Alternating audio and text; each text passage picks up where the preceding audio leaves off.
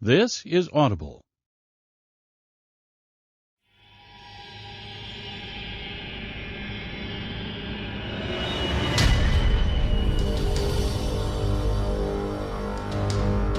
Brilliance Audio presents the unabridged recording of The Emperor's Blades by Brian Staveley. Performed by Simon Vance. Keep your swords drawn and stay tuned for a bonus story from Brian Staveley at the end of this audiobook. For my parents, who read me stories. Prologue. Rot. It was the rot, Tanis reflected as he stared down into his daughter's eyes, that had taken his child. Screams and imprecations, pleading and sobbing shivered the air as the long lines of prisoners filled the valley. The scent of blood and urine thickened in the noon heat.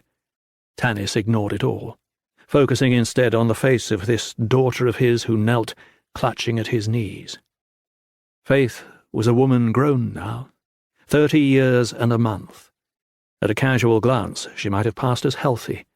Bright grey eyes, lean shoulders, strong limbs. But the success stream no longer bore healthy children. Not for centuries. "Father!" the woman begged, tears streaming down her cheeks.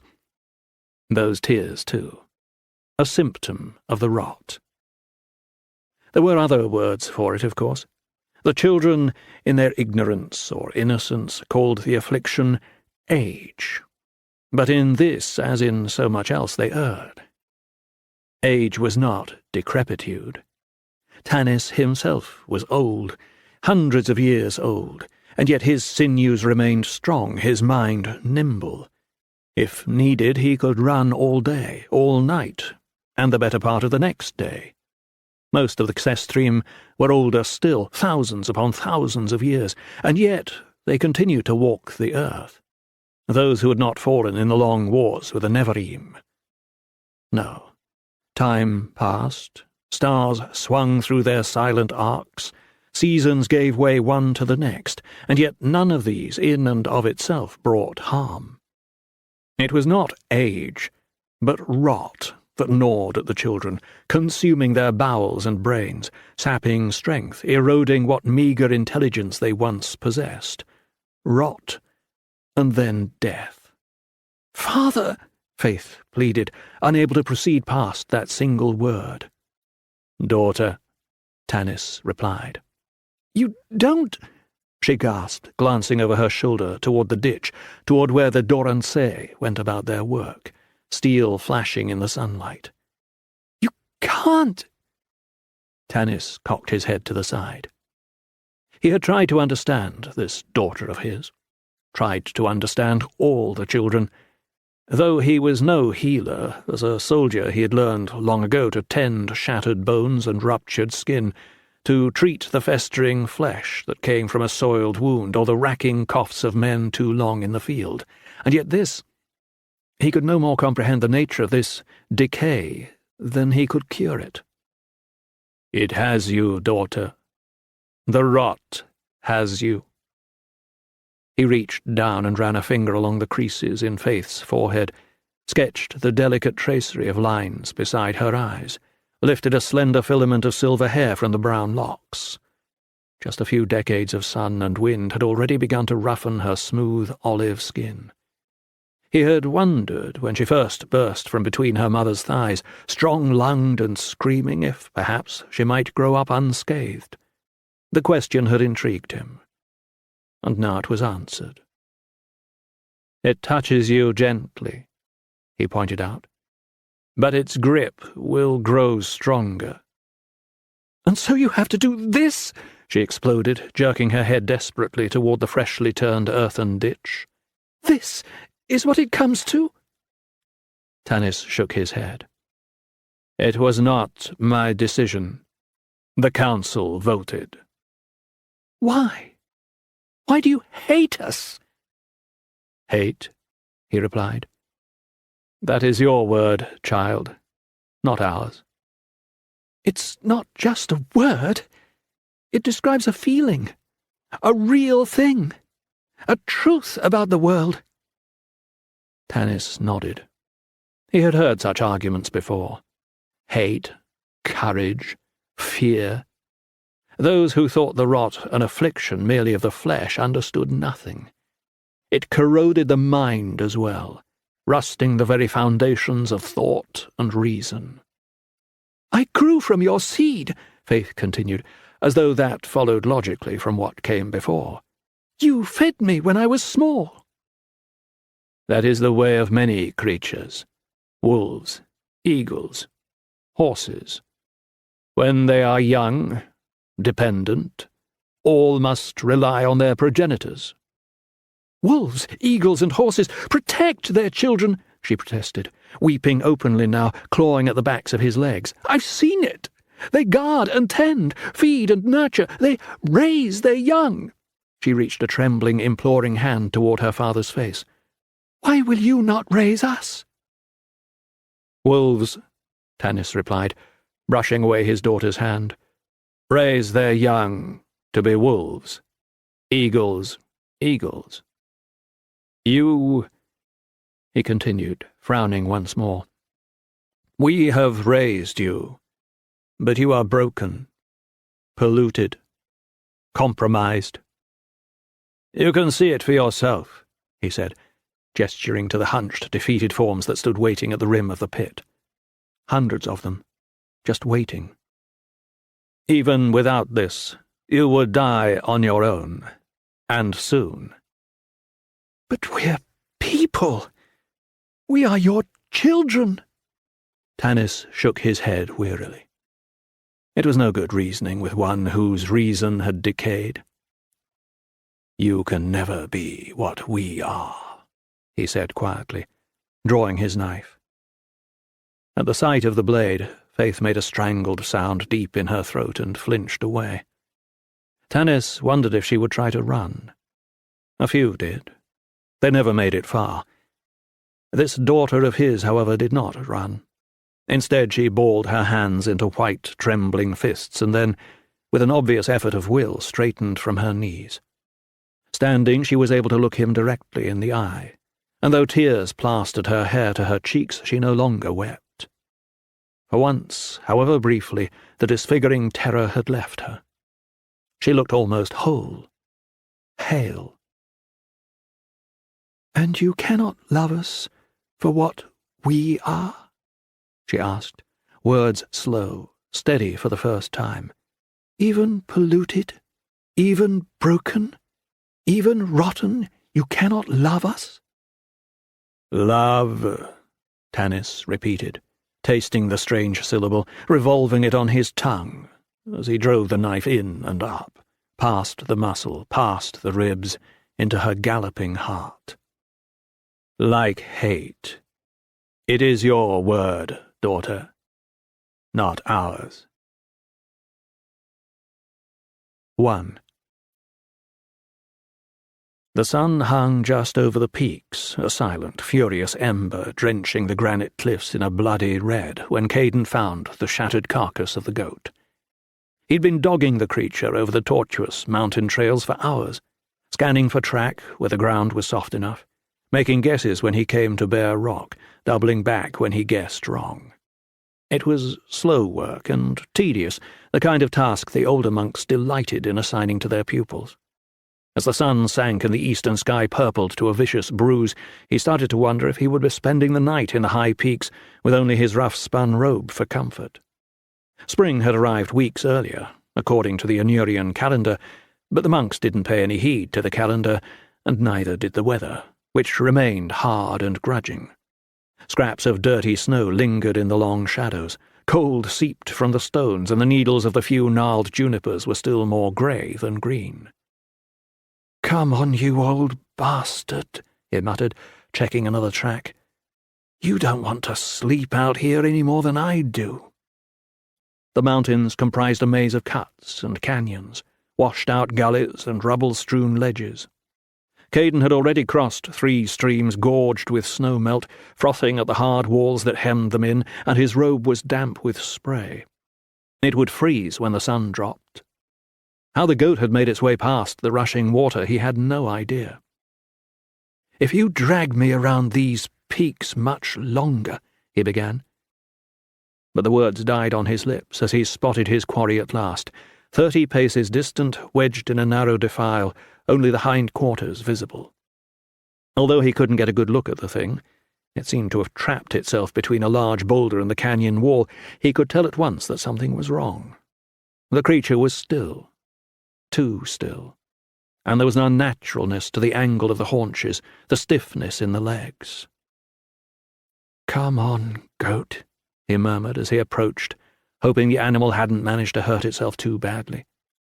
The Shin monks were not rich, and they relied on their flocks for milk and meat. If Caden returned with an animal that was injured, or worse, dead, his Yumiel would impose a severe penance. "Come on, old fellow," he said, working his way slowly up the canyon. The goat appeared stuck, but if it could run, he didn't want to end up chasing it all over the Bone Mountains. "Better grazing down below. We'll walk back together." The evening shadows hid the blood until he was nearly standing in it, the pool wide and dark and still. Something had gutted the animal, hacked a savage slice across the haunch and into the stomach, cleaving muscle and driving into the viscera. As Caden watched, the last lingering drops of blood trickled out, turning the soft belly hair into a sodden, ropey mess, running down the stiff legs like urine. "Sha'll take it," he cursed, vaulting over the wedged boulder.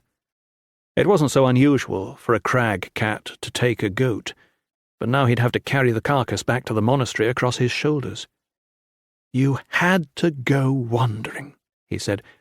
"You had—" The words trailed off, and his spine stiffened as he got a good look at the animal for the first time. A quick, cold fear blazed over his skin. He took a breath, then extinguished the emotion.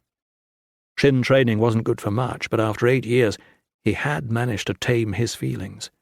Fear, envy, anger, exuberance. He still felt them, but they did not penetrate so deeply as they once had. Even within the fortress of his calm, however, he couldn't help but stare. Whatever had gutted the goat did not stop there. Some creature, Caden struggled in vain to think of what, had hacked the animal's head from its shoulders, severing the strong sinew and muscle with sharp, brutal strokes until only the stump of the neck remained. Crag cats would take the occasional flagging member of a herd, but not like this. These wounds were vicious, unnecessary, lacking the quotidian economy of other kills he had seen in the wild. The animal had not simply been slaughtered, it had been destroyed. Caden cast about, searching for the rest of the carcass. Stones and branches had washed down with the early spring floods and lodged at the choke point of the defile in a weed-matted mess of silt and skeletal wooden fingers, sun-bleached and grasping. So much detritus clogged the canyon that it took him a while to locate the head, which lay tossed on its side a few paces distant. Much of the hair had been torn away, and the bones split open. The brain was gone, scooped from the trencher of the skull as though with a spoon. Caden's first thought was to flee. Blood still dripped from the goat's gory coat, more black than red in the fading light, and whatever had mauled it could still be in the rocks, guarding its kill. None of the local predators would be likely to attack Caden. He was tall for his 17 years, lean and strong from half a lifetime of labour, but then none of the local predators would have hacked the head from the goat and eaten its brain either. He turned toward the canyon mouth. The sun had settled below the steppe, leaving just a burnt smudge above the grasslands to the west. Already night filled the canyon like oil seeping into a bowl. Even if he left immediately, even if he ran at his fastest lope, he'd be covering the last few miles to the monastery in full dark. Though he thought he had long outgrown his fear of night in the mountains, he didn't relish the idea of stumbling along the rock-strewn path, an unknown predator following in the darkness. He took a step away from the shattered creature, then hesitated. "Heng's going to want a painting of this," he muttered, forcing himself to turn back to the carnage. Anyone with a brush and a scrap of parchment could make a painting, but the Shin expected rather more of their novices and acolytes. Painting was the product of seeing, and the monks had their own way of seeing. Sama'an, they called it, the carved mind. It was only an exercise, of course, a step on the long path leading to the ultimate liberation of Vanyate, but it had its meagre uses. During his 8 years in the mountains, Caden had learned to see, to really see the world as it was. The track of a brindled bear, the serration of a fork's leaf petal, the crenulations of a distant peak. He had spent countless hours, weeks, years, looking, seeing, memorizing. He could paint any of 1,000 plants or animals down to the last fenial feather, and he could internalize a new scene in heartbeats. He took 2 slow breaths, clearing a space in his head, a blank slate on which to carve every minute particular. The fear remained, but the fear was an impediment, and he pared it down, focusing on the task at hand. With the slate prepared, he set to work. It took only a few breaths to etch the severed head, the pools of dark blood, the mangled carcass of the animal. The lines were sure and certain, finer than any brush stroke, and unlike normal memory, the process left him with a sharp, vivid image, durable as the stones on which he stood, one he would be able to recall and scrutinize at will. He finished the Sama'an and let out a long, careful breath. "Fear is blindness," he muttered, repeating the old Shin aphorism, "calmness, sight." The words provided cold comfort in the face of the bloody scene, but now that he had the carving, he could leave. He glanced once over his shoulder, searching the cliffs for some sign of the predator, then turning toward the opening of the defile. As the night's dark fog rolled over the peaks, he raced the darkness down the treacherous trails, sandaled feet darting past the downed limbs and ankle-breaking rocks. His legs, chilled and stiff after so many hours creeping after the goat, warmed to the motion while his heart settled into a steady tempo. "You're not running away," he told himself, "just heading home." Still, he breathed a small sigh of relief a mile down the path when he rounded a tower of rock. The Talon, the monks called it, and could make out Ashkelon in the distance. Thousands of feet below him, the scant stone buildings perched on a narrow ledge as though huddled away from the abyss. Warm lights glowed in some of the windows. There would be a fire in the refectory kitchen, lamps kindled in the meditation hall, the quiet hum of the Shin going about their evening ablutions and rituals. Safe. The word rose unbidden to his mind. It was safe down there, and despite his resolve, Caden increased his pace, running toward those few faint lights, fleeing whatever prowled the unknown darkness behind him. 2. Caden crossed the ledges just outside Ashkelon's central square at a run, then slowed as he entered the courtyard. His alarm, so sharp and palpable when he first saw the slaughtered goat, had faded as he descended from the high peaks and drew closer to the warmth and companionship of the monastery. Now, moving toward the main cluster of buildings, he felt foolish to have run so fast.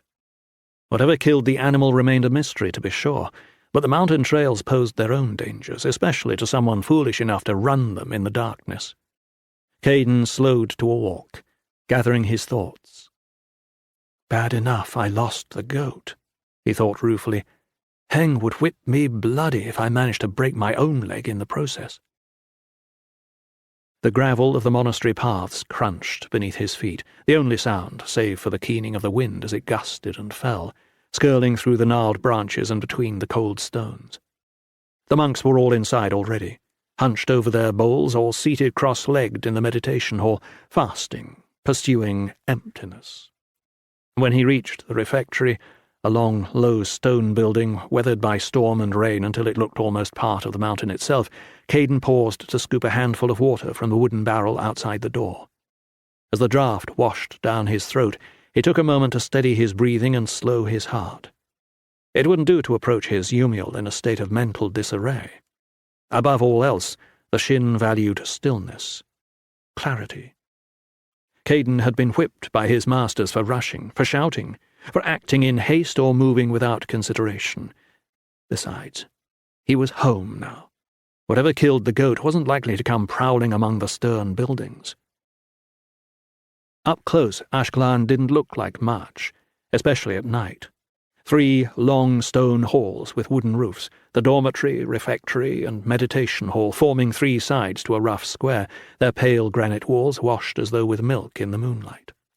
The whole compound perched on the cliff's edge, and the 4th side of the square opened out onto cloud, sky, and an unobstructed view of the foothills and distant steppe to the west. Already the grasslands far below were vibrant with a spring froth of flowers, swaying blue chalenders, clusters of nun's blossom, riots of tiny white faith knots. At night, however, beneath the cold, inscrutable gaze of the stars, the steppe was invisible. Staring out past the ledges, Caden found himself facing a vast emptiness, a great, dark void. It felt as though Ashkelon stood at the world's end, clinging to the cliffs, holding vigil against a nothingness that threatened to engulf creation. After a second swig of water, he turned away. The night had grown cold, and now that he had stopped running, gusts of wind off the Bone Mountains sliced through his sweaty robe like shards of ice. With a rumble in his stomach, he turned toward the yellow glow and murmur of conversation emanating from the windows of the refectory.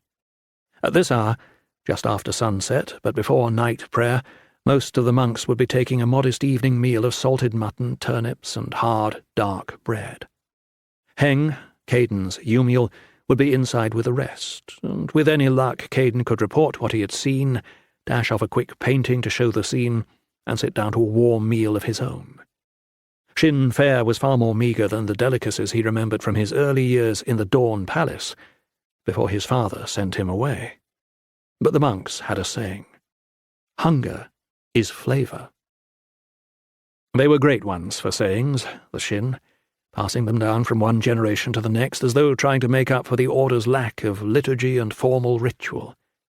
The blank god cared nothing for the pomp and pageantry of the urban temples, while the young gods glutted themselves on music, prayer, and offerings laid upon elaborate altars. The blank god demanded of the Shin one thing only: sacrifice, not of wine or wealth, but of the self. "The mind is a flame," the monks said. "Blow it out."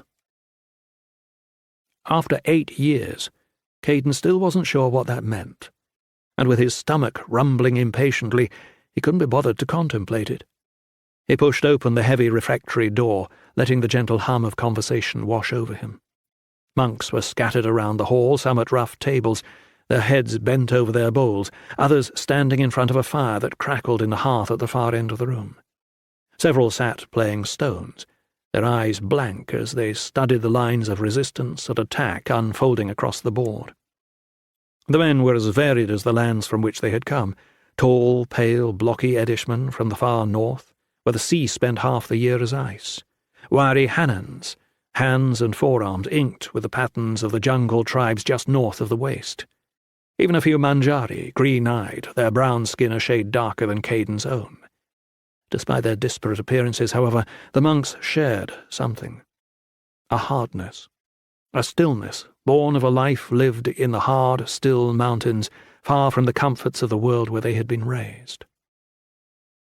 The Shin were a small order, with barely 200 monks at Ashkelon. The young gods, Era, Heket, Orella, and the rest, drew adherents from 3 continents and enjoyed temples in almost every town and city, palatial spaces draped with silk and crusted with gold, some of which rivaled the dwellings of the richest ministers and atraps. Heket alone must have commanded thousands of priests, and 10 times that number who came to worship at his altar when they felt the need of courage. The less savoury gods had their adherents as well. Stories abounded of the halls of Rasambur and the bloody servants of Ananshale, tales of chalices carved from skulls and dripping marrow, of infants strangled in their sleep, of dark orgies where sex and death were hideously mingled. Some claimed that only 1/10 of those who entered the doors ever returned. Taken by the Lord of Bones, people whispered. Taken by Death himself. The older gods, aloof from the world and indifferent to the affairs of humans, drew fewer adherents. Nonetheless, they had their names: Intara and her consort, Hul the Bat, Ta and Astaren, and scattered throughout the 3 continents, thousands worshipped those names. Only the blank god remained nameless, faceless. The Shin held that he was the oldest, the most cryptic and powerful. Outside Ashkelon, most people thought he was dead, or had never existed. Slaughtered by Ea, some said, when she made the world and the heavens and stars. That seemed perfectly plausible to Caden. He had seen no sign of the god in his years, running up and down the mountain passes. He scanned the room for his fellow acolytes, and from a table over by the wall, Akil caught his eye. He was seated on a long bench with Serkan and fat Firim Prum, the only acolyte at Ashkelon who maintained his girth, despite the endless running, hauling, and building required by the older monks. Caden nodded in response and was about to cross to them when he spotted Heng on the other side of the hall. He stifled a sigh. The Yumiel would impose some sort of nasty penance if his pupil sat down to dinner without reporting back first. Hopefully it wouldn't take long to relate the tale of the slaughtered goat. Then Caden could join the others. Then he could finally have a bowl of stew. Hui Heng was hard to miss. In many ways he seemed like he belonged in one of the fine wine halls of Anur, rather than here, cloistered in a remote monastery 100 leagues beyond the border of the empire. While the other monks went about their duties with quiet sobriety, Heng hummed as he tended the goats, sang as he lugged great sacks of clay up from the shallows, and kept up a steady stream of jests as he chopped turnips for the refectory pots. He could even tell jokes while he beat his pupils bloody. At the moment, he was regaling the brothers at his table with a tale involving elaborate hand gestures and some sort of bird call. When he saw Caden approaching, however, the grin slipped from his face. "I found the goat," Caden began without preamble. Heng extended both hands as though to stop the words before they reached him. "I'm not your Yumiel any longer," he said. Caden blinked. Sayol Nin, the abbot, reassigned acolytes and Yumiels every year or so, but not usually by surprise. Not in the middle of dinner. "What happened?" he asked, suddenly cautious. "It's time for you to move on." "Now?" "The present is the present. Tomorrow will still be now." Caden swallowed an acerbic remark. Even if Heng was no longer his Yumiel, the monk could still whip him. "Who am I getting?" he asked instead. "Rampuri Tan," Heng replied, his voice flat, devoid of its usual laughter. Caden stared. Rampuri Tan did not take pupils. Sometimes, despite his faded brown robe and shaved head, despite the days he spent sitting cross-legged, eyes fixed in his devotion to the blank god, Tan didn't seem like a monk at all. There was nothing Caden could put his finger on, but the novices felt it too, had developed 100 theories attributing to the man a series of implausible pasts, by turn both shadowy and glorious. He earned the scars on his face, fighting wild animals in the arena at the Bend. He was a murderer and a thief, who had repented of his crimes and taken up a life of contemplation. He was the dispossessed brother of some lord or atrep, hiding at Ashkelon only long enough to build his revenge. Caden wasn't much inclined to believe any of the stories, but he had noticed the common thread. Violence. Violence and danger. Whoever Rampuri Tan had been before arriving at Ashkelon, Caden wasn't eager to have the man for his Yumiel. "He is expecting you," Heng continued, something like pity tinging his voice. "I promised to send you to his cell as soon as you arrived." Caden spared a glance over his shoulder for the table where his friends sat, slurping down their stew and enjoying the few unstructured minutes of conversation that were allowed them each day. "Now," Heng said, breaking into his thoughts. The walk from the refectory to the dormitory was not far. 100 paces across the square, then up a short path between two lines of stunted junipers. Caden covered the distance quickly, eager to be out of the wind, and pushed open the heavy wooden door. All the monks, even Sael Nin, the abbot, slept in identical chambers opening off the long central hallway. The cells were small, barely large enough to fit a pallet, a rough woven mat and a couple of shelves, but then the Shin spent most of their time outdoors, in the workshops, or in meditation. Inside the building and out of the slicing wind, Caden slowed, readying himself for the encounter. It was hard to know what to expect. Some masters liked to test a student immediately. Some preferred to wait and watch, judging the aptitudes and weaknesses of the younger monk before deciding on a course of instruction. "He's just another new master," Caden told himself. "Heng was new a year ago, and you got used to him." And yet something about the situation felt odd, unsettling. First, the slaughtered goat, then this unexpected transfer when he should have been seated on a long bench with a steaming bowl in front of him, arguing with Akil and the rest of the acolytes. He filled his lungs slowly, then emptied them. Worry was doing no good. "Live now," he told himself, rehearsing one of the standard Shin aphorisms. "The future is a dream." And yet, a part of his thoughts, a voice that refused to be stilled or settled, reminded him that not all dreams were pleasant, that sometimes, no matter how one thrashed or turned, it was impossible to awake. 3. Rampuri Tan sat on the floor inside his small cell, his back to the door, a broad sheet of blank parchment spread on the flagstones before him. He held a brush in his left hand, but however long he had been sitting, had not yet dipped it into the saucer of black ink at his side. "Enter," the man said, beckoning with his free hand without turning toward the door. Caden crossed the threshold, then paused. The first few moments with a new Yumiel could set the tone for the entire relationship. Most of the monks wanted to make an impression on their pupils early, and Caden wasn't eager to earn himself some grueling penance because of a careless misstep or lapse in judgment. Tan, however, seemed content to contemplate his blank page in silence, and so Caden schooled himself to patience, attending to his strange new master. It wasn't hard to see where the novices had come up with the idea that the older monk had fought in the arena. Though well into his 5th decade, Tan was built like a boulder, thick in the shoulders and neck and powerfully muscled. Furrowed scars, pale against his darker skin, ran through the stubble of his scalp as though some clawed beast had raked at his head again and again, slicing the flesh right down to the skull. Whatever inflicted the wounds, they must have been excruciating. Caden's mind jumped back to the carcass of the goat, and he shivered. "You found the animal that Heng sent you for," the older monk began abruptly. It was not a question, and for a moment Caden hesitated. "Yes," he said finally. "Have you returned it to its flock?" "No." "Why not?" "It had been killed. Savagely killed." Tan lowered the brush, rose fluidly to his feet, and turned to face his pupil for the first time. He was tall, almost as tall as Caden, and suddenly it felt as though there was very little space in the small cell.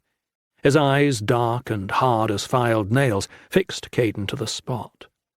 Back in Anor, there were men from western Eridroa and the far south, animal handlers who could bend bears and jaguars to their will, all with the power of their gaze. Caden felt like one of those creatures now, and it was with an effort that he continued to meet the eyes of his new Yumiel. "Crag cat?" the older monk asked. Caden shook his head. "Something severed its neck, hacked straight through, then consumed the brain." Tan considered him, then gestured to the brush, bowl, and parchment lying on the floor. "Paint it." Caden took his seat with some relief. Whatever surprises were in store for him under Tan's tutelage, at least the older monk shared some habits with Heng. If he heard about something unusual, he wanted an image. Well, that was easy enough. Caden took 2 breaths, composed his thoughts, then summoned the Sama An. The sight filled his mind in all its detail. The sopping hair, the gobbets of hanging flesh, the empty bowl of the skull, cast aside like broken crockery. He dipped the tip of the brush into the bowl and began to paint. The work went quickly. His study with the monks had provided plenty of time to hone his craft, and when he was finished he set down the brush. The painting on the parchment could have been the image of his mind, reflected in a pool of still water. Silence filled the room behind him, silence huge and heavy as stone. Caden was tempted to turn around, but he had been instructed to sit and to paint, nothing else. And so, the painting finished, he sat. "This is what you saw?" Tan asked at last. Caden nodded.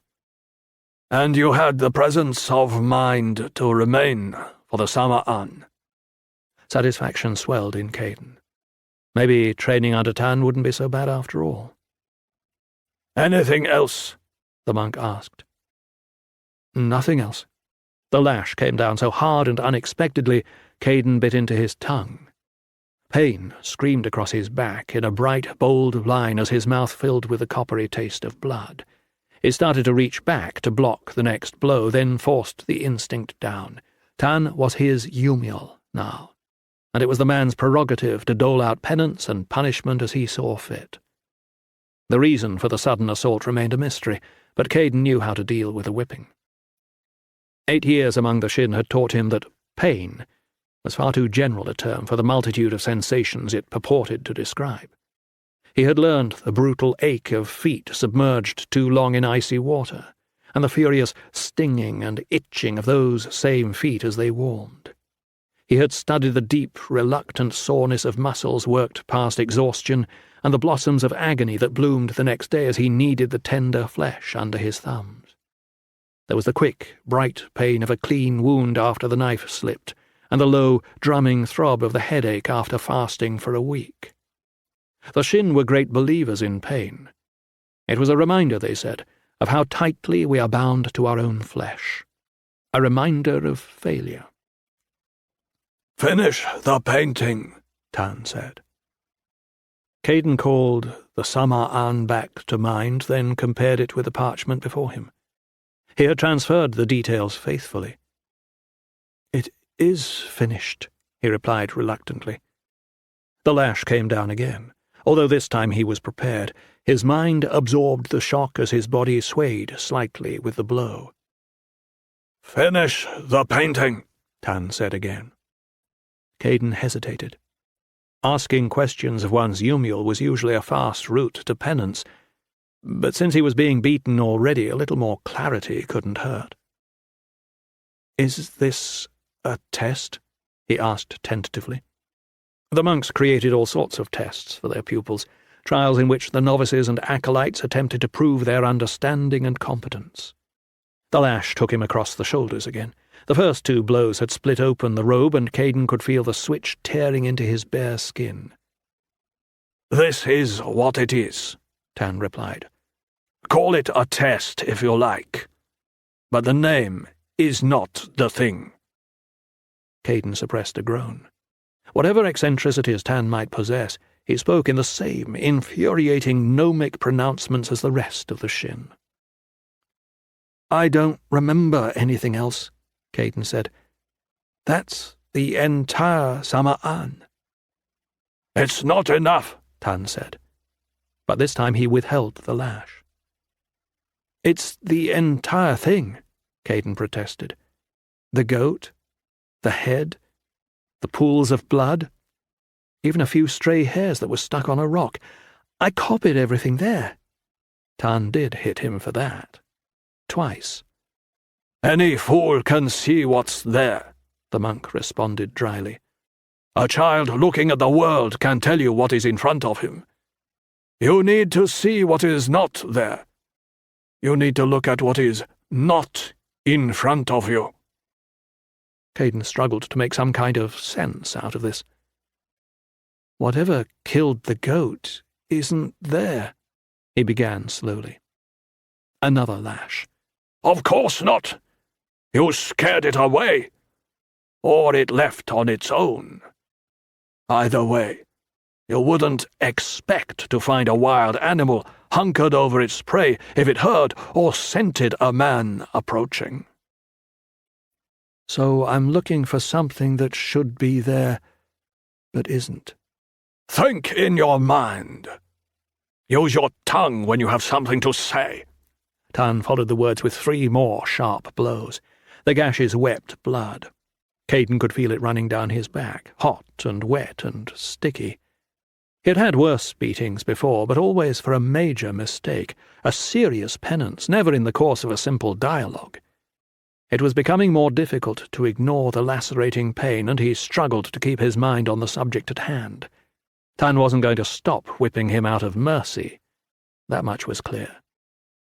You need to see what is not there. It was typical Shin nonsense, but like much of that nonsense would probably turn out to be true. Caden scanned the Sama'an. Every part of the goat was accounted for, even the intestines, which lay piled in sloppy blue-white ropes beneath the creature's abdomen. The brain was gone, but he had painted the broken skull clearly, showed where it was scooped out. What else would he expect to see? He'd been tracking the goat, followed it to the canyon, and— "Tracks," he said, realization coming with the word. "Where are the tracks of whatever killed it?" "That," Tan said, "is a very good question. Were they present?" Caden tried to remember. "I'm not sure. They're not in the Sama'an, but I was focused on the goat." "It seems that those golden eyes of yours don't see any better than anyone else's." Caden blinked. He'd never had a Yumiel mention his eyes before. That was too close to mentioning his father or his birthright. The Shin were profoundly egalitarian. Novices were novices, acolytes were acolytes, and full brothers were all equal before the blank god. Caden's eyes, however, were unique. Tan had called them golden, but in fact the irises blazed. As a child, Caden had stared at his father's eyes. All Anurian emperors shared them, marvelling at the way the colour seemed to shift and burn. Sometimes they raged bright as a fire caught in high wind, others they smouldered with a dark red heat. His sister, Adair, had the eyes too, though hers seemed to spark and snap like a blaze of green twigs. As the oldest of the Emperor's children, Adair rarely focused her bright gaze on her younger brothers, and when she did, it was usually in a flash of irritation.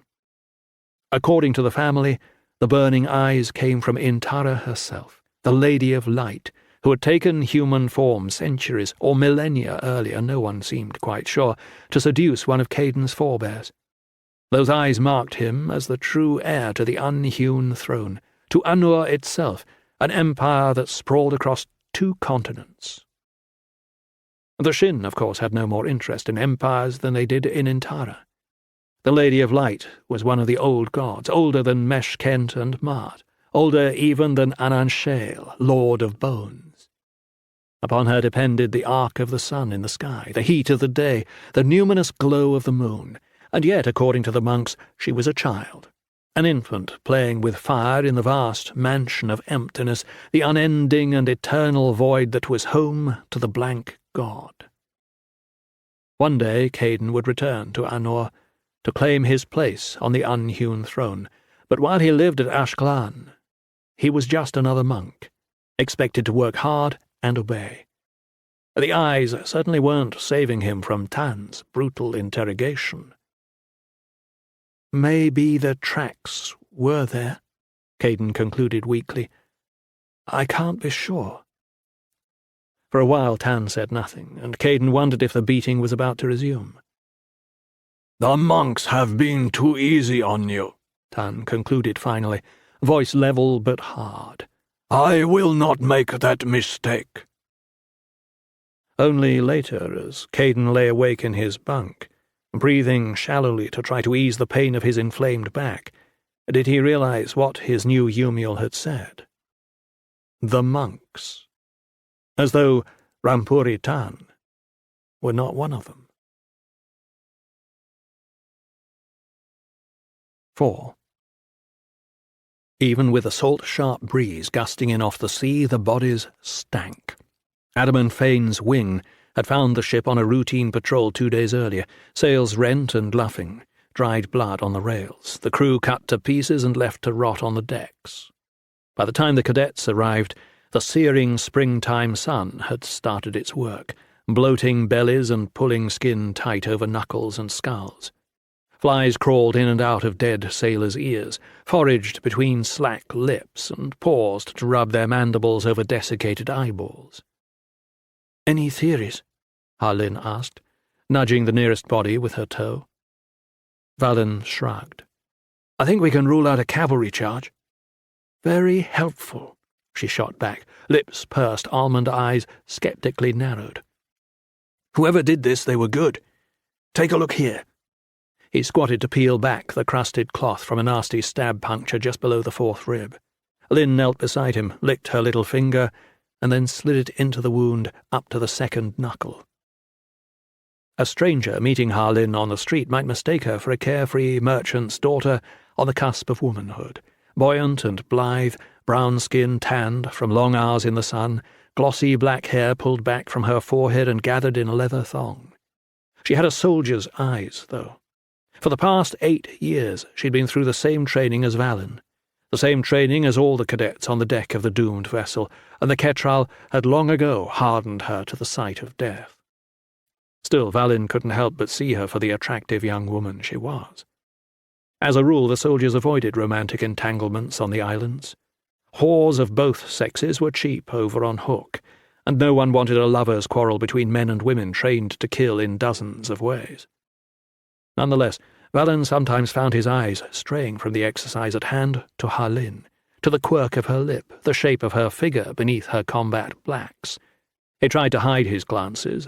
They were embarrassing and unprofessional, but he thought from the wry grin that sometimes flickered across her face that she had caught him looking on more than one occasion. She didn't seem to mind. Sometimes she even looked back with that bold, disarming stare of hers.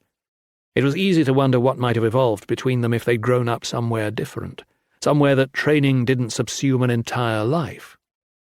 Of course, somewhere different for Valen Hui Malkinian meant the Dawn Palace, which had its own rules and taboos. As a member of the imperial family, he couldn't have loved her any more than he could as a soldier. Forget it, he told himself angrily. He was there to focus on the exercise, not to spend the morning daydreaming about other lives.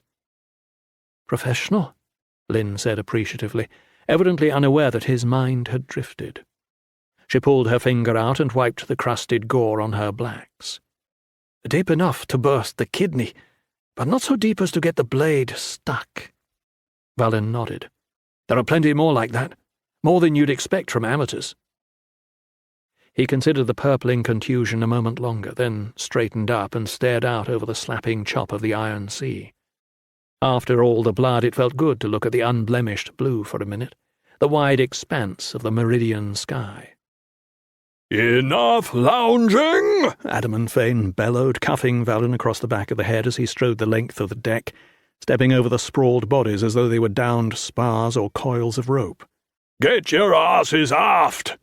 The massive, bald trainer had been with the Ketral better than 20 years and still swam across the Sound to Hook and back every morning before dawn. He had little patience for cadets standing around during one of his exercises.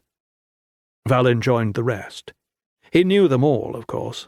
The Ketral were as small a fighting force as they were elite. The enormous birds that they used to drop in behind enemy lines couldn't carry more than 5 or 6 soldiers at a time. The Empire relied on the Ketral when a mission had to be executed quickly and quietly. For everything else, the Anurian legions could usually get the job done, or the Navy, or the Marines. Valen's training group numbered 26, 7 of whom had flown out to the abandoned ship with Fane for the morning's exercise. They were a strange crew. Anik Frencher, slim as a boy, snow-pale and silent as stone. Valandin, with his cruel grin and the falcon perched on his shoulder. Talal, tall, serious, bright eyes set in a face dark as coal. Gwenna Sharp, impossibly reckless and incurably hot-tempered. Sammy Yearl. the arrogant blonde son of one of the Empire's most powerful atreps, bronze-skinned as a god and vicious as a viper with his blades. They didn't have much in common aside from the fact that someone in command believed that one day they could be very, very good at killing people, provided nothing killed them first. All the training, all the lessons, the 8 years of language study, demolitions work, navigational practice, weapons sparring, the sleepless nights on watch, the never-ending physical abuse intended to harden both the body and the mind, all of it aimed at one goal: Hull's trial. Valin remembered his first day on the islands as though it had been branded on his mind. The new recruits had stepped off the ship straight into a barrage of curses and insults, into the fierce, angry faces of the veterans who called this distant archipelago their home, who seemed to resent any incursion, even by those eager to follow in their footsteps. Before he'd taken 2 steps, someone cuffed him across the cheek, then drove his face into the wet, salty sand until he could barely breathe. "Get this in your heads," someone, one of the commanders, hollered. "Just because some incompetent bureaucrat has seen fit to ship you out here to our precious Kirin Islands, it does not mean you will ever become Ketral. Some of you will be begging for mercy before the week is out. Others we will break in the course of training. Many of you will die, falling from birds, drowned in the spring storms, sobbing pathetically to yourselves as you submit to flesh rot in some miserable Hanan backwater. And that's the easy part. That's the fucking fun part. Those of you lucky or stubborn enough to live through the training will still need to face Hull's trial." Hull's trial. Despite 8 years of whispered speculation, neither Valin nor the other cadets knew what it was any more than they had when they first arrived on Karsh. It always seemed so distant, invisible as a ship beyond the cusp of the horizon. No one forgot it, but it was possible to ignore it for a while. After all, no one reached Hull's trial if he didn't survive the years of training leading up to it. And yet, after all those years, it had come at last, like a debt long due. In a little over a month, Valin and the others would earn the rank of full Ketral, or they would die. "Maybe we can start this morning's parade of incompetence," Fane began, tugging Valin's attention back to the present, "with Harlin's assessment." He gestured with a huge hand for her to begin. It was a standard exercise. The Ketral were always dragging cadets to fresh battlefields, the examination of which would both harden them to the sight of death and hone their tactical understanding. "It was a night attack," Lynn replied, voice crisp and confident. "Otherwise, the sailors on deck would have seen their assailants. The raiding party came from starboard. You can see the gouges left by the grapples on the rails. When they—" "Sweet sail on a stick!" Fane interrupted, raising a hand to silence her. "A first year could tell me all this. Will someone please explain something that's not obscenely obvious?" He cast about, eyes finally fixing on Valin. "How about His Most Radiant Highness?" Valin hated the title. It wasn't even accurate, for one thing. Despite the fact that his father was emperor, he was never going to sit the unhewn throne. And for another, his high birth was irrelevant. There were no ranks on the islands, no special perquisites or prerogatives. If anything, Valin probably worked a little harder than most. Still, he'd learned long ago that complaining just landed you deeper in the shit.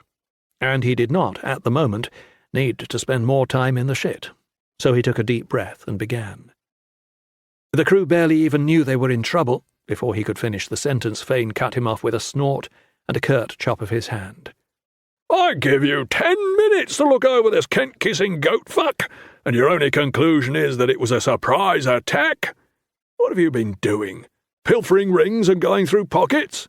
"I was just starting." "And now you're finished. How about you, Yerl?" Fane asked, pointing to the tall, blonde youth. "Maybe you can find some way to contribute to His Most Radiant Highness's exhaustive analysis." "There's just so much to say," Samael began, shooting Valin a satisfied smirk. "That spit-licking son of a whore," Lynn hissed, low enough that only Valin could hear. Though all the cadets endured the same privations and aimed at the same goal, there were rifts in the group. Most of the young soldiers enlisted out of a hybrid desire to defend the Empire, see the world, and fly those enormous birds to which only the Ketral had access. For a peasant's son from the plains of Sia, the Ketral offered opportunities too fantastic to be believed. Others, however, came to the islands for other reasons. The chance to fight, to inflict pain, to take life.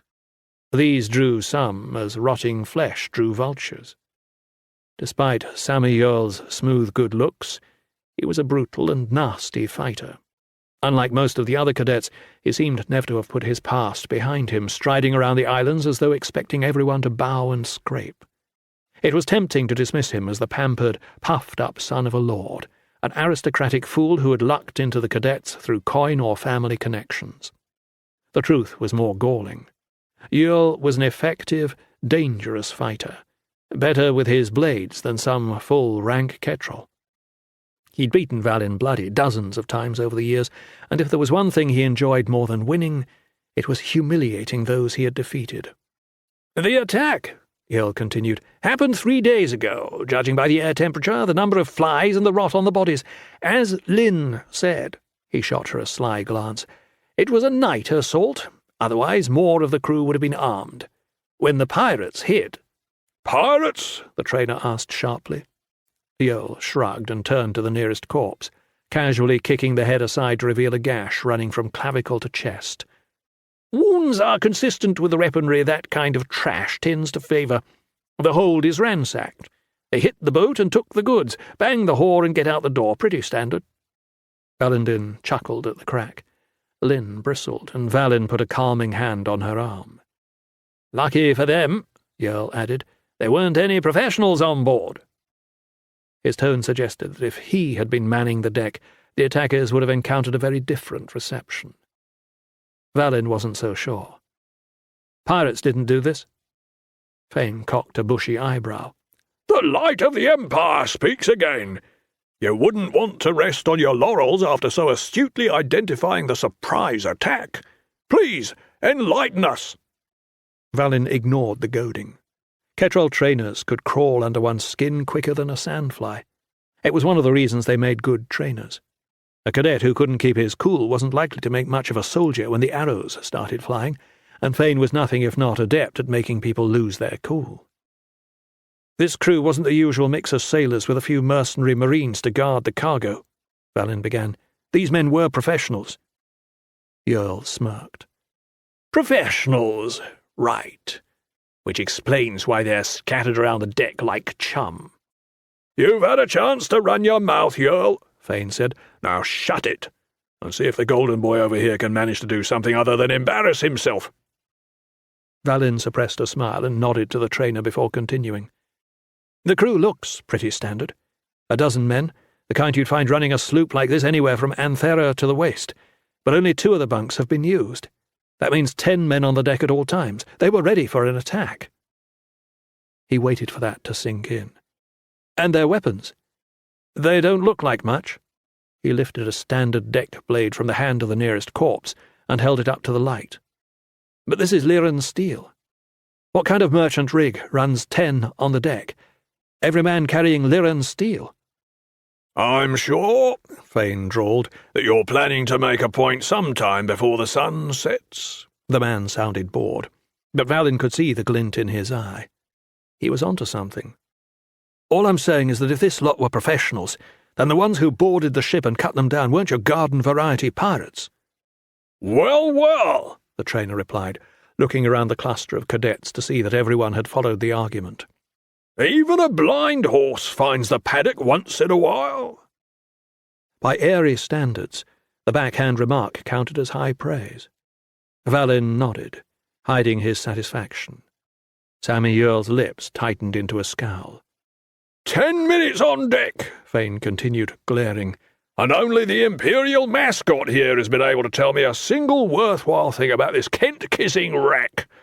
I didn't rope 2 birds into flying you out here just so you could spend the morning sticking your thumbs up one another's arses. Go over it again. Use your eyes. Find me something worth knowing."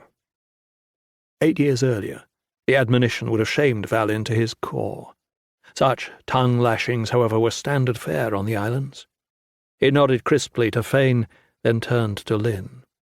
"Split up?" he asked. "You stay topside. I'll check below decks again." "Whatever you say, O divine light of the Empire," she responded with a smirk. "Let me remind you," Valin said, eyes narrowing, "that you're not as big as Fane."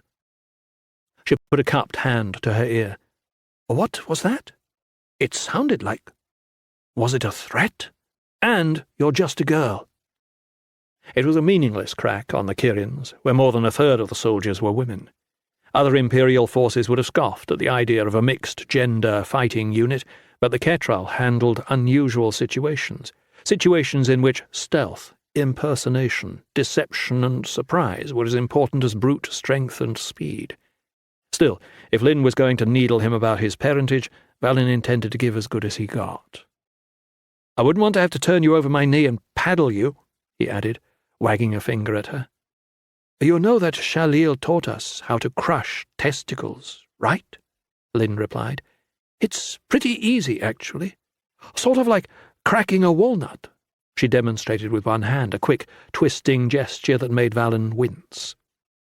"Why don't you stay up here?" he said, taking a good step backwards, "and I'll make sure we didn't miss anything in the hold." Lynn squinted appraisingly. "It might be more like a chestnut. Now that I think of it—" Valin tossed back the hatch and dropped below before she could finish the sentence. The ship's hold was low and dim. A few bars of sunlight lanced through the unchinked cracks in the decking above, but most of the space lay in deep, thick shadow. In a fight like this, there usually wasn't much to see below decks, and only a few of the other cadets had already been down there. Still, it paid to look places other people didn't.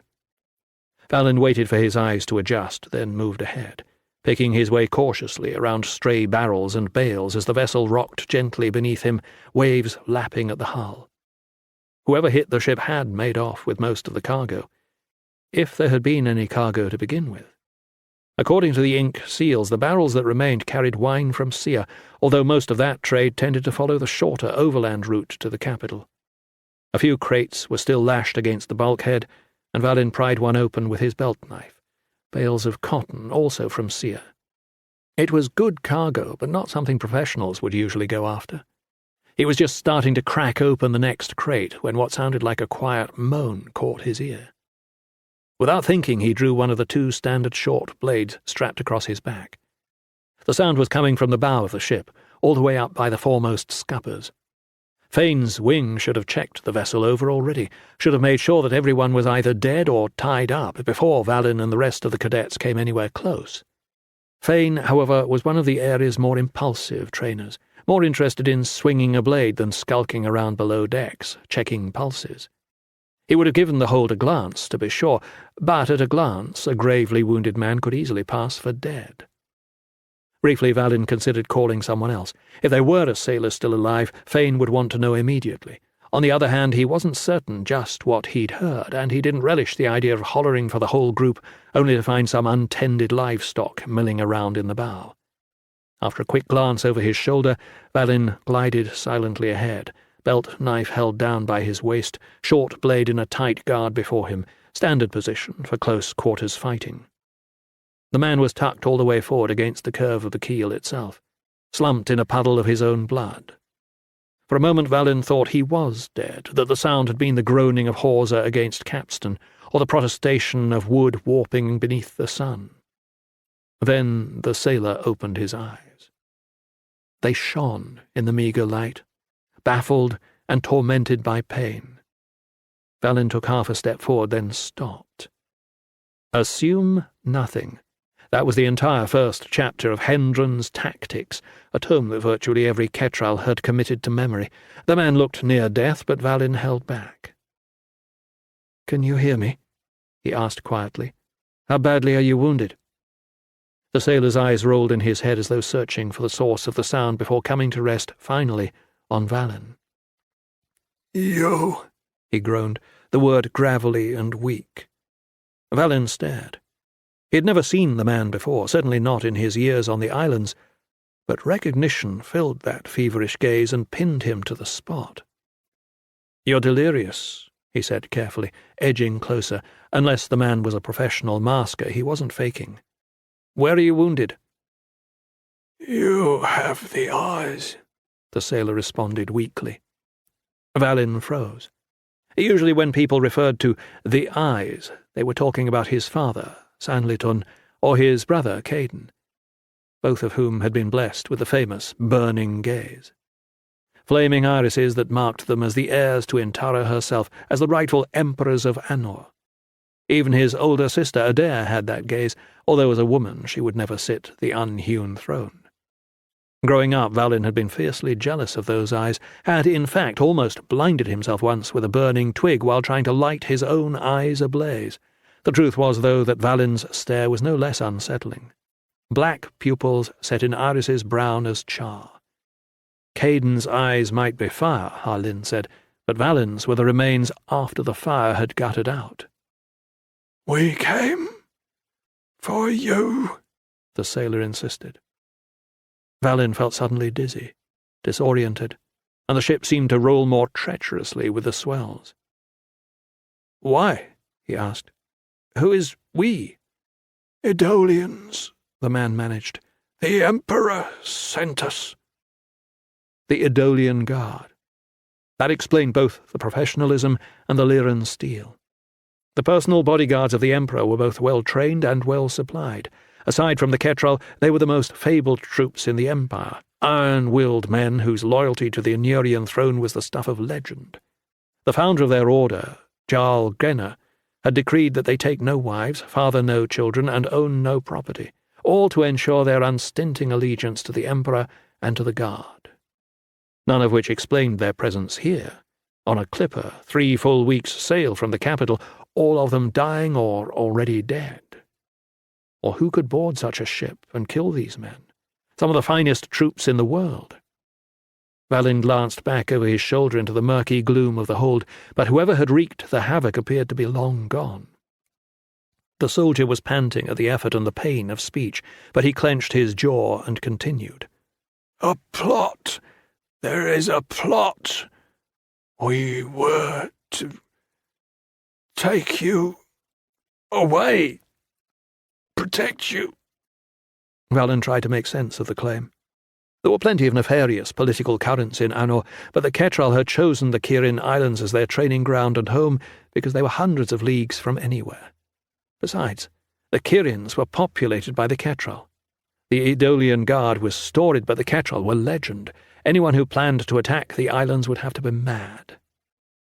"Wait here," Valin began, although where the man could go he had no idea. "I have to tell someone. Fane. Airy command." "No," the Idolian managed, yanking a bloody hand from his jerkin and reaching toward Valin, his voice surprisingly powerful. "Someone here. Maybe someone important. Is part of it." The 2 words landed like a slap. "Who?" Valin demanded. "Who's a part of it?" The soldier shook his head wearily. "Don't know." His head dropped to the side. Bright crimson blood hemorrhaged from somewhere beneath the jerkin, splattering Valin and the surrounding deck in fading spurts. An arterial wound, Valin realized. Only an arterial wound killed in minutes, not days. The man should have bled out onto the deck by the time his attackers slipped back over the gunwales. He stepped forward to part the soldier's jerkin carefully and stared at the long gash, then turned his attention to the gore-drenched hand that had dropped limp into the Idolian's lap. "There's no possible way," he muttered to himself.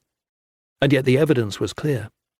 The man had been holding his own artery, had forced his fingers in through the sagging rent in his flesh, found the slippery tube and clamped it shut. It was possible. Ellen Finch had gone over the technique in medical training, but even Finch acknowledged that you'd be lucky to last a day in that state. The Idolian had gone close to 3, waiting for someone, praying to whatever god he had trusted in, a god who had fucked him over well and for good. Valin touched his fingers to the man's neck. The pulse fluttered, faltered, then failed. He reached out to shut the eyes when Fane's ear-splitting roar yanked him upright. "Cadets on deck! Bird incoming!" Just as Valin shoved open the hatch, an ear-rending screech split the morning air.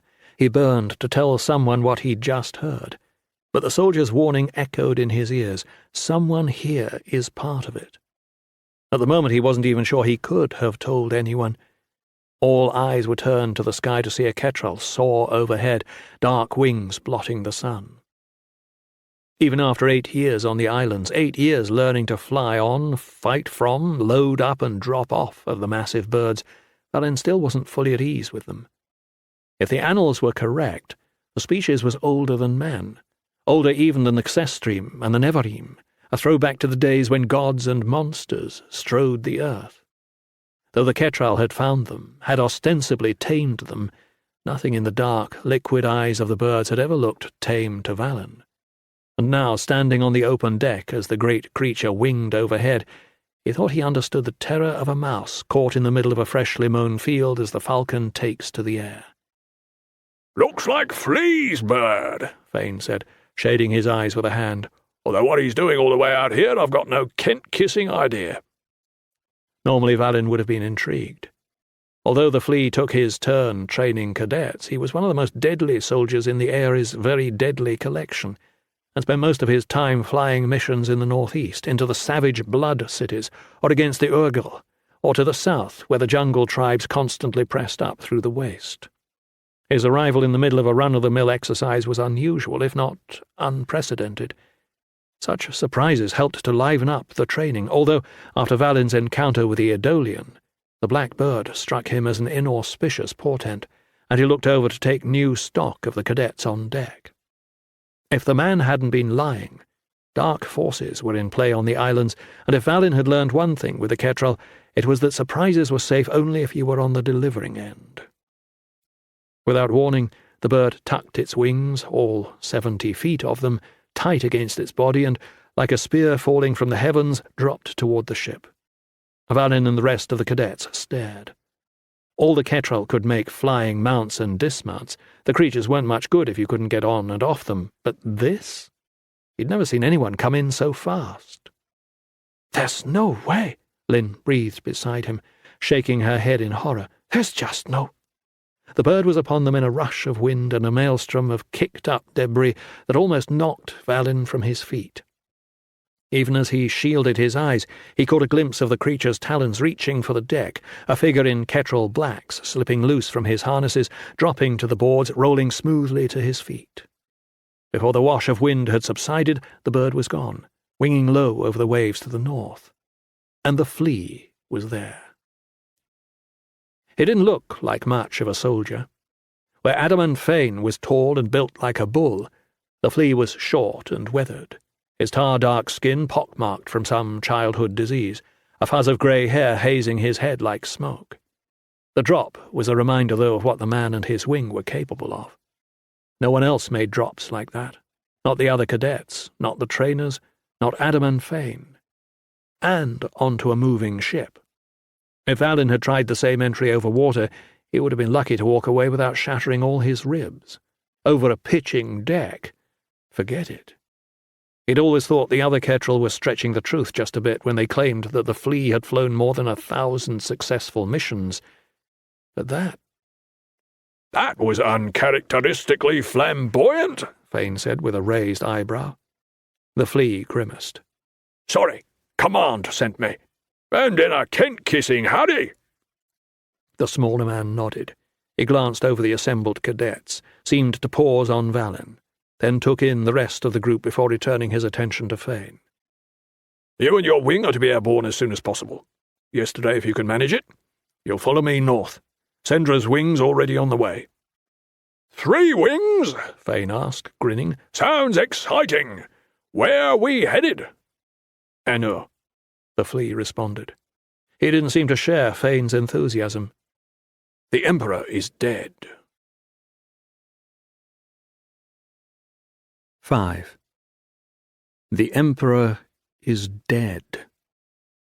The words lodged in Valin's brain like a bone, and even now, hours after the flea had landed in a flurry of wind and wings, they gouged at him mercilessly. It seemed impossible, like hearing that the ocean had dried up, or the earth had split in two. Sanlitun's death was a tragedy for the Empire, of course. He had provided decades of steady, measured rule, but during most of the flight back to the Kirins, all Valin could think about were the tiny, seemingly inconsequential memories. His father holding the bridle as his son learned to ride his first horse, his father winking during a tedious state dinner when he thought no one else was looking, his father sparring with his sons left-handed to give them the passing illusion of success. There would be a solemn ceremony on the Kirins as elsewhere, to mourn the passing of the Emperor, but Valin had no one else with whom to mourn the passing of the man. He wasn't even sure how his father had died. Some sort of treachery, was all the flea could, or would, tell him. It was the standard Ketrel horse shit. The trainers insisted that their charges memorize everything about the Empire from the price of wheat in Channery to the length of the chief priest's cock. But when it came to ongoing operations, then you couldn't buy a straight answer. Every now and again one of the veterans would toss the cadets a scrap, a name, a location, a grisly detail, just enough to whet the appetite without satisfying it. Mission security, the Eyrie called it. Although what security you needed on a Kent-kissing island with a captive population, Valin had no idea. He'd more or less made peace with the policy, but this was his own father's death, and his ignorance tore at him like a cruel thorn lodged beneath the skin. Did treachery mean poison? A knife in the back? An accident in the Dawn Palace? It seemed like being Salnetoon's son should count for something. But on the islands, Valin was not the son of the Emperor. He was a cadet, like the rest of the cadets. He learned what they learned, and no more. He had thought, after the flea first delivered his news, that the wing may have come to sweep him up, to deliver him back to Anur in preparation for the funeral. Before he could even ask the question, however, Adaman Fane's voice cut through his confusion and horror. "And you, O light of the Empire," the trainer had growled, poking Valin roughly in the shoulder, "don't think this means you'll be getting some sort of holiday. People die all the time. Best to get that through your obdurate skull. If you're going to have even a pathetic shot at surviving Hull's trial, I'd recommend giving your father an hour of thought tonight, and then getting on with the training." And so as the flea, Fane, and a dozen other Ketrel winged their way northwest over the slapping chop toward Anur, Valin found himself, along with a handful of his fellow cadets, strapped into the talons of a different bird, this one flying south, back toward the islands. It was nearly impossible to talk with the wind in his face and the great wing beats of the creature buffeting him from above, and Valin was grateful for the semblance of solitude. The flea had come and gone so quickly, delivered his words with so little preamble, that Valin still didn't feel as though the import of those words had really hit home. The Emperor is dead. He tested them again, as though he could feel their veracity in his throat, taste it on his tongue. The Adolian Guard should have kept his father safe, but the Guard couldn't be everywhere, couldn't defend against every threat. The ablest swordsman, Hendren wrote, the consummate tactician, the peerless general, all seem invulnerable until luck turns against them. Make no mistake, place a man in death's way enough times and his luck will turn. Of course, Sanlitun hadn't died of bad fucking luck. The flea had said treachery, which meant that someone, probably a group of people, had conspired to betray and murder the Emperor, which brought Valin back to the Adolian he had found in the ship's hold only hours earlier. It didn't take a spy master or a military genius to see that the threat against Valin's life was tied to the murder of the Emperor himself. In fact, it looked very much as though a quiet coup was in process, a systematic elimination of the entire Malkenian line. Sanlitun must have discovered it before his death, must have dispatched the ship full of Edolians to rescue and protect his son, but the ship had come to grief, and Sanlitun's knowledge had failed to save him. Someone wanted to eliminate the Malkenian line, and, terrifyingly, they were managing it. Someone would be coming for Valin, and not just him, but for Caden too. Even Adair might be in danger, although as a woman she couldn't sit the unhewn throne. That simple fact, so galling to her as a child, may have saved her life. He hoped. Holy Hull, Valin thought grimly. As frightening as he found the idea of hidden assassins hunting him over the Kirin Islands, Caden's situation was far worse. Caden, not Valin, had the golden eyes. Caden, not Valin, was heir to the throne, was emperor now. And Caden, not Valin, was alone in some distant monastery, untrained, unguarded, and unwarned. Overhead, strapped into the Ketrel's back with an elaborate harness, Leith, the flyer, banked the bird into a steep turn. Valin looked over to see Gwenna watching him from her perch on the other talon, red hair swept around her head like flame. Of all the cadets, Gwenna was maybe the least plausible. She looked like a brewer's daughter rather than an elite soldier, all freckles and pale skin given to sunburn, curly hair and womanly curves that her standard-issue blacks did nothing to hide. She looked like a brewer's daughter, but she had just about the worst temper on the islands. Her lips were turned down in something that was either a scowl or a frown of commiseration. It was hard to tell with her. Could she be part of it? Valin wondered. It seemed ludicrous to suppose a high-level conspiracy bent at overthrowing the most powerful family in the world would enlist a cadet who hadn't even passed the trial. Still, there was an intensity in Gwenna's green eyes that was hard to comprehend. Valin had no idea how long she had been watching him, but when he looked over she pointed to the buckle linking his harness to the bird's thick, scaly leg. He glanced down and discovered to his alarm that he hadn't cinched the safety properly. If the bird stooped hard, he could have been ripped right off the talons, tossed 1,000 paces to his death on the waves below.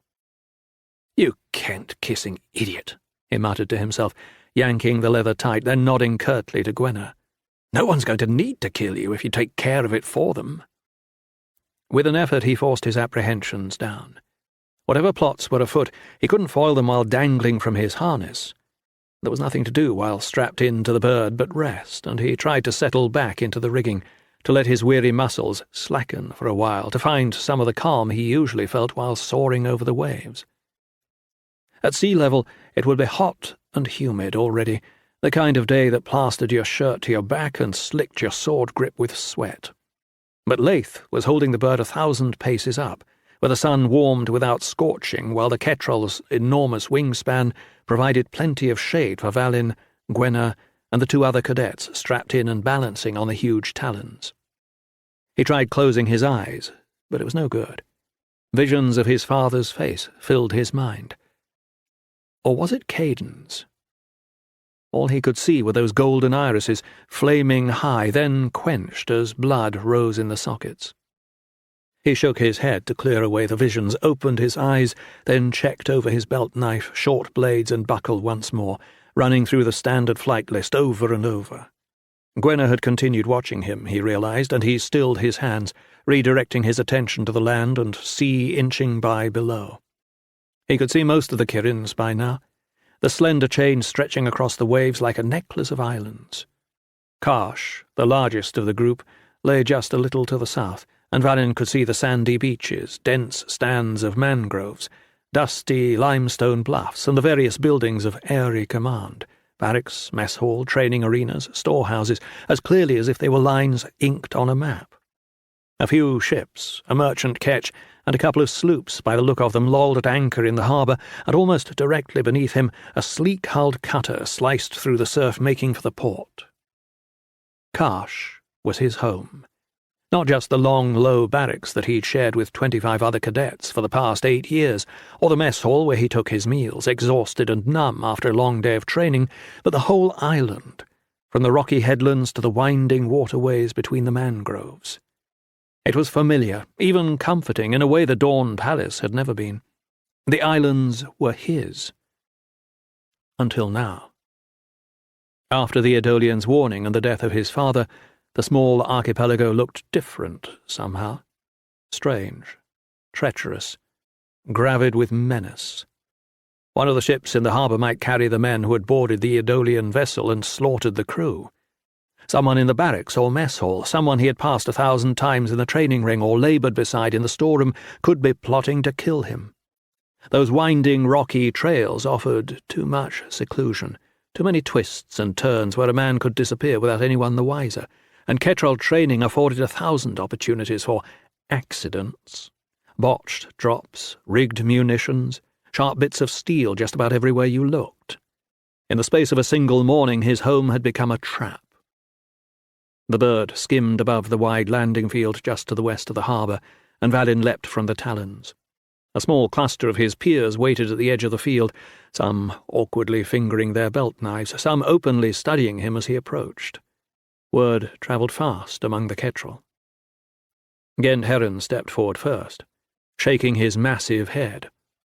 "Hard luck," he growled, extending a hand like a mallet. The huge cadet stood at least a foot taller than Valin and had shoulders to match. He looked like a bear, curly brown hair on his arms and chest hiding the pale skin beneath, and generally seemed about as tame as one, although now his manner was subdued. "Your father ran a tight ship," he went on, as though unsure quite what to say. "A loss for the Empire," Talal added. Talal was a leech, and like all leeches he kept mostly to himself. Still, he and Valin had cooperated on a few training exercises over the years, and Valin had developed a wary trust for him, despite his strange and tainted powers. In addition to his blacks, Talal wore an array of glittering bracelets, bands, and rings, and his ears were pierced with hoops and studs. On another man, such adornment would have been a mark of vanity and frivolity. On Talal, the glints and glimmers of metal were as light-hearted as the flash of an assassin's blade. "Do they have any idea what happened?" he asked quietly. "No," Valin replied. "I don't know. Treachery. That was all they told me." Gent ground his knuckles into a meaty palm. "Fane and the Flea will find the Kent-kissing bastards. They'll find 'em and sort 'em right out." Valin nodded half-heartedly. It was a tempting vision. Wings of Ketrel dragging the conspirators out into the light, beating the truth from them, and then executing them in the middle of the Anurian God's way. It wouldn't bring his father back, but justice carried its own cold satisfaction, and Valin would breathe easier once the killers were hanged. Provided it proves that simple, he thought to himself grimly. A hard, realistic voice inside himself told him it would not. "You'd better keep a closer watch on your Kent-kissing buckles," Gwenna said, shouldering into the conversation.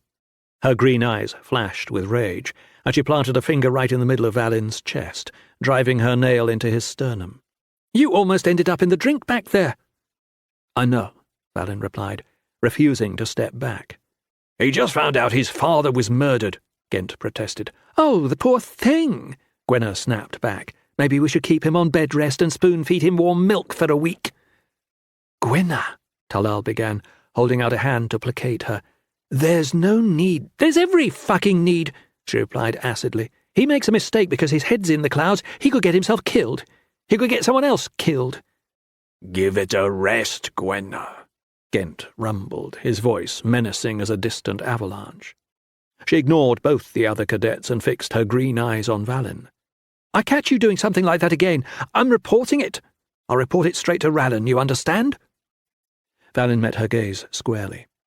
"I appreciate the fact that you noticed the buckle. Could have saved my life. But I left my mother 8 years ago when I set sail for the islands, and I don't need you stepping in to play the role." She pursed her lips as though she intended to argue the point. He took half a step backwards, shifting his weight and freeing his hand from his belt. The Ketrel were a prickly bunch, and arguments, even small arguments, often came to blows. He had no idea why Gwenna was so mad, but he'd seen her take a swing at other cadets before, and he wasn't about to be caught wrong-footed. Back on the mainland, there were plenty of fools who would have scoffed at the threat of a woman's punch, but back on the mainland, the women weren't trained to crush your trachea or gouge out an eye. After a tense moment, however, Gwenna shook her head, snarled something about fucking incompetence, and stalked off toward the barracks. Silence reigned until Gent broke it, voice like a sack of rocks rolling downhill. "I think she's sweet on you." Valin coughed out a laugh. "I'll tell you one thing. If she's assigned to my wing after the trial, you both have permission to strangle me in my sleep." "Might be better to strangle her," Harlin chimed in. She had landed on the next bird and must have joined them just as Gwenna made her dramatic exit. "That's the usual idea, you know, Val. Enemy dead, you alive. That sort of thing." Maybe you haven't been following along too closely the last few years." "Gwenna's not the enemy," Talal demurred. "Oh, no?" Lynn said. "She's a fucking peach." Valin found himself grinning. "I'm fine as long as she doesn't try to shove one of her flickwicks somewhere uncomfortable and light the fuse." "A man wants to die with his limbs and his dignity intact," Gent agreed. "Stabbed, poisoned, drowned. Those are fine—" He trailed off, realizing what he was saying. "I'm sorry, Val. I'm a horse's ass." Valin waved the apology aside. "Don't worry. You don't have to stop talking shop because my father's dead." "What about your brother?" Talal asked. "Is he safe?" Valin looked over sharply at the leech. It was a sensible question, given the circumstances, but it struck too close to Valin's own worries for comfort. Was the leech prying for information? "Of course he's safe," Gent responded. "Out there at the arse end of the known world. Who's going to kill him? Another monk?" Talal shook his head. "Someone betrayed Sanlitun. If they could kill one emperor, they could kill another." "It'd take anyone the better part of a season to get to the Bone Mountains if they left yesterday on a fast horse," Lynn broke in, setting a hand on Valin's shoulder. "Caden, the Emperor, I should say, will be fine." "Unless someone got on that fast horse a few months ago," Valin interjected. It was maddening not knowing what exactly had happened to his father. He was clenching his fist, he realized, and with an effort he loosened the fingers. "Val," Lynn replied, "you're making the whole thing sound like some grand plot." "Probably just a disgruntled idiot with a death wish," Gent added. A grand plot. That was precisely what the Adolian had suggested. "I've got to talk to Rallan," Valin said. Lynn arched an eyebrow. "That sack of shit? He's the master of cadets." "Don't remind me," she snorted. "That means he decides who leaves the islands, and when, and for what purpose." "You taking a vacation?" "I could be in the Bone Mountains in under a week. Someone has to let Caden know." Lynn stared at him incredulously, then pursed her lips. "Good luck with that." For all the myths and fables surrounding the place, the central command building of the Ketrel, the Eyrie, didn't look like much. For one thing, despite the name, it was not perched on a dramatic cliffside. In fact, it squatted in the middle of a flat patch of ground a few hundred paces from the harbour. It wasn't even a fortress. When you lived on an island hundreds of miles from the nearest coast, guarded by the only airborne fighting force in the world, you didn't need much in the way of fortresses. Instead, a few steps led up to a long, low stone building facing the square. It might have served as a stable for some country gentleman or a storehouse for a reasonably prosperous merchant, and yet that nondescript building was where the men and women of the Eyrie made the decisions and gave the orders that toppled kings and subverted empires. Valin took the few steps without even noticing them, knocked the door open with a fist and ploughed down the stone hallway, his boots striking on the flags. Identical teak doors lined the hall. There were no names, no signs to direct a newcomer. If you didn't know where to find the person you were looking for, you didn't belong in the building. Valin pulled up before the office of Jacob Rallan, the master of cadets. It was customary to knock, but Valin was in no mood for custom. Rallan was one of the few people on the islands lacking the deadly look of the Ketrel. In fact, the man didn't look like much of a soldier at all.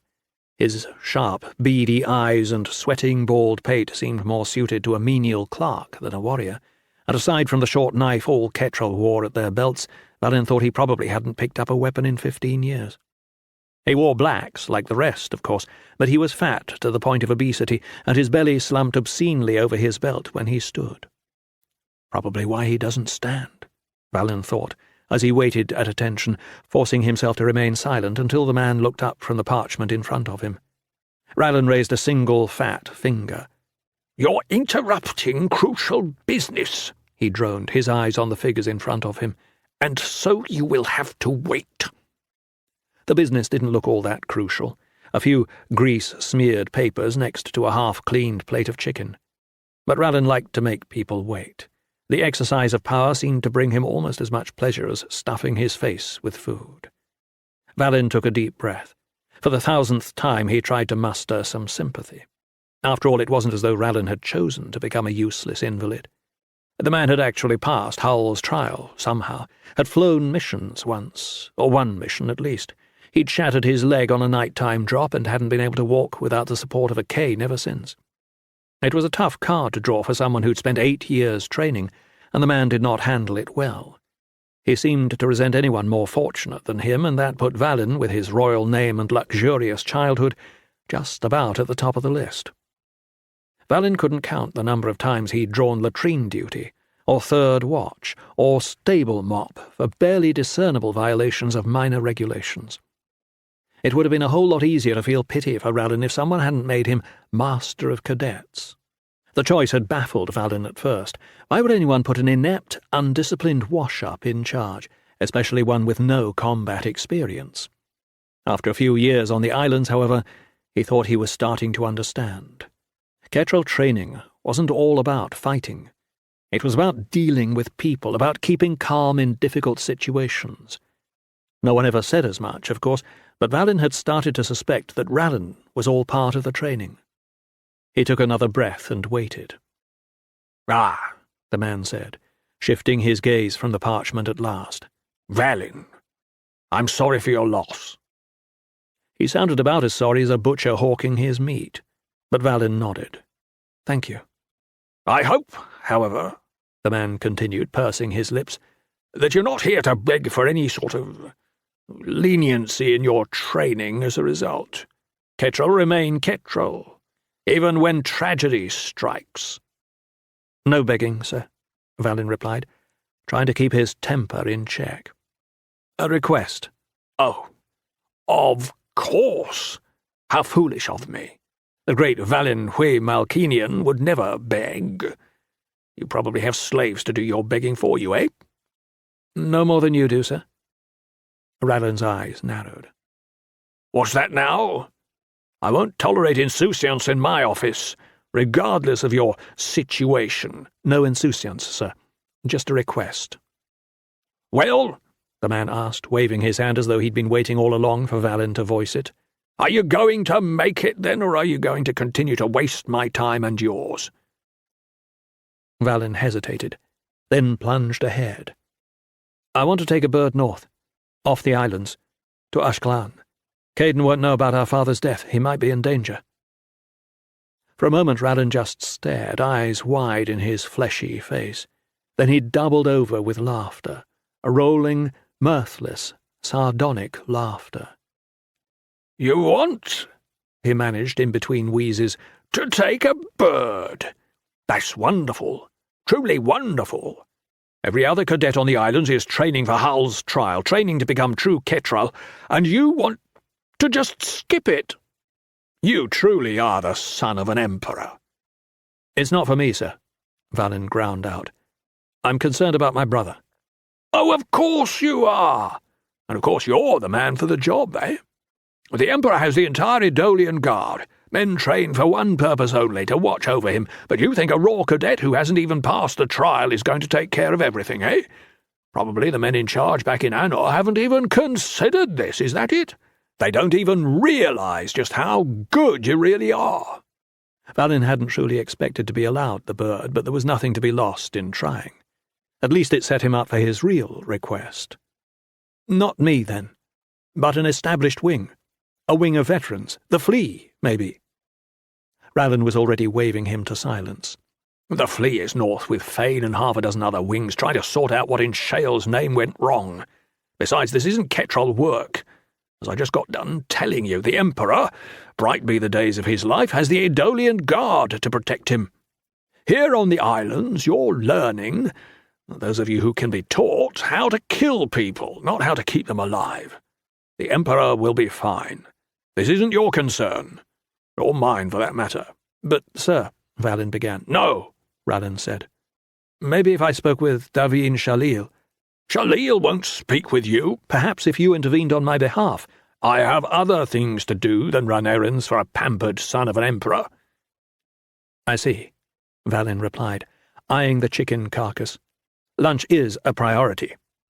Rallan heaved his bulk half out of his chair and loomed over his desk, face florid with anger. "You will stand down, cadet!"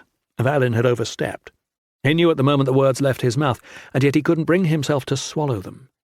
"You think," Rallan continued, puffing so hard Vallin thought he might collapse, "that just because you're the son of the Emperor you have the right to strut in here and demand things? Do you think that?" "No, sir," Vallin said, trying to change course. "It is not your place. Not your place to judge. Not your place to question. Obedience, cadet. That is what is required of you." Vallin gritted his teeth and nodded. If there were any choice, he would have taken his request directly to Shalil. She was the commander of all field operations in northeastern Vash, which meant she coordinated everything the Ketral did in one of the stickiest parts of the world. She was also one of the hardest and smartest soldiers on the islands. Unfortunately, whatever oddities the Ketral allowed, their command hierarchy was as inviolate as that of any other Anurian military order. If Vallin tried to bypass the Master of Cadets and barge directly into Shalil's chart room, he'd find himself back, scrubbing latrines quicker than he could recite the soldier's creed. And then there were the words of the dead Idolian echoing in his ears. Someone here, maybe someone important, is part of it.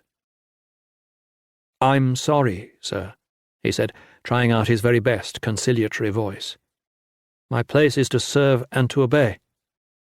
I stepped out of line, and for that I would like to volunteer myself for third watch every second night this week."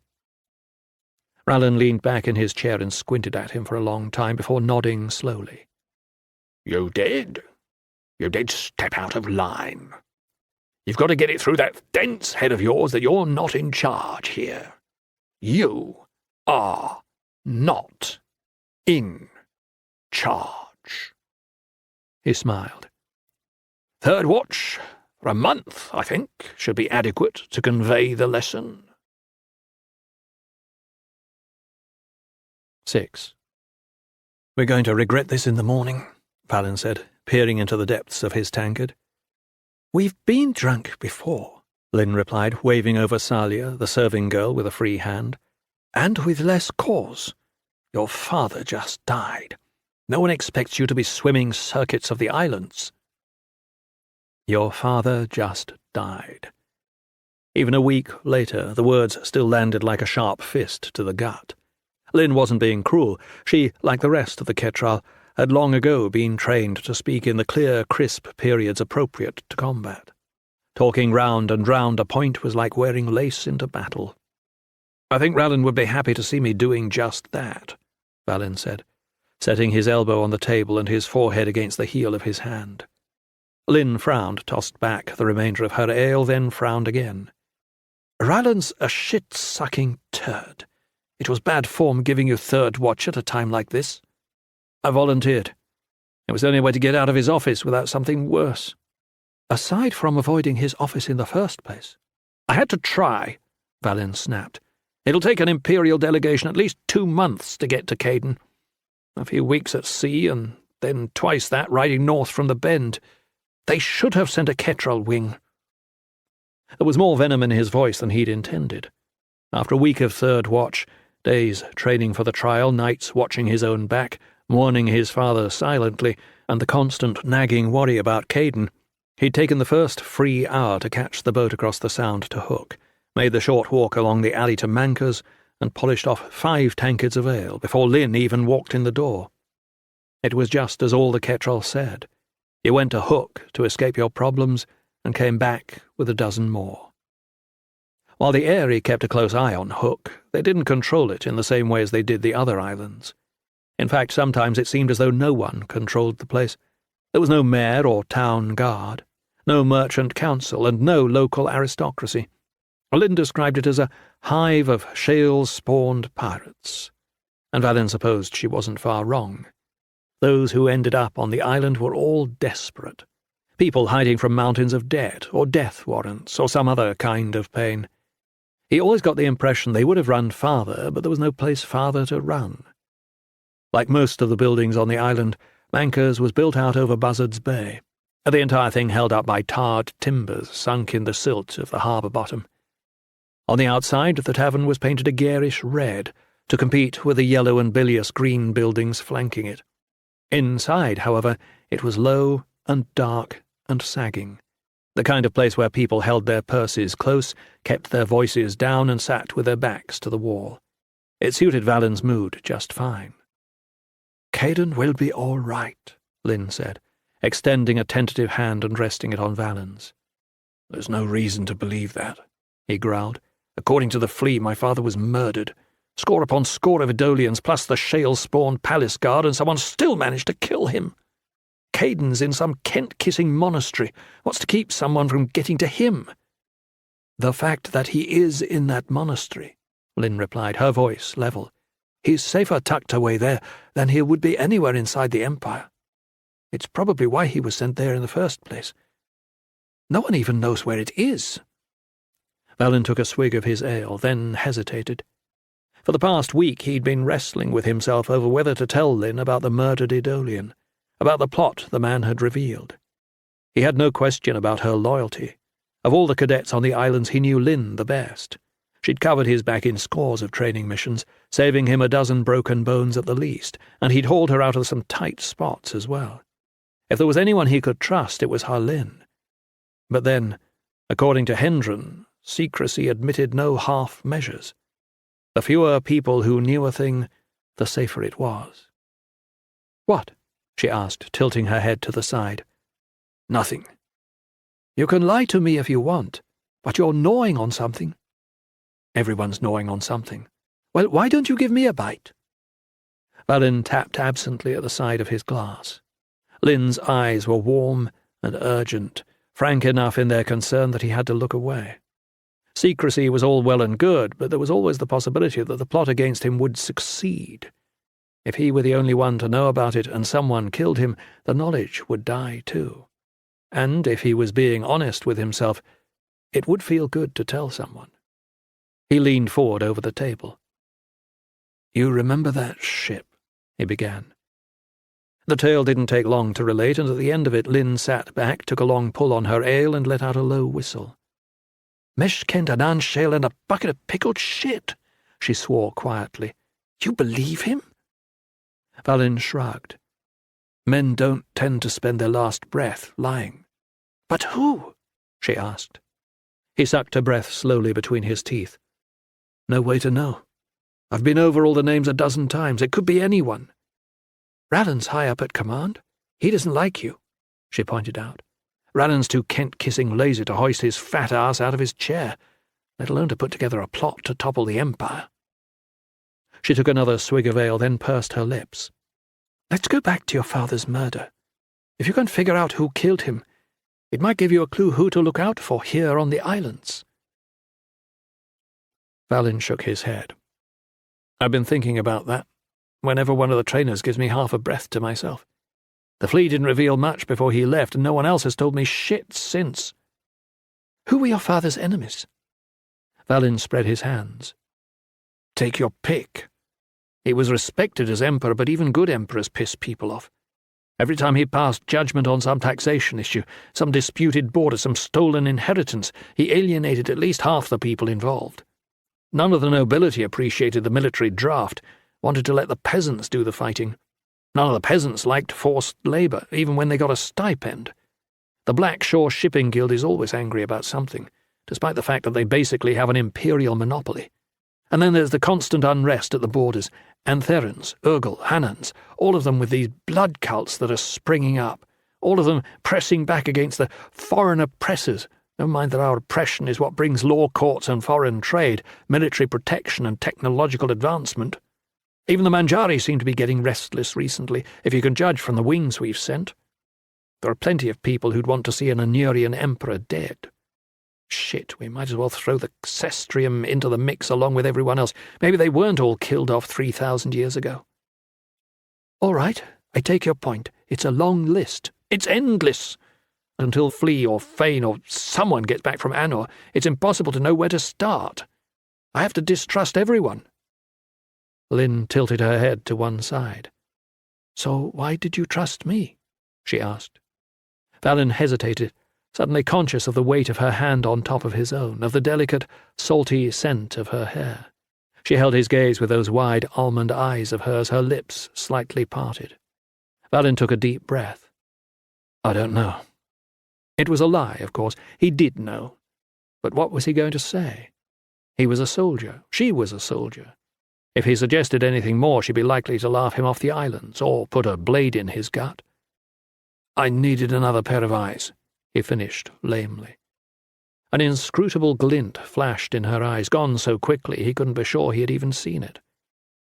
So what are we going to do? She asked. In spite of himself, Valin grinned. It felt good to have someone on his side. I figured I'd have you guard my back every waking moment and take a dagger for me if the shit gets thick. How's that sound? I signed up for the Ketrel, not the Edolian Guard, she shot back. Are you saying you wouldn't gladly throw down your life to keep me from harm? He had meant it as a joke, but the remark sobered Harlin. You've got to be careful, she said. What I've got to be, Valin replied, his mood souring with hers, is off this shale-spawned island. I could be at Ashkelon in less than a week, and instead I'm here, drinking ale at Manca's. Just a month more, Lynn replied. We'll pass the trial and become full Ketrel. A month after that, you'll be flying your own missions, commanding your own wing. You'll said it yourself. It'll take anyone travelling by land at least that long to get to Caden anyway. 2 months, Val, that's all. Valin shook his head. I'm already too late. Meaning? Valin exhaled heavily, pulling himself back to the table, searching in his cup for the words. We spent half our lives here, Lynn, learning to fly, to fight, to kill people dozens of different ways, all to defend the Empire. He shrugged. Then, when the Empire needed defending, when the Emperor needed defending, I wasn't there to do a Kent-kissing thing about it. She shook her head. It's not your fault, Valin. I know, he replied, reaching for his ale. She stopped his hand with her own, forcing him to look at her. It's not your fault. You couldn't have protected him. I know, he said again, trying to believe the words. I know, but maybe I can protect Caden. 2 months, she said once more, leaning in as though to will her patience upon him. Just hold on. Valin freed his hand, took a deep swig from his tankard, then nodded. Before he could otherwise respond, however, the door clattered open and Sammy Yearl stepped in. The youth scanned the low room with an expression of amused distaste. He had left his father's gilded halls nearly 10 years ago, but he still seemed to regard the workmanlike buildings of Hook and the other islands as beneath his dignity, and he crossed under the lintel as though condescending to enter. Winch, he said, snapping his fingers at Salia. Wine. Whatever's not watered down too horribly. And a clean glass this time, or I'll introduce you to my displeasure. Salia cringed and bowed her way toward the kitchens, nodding obsequiously. Lynn growled deep in her throat, and Yearl, as though he heard the sound, turned to the corner table where she and Valin sat. Salia came hurrying back with a full glass of wine, and he took it without looking at her, then raised it toward Valin with a smirk. Congratulations! 1 step closer to the throne. Valin moved his tankard to the side, slowly, then reached down for the handle of his belt knife. Lynn caught his wrist beneath the table, her grip surprisingly strong. Not now, she hissed. Blood hammered in Valin's ears, behind his eyes. It was partly the ale, he understood that dimly, but only Lynn's hand kept him from drawing the knife. Not now, she said again. You fight him, and you'll end up in the brig for the trial. Is that what you want? Yearl watched the whole scene from a few paces away, sipping at his wine with an amused smile.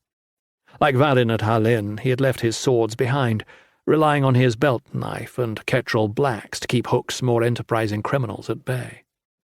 Valin flexed his hand beneath the table. Yearl's knife work was good, better than good, but nothing like his sword-play. Knife against knife, Valin would have a chance. Not to kill the bastard, he'd end up hanged for that, but to cut him down a peg or two. But then, as Lynn had already pointed out, he'd miss his chance at the trial. He put his hands back on top of the table, deliberately. Jarl smiled even wider. "Don't tell me you don't want the unhewn throne," he mused, grinning. "My brother has Intara's eyes," Valin grated. "My brother will sit the throne." "How filial!" The Earl turned his attention to Harlin. "And what about you? You figure if you fuck His Most Radiant Highness here enough times, you can ride his gilded cock to wealth and glory?" It was a groundless jibe. Despite Valin's confused feelings for Lynn, they had never so much as kissed. If they shared a blanket sometimes on a miserable patrol exercise, all the Ketrel did as much. It was just to stay alive, shivering against each other beneath the woolen fabric, trying to save a little warmth from the hard ground below and the chill air above. The truth was, Valin went out of his way to avoid such situations, wary lest she realize he thought of her as more than a fellow soldier. The Earl, however, had never bothered much with the truth. "Don't be hard on yourself," Lynn sneered, "just because you don't measure up." The youth chuckled as though amused, but Valin could see the jest had hit home. Of all the people on the islands, only Jarl seemed to harbour any lust for Valin's position. He sneered, then turned toward the bar. "This wine is swill," he said to Salia, dropping the glass, letting it shatter, the shards bright in the flickering lamplight. "You can pay for it out of your earnings." He cast a cool glance at Durin, the hulking thug Manker employed to keep something resembling order. Durin wasn't too bright, but he wasn't about to go toe-to-toe with a Ketrel over a broken glass of wine. The man scowled at the floor but made no move as Salia scurried to pick up the shattered vessel. Jarl chuckled in disgust, then turned toward the door and left. Valin slowly unclenched his hand, and as he did, Lynn released his wrist. "Someday," she said, her voice tight and hard. "But not today." Valin nodded, hoisted his tankard, and took a long pull. "Not today," he agreed. A few paces away, Salia was weeping quietly as she swept the broken glass into a pan. "Salia," he said, beckoning her over. The girl rose unsteadily and approached. "How much was the wine?" 8 flames, she snuffled. "I gave him Manker's own stock." 8 flames. It was probably as much as the poor girl earned in a week, at least if you didn't count the money she made on her back upstairs. "Here," Valin said, shutting out enough coin to cover his ale plus the spilled wine and broken glass. The Eyrie didn't pay soldiers much, especially not cadets, but he could afford it more than she could. Besides, the desire to drink had gone out of him. "I couldn't," she began, though she eyed the coin hungrily. "Take it," Valin replied. "Someone has to clean up Jarl's mess." "Thank you, sir," Salia said, ducking her head as she scooped up the coppers. "Thank you so much. You're always welcome here at Manker's, sir. And if you ever need anything else," she batted her eyes, suddenly bold, "you just let me know." "That was gallant," Lynn said, with a tight smile after the girl had left. "She has a hard life." "Who doesn't?" Valin snorted. "Good point. Speaking of hard lives, I'm heading back to the barracks. We're supposed to be running the perimeter before dawn tomorrow, and all this ale isn't going to be doing my head any favours." Lynn chuckled.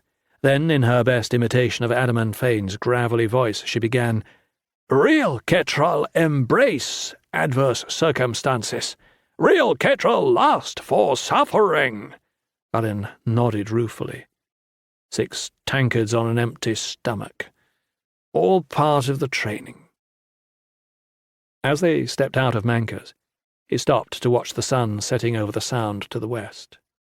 In that direction, more than 1,000 leagues distant, past the wind-lashed waves of Iron Sea, past the karst peaks of the broken bay, past dozens of islands, some too small for names, Anur glittered. Tiled roofs, grand palaces, shit-reeking hovels all clustered around Intara's spear, the enormous glowing tower at the heart of the Dawn Palace. Sailors could make out the spear when they were still 2 days distant, used it to navigate toward the heart of the Empire. It was supposed to be impregnable, that tower, one of the final fortresses of the Xestrium, and yet it had not protected the Emperor. "My father is dead," Balin thought to himself, and for the first time the words felt real. He turned to Lynn, wanted to say something, to thank her for being there, for sharing the ail and the grief, for holding him back when his own anger drove him to strike out. She watched him with those bright, careful eyes, lips pursed as though she were about to speak. Before either of them could break the silence, however, a terrible crack shattered the still evening air. Balin turned, dropping his hand to his knife belt while Lynn pivoted to put her back to his, settling into the low, ready guard the Ketrel used as their standard defensive position. His eyes flicked over the street, the alleys, the rooftops, in quick succession, reading terrain and evaluating threat. The garish facades of the rickety structures stared back at him, red and green and blue, windows and open doors gaping like missing teeth. A dozen yards away, a dog perked up its ears at the strange sound, its bone momentarily forgotten. A few scraps of dingy curtain blew in the light breeze. An alley gate creaked idly on its hinges. Aside from that, nothing. The noise had probably come from the harbour, some drunken idiot who forgot to throw the catch on a winch and let his load go tumbling to the deck. Jumping at shadows, Balin thought to himself. All the talk of plots and murders must have put them both on edge. And then, just as he was about to straighten up, Mankers gave a low, horrible groan. The crack of splintering timber sent the dog bolting away as the alehouse's roof sagged in on itself, crumpling like wet paper, shedding slate tiles that fell in a deadly rain onto the street. The whole thing lurched toward the bay, then teetered horribly on its stilts. The people inside began to scream. "The door!" Lynn yelled, but Balin was already moving.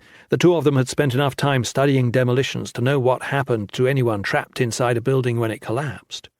People would be crushed, or worse, drowned when the structure finally sloughed into the bay, dragging those pinned inside beneath the waves. The whole building had peeled away from the alley, leaving a gap of several feet between the crumbling dirt of the lane and the listing doorway. Balin glanced down, 25 feet or so to the water, a trivial distance, except for the jagged ends of the shattered stilts thrusting up like pikes.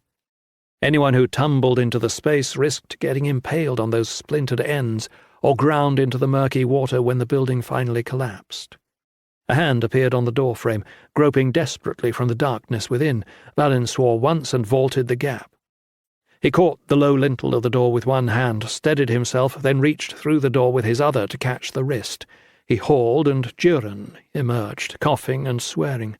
Blood poured from a nasty gash across his bald scalp, and his ankle twisted sickeningly as he put weight on it, but other than that the man appeared to be unharmed. "Stay there," Balin said.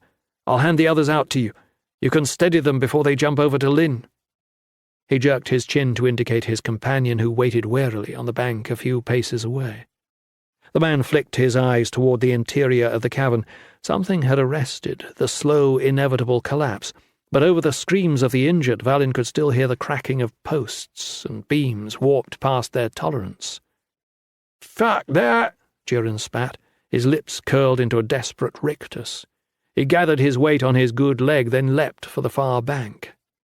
"You shit-licking coward," Lynn began, yanking the man painfully to his feet by the ear as soon as he hit the bank. "Leave it, Lynn," Balin bellowed. "I need you over here." Lynn snarled, backhanded Durin across the face, measured the gap at a glance, then leapt, alighting on the opposite side of the door frame from Balin. "You or me?" she asked, peering in through the door. "I'm stronger," Balin said. "I'll drag them to you. You get them across." Lynn eyed the gap.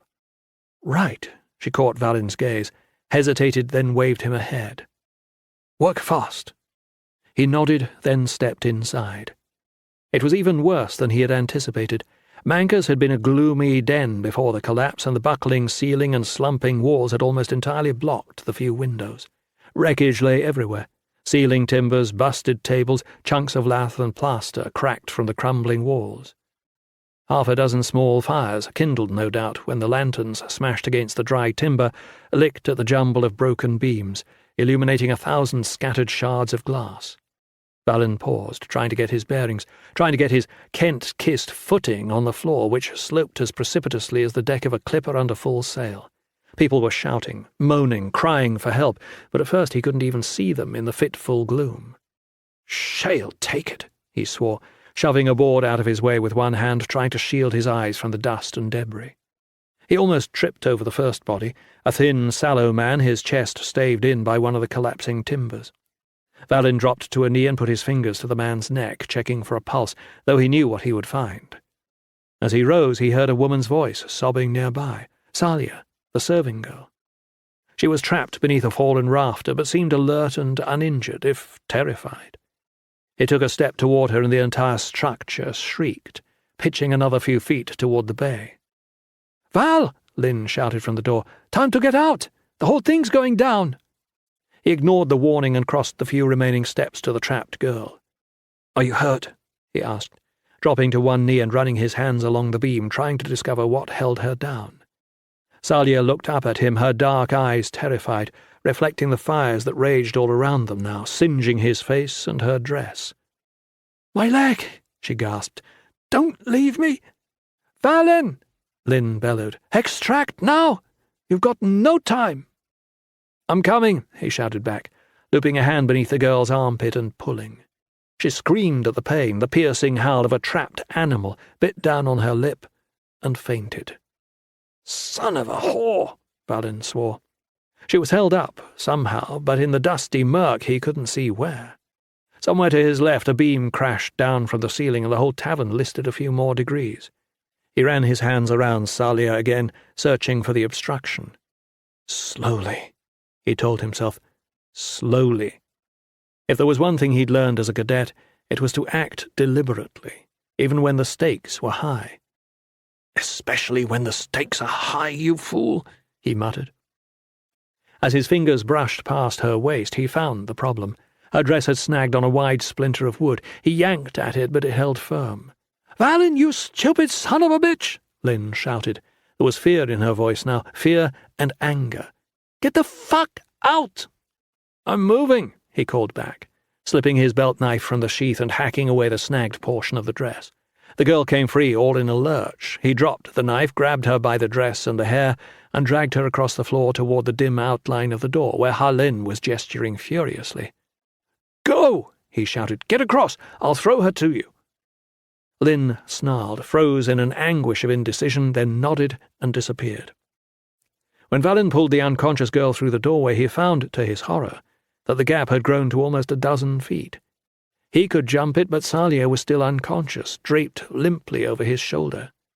Lynn read the situation instantly, shook her head, then stepped right to the edge of the yawning crevasse. "Throw her," she said, gesturing. Valin stared at the gap, aghast. Salia couldn't have been 3/4 of his weight, but there was no way he could toss her the full distance. He glanced down. The jagged pilings bristled like spikes. "I can't," he shouted back. "You have to. Now fucking throw her! I'll catch her wrists." It was impossible. Lynn knew it as well as he did. Which is why she wants me to do it, Valin realized in a rush. Salia was dead weight. He could make the jump alone, but just barely. As long as he held on to the unconscious girl, he was trapped on the wrong side of the gap, pinned to a burning, teetering shell that would drag him to his death. He saw it all clear as day, but what could he do? Drop the unconscious girl and leave her to die? It was the right choice, the mission-responsible choice, but this wasn't a Kent-kissing mission. He couldn't just— "I'll jump with her," he shouted, preparing to sling Salia across his back. "I think we can make it." Lynn's eyes widened with horror. Then they hardened. Before Valin understood what was happening, she had her belt knife out, was cocking her arm, then throwing. Valin watched, stunned, as the bright blade flashed end over end in the sun, then buried itself in Salia's neck with a sudden gush of hot, bright blood. The girl's lips parted in something that might have been a cry or a moan, but more blood choked it off. "She's dead!" Lynn shouted. "You can't save her now, Valin!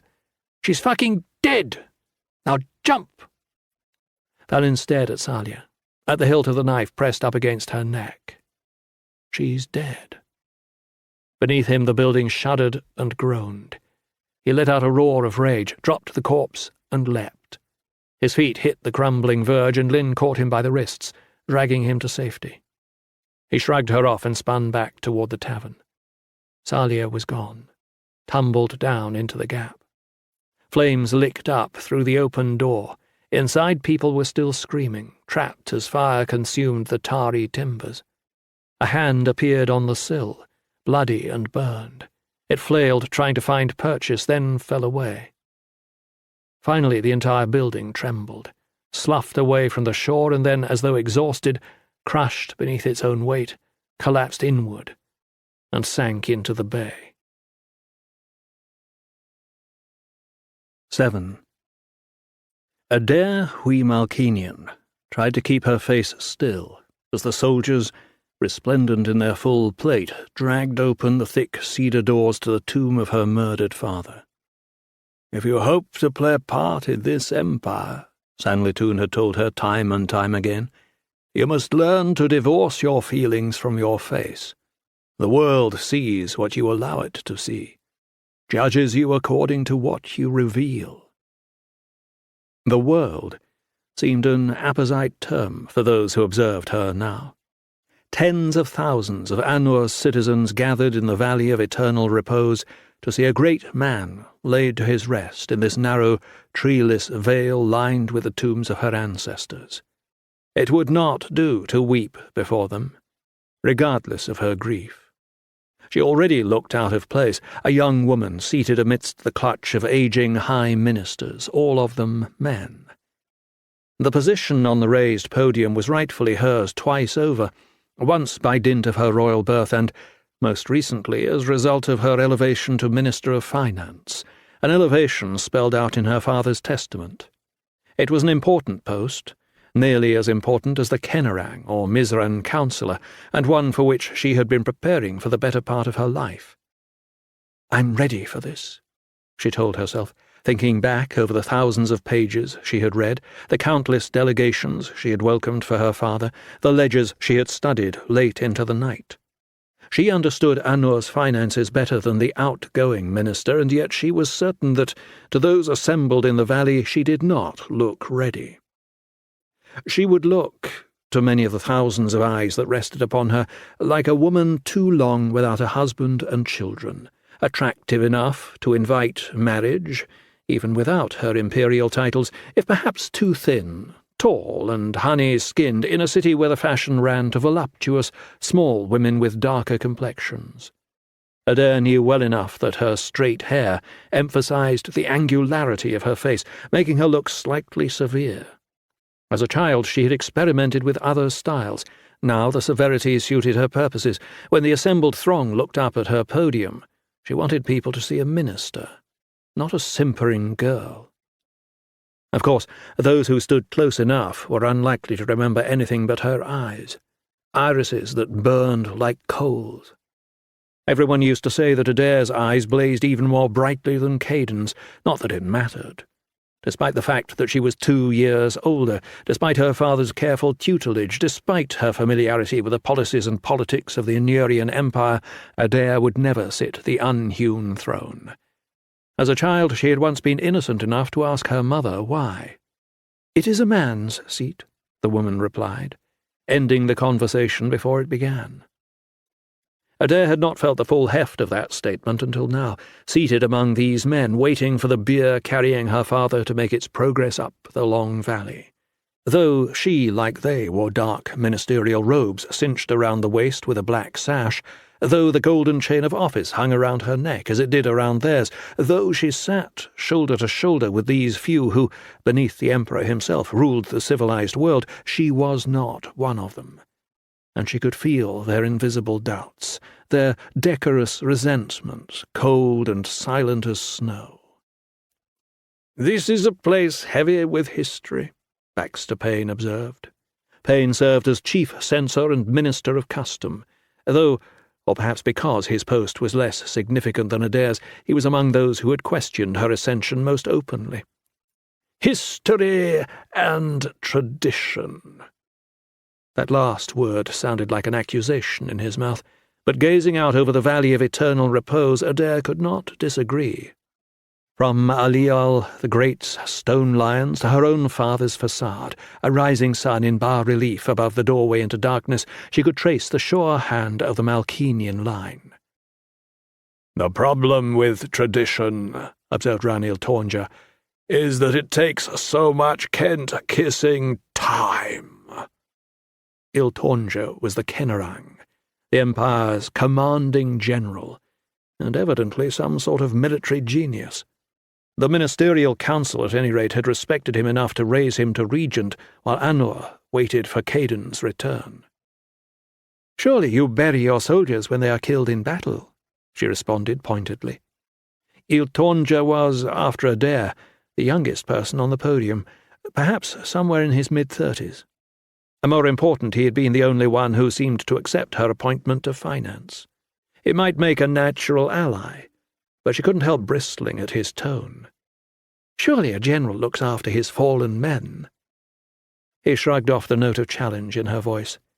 "If there's opportunity, I'd rather be running down the ones who killed them." Adair took a deep breath. "There will be time enough for that, and soon. Ewinian should be dead within the month. Within the week, if I have my way." "I'm all for summary execution, but don't you need some sort of trial? The man is the chief priest of Intara.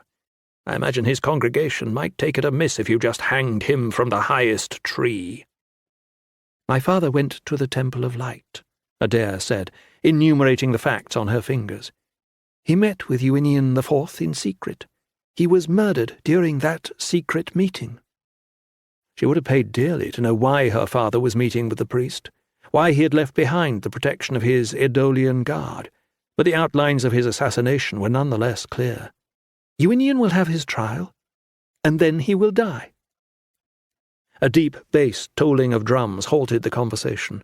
Again those drums came, and again, stately and solemn as though the earth itself were reverberating. The funeral procession remained out of sight beyond a bend in the canyon, but it approached. 500 white bulls were sacrificed at the funeral of Santun II, Bilkun Hellel observed. The Azran councillor was pink, oily, and grossly fat. His robes, cut of the finest cloth, fit him poorly. His small, shrewd eyes missed little, however, especially in the political realm. "It's a shame we could not have made a similar show for your father." Adair waved the suggestion aside. 500 bulls at 10 suns apiece, 5,000 suns. The coin is needed elsewhere. A smile creased the corner of the councillor's mouth. "While I admire your mathematics, I'm not sure you realize the effect of such spectacle on the minds of the people. It glorifies your father and, by extension, your house." My father would have hated this. The ostentation, the frippery. "It was your father," Baxter Payne observed archly, "who ordered it in the first place." Adair opened her mouth to reply, then shut it firmly. She was here to mourn, not to trade barbs with old men who would never really listen to her anyway. A hush fell over the valley as the first columns of a Neurian foot marched into view, rank upon rank of soldiers, spears held at the same sharp angle, flashing points reflecting in the afternoon sun. A standard-bearer marched at the centre of each line, flying the bold rising sun of Anur on white silk cloth, while to either side of him drummers beat out the procession on huge skins drawn taut over wooden drums. Aside from their standards, the legions were identical. The same steel armour, the same half-helms, the same long spear in every right hand, the same short sword hanging from each hip.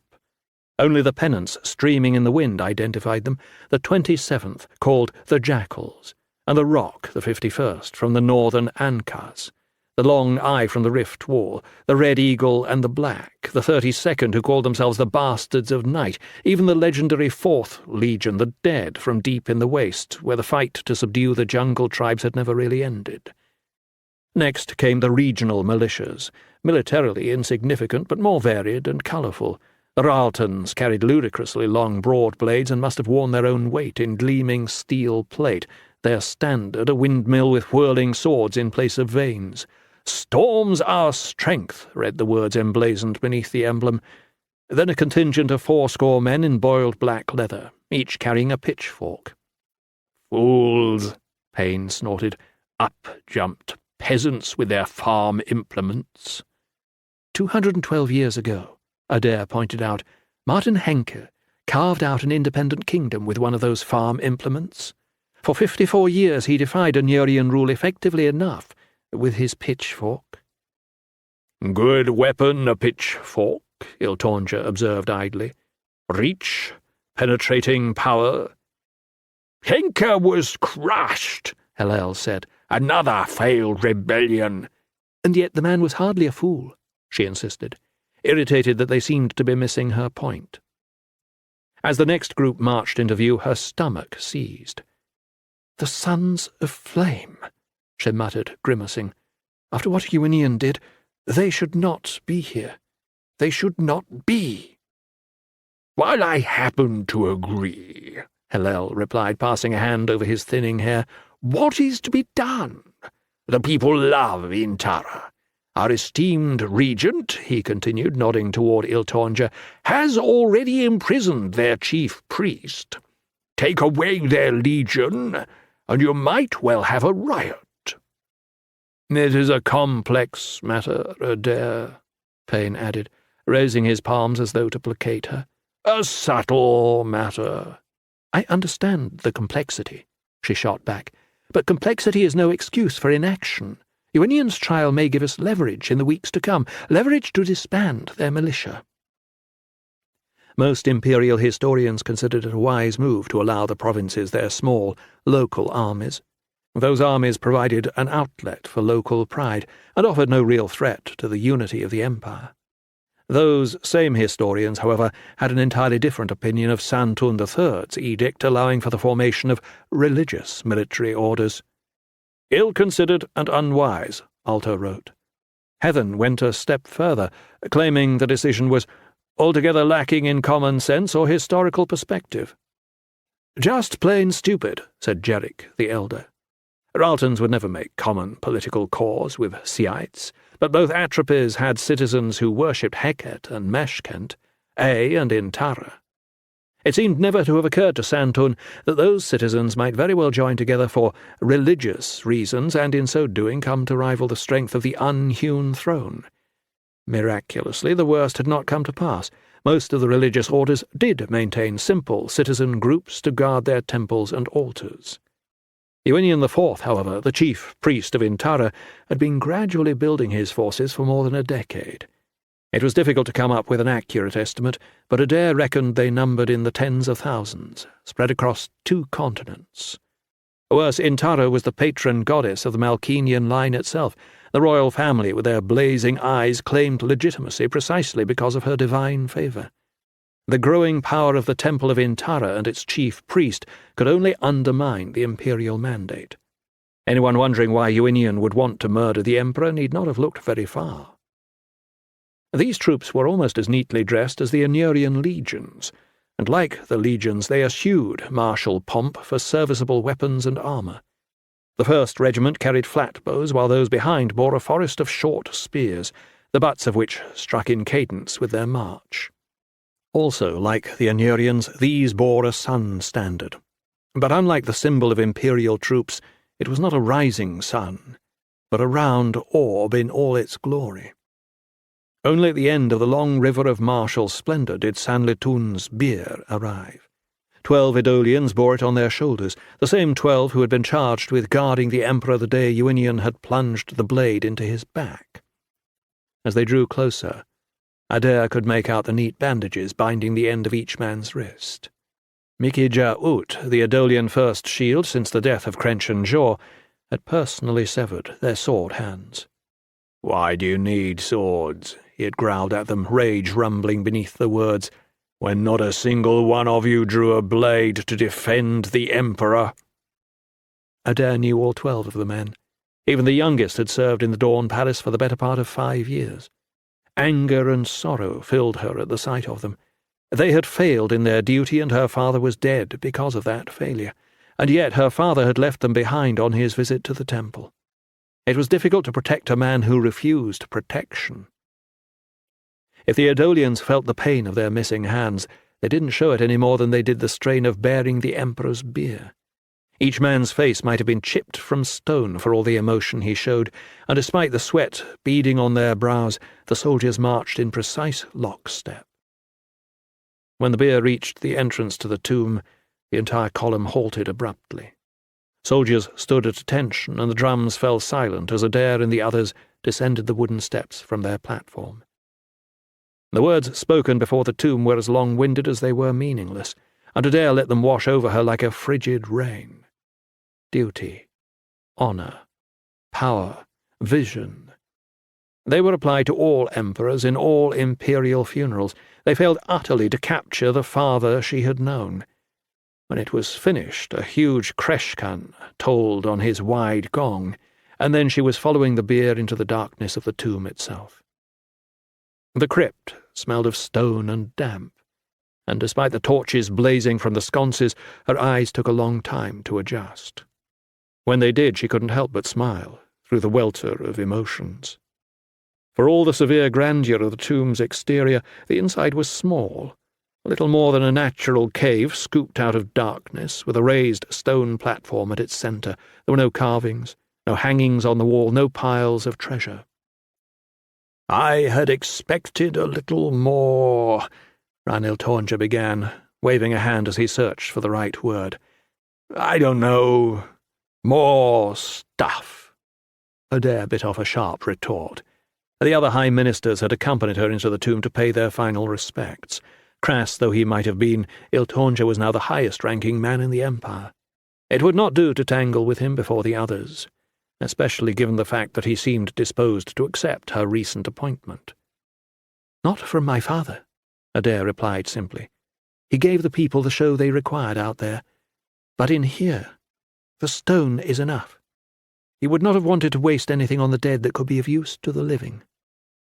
The Adolians lowered the bier into place, straightened from their burden, saluted the Emperor with their bandaged stumps, then filed silently from the chamber. The various ministers said a few words, and then they too took their leave, until only Adair and Iltornja remained.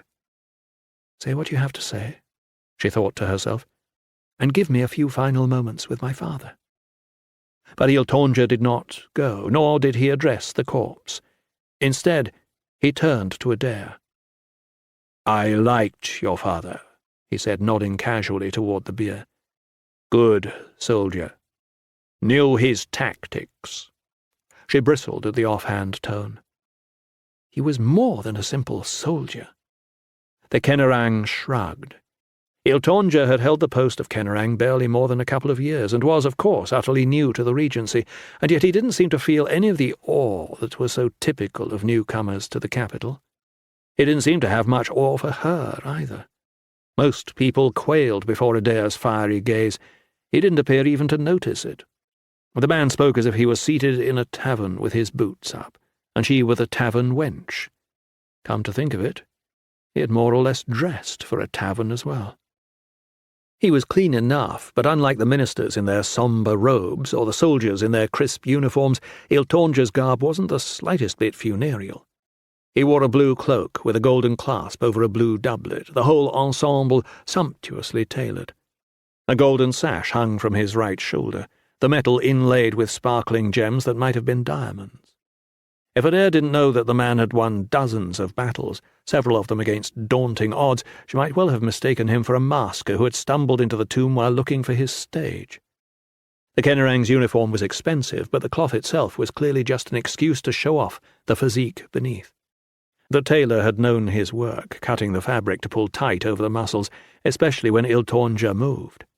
Although he stood just barely taller than she, he was built like one of the statues lining the God's Way. She tried ignoring him, focusing her attention on her father's body. "I'm sorry if I offended," he replied, sweeping a little bow. "I'm sure your father was great at the whole lot of it, the taxes and road building and sacrifices, and the rest of the tedium an emperor has to attend to.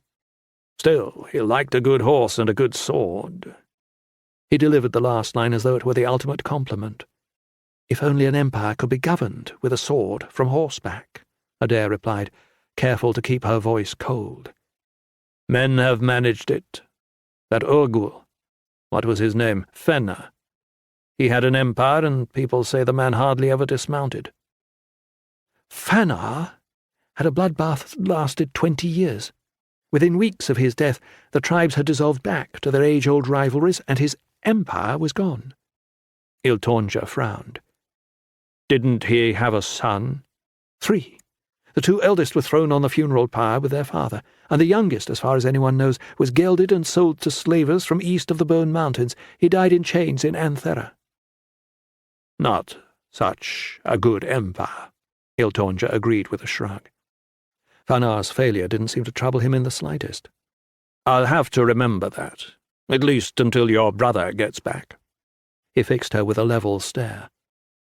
"I didn't want it, you know. The regent thing." The regent thing.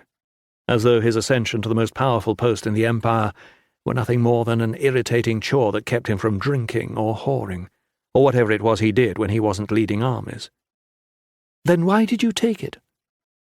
His insouciance stung, in part because, though she had known Anor would never accept a woman in the post, she had hoped secretly that the Council of Ministers might appoint her nonetheless, at least for the short months until Caden returned.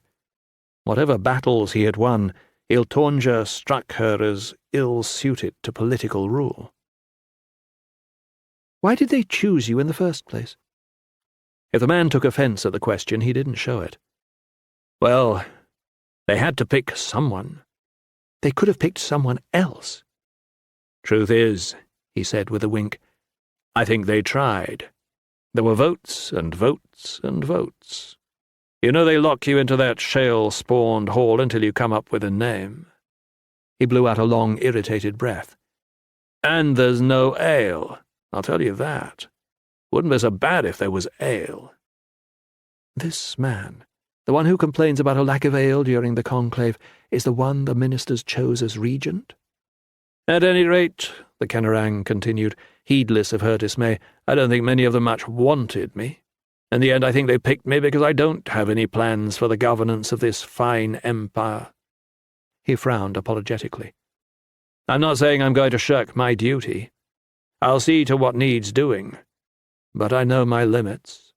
I'm a soldier, and a soldier shouldn't overstep himself when he's not on the battlefield." Adair nodded slowly. There was a certain perverse logic to the decision. The various ministries were always jockeying for position, finance with ethics, agriculture with trade. No regent would actually try to seize power for himself, but the months during which Caden was away would provide plenty of time to tip some very delicate scales. Iltonja, on the other hand, the man was affable, a war hero, and perhaps most crucially indifferent to political manoeuvring. "Well," she replied, "the delegation left for Caden just after my father's death. If they have good winds to the bend, they could be back in a matter of months." "Months," Iltonja groaned. "At least it's not years. What's Caden like?" "I barely know my brother. He's been in Ashkelon for half his life." "Learning to run all this?"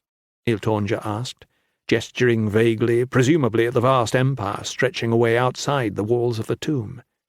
"I certainly hope so. The boy I knew liked to run around the palace waving a wooden stick in place of a sword. Hopefully he will shine as brightly as my father." Iltonja nodded, looked over at the body of Sanlitun, then back at Adair. "So," he said, spreading his hands, "Uinian. You plan to hold the knife yourself?" Adair raised an eyebrow. "Excuse me?" "The priest murdered your father. Once you go through the show of the trial, he'll be condemned. What I wonder is, will you kill him yourself?" She shook her head. "I hadn't considered the question." "There is an executioner." "You ever kill a man?" he asked, cutting her off. "I haven't had much occasion." He nodded, then gestured to the beer. "Well, it's your grief, and I don't mean to tell you how to handle it. Ananshale has your father now, and Ananshale won't give him back. Still, when the time comes, you may find it helps if you execute the bastard yourself." He held her gaze a moment longer, as though to be sure she had understood, then turned on his heel and left. Only then, when she was finally alone, did Adair allow herself to turn to her father's bier. Sanlitun Hui Malkinian's body had been scrubbed, dried, and dressed by the sisters of Anan Shale, his mouth and nose stuffed with sweet-smelling herbs to keep off the stench of the rot. Even in Tara's favour can't hold off the Lord of Bones. The Emperor was dressed in his finest robes of state, his strong hands folded across his chest, fingers interlaced. Despite his pallor, he looked almost like the father she had known. If he had cried out or struggled in his final moments, the sisters had smoothed his features until they were as stoic and sombre in death as they had once been in life. His eyes, however, those fiery eyes, were closed. I never saw him sleep, she realized. She must have, surely, maybe when she was only a small child. But if so, those memories had dissolved. Every recollection she had of him involved that blazing gaze. Without it, he seemed smaller somehow, quieter. Tears streamed down her cheeks as she took his hand. She had hoped for some message when his testament was read the week prior, some final note of love or comfort. But then Sanlitun was never effusive. His only bequest to her was Yenten's History of the Atmani, that she might better appreciate our history. It was a fine book, but just a book nonetheless. Her true gift had been her appointment to the head of the Ministry of Finance, his belief that she was capable of the job. "Thank you, Father," she murmured. "You will be proud. If Valen and Caden are equal to their fate, then so am I." Then, anger welling inside her, she pulled the knife from the belt at his side. "And when the time comes for Yuinian to die, I will wield the knife myself." 8.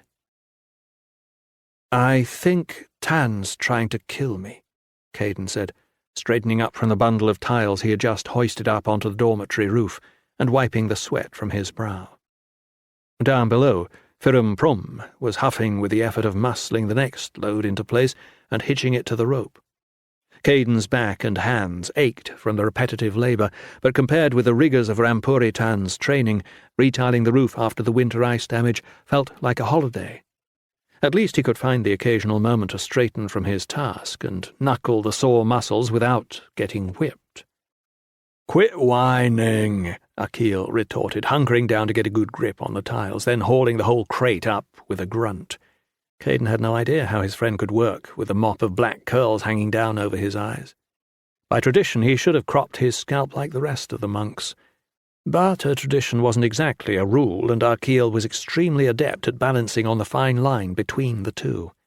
"The first month with a new Yumiol is always the worst. Remember when Robert made me carry those stones for the new goat shed down from the circuit of ravens?" He groaned at the memory. "I don't think this is so bad," Pater protested, as Akil dropped the bundle at his feet. The boy perched on the roof's apex like a small gargoyle, set against the austere background of the snowy peaks beyond. He was barely 8, a novice still, and had yet to experience a truly brutal Yumiel. "Of course you don't," Akil responded, pointing an admonitory finger at the boy. "While the rest of us are lugging and lifting, all you have to do is sit there." "I'm placing them," Pater protested, his brown eyes round and aggrieved. He held up a loose tile by way of demonstration. "Oh, placing," Akil replied, rolling his eyes. "How demanding! My apologies." "This is just work," Caden pointed out as he wrapped his hands around the thick rope and began to haul. "Since I started with Tan, I haven't gone a single day without a beating. He's running out of unbroken skin." "Just work?" Akil demanded, fixing him with an incredulous glare.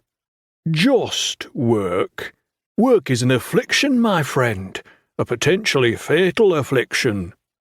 Despite the pain of his wounds, Caden suppressed a smile. Carrying rocks and hefting tiles probably did feel like murder to Akil. The young acolyte had been at Ashkelon as long as Caden, but the Shin ethic and way of life weren't rubbing off on him as quickly as many of the older brothers would have liked. Sile Nin, the abbot, and some of the Yumiels held out hope for the youth, but in most ways he was little changed from the 9-year-old thief who had arrived from the gritty, perfumed quarter of Anur so many years before. Caden had been at Ashclan for only a few months, when Blerim Pano, the footsore monk they called him, trudged into the main yard, brown robe ripped around the hem but otherwise looking no worse for the long walk from the bend. The 3 boys who trailed behind him, however, the 3 boys who would soon be novices, appeared battered and uncertain.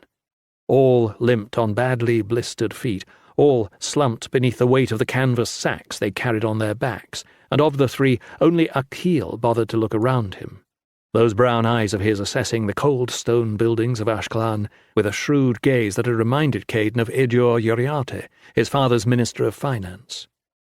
When that gaze landed on him, however, the new boy stiffened, as though pricked by the point of an invisible dagger.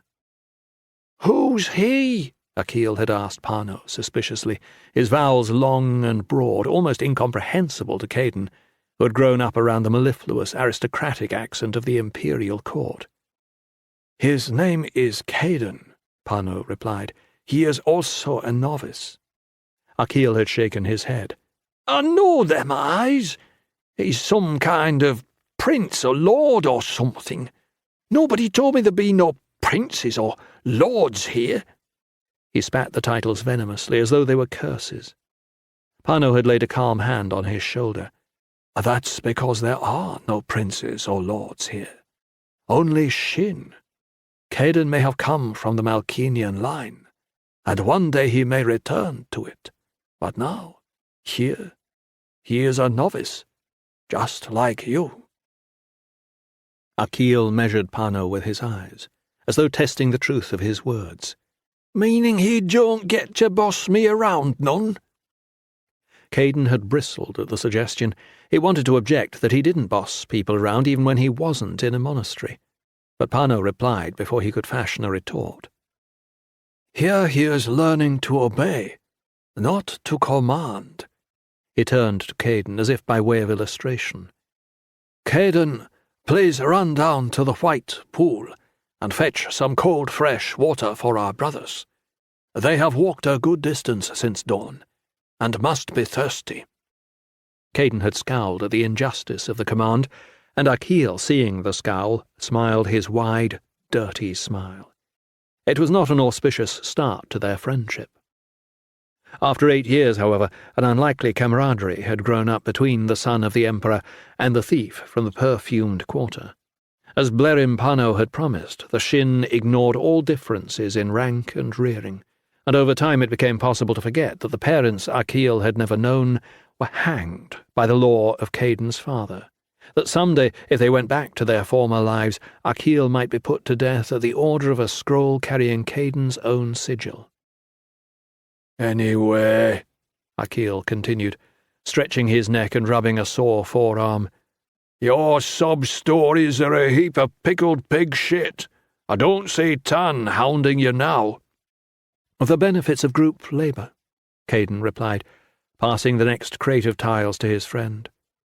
"As long as I'm stuck doing monastery work, Tan lets me off from my training." "Well," Akil said, shoving the load toward Pater and sitting down on the roof with a contented sigh, "I guess we want to stretch this job out as long as we can." Caden looked down into the courtyard.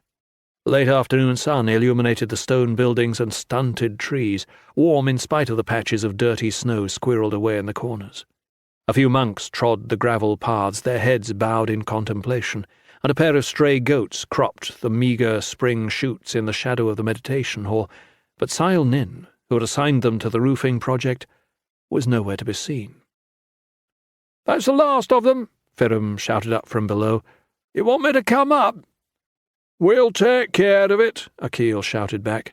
"We're almost done." "We are?" Caden asked, eyeing the remaining crates sceptically, then glancing back down into the courtyard. The Shin provided severe penance for shirkers, although Akil never seemed to learn that lesson, and Pater was picking up on the older youth's bad habits. "Quit looking over your shoulder," Akil said, settling back against the dark tiles. "No one's going to come hunting for us up here." "You confident enough about that to risk a whipping?" "Of course," the youth replied, lacing his fingers behind his head and closing his eyes. "It was one of the first things I learned back in the quarter. People never look up." Peter scampered down from the crest of the roof, the bundle of tiles forgotten. "Is that thieves' wisdom?" he demanded. "Is it, Akil?" Caden groaned. "Peter, I've told you before that thieves' wisdom is just a fancy name Akil gives to his pronouncements, which are usually wrong, by the way." Akil fixed Caden with a glare through one half-open eye. "It is thieves' wisdom, Peter. Caden has just never heard of it because he spent his young life being pampered in a palace. Be thankful you have someone here who is willing to look after your education. Besides," he added, rushing on before Caden could protest, "Dan's been keeping Caden so busy we haven't had a chance to talk to him about the goat he lost." Akil's words brought the Sama-an of the slaughtered goat unbidden to Caden's mind, and with it the chill creeping fear pricking the skin between his shoulder blades. It was sloppy thinking, letting someone else's words dictate the contents of his thought, and he dismissed both the image and the emotion. Still, the afternoon sun was warm, the breeze carried the sharp scent of the junipers, and it wouldn't hurt to rest for just a few minutes before searching out his Yumiel once more. After a final glance out over the monastery, he settled down onto the tiles beside his friends. "What do you want to know?" he asked. "You tell me," Akil responded, rolling onto one elbow. "I know the goat was slaughtered. I know you didn't find any tracks." "And the brain!" Peter burst in. "Something ate the brain!" Caden nodded. He'd been over the events more times than he cared to admit, but couldn't add much more to the scene. "That's about it." "A leech," Peter said, shoving between the two youths to gesture with a small but insistent hand. "A leech could have done it." Akil dismissed the absurd suggestion with a lazy wave. "Peter, what would a leech be doing wandering around the Bone Mountains at the arse end of winter?" "Maybe he's in hiding. Maybe his neighbours discovered what he was, and he had to run away in the night.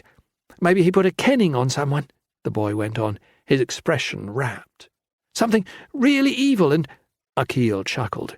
"And then he came up here to kill a few goats?" "They do things like that," the boy insisted. "Eat brains and drink blood and stuff." Caden shook his head. "They do not, Peter. They're men and women, just the way we are, only twisted somehow." "They're evil!" the small boy exclaimed. "That's why they have to get hanged or beheaded." "They are evil," Caden agreed, "and we do have to hang them, but not because they drink blood." "They might drink blood," Akil suggested unhelpfully, knuckling Peter in the ribs to goad him on. Again Caden shook his head. "We have to hang leeches because they have too much power. No one should be able to twist the fabric of reality to their own ends." Hundreds of years earlier, the Atmani leech lords had gone insane and nearly destroyed the world. Whenever Caden wondered if leeches deserved the loathing and opprobrium heaped upon them, he had only to remember his history. Only the gods should have that kind of power. "Too much power," Akil crowed. "Too much power! And this from the person who's going to be the Kent-kissing Anurian emperor someday," Caden snorted. "According to Tan, I don't have enough wit in my head to make it as a simple monk." "You don't have to make it as a monk. You're going to rule half the known world." "Maybe," Caden responded doubtfully. The Dawn Palace and the unhewn throne felt impossibly far away, a hazily remembered dream from his childhood. For all he knew, his father would rule another 30 years. Years Caden would spend at Ashclan hauling water, retiling roofs, and, oh yes, getting beaten by his Yumiel. "I don't mind the work and the whippings when I feel like it's all part of some bigger plan. Tan, though. I might as well be some sort of insect for all he cares." "You should be happy," Akil responded. rolling onto his back and staring up at the scudding clouds. "I've worked my arse off my whole life, precisely in order to keep the expectations for me low. Low expectations are the key to success." He started to turn to Peter, but Caden cut him off. "That is not more thieves' wisdom," he said to the boy. Then, turning back to Akil, "You know what Tan's had me doing for the past week? Counting all the stones in all the buildings at Ashclan." "That's what you're complaining about?" Akil demanded, stabbing a finger at him. "I was getting harder tasks when I was 10. Caden rolled his eyes. "You always were precocious." "No need to show off the big words. Not all of us grew up with a Manjari tutor." "Aren't you the one who claims the only schooling a man needs he can get from a butcher, a sailor, and a whore?" Akil shrugged. "The butcher and the sailor are optional." Peter had been trying to follow the exchange, head swivelling back and forth with the conversation. "What's a whore?" he asked. Then, distracted by his earlier reasoning, "If a leech didn't kill the goat, what did?" Caden saw it all again. The shattered skull scooped clean. "I told you. I don't know." He looked out across the courtyard, past the stone buildings and the granite ledges, to where the sun was sinking toward the endless grasslands of the steppe. "But it's going to be dark soon. If I don't get cleaned up and find Tan before dinner, I'm going to find myself envying that goat."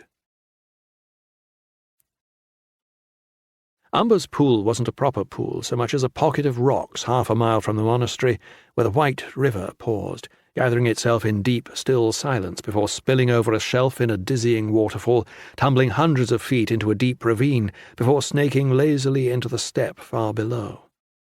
After a childhood spent bathing in copper tubs, filled with steaming water by the palace servants, Caden had been shocked to realize that any washing at Ashclan would take place outside, in Umbers. Over the years, however, he had grown accustomed to it. The water was viciously cold even in summer. Anyone stoic enough to brave it in the winter had to hack a hole in the ice with a rusty, long-handled axe that was left between the rocks for just that purpose. Still, after a long day lugging tile beneath the glare of the mountain sun, the water would feel good. He had lingered before entering the pool. It was nice to have a few moments to himself, away from Tan's discipline, away from Peter's questions and Akil's goading. He stooped to scoop up a clear handful of water, then straightened, allowing the icy drink to trickle down the back of his throat, while he peered down the vertiginous trail that descended to the foothills and steppe below. He had last walked that trail 8 years ago, craning his skinny neck for a glimpse of his new home, a home that seemed to be perched in mountains so high that their peaks etched the clouds. He had been frightened of this cold stone place, and frightened to show his fear. "Why?" he had pleaded with his father before leaving Anur. "Why can't you teach me about ruling the Empire?" Sanlitoon's stern face softened as he replied, "Some day I will, Caden. I will teach you as my father taught me, to tell justice from cruelty, boldness from folly, friends from fawning sycophants. When you return, I will teach you to make the hard decisions through which a boy becomes a man. But there are other lessons you must learn first, lessons of the greatest importance, and these I cannot teach you. These you must learn from the Shin." "But why?" Caden had begged. "They don't rule an empire. They don't even rule a kingdom. They rule nothing." His father smiled cryptically, as though the boy had made some kind of clever joke. Then the smile was gone, and he was taking his son's wrist in the strong handshake men call the soldier's clasp. Caden did his best to return the gesture, although his fingers were too small to gain any real purchase around his father's muscled forearm. 10 years, the man said, exchanging the face of a parent for that of the Emperor. It is not long in the life of a man.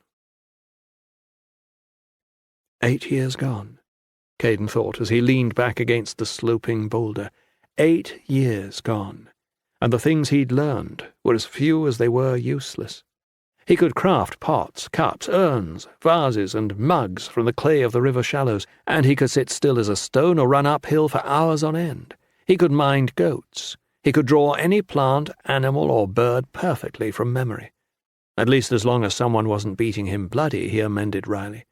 Although he had grown fond of Ashkelon, he couldn't stay there forever, and his accomplishments seemed a sad showing for 8 years, nothing that would help him to run an empire.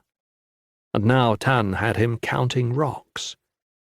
I hope Valin's making better use of his time, he thought. I'll bet he's passing his tests at the very least. The thought of tests conjured up the pain in his back, where the willow switch had broken open his flesh. Better to wash them out now, he thought, eyeing the cold water. Won't do any good to let them fester. He pulled his robe over his head, wincing as the rough fabric scraped over the bloody gashes and tossed it in a rough heap. The pool wasn't deep or wide enough to accommodate a dive, but at the upstream end one could step off a narrow ledge and drop into the chest all at once. It was easier that way, like ripping off a scab.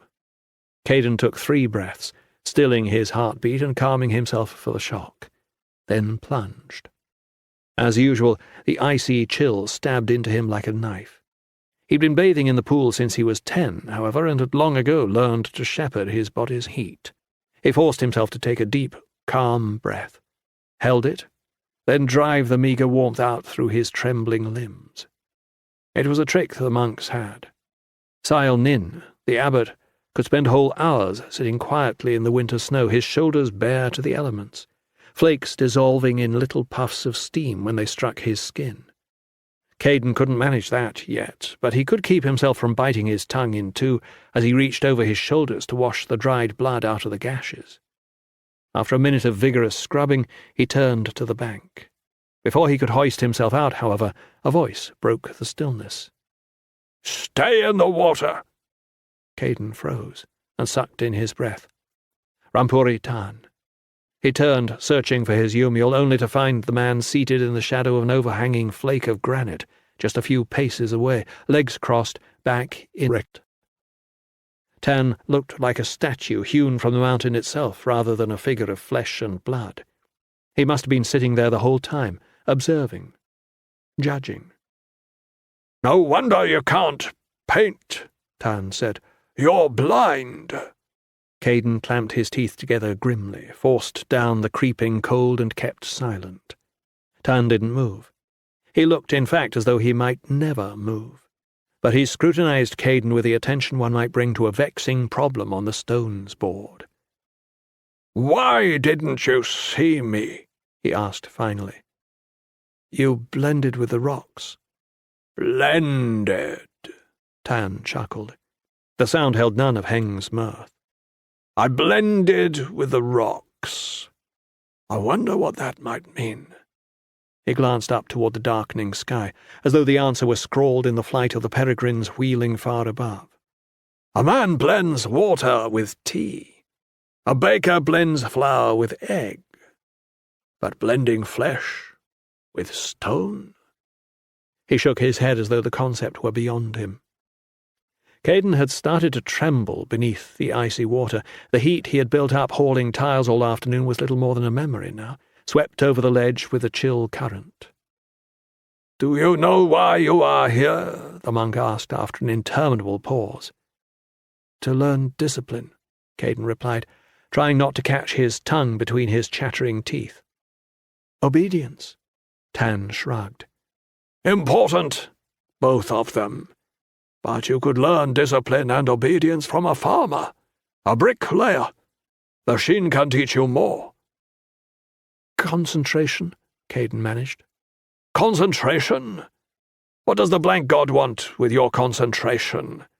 Why does it matter to him if an acolyte in a dim stone building is able to recall the shape of a leaf?" Tan spread his hands as though waiting for Caden's response, then continued. "Your concentration is an affront to your god. Your presence, yourself, is an affront to your god. But the training is a tool. A hammer is not a house.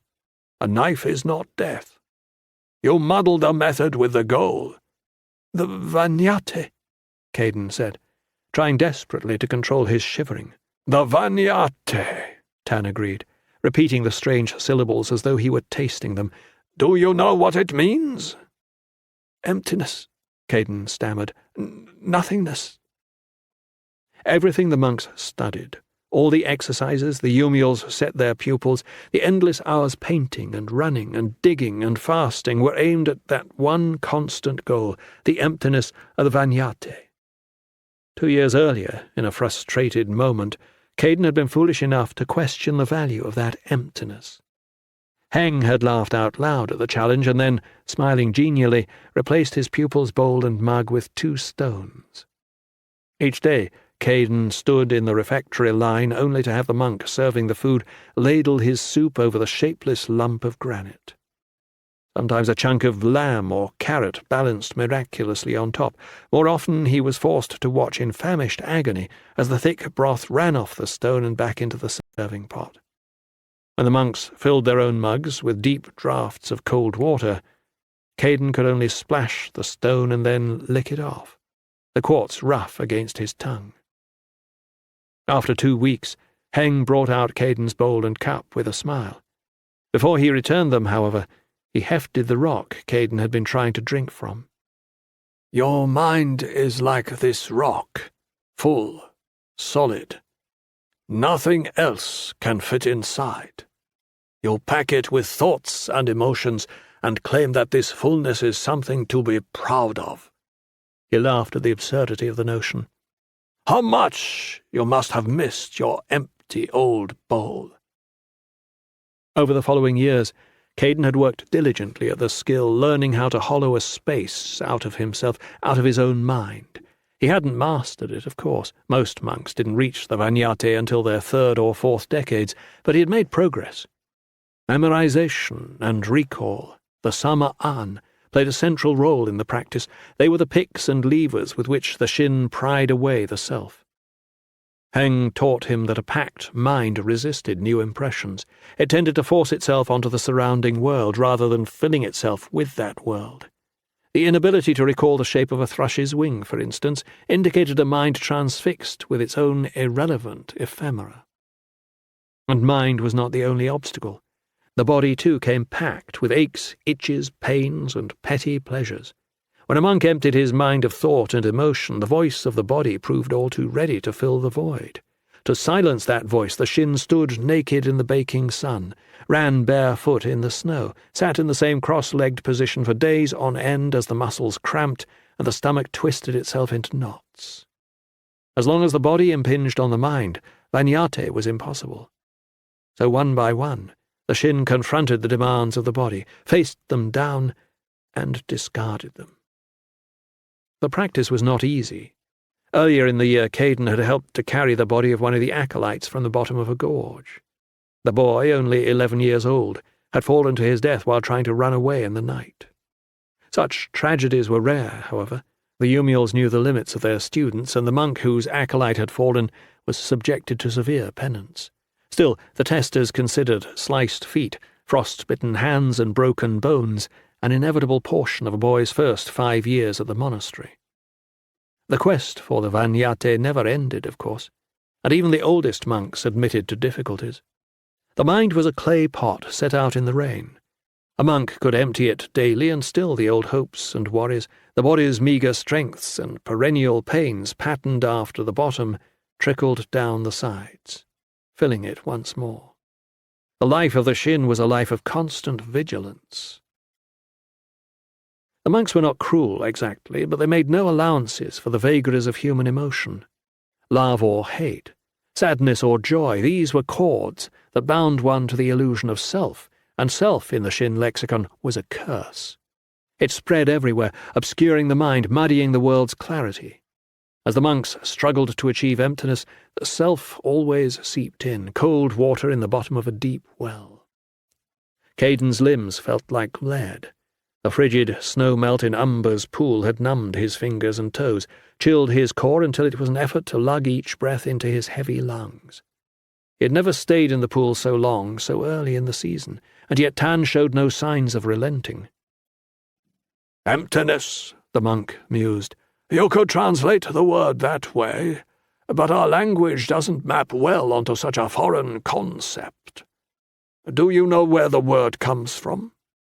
Caden shook his head helplessly. At the moment there was nothing he could have cared about less than the etymology of some strange Shin obsession. 2 winters prior, one of the younger monks, Falun Jorgen, had died of cold when he broke his leg running the circuit of ravens, and water chilled a body far more quickly than air. The Xestrim, Tan replied at last. It is a Xestrim word. At any other point Caden would have pricked up his ears and paid attention. The Xestrim were nursery stories, a vicious, vanished race who had walked the world when it was young, who had ruled that world before the arrival of humans and then fought ruthlessly to exterminate those same humans. Caden had never heard them mentioned in conjunction with the Vanyate. Why the Shin would want to master some skill of a long-dead evil race he had no idea, and with the heat inside of him leaking away he couldn't bring himself to care. The Xestrim were millennia gone, if they had ever lived at all, and if Tan didn't let him out of the water, he was going to follow them shortly. For the Xestrim, the older monk continued, the Vanyate was not an arcane skill to be mastered. They lived in the Vanyate. Emotion was as alien to their minds as emptiness is to ours. Why do you want me to learn it? Caden managed weakly. Breathing was difficult and speaking felt nearly impossible.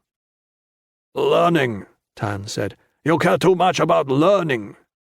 Studies, progress, growth. He spat the words. Self. Maybe if you stopped thinking about your learning, you might notice the world around you. You would have noticed me sitting in the shadows. Caden kept silent. He wasn't sure he could have spoken anyway, not without biting off the end of his tongue. He's made his point, he thought to himself, and now I can get out of this shale-spawned water. He wasn't at all sure his arms would be able to hoist him from the pool, but surely Tan would help to drag him out. The older monk, however, made no move to rise. Are you cold? He asked, as though the thought had just struck him. Caden nodded vigorously. Tan watched with a detached curiosity a monk might reserve for the study of a wounded animal. What feels cold? Legs, Caden managed. Arms. Tan frowned. But are you cold? There was some change in the inflection, but Caden couldn't make sense of it. The world seemed to be getting darker. Had the sun set so quickly? He tried to remember how late it was when he'd started down to the pool, but he couldn't think of anything beyond the heavy stillness of his limbs. He forced himself to take a breath. There was a question. Tan had asked him a question. Are you cold? The monk said again. Caden stared at him helplessly. He couldn't feel his feet any more, couldn't feel much of anything. The cold was gone, somehow. The cold was gone, and he had stopped shivering. The water felt like nothing, like air, like space. Maybe if he just closed his eyes for a moment. Are you cold? Tan said again. Caden shook his head wearily. The cold had gone. He let his eyes slip shut. Nothingness surrounded him in a gentle embrace. Then someone was behind him, dragging him by the armpits out of the water. He wanted to protest that he was too tired to move, that he just wanted to go to sleep, but the person kept tugging until he was sprawled out on the ground. Strong hands bundled him in what must have been a robe or blanket. His skin was too numb to feel the texture. A blow struck his face, jarring him from his stupor. He opened his eyes to protest, and Tan slapped him again across the cheek. Hard. Hurts, Caden mumbled blearily. Tan paused. What hurts? Cheek. Do you hurt? Caden tried to focus on the question, but it made no sense. The world was fog. The pain was a red line scribbled on nothingness. Cheek. And you? Tan pressed. Caden opened his mouth, but for a long time words eluded him. I don't... he managed at last. What did the monk want? There was pain, and there was darkness. That was all. I'm not, he began, then let the words go. His Yumiel paused, dark eyes bright and intense. "Good," he said finally. "That's a start."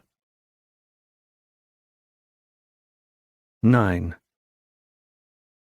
The shrine to Hal, the Lord of the Darkness, patron god of all those who moved in the shadows, wasn't a shrine at all, but a massive, tenebral oak, gnarled black limbs stretching over a full quarter-acre like arthritic fingers scratching at the sky.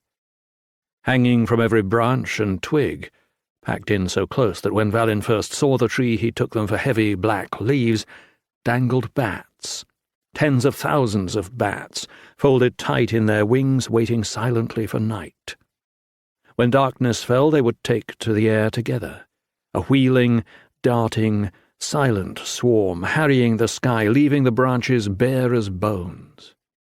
Even in summer, the tenebral had no leaves. The bats were its leaves. When they returned to roost just before dawn, the blood dripping from their fangs would soak the heavy earth around the roots, feeding the tree. Unlike its brethren, the tenebral had no need of the sun. Valin had seen other tenebrals in the course of his training. They were rare, but grew scattered all over the continent of Eridroa. This tree, however, perching on a low hillside overlooking the airy compound, was by far the largest he had ever come across. Down below, among the storage barns, bunkhouses, and training arenas, the Ketrel had erected small shrines to several of the young gods: Heket, god of courage; Meshkent, lord of pain; even a tiny stone sanctuary dedicated to Kavarar, in the hope that the mistress of fear might leave her worshippers untouched. It was here, however, at the foot of the ancient tenebral, that the Ketrel worshipped most devoutly.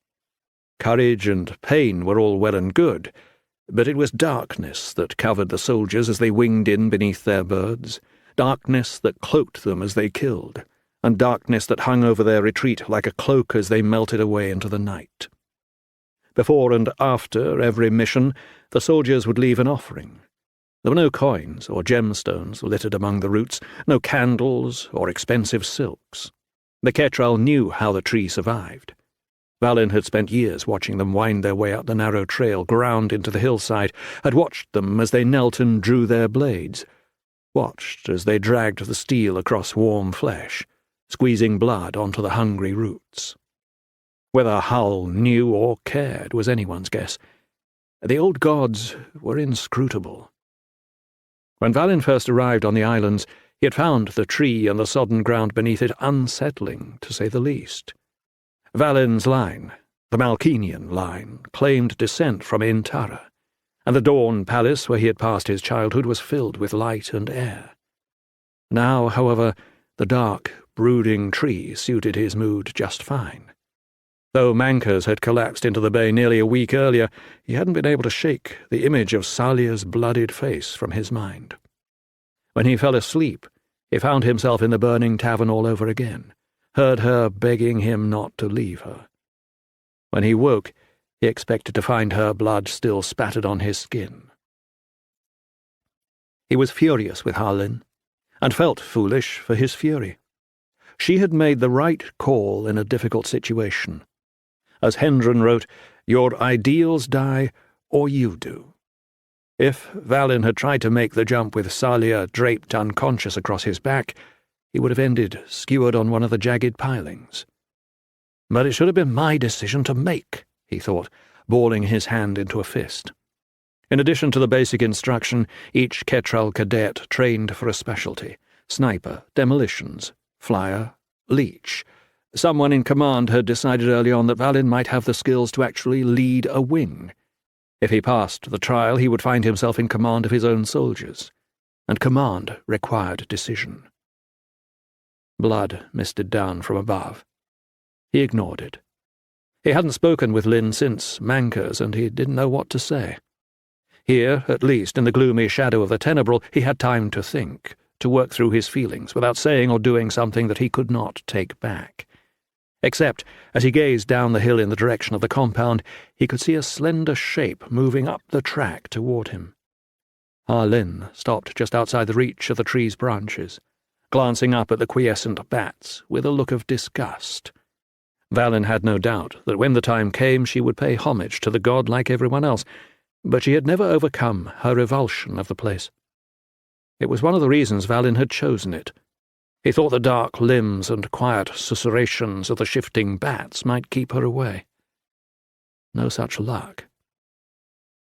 Lynn's lips were pursed, and her eyes, normally so open and warm, were hooded as she looked at him. She must have come directly from a training rotation.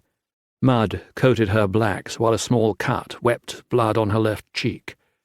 Somehow, even battered and dirty, she managed to look poised, beautiful even. Which is part of the shale-spawned problem, Valin thought sourly to himself. He wouldn't have had nearly so much trouble thinking what to say to Leith, or Ghent, or even to Lal. "How long are you going to sulk?" Lynn asked finally, raising an eyebrow. Valin gritted his teeth. "It was wrong to kill her." "Valin," Lynn said, "right and wrong are luxuries. They are necessities. Maybe for other people, not for us." "Especially for us," Valin insisted. "If we don't have some sense of right and wrong, we're no better than skull-sworn, killing for the sake of killing, murdering to please an Anshale." "We're not skull-sworn," Lynn replied. "But we're not knights of Heket, either. We don't ride around on white steeds, waving idiotically heavy swords and delivering noble challenges to our foes. Or maybe you hadn't noticed. We're Ketrel, Valin. We kill people. If we have our way, we poison them, or we stab them in the back. Maybe we shoot them when they aren't looking, and if at all possible, we do it at night. It might not be noble, but it's necessary. It's what we trained for." "Not serving girls," he said stubbornly. "Not civilians." "Yes, serving girls. Yes, civilians, if we have to. If they get in the way of the mission." "There was no Kent-kissing mission. We were trying to get people out of that place alive." "Maybe that's what you were doing, but I was trying to keep you alive," she spat back, her eyes bright and angry. "The girl was dead weight. She was killing you. I did what I had to do." "There might have been another way." He'd been over it 100 times already.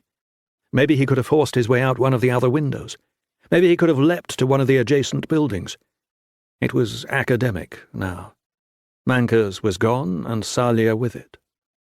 "Of course there might have been another way. And you might have been killed. It's all about odds, Valin. You know that as well as I do." Lynn sighed deeply and slumped, as though the anger had gone out of her in a rush, leaving her weak and unsteady. "I always thought it would happen in battle," she said after a long pause. "In a fight, at least."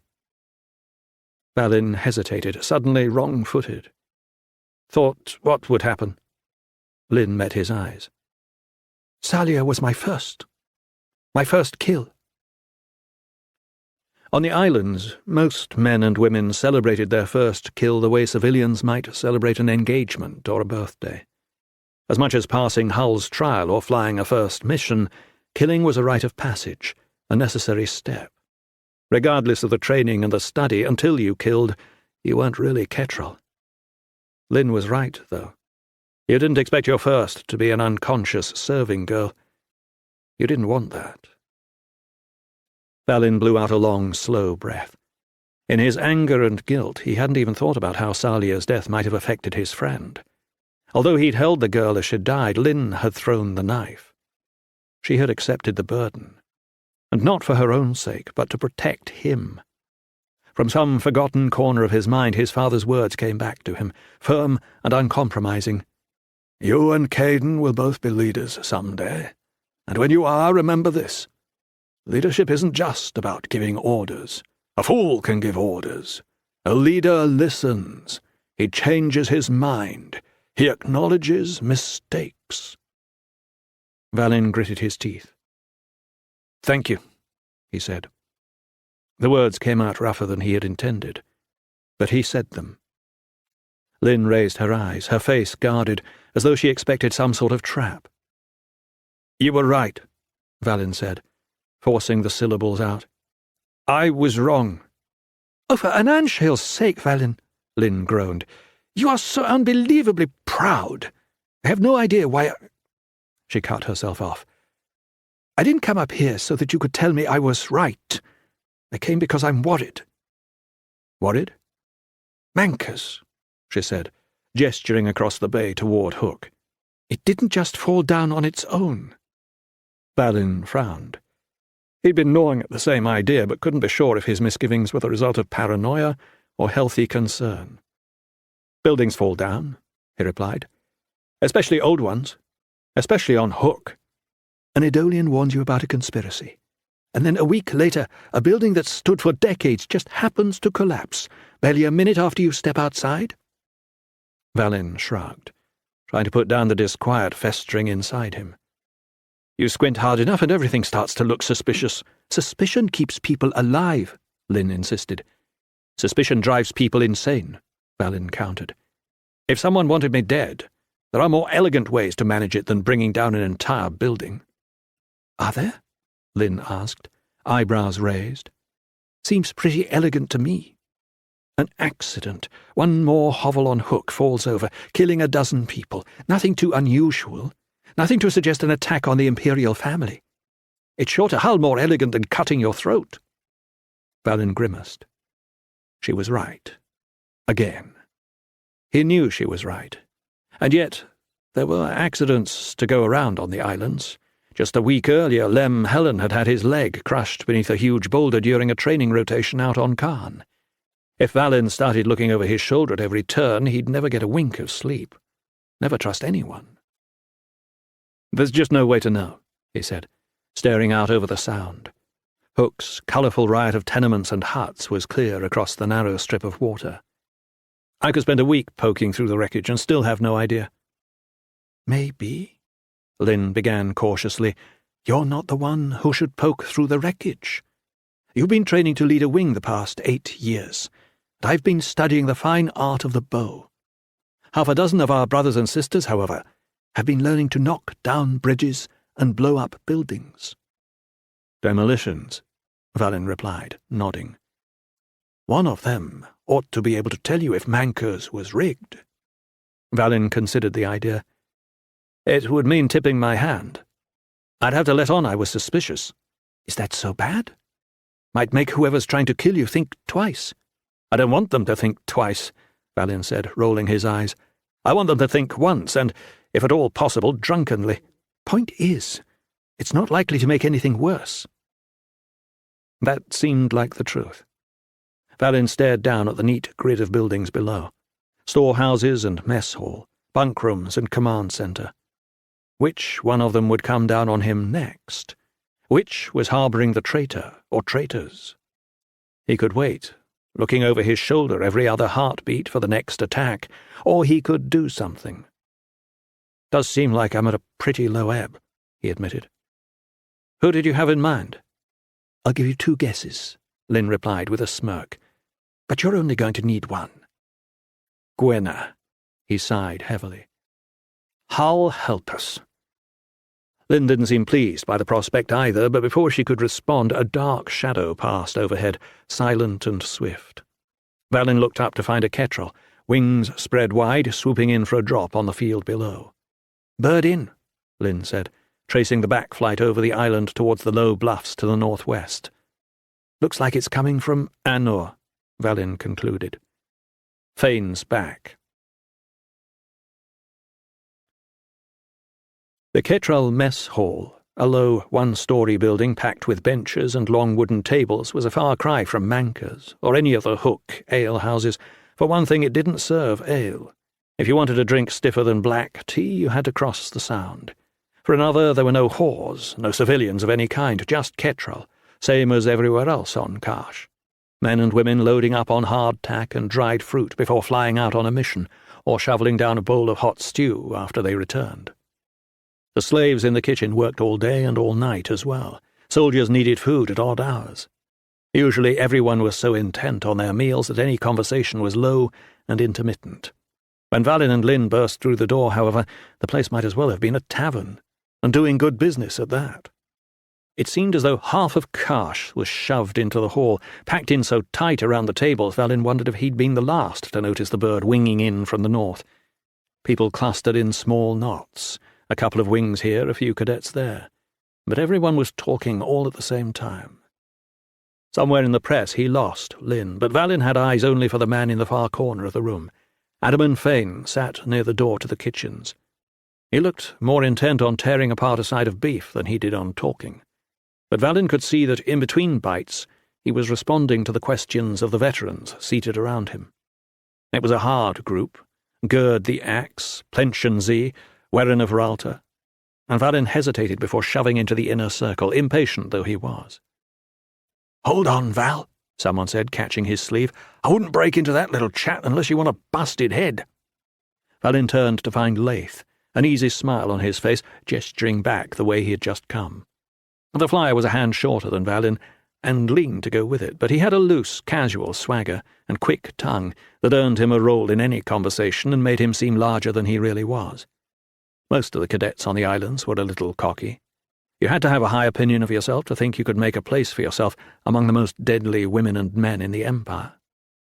Leith, despite the fact that he was a cadet, just like Valin, took self-confidence to a new level. He pushed his bird faster than some of the veteran flyers, executed manoeuvres that made Valin's stomach twist just watching from the ground, and never failed to brag about it all when he was finished. He infuriated half the trainers, and amused the other half who insisted he'd be dead before he even reached the trial. For all his bravado, however, he was cheerful and easy-going, more than could be said for some of the other cadets, and he and Valin were on pleasant terms. "Come on," he said, catching Valin around the shoulders to steer him away from the press. "We've got a table over in the corner." "Fane's got news of my father, and you've got a strong grip on the obvious," Leith replied, "along with 8 dozen other people here. The man's been flying all night and the better part of a day. He's not going to want to talk to you." "I don't care what he wants," Valin began, but then he saw Lynn gesturing from across the room. She was at the table Leith had indicated, along with a few other cadets. "Come on," Leith said again, not unkindly. "We've been here over an hour. We'll fill you in." The 5 of them crunched into the low benches, Leith and Harlin, Ghent, Talal, and a quiet youth named Ferron, whom no one thought would pass the trial. The unexpected arrival of Fane had scrubbed the weariness from Valin's mind, and he shouldered in among the group impatiently. "So?" he asked, scanning the faces for some clue. "Clergy," Ghent replied abruptly. "Some Kent-kissing priests scraping for a little more power." "Ewinian the Fourth," Leith added, making room for Valin on the bench. "I doubt that any future priests, if there are any future priests, will be too eager to style themselves Ewinian the Fifth." "Priest of what?" Valin asked, shaking his head in disbelief. Killed in battle, he could have believed, or slain at the hand of a foreign assassin. But for Sanlitun to be murdered by some pasty prelate? "In Tara," Leith replied. Valin nodded dumbly. Not even one of the Skull-sworn. "How?" "The old-fashioned way," Ghent said, then miming the action. "Quick knife to the back." "Ghent," Talal interjected quietly, nodding over at Valin. "What?" Ghent demanded. Then the realization set in. "Oh, I'm sorry, Val. As usual, I'm about as graceful as a bull's swollen cock." "Considerably less so," Leith said, clapping a hand on Valin's shoulder in sympathy. "The point is, looks like the whole thing was pretty simple. Overweening pride, greed for power, the usual horrible day-to-day bullshit." Valin exchanged a quick glance with Lynn. One disgruntled priest with a knife didn't sound much like a grand conspiracy. But then, the Church of Intara was one of the largest in the Empire. If Ewinian was part of a larger plot, who knew where it might lead? "How'd he get close enough?" Valin asked. "My father had 6 Idolians around him any time he was outside his personal chambers." "Sounds like he picked the wrong 6, Leith replied, spreading his hands. "Mistakes do happen," Lynn added. "We heard something about your father maybe leaving his guard behind." Valin tried to square the suggestion with what he remembered of his childhood, but the idea of his father abandoning his guard made less than no sense. "Command still seems pretty stirred up," Talal said, absently fingering one of the iron bracelets on his arm. "There have been wings coming and going day and night since we learned about the murder. Maybe someone thinks there's more to it." It was just like the leech to be thoughtful, deliberate, reserved in his judgment. Leeches learned early to keep their own secrets close. They learned, or they ended up dangling by the neck from a rope. Talal was no exception, and approached the world more warily than Leith or Ghent. "What more do you need?" Ghent asked with a shrug. "Union will face trial, and then he'll die." "It's like Hendren says," Leith agreed. "Death is a great clarifier."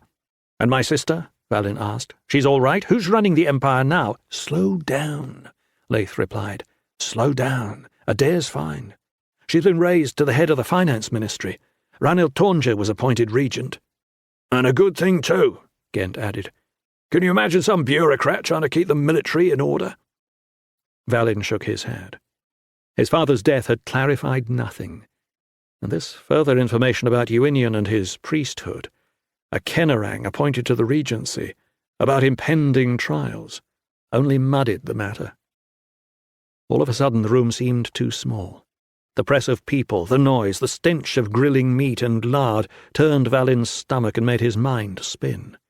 The other cadets were just trying to help, just giving him the information he'd asked for, but there was something about the casual way they discussed his father's death that made him want to hit someone. "Thanks," Valin said, struggling up from his seat. "Thanks for the news. I've only got an hour to crash before second bell. I better make use of it." "You trying to starve yourself?" Ghent demanded, shoving a bowl of clotted curds across the table. "I'm not hungry," he replied, shouldering his way toward the door. He didn't notice until he was outside and halfway to his barracks that Harlin had followed him. He wasn't sure whether he was frustrated or glad. "That must have been tough in there," she said quietly, catching up in a few quick steps and falling in next to him. "I'm sorry." "Not your fault. Not anyone's fault. Death is normal. Isn't that what they've spent the last 8 years teaching us? An Anshale comes for us all." "Death is normal," she agreed. "Murder is not." Valin forced himself to shrug. "Lots of ways to die. Gangrene, old age, a knife in the back. It all lands you in the same place."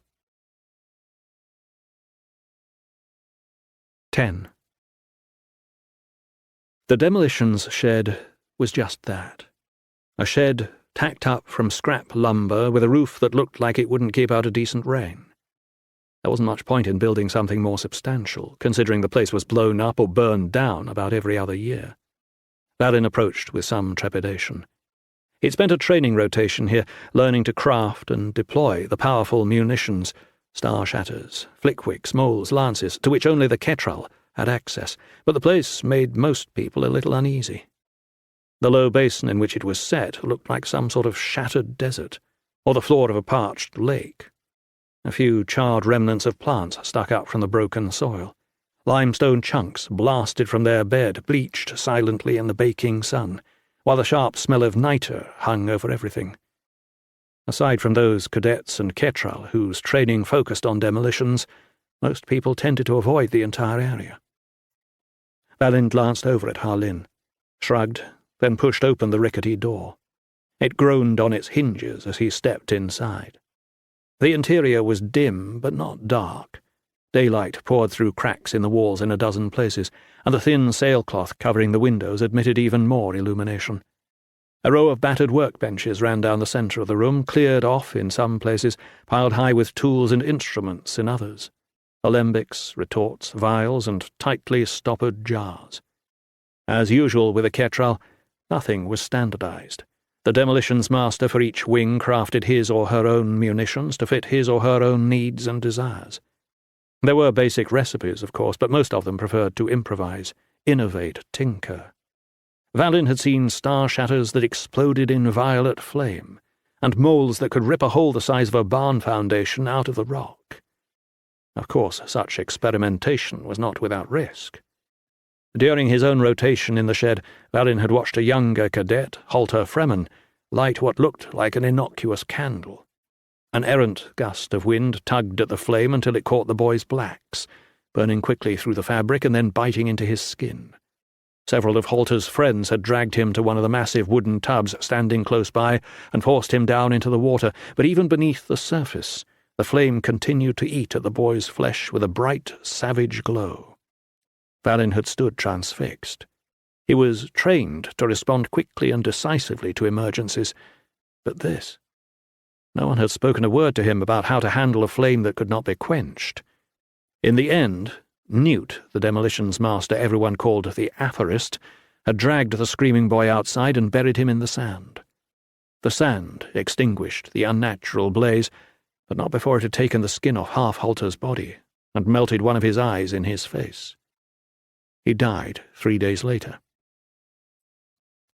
At first Valin thought the shed was empty, but then he noticed Gwenna down at the far end, red hair obscuring her face, leaning over stock still as she inserted something into a long tube with what looked like a pair of very narrow tongs. She didn't greet them or look up.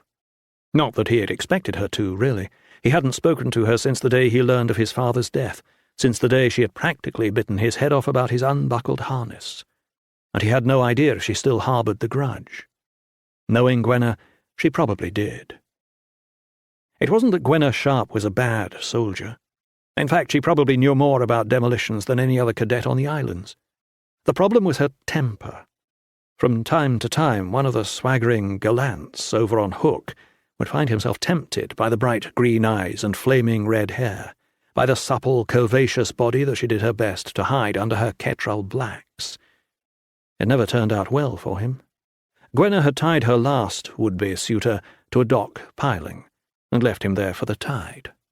When his friends finally found him, he was sobbing like a baby as the waves washed over his face. Even Gwenna's trainers joked that with a temper like that, she didn't need any Kent-kissing munitions. "Sorry to interrupt," Valin began as he reached the end of the table opposite Gwenna. "Then don't," she replied, her eyes fixed on her work as she slid the slender tongs down the inside of the hollow cylinder. He stifled a sharp retort, clasped his hands behind his back, and schooled himself to patience. He wasn't sure Gwenna would agree to help in the first place, and he didn't want to make it any more difficult by irritating her right off the mark.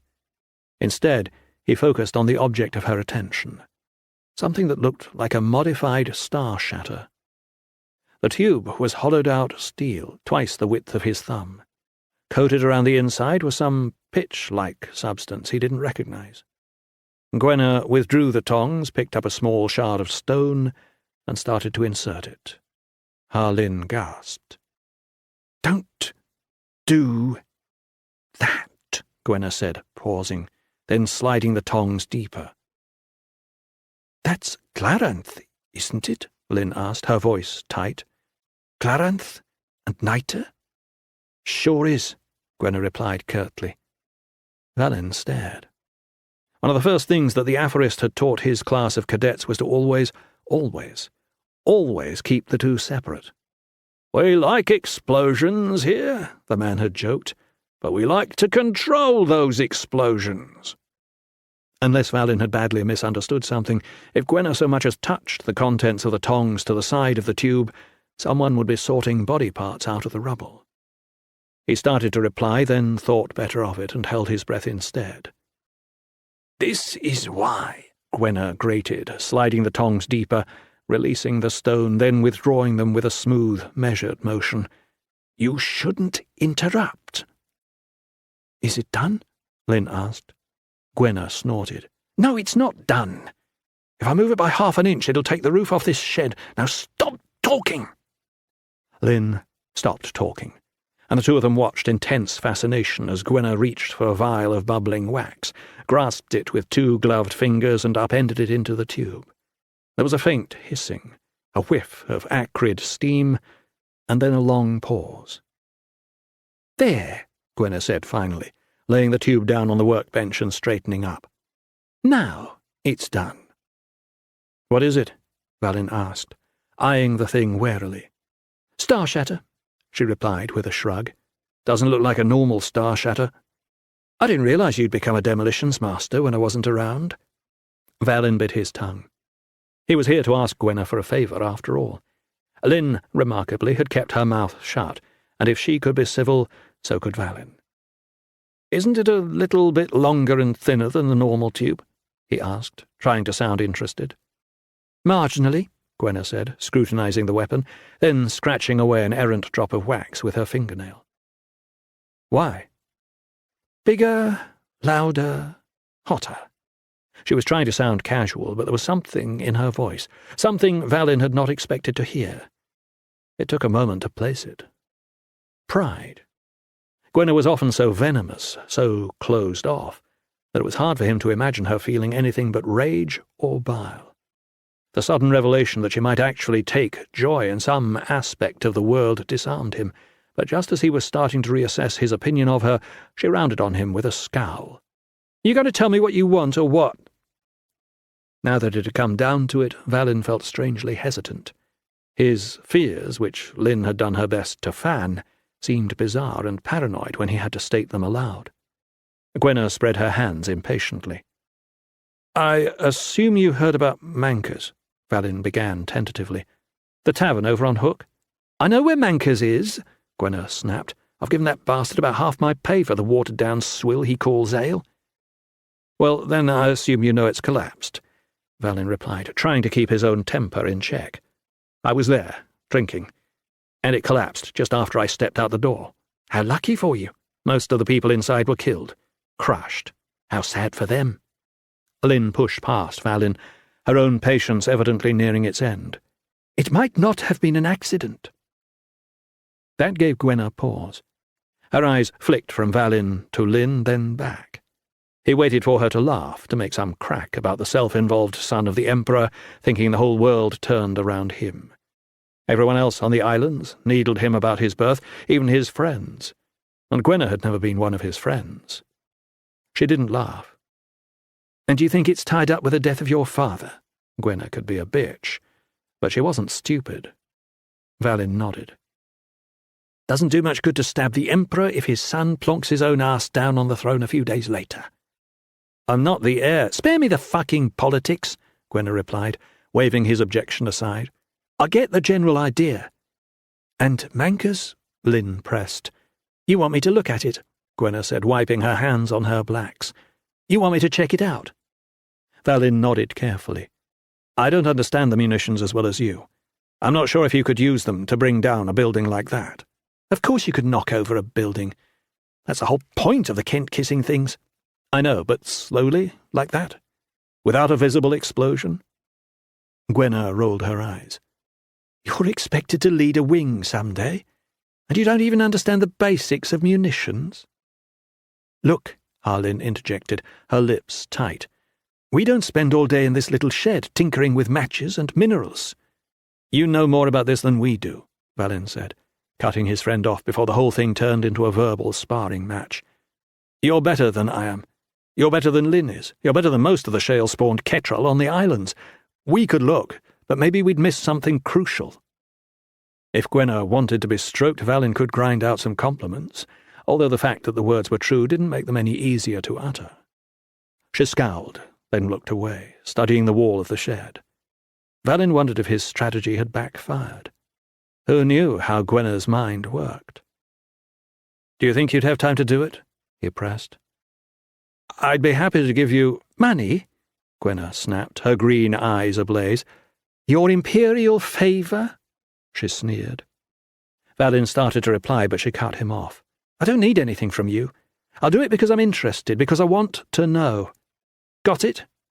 Valin nodded slowly. "Got it." 11. Gwenna spent half the morning diving into the jumbled wreckage of Mankers.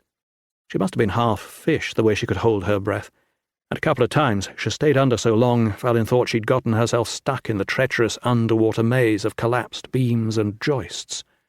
Once he even stripped his tunic to dive in after her, but just as he was approaching the water she broke the surface, 20 paces from where she went down, scowling and shaking the salt water from her hair. A few passers-by, men and women going about whatever dubious activity passed for their business, stopped to watch the scene with sullen curiosity. One old man in a battered sailor's coat went so far as to ask if Valin and Gwenna were checking over the corpses for jewellery, then cackled at his own suggestion, exposing a mouthful of rotting teeth. Valin felt exposed. He'd suggested coming at night, but Gwenna had pointed out acerbically that it was hard enough to see anything in the murk of the bay at high noon. If Mankers had been rigged, and if whoever rigged it just happened to walk by, it would be more than obvious that Valin had his suspicions. Still, there wasn't much to do but grit his teeth while Gwenna worked. It took all morning, and by the time she finally hauled herself out of the water, her lips were blue and she was trembling.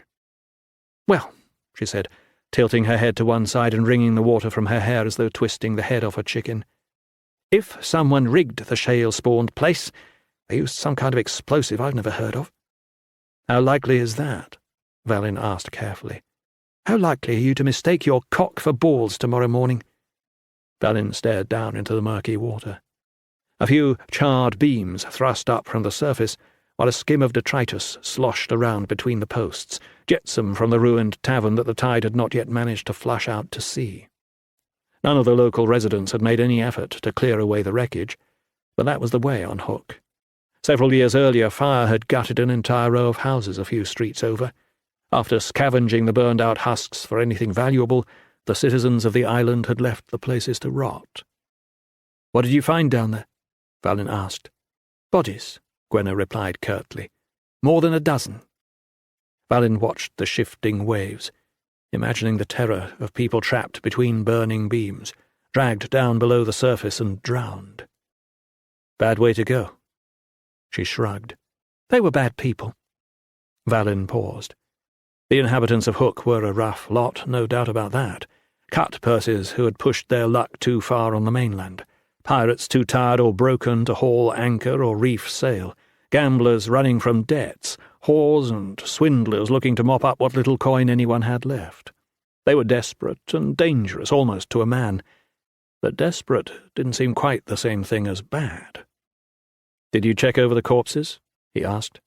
"Just one," Gwenna shrugged. "He owed me money. Wasn't doing him any good." "What about the structure?" he asked, taking a step closer and lowering his voice. The dirt street was empty for the moment, but too many shutters hung loose around them. Too many doors creaked open on their hinges in the sea breeze. "Nothing? You're sure?" She glared at him. "The building was held up by 48 pilings. I checked every single one. No singeing, no impact scars, no explosive remnants. If someone rigged this building, I want to find the bastard and beat his secrets out of him." Valin wasn't sure whether to be relieved or not. On the one hand, the fact that the alehouse had collapsed under its own decrepit weight meant that no one had tried to kill him. At least, not yet. On the other, there had been something strangely comforting about believing an attack had already taken place. He'd been trained to deal with real threats and concrete dangers. Bringing a roof down on someone's head was about as real as it got. He could handle munitions and rigged demolitions almost as well as blades or bare-fisted fighting. Nebulous schemes, however, inchoate plots and faceless assassins. It was impossible to come to grips with those. Given the choice, he would have fought his assailants straight out, toe to toe, blade to blade, but he wasn't given the Kent-kissing choice. There wasn't much to do but grit his teeth and watch his back as he tried to focus on his training once more. While he'd been lamenting his father and chasing phantoms, Hull's trial had drawn steadily closer, and as the bleak list of names engraved on the stone of the fallen outside the barracks reminded him, a cadet could die on the islands easily enough without the need of a shadowy conspiracy. He resumed his long, pre-dawn swims, redoubled his evening runs around the coast, and returned to his study of tactics and strategy with a vengeance. The bright days of early spring gave way to heavy rains that soaked his blacks the moment he stepped out the door. After 8 years of training, time felt suddenly, precariously short. There were maps to learn, languages to practice, diagrams of fleets and fortresses to pore over, and, of course, there was always fighting to be had. Karsh had a number of training rings where cadets and veterans alike could work up a good sweat, running through forms or hammering each other into the dust with blunted blades.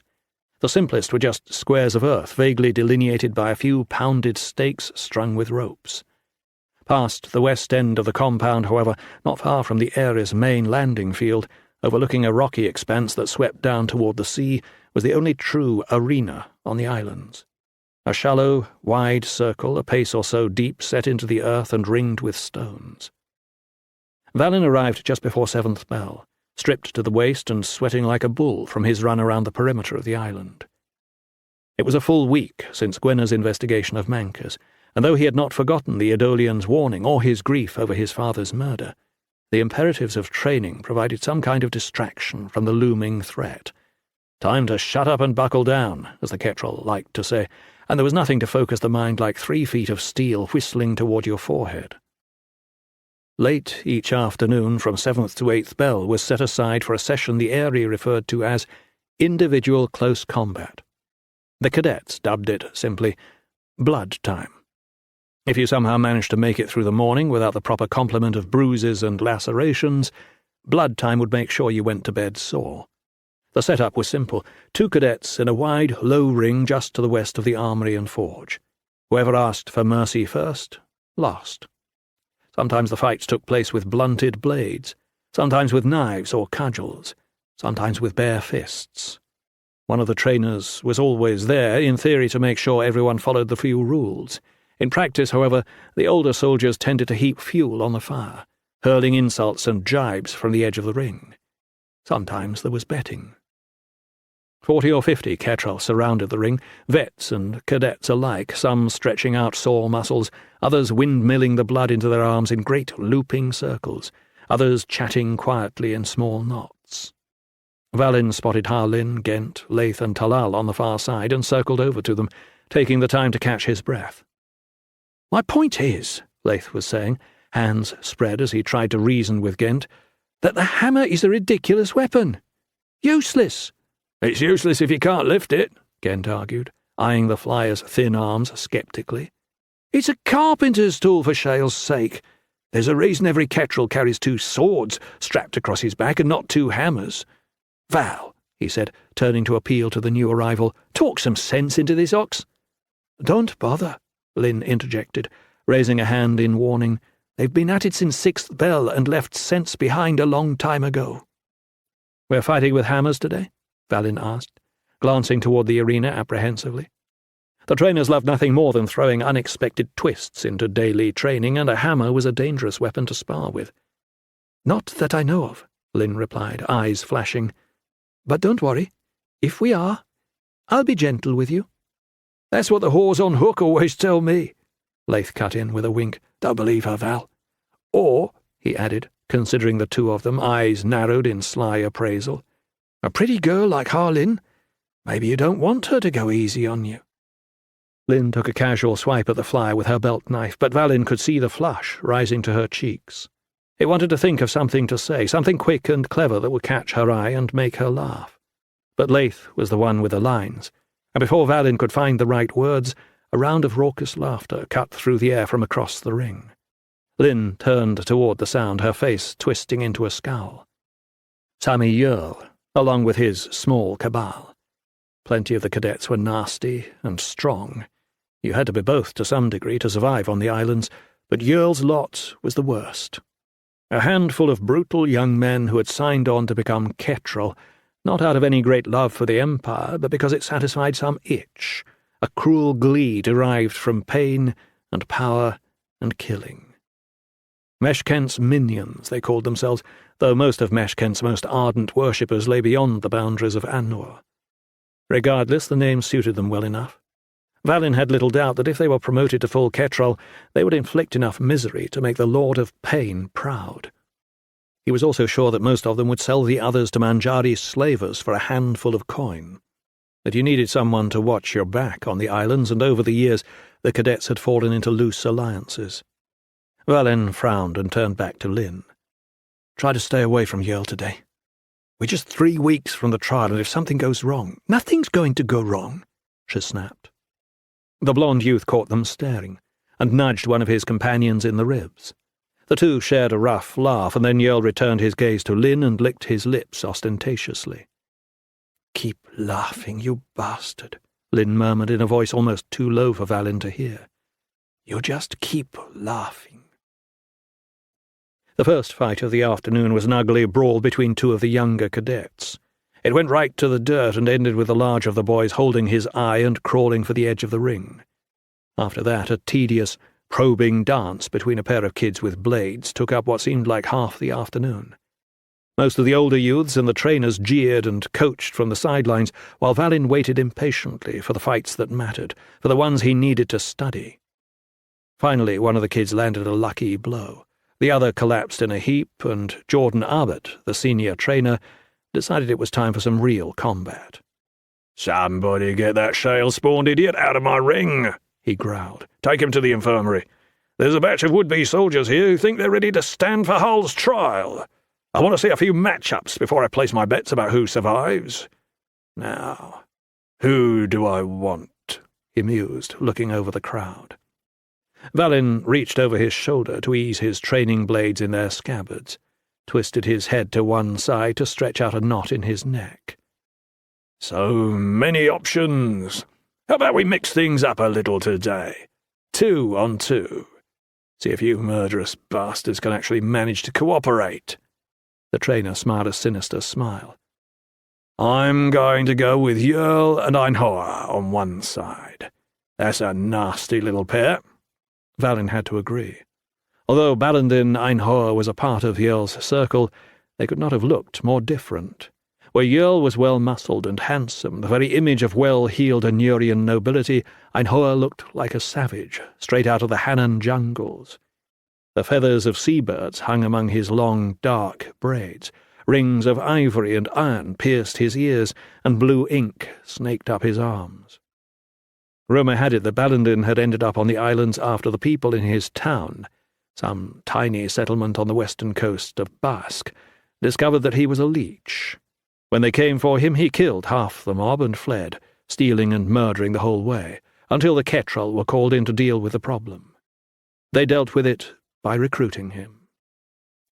Anywhere else in the Anurian Empire, a leech would have been strung up, stabbed, or strangled on sight.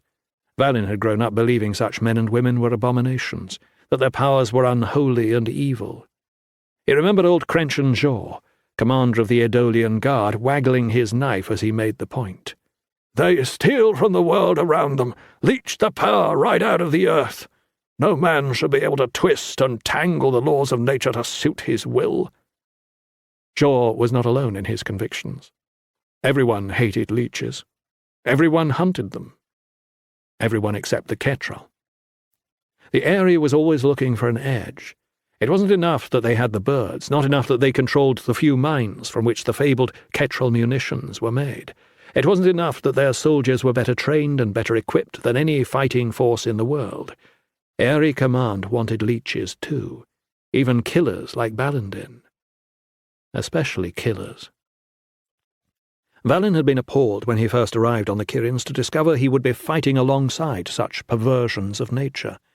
It had taken months to overcome the most basic revulsion and years to grow comfortable around the strange breed of men and women. As it turned out, reports of both their power and their evil were greatly overblown. They didn't mutter incantations, for one thing, or drink the blood of infants.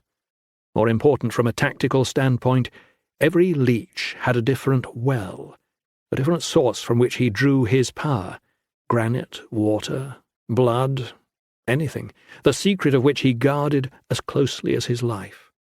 Without the presence of his well, he was no more powerful than the next man, a fact that could even the scales considerably. The problem was, if you didn't know a leech's well, you didn't know when you had to be careful.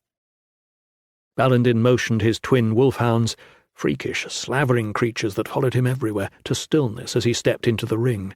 They sat like sentinels just outside the stones, jaws gaping, panting audibly in the afternoon heat.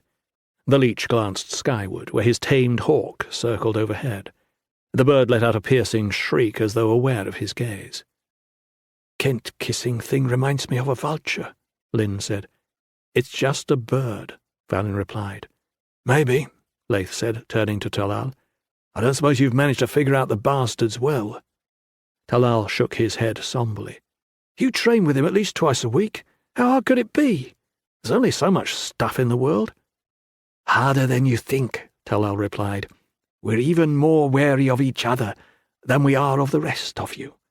Everyone has their disguises," he said, gesturing to the bracelets encircling his own dark wrists. "You're telling me your well's not copper or gold?" the flyer asked. "I'm not telling you anything, But look at Balindin. The feathers, the rings, the ink, and that's just what he has on him. It could be something all around us. Moisture, or salt, stone, or sand. It could be those Kent-kissing beasts, Balin added, eyeing the wolfhounds warily. He brings them with him everywhere.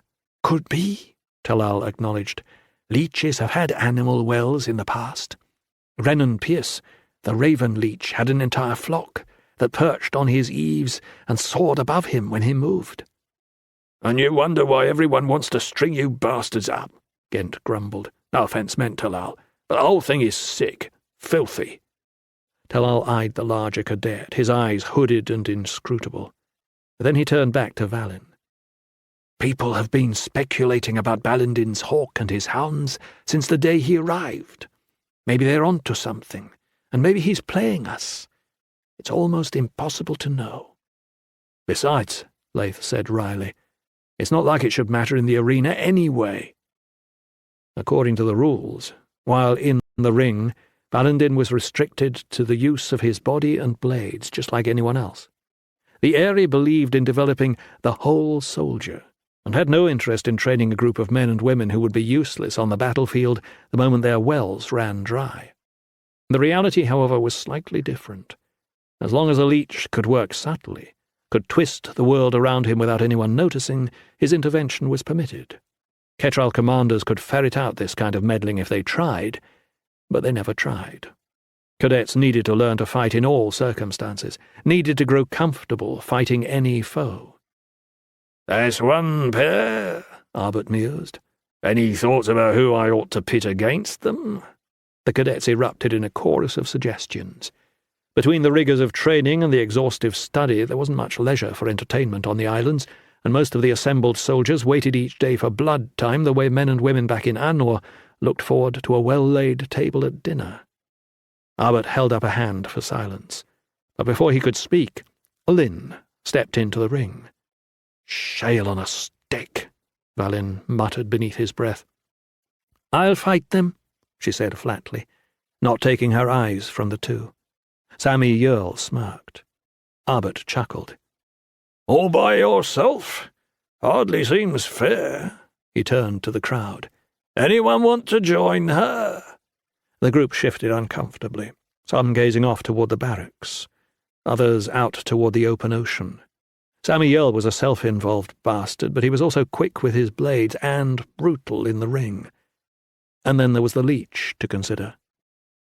"Unnatural," Gent grumbled, eyeing Balindin warily. The huge cadet wasn't afraid of much, but he held a fear of leeches matched only by his loathing of them. "I'd step up," Leith said, grinning at Valin, "but I don't want to deprive you of an opportunity for gallantry." Valin sighed. It looked as though his return to the ring was going to be a little more exciting than he'd expected. He couldn't leave Lynn on her own, and he'd been aching to put a fist in Sammy Yearl's face since the scene over in Mankers.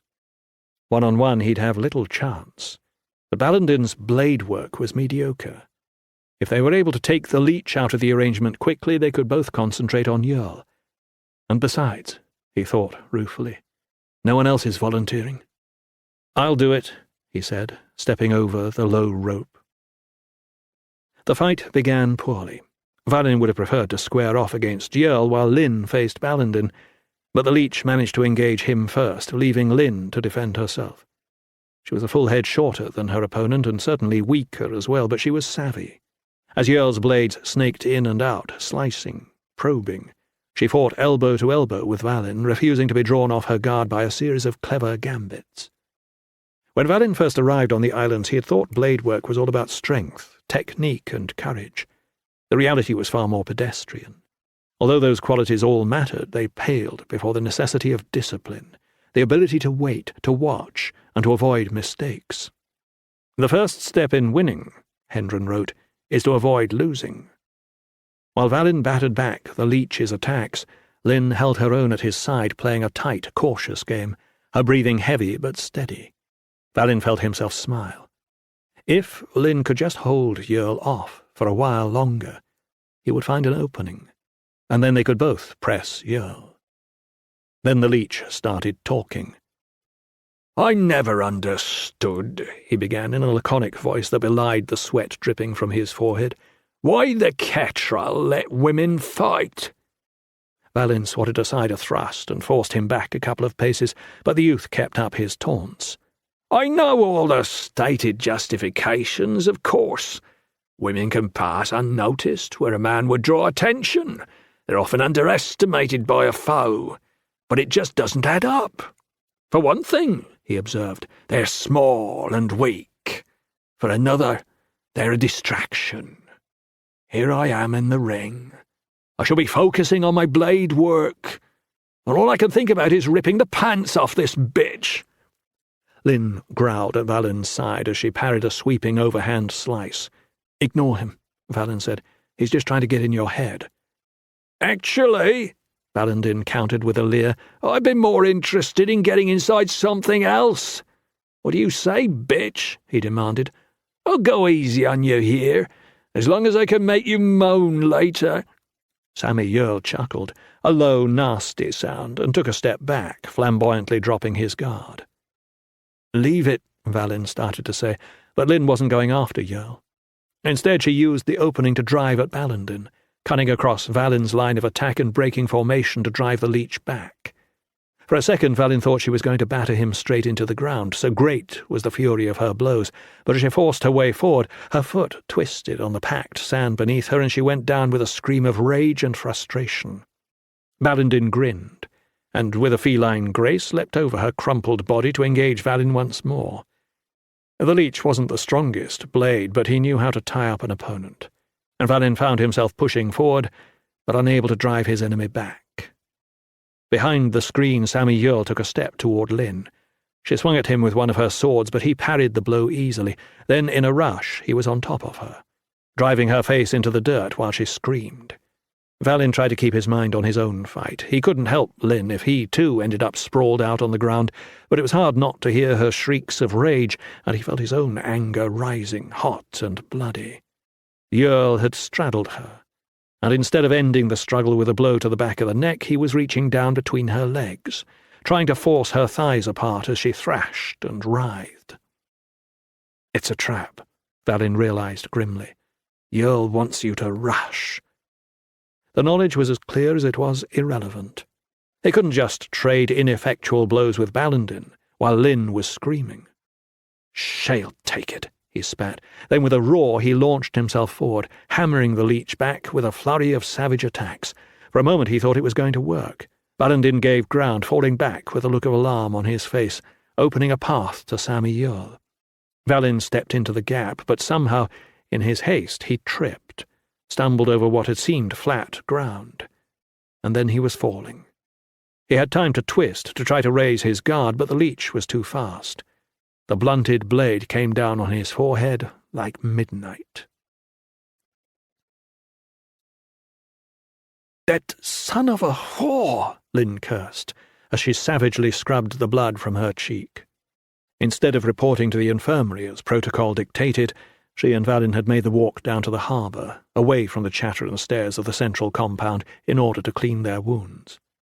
"That shale-spawned, Kent-kissing bastard!" "It was Ballandin," Valin said, probing the gash on his forehead. It would leave a scar, but then he had plenty of those already. "I know it was Ballandin," Lynn snapped. "When I went for him, my ankle twisted as though I'd stepped in mud. Mud! We haven't had rain in days." Valin nodded. "Same for me. Something tangled my feet. I went down before I even realized what was happening." "Kent's right," Lynn muttered. "Somebody ought to string them up. Every Kent-kissing leech on the 2 continents. Valin eyed her carefully. "Even Talal?" "Shale can have Talal," she spat back. "Oh, he's nice enough," she rushed on before he could interrupt. "But how can you trust him? How can you trust any of them? I don't care if the Eyrie wants another edge." Valin wasn't quite sure he agreed with her, but after the afternoon's ordeal he wasn't about to argue further. "The bitch of it is," Lynn went on, "to anyone watching that fight, it looked like they actually won." "They did win," Valin observed. "They cheated." "It doesn't matter. We're the ones who ended up face down in the dirt. I want to smash out a few of Yerl's teeth as badly as you do. But we've got to look at the thing straight on.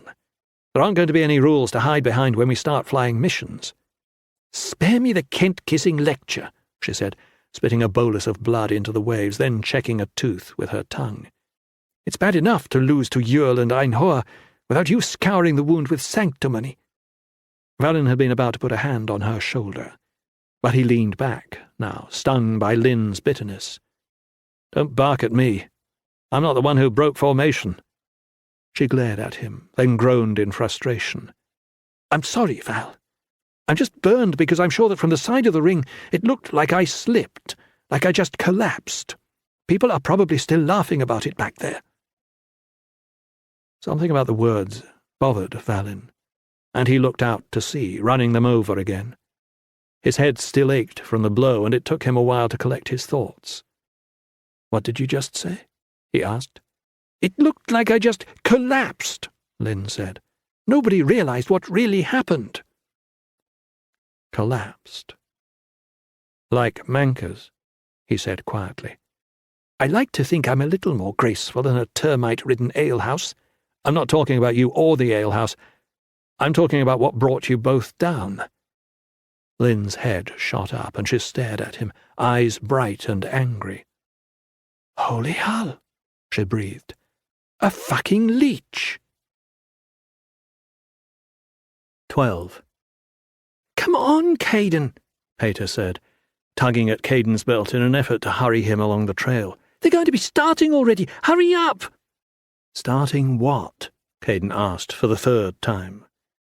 Sometimes it seemed like the boy was all bright blue eyes and bony elbows. Normally Pater's enthusiasm made Caden smile, but today he was hot and frustrated, and in no mood for the small child tugging and pawing at his robe. He had spent half the morning taking apart a small stone hut, and his shin composure was beginning to fray. Under the best of circumstances, the work would be laborious and time-consuming. The rough blocks of granite had a way of shredding his palms and pinching his fingers until they turned black and blue. And these were not the best of circumstances. After all, he had just finished building the shale-spawned thing only a day earlier. It was all part of Tan's instruction, of course.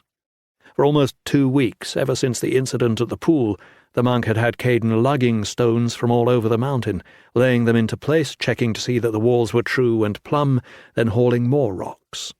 Tan never told him what the building was for, but Caden had assumed it was for something. No sooner had he finished it, however, straightening from the placement of the final piece, than Tan nodded impassively. "Good," the monk had said. "Now take it down." He turned away as if to depart, then looked back over his shoulder. "And I don't want to see a pile of rubble here. Each of these stones is to go back exactly where you found it." Caden had just about reconciled himself to spending the next week and a half lugging the stones back up the steep paths and replacing them in their earthen divots, when Pater arrived, breathing hard and waving him away from the work with a small hand. Tan had sent him, evidently, something about a meeting in the refectory, a meeting of all the monks. The abbot rarely called such an assembly, and Caden felt his curiosity quicken. "Why does Nin want the meeting?" he asked patiently. Pater rolled his eyes. "I don't know. They don't tell me anything. Something about that goat you found." Caden's stomach twisted uncomfortably. It was almost a month since he'd come across the mangled carcass, and he'd done his best to put it out of his mind. After notifying Nin and the others, there wasn't much else to do, and Tan had kept him busy. Sometimes, however, as he was lugging a rock down from high in the mountain passes, he would feel the skin on his neck prickle and look back. There was never anything to be seen. Now, however, if Nin was calling a meeting— "Has something happened?" he asked. Pater just pulled harder. "I don't know. Come on." Clearly he wasn't going to get anything else out of the small boy, and so Caden slowed his breathing and stilled his impatience. It wasn't far back to the main buildings of the monastery. On a normal morning, the rough square would be quietly busy with monks going about their labours, novices hauling water in heavy iron pots for the afternoon meal, acolytes hurrying on errands for their umials, older monks strolling the paths or seated beneath the junipers, shaved heads bent beneath their cowls as they followed their own private devotions to the blank god. On a normal morning, the low drone of chanting from the meditation hall would hang on the breeze, a bass rumble beneath the percussive striking of an axe against block, as acolytes split wood for the fires. While the monastery was rarely lively, it always felt alive. Today, however, Ashkelon lay empty and silent beneath the harsh glare of the spring sun. The inside of the refectory was another matter. Nearly 200 bodies were crammed into the space, the oldest and most respected monks seated on benches near the front of the hall, novices standing on tiptoe in the back. The scent of wool, smoke, and sweat hung heavy in the air. Shin discipline obviated any real commotion. Monks who had trained to sit silent and cross-legged in the snow for hours weren't likely to get rowdy, but the group was as animated as Caden could remember. Dozens of quiet conversations buzzed at the same time, and everyone seemed curious and alert. He and Pater squeezed in at the rear of the hall and nudged the wooden doors shut behind them. Akil stood a few paces away, and Caden caught his friend's eye as he sidled through the crowd with Pater in tow. "How's that palace you're building coming along?" Akil asked. "Glorious," Caden replied. "I might move my capital here when I finally ascend the throne. And give up that glitzy tower back in Anor that your family is so fond of." "Nothing wrong with a little honest stonework," Caden replied, then gestured toward the front of the hall. "What's going on?" Akil shrugged. "Not sure. Altaf found something." "Something? Spare me a lecture on the importance of specificity. No one tells me anything.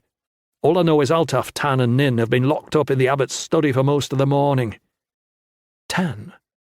Caden raised an eyebrow. That explained why his Yumiel hadn't been around to berate him. What's he doing with them? Akil fixed him with a long-suffering glare. "As I just explained, no one tells me shit." Caden was about to press harder when Sile Nin had stepped out in front of the assembled monks. "I can't see," Pater whispered. Caden hefted the boy up onto his shoulders. 3 weeks ago," the abbot began without preamble, "Caden came across something unusual." He paused, allowing a silence to settle over the refectory. Sile Nin was around 60, thin as a post, brown as a juniper trunk, and lean as old mutton. He no longer had to shave his head, which had gone naturally bald, and the corners of his eyes were deeply creased from squinting at objects in the distance. When Caden first arrived at the monastery, he had thought the abbot elderly, even frail. Hours of labouring up steep trails in the man's wake, however, had disabused him of that notion. Nin's age and slight frame belied a vigour that appeared in his step when he ran, and resonated in his voice when he spoke, carrying clear and strong to the back of the hall. "He found a goat, slaughtered by an unknown creature. 2 brothers and I investigated, but we were able to come to no conclusions. Since then, 3 more of our goats have gone missing. Rampuri and Altaf have found 2 of these, each far from its normal grazing range, each beheaded, each with the skull split open and the brain missing. Recently, they found a crag cat in the same condition." No one spoke, but the air hissed with a collective intake of breath. This was news to Caden, and from the looks on the faces of the rest of the monks, it was the first they were hearing about it as well. Caden glanced over at his friend. Akil grimaced and shook his head. It was one thing to take down a goat, even brutally, but crag cats were natural predators. Even a brindled bear would have trouble bringing one to ground. "The first animal was killed 8 miles from here, but each successive carcass has been found closer. We had hoped, initially, that whatever found the goats was a migratory predator, killing, then moving on. It seems, however, that this thing has come to stay." Nin let that thought sink in. then continued. It's not hard to see why. The Bone Mountains don't offer much in the way of game, especially in the winter. Our flock makes comparatively easy prey. Unfortunately, we need those goats to survive. The best solution open to us seems to be to hunt down this predator and kill it. Akil raised an eyebrow at that. Hunting might be something the monks could manage, but killing wasn't part of the Shin discipline. They knocked down a few dozen goats each year for the refectory pots, of course, but that was hardly preparation for whatever was tearing apart the monastery's livestock. Caden wasn't even sure what Nin expected them to kill the creature with. Each of the monks carried a simple knife hanging from the belt of his robe, a short-bladed, all-purpose tool that one could use to trim back bruiseberries, or skewer a chunk of mutton in the evening stew, but it wasn't likely to be much good against any kind of predator. Caden tried to imagine attacking a crag cat with the pathetic blade, and shuddered. The first step, Nin went on, is finding the thing. It took us the better part of 2 weeks to come across a track. Evidently the creature preferred to stick to the rocks, but Rampuri found one finally. He has painted several copies. So there weren't any tracks to memorize, Caden said under his breath, thinking back to that first brutal session with his Yumiel, feeling resentful and vindicated at the same time. You're not a complete failure after all, Akil replied with a smirk. Shh, Pater hissed from atop Caden's shoulders, batting him on the head with a small, imperious hand. Nin was passing a few scrolls to the monks sitting in the front row. I'd like to know first if anyone has seen these tracks before. He waited patiently for the scrolls to circulate slowly toward the back of the room.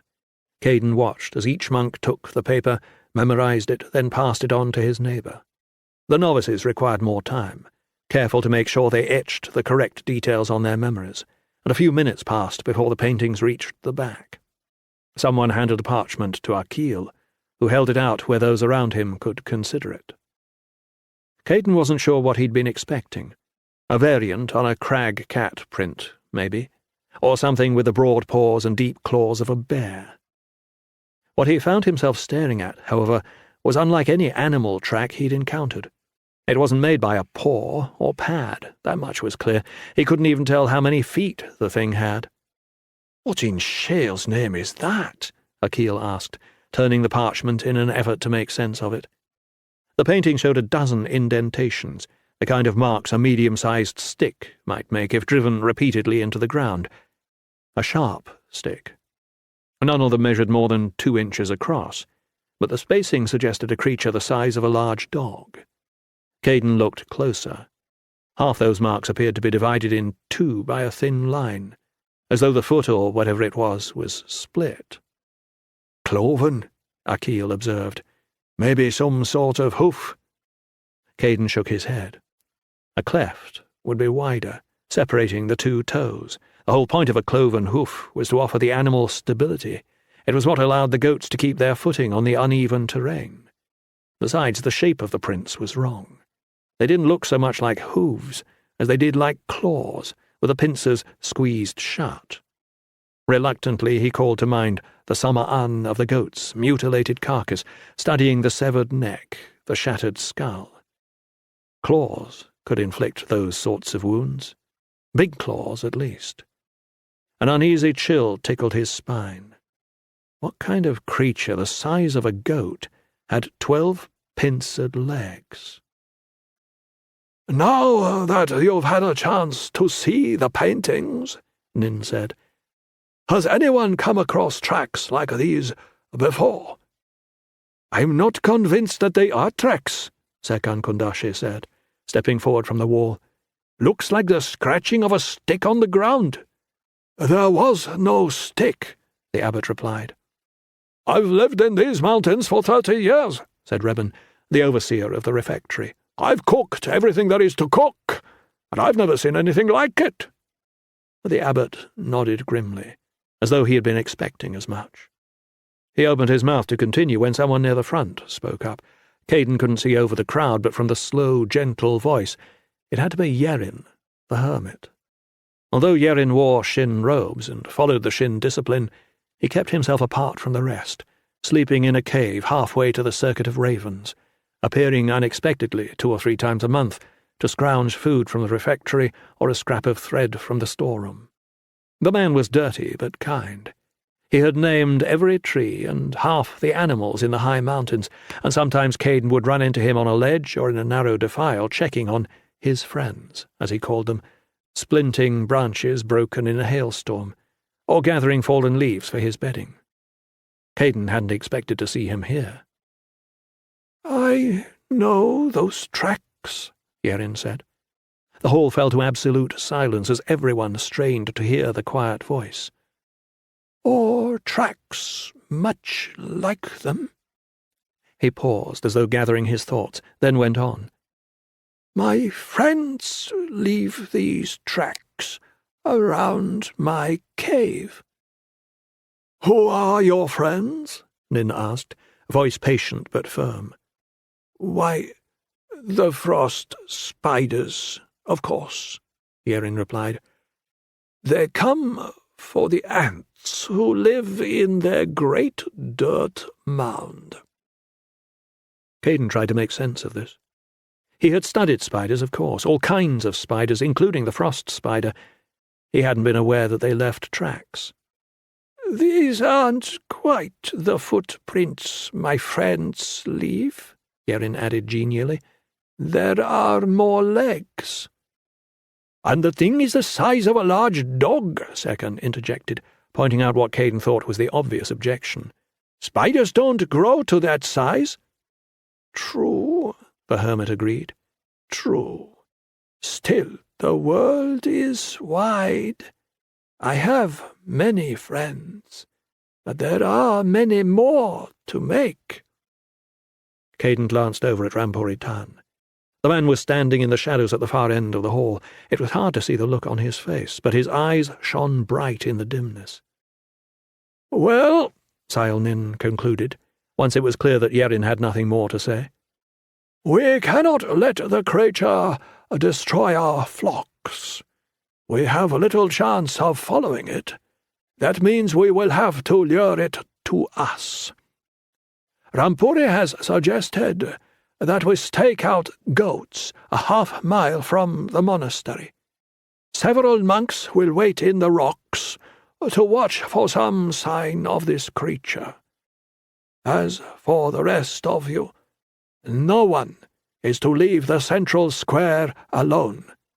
Novices and acolytes are forbidden to leave the monastery at all without an accompanying yumiel."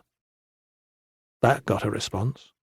Chalma Oleki, Caden's old teacher, rose from his bench in the first row. He was the oldest of the Shin, half again as old as the abbot, and his voice was reed-thin when he spoke. "This thing has killed goats, yes. It is a problem for us, yes. But do you believe it would come against grown men?" Sail Nin opened his mouth, but it was Tan who answered, stepping forward from the shadows. Caden had always found his yumiel menacing, even before being forced to study under the man. In the past, however, something had held that menace in check. Tan had reminded him of a vast, silent slope of snow high on a peak, poised to break loose in avalanche at the first peal of thunder, or like a sword, still and suspended at the height of its arc, held indefinitely by some mysterious power. There was nothing strange in Tan's movement now, nothing more than a simple step forward. And yet Caden shivered, as though the small movement marked a change, a tip in a balance long held. "When you know nothing about a creature," the monk ground out, his voice hard as a rock slide, "expect it has come to kill you." 13. Once he was actually standing in front of the ruined tavern again, Valin wasn't sure what he had hoped to see. Most of the place had disappeared beneath the murky water, in a tumble of broken beams and waterlogged walls, and even if there had been something to look at, the sun was already dipping toward the horizon, a sullen red orb, and the light was too poor to see much beyond the skeletal outlines. The certainty he had felt immediately following his fight in the ring had faded like the afternoon light. It was possible that a leech had been behind the destruction of Mankers. There were probably more leeches on the islands than anywhere else in the Empire. It was possible that the whole thing had been part of a plot, directed at him, at his family, part of an ongoing coup. The shit part of it was that just about anything was possible. He needed something concrete, something solid to explore, and a leech's kenning would leave even less trace than ketral explosives. That meant turning to people. People who might have noticed something unusual, seen something they didn't expect. "Only 4 made it out," he said, frowning. Durin, of course, and 3 others who had clawed their way clear of the wreckage. 4 out of 12, Lynn replied with a shrug. Not bad, considering the whole thing dropped straight into the bay. Better odds than you'd get on the losing side of most battles. The gash on her cheek had scabbed over, but the indignity of their defeat in the ring still seemed raw and ragged. The Ketral devoted countless hours to tourniquets, splints, medicinal herbs, and bandages. No one said much, however, about the humiliation of having your face ground in the dirt, while a fellow soldier thrust a rough hand up between your legs, and a few dozen others looked on. "It wasn't a battle," he said, his mind jumping back to the image of Salia, hot, bright blood leaking from the wound in her neck. The people in there were just drinking. They didn't sign on. No one ever signs on to get killed. You know what I mean? Lynn fixed him with a hard stare. "You mean you feel guilty?" Valin shrugged. "Sure. Someone comes after me and these poor bastards get crushed. I thought we were supposed to be protecting the citizens of Anor." Lynn spread her hands. "I'd hardly call the scum from Mankers citizens. Most of them would be strung up or cut down within a day if they showed their faces back on the mainland. It doesn't mean they deserved to die. Spare me the guilt, Valin.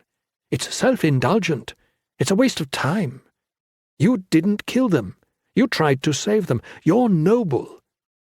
Is that what you want to hear? You're a fucking prince." Lynn's cheeks were flushed, her eyes ablaze.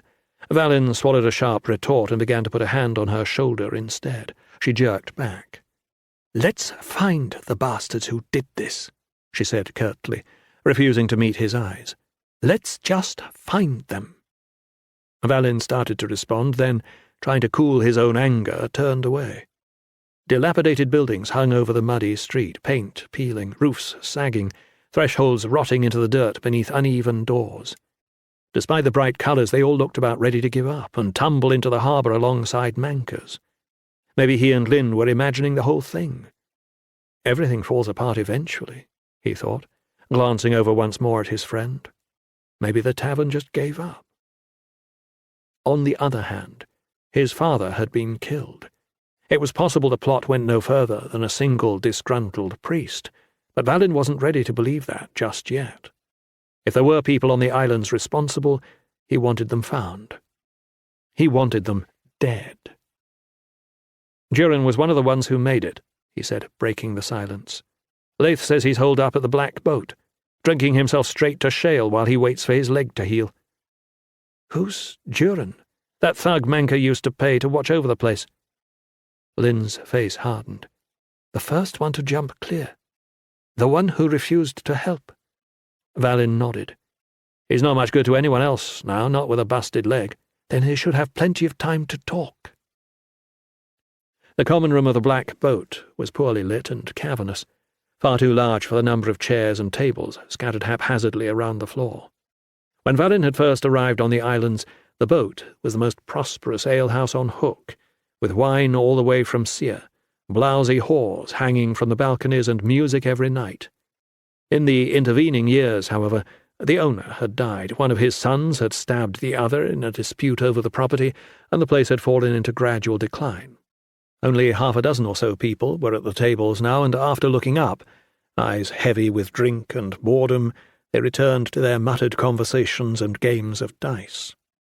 Duran sat by the bar, his splinted leg propped on a chair, a half-empty glass of wine beside him and a half-full jug beside that. "Mind if we join you?" Valin asked, pulling up a chair. The man darted them a bloodshot glare. He opened his mouth as though to suggest that he did mind, then took another look at their blacks and the Ketrel issue blades at their belts and thought better of it. He scowled. "Suit yourself." "Duran, right?" Lynn asked brightly, settling herself on the chair with a grim smile. The man grunted. "You used to work for Manka, didn't you?" she went on. "You were there the day the place collapsed." "It's how I got this busted leg," he replied, waving a hand at the limb. "Manka bit it along with his shithole. Bastard owed me 2 weeks of pay." Valin shook his head in commiseration. "Bad luck, friend. Bad luck. Listen, we just got paid. Why don't you let us top off that jug for you?" Duran brightened momentarily, then narrowed his eyes. "What do you want to drink with me for? I've seen you often enough. I even seen you over at Manka's the day it dropped. You Ketrel are usually too good to rub elbows with the likes of me." Valin suppressed a grimace. "Not our decision, friend. Command's got regulations, security and all that." Duran snorted. "Right. Security and all that." Despite having served as Manka's hired muscle, it didn't look like he thought all that much of security. Lynn took the newly filled wine jug and topped off the man's glass before filling 2 more. "I remember you now," she said, nodding as though at the memory. "You made it to the doorway first." The man edged back on his stool, putting a little more space between them. "You made it to the doorway," she continued, voice deceptively level. "And then, instead of helping get anyone else out, you jumped." "What are you, the town constables?" he asked, licking his lips furtively. "I came to Hook to get away from this shit." "By this shit," Valin said, leaning in until he could smell the sour wine on the man's breath, "I can only assume you mean things like courage and human decency." "Don't lecture me," Duran snarled, pushing him back with a meaty hand. "I don't get paid no tall stacks of gold to risk my life. I did what I had to do. That's why I'm alive."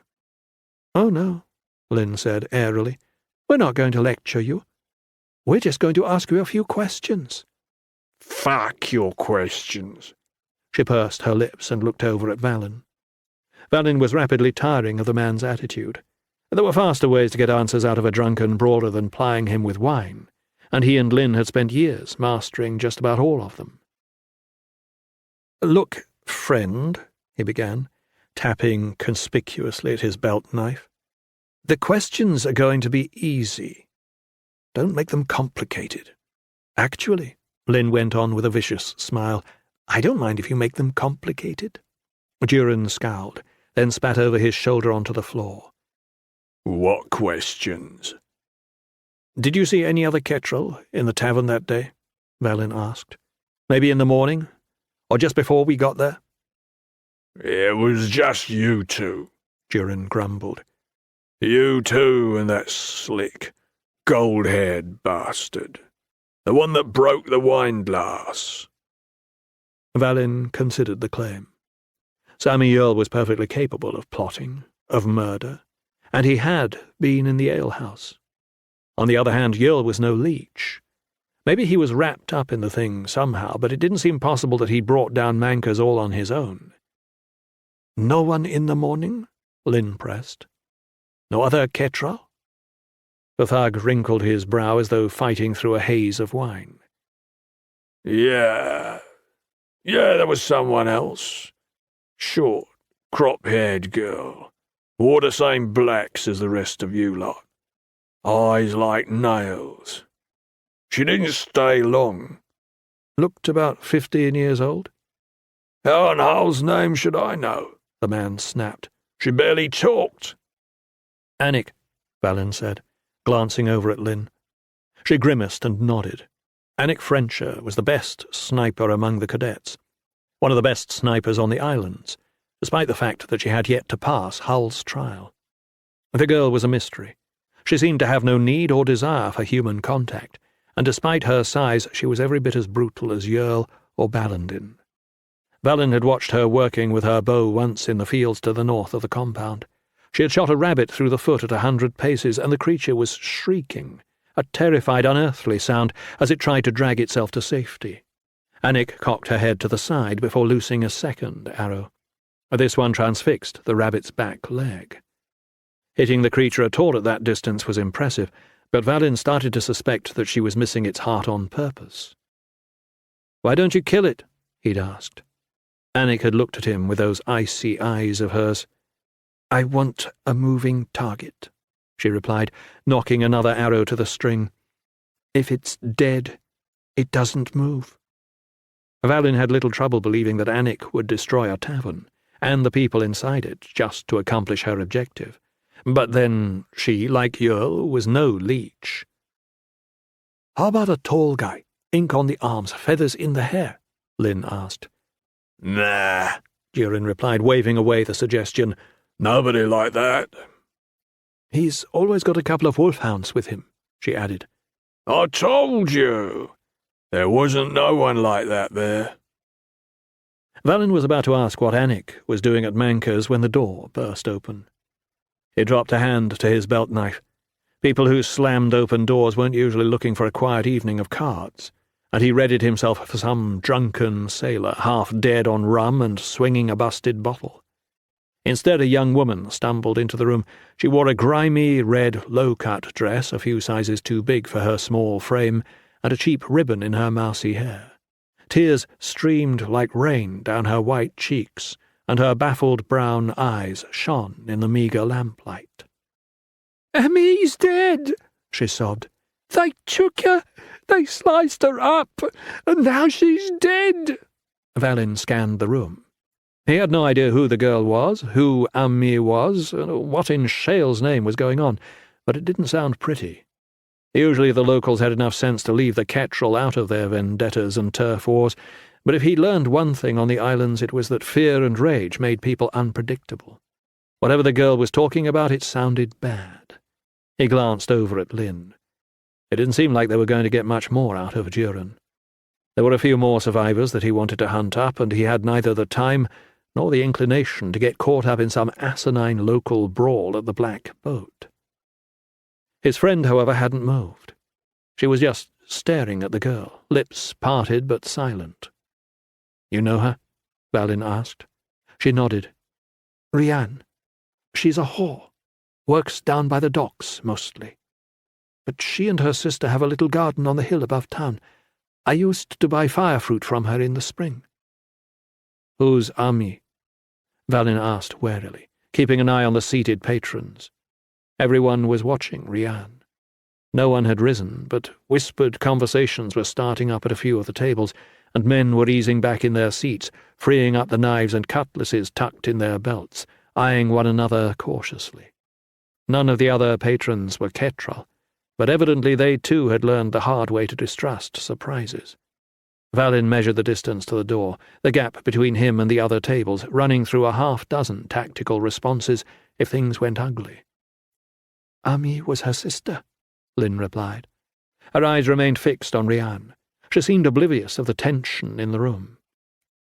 Rianne took a couple of steps forward. Her bony hands beggared before her as though she were holding up an invisible body. The people at the nearest tables leaned back in their chairs, giving her space. She stared helplessly from one face to the next, as though searching for something, the nature of which she had long ago forgotten. Then she saw Lin. "Ah, Lin," she whispered, dropping to her knees on the rough wooden floor. "You have to help me." Valin wasn't sure if the posture was part of the plea, or if she simply lacked the strength to stand. "You're a soldier. You're Ketrel.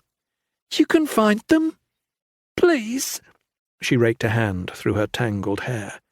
Dark streaks lined her face, tears smeared with the charcoal she used to darken her eyes. "You have to help me." All eyes swivelled to the two soldiers. "Not our concern," Valin murmured to his friend, tossing a couple of coins on the bar and getting ready to step past the kneeling woman.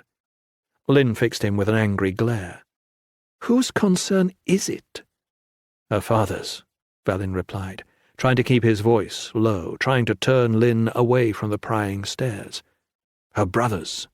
"She doesn't have a father or a brother. She and Amir were alone. How in hell did they end up on hook? Does it matter?" Lynn snapped.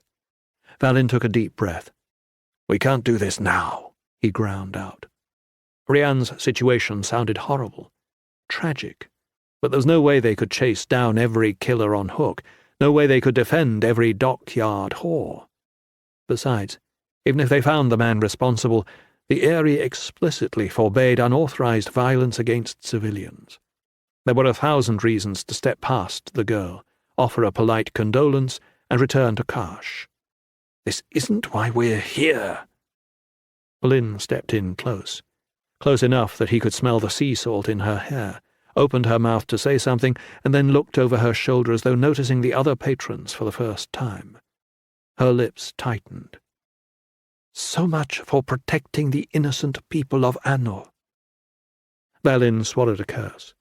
All eyes were on him now, furtive, feral glances over the rims of tankards, calculating stares from the far end of the room. The whole thing was horse shit. They'd come to the boat to get answers out of Durin, to learn something about the conspiracy to kill Valin, to try to thwart a plot to overthrow the entire fucking empire. Evidently all it took to knock them off the scent was a sailor's whore with a sob story. In fact, once you started thinking about plots, Rian's sudden, unexpected appearance looked pretty suspicious. He opened his mouth to protest, then closed it again. "Quarrel if you must," Hendren wrote, "but do so out of sight. Open division emboldens a foe." Valin had no idea what to make of the girl's sudden arrival, but arguing about it with Harlin in the middle of a crowded tavern seemed like a poor way to proceed. Durin wasn't going anywhere with his busted leg. Any secrets about the collapse of Mankers would still be there to uncover a day later, a week later. There's time, he thought to himself. Besides, Lynn had a point. Assuming Rian was telling the truth, she, like Valin, had lost family. She, like Valin, wanted answers. Unlike Valin, however, she was no Ketrel. She lacked the tools to solve her own mystery, lacked the training to rectify a wrong. The memory of the corpses from Mankers came back to him, bodies broken and bloated with water. Whatever else was going on, the Ketrel was supposed to protect people, to guard citizens and defend the helpless. That, as much as the swords and the birds, was why Valin had stepped onto the boat 8 years earlier. "What do you want us to do?" he asked warily.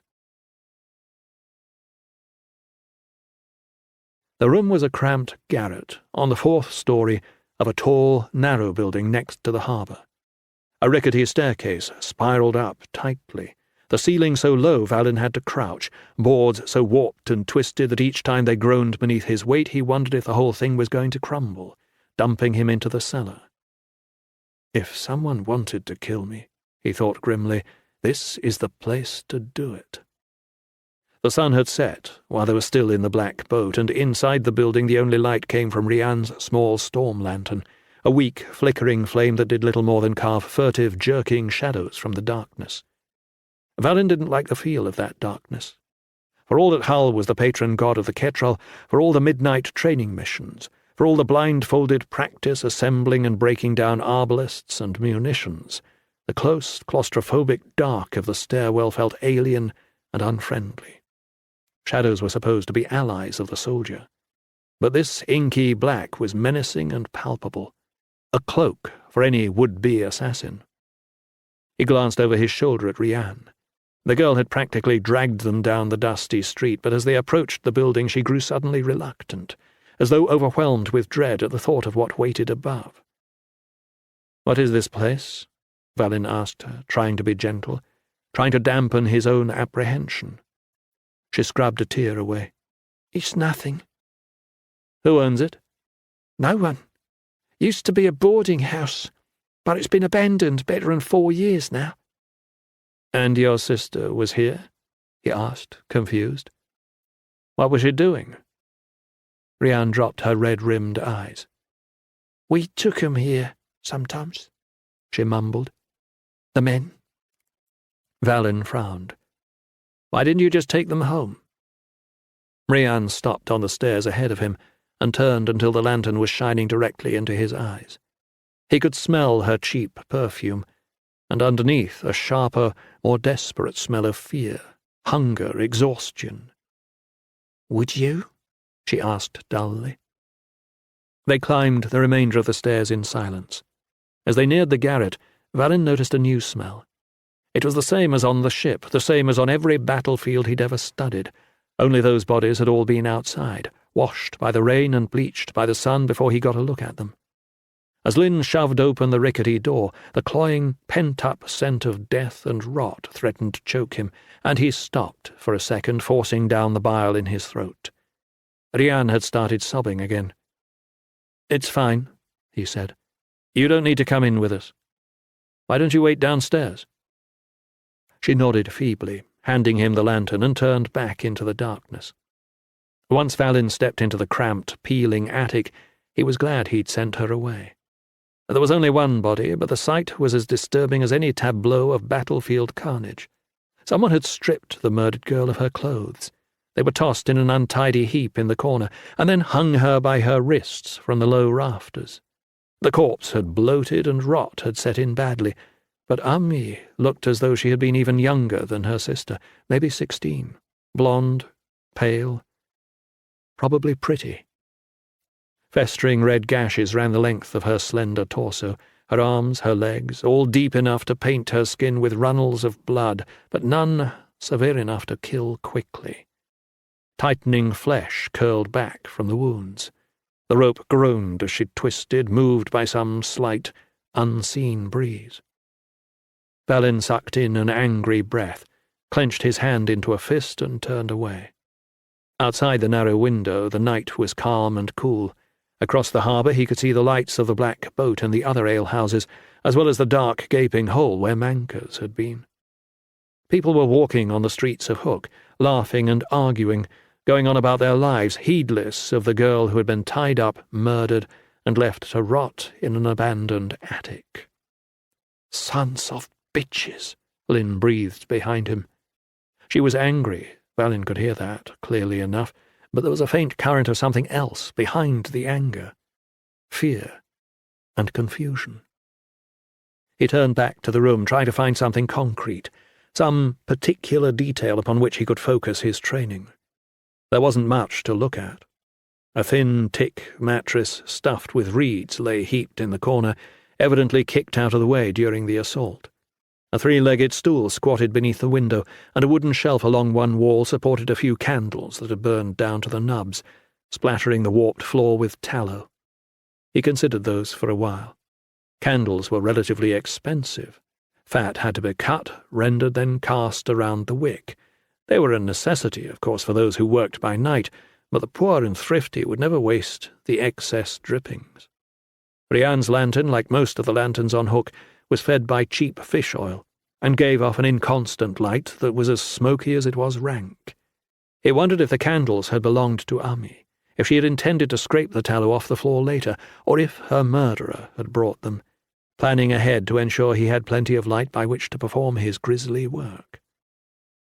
Reluctantly, Valin turned back to the corpse. Her ankles were tied, no doubt to keep her from kicking.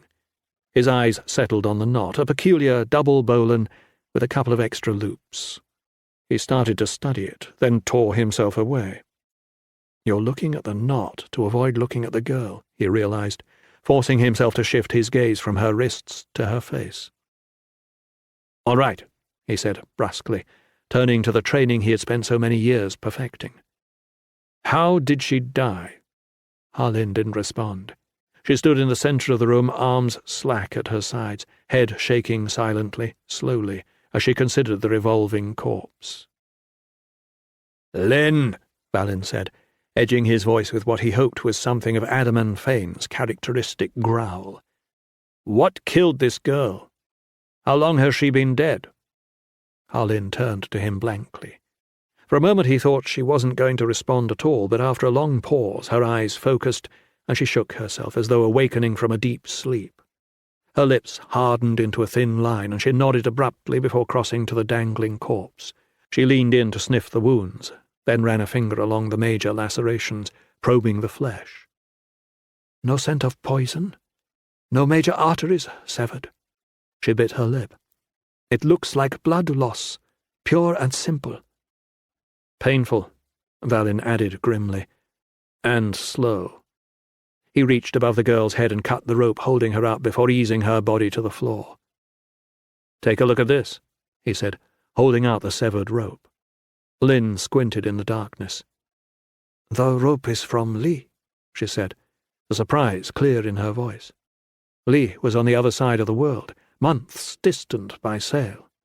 They made the best rope and steel in the world there, but it wasn't the kind of thing that found itself into the hands of the sailors on hook. The Ketrel, on the other hand. The Ketrel used Liren cord sometimes. It was too slick for the taste of most soldiers, but it was light and strong, and there were those who swore by it. Valin and Lynn exchanged a bleak stare. "When did she die?" he asked, finally, breaking the silence. Lynn hunched over the body, sniffing the wounds once more. "Hard to say. The rot looks almost 2 weeks advanced, but that could swing a few days in either direction, depending." "Must get pretty hot up here during the day," Valin agreed. "Body would decay faster." Lynn nodded, then drove her fingers into one of the gashes, searched around for a minute before pulling out something white and glistening. "The skin might lie, but the bugs won't." She held up the writhing creatures for Valin to inspect. "Bloodworms. Still larval." Valin took the worm, a sickening slug-like thing, and held it up to the fading light from the window. "It's got its eyes just in." "But no segmentation yet, which means less than 11 days. He nodded. 6 days to incubate, 1 to hatch, 4 to grow the eyes. She's been dead for 10 days. For almost exactly 10 days. Valin nodded. "Which means she died." He counted back, then paused, turning first to the body, then to Lynn. She stared back at him, brown eyes huge in the lamplight. "Which means she died the same day Mancus collapsed into the harbour." 14. The soil of Hook, like that of all the Kirin chain, was rocky and unforgiving, and so it took Valin and Lynn the better part of 2 hours, working in shifts behind the pathetic shack in which Rian and Ami had made their home, to hack a hole deep enough to bury the murdered girl. That was the easy part.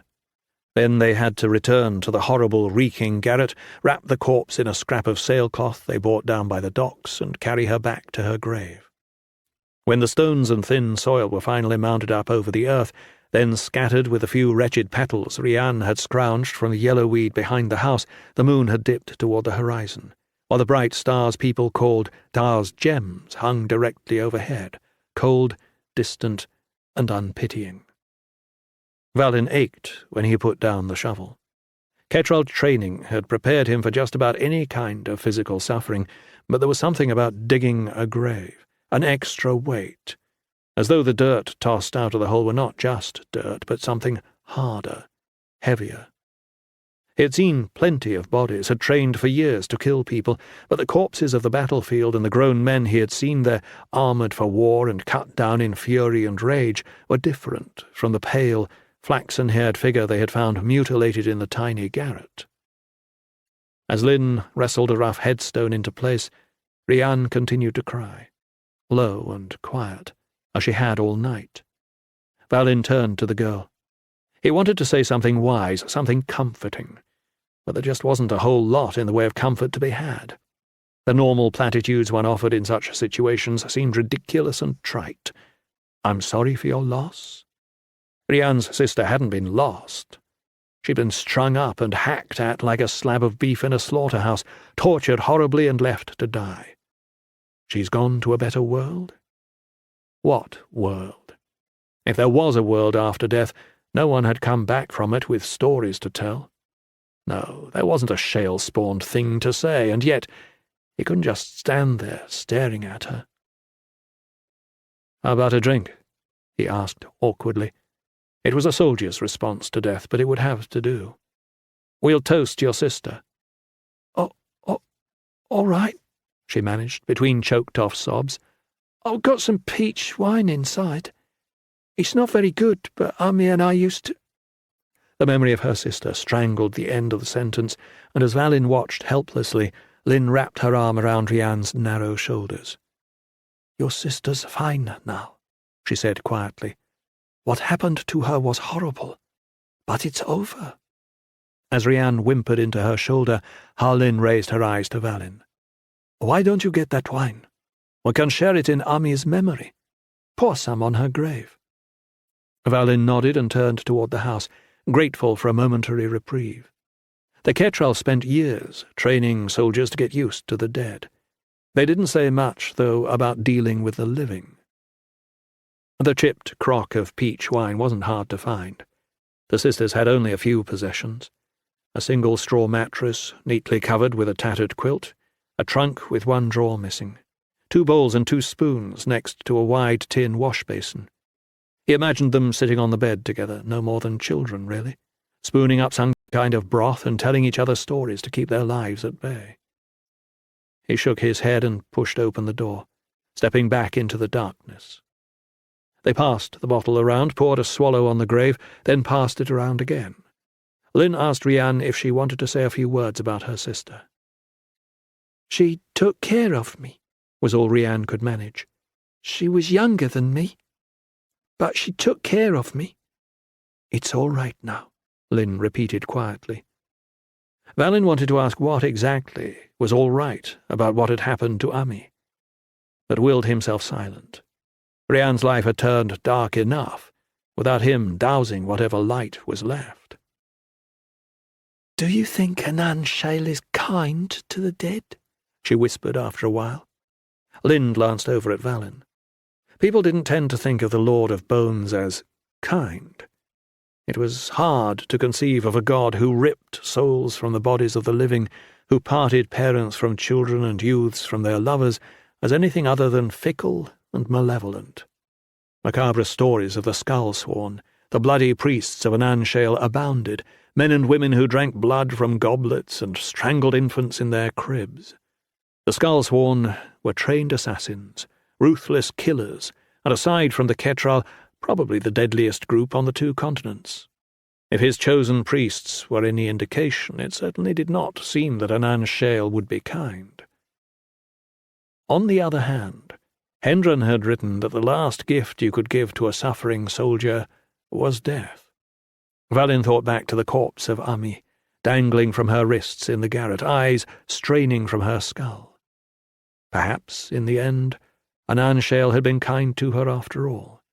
Perhaps he was no more vicious than a gardener trimming his trees, a farmer about his autumn harvest.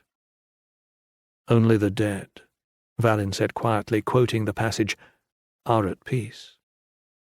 Rianne nodded. It seemed unlikely that she'd had occasion to study Hendren, but the sentiment seemed to make sense to her. When he considered the life she'd led, it wasn't hard to see why. He hoisted the crock to his lips, took another swig, and passed it. For a while the 3 of them drank in silence, sitting on the cold earth, staring at the cold mound of stones that marked the termination of a life. "Do you have any idea who did it?" Valin asked finally. He hated to break the quiet, the illusion of tranquility, but the question had been gnawing at his gut. "No," Rianne responded, shaking her head despondently. "I didn't think anyone could."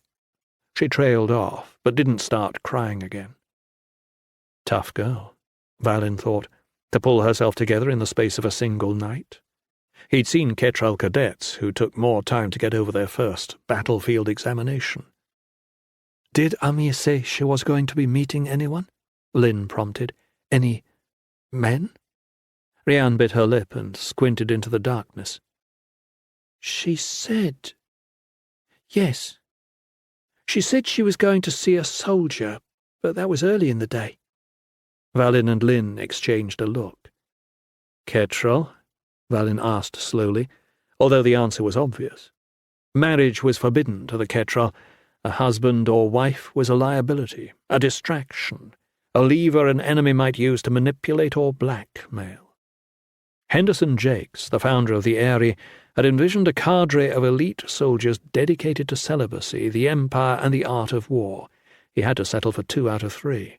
Young men and women willing to leap off massive birds into burning buildings at a mere nod from a commanding officer grew violently rebellious when required to abstain from sex.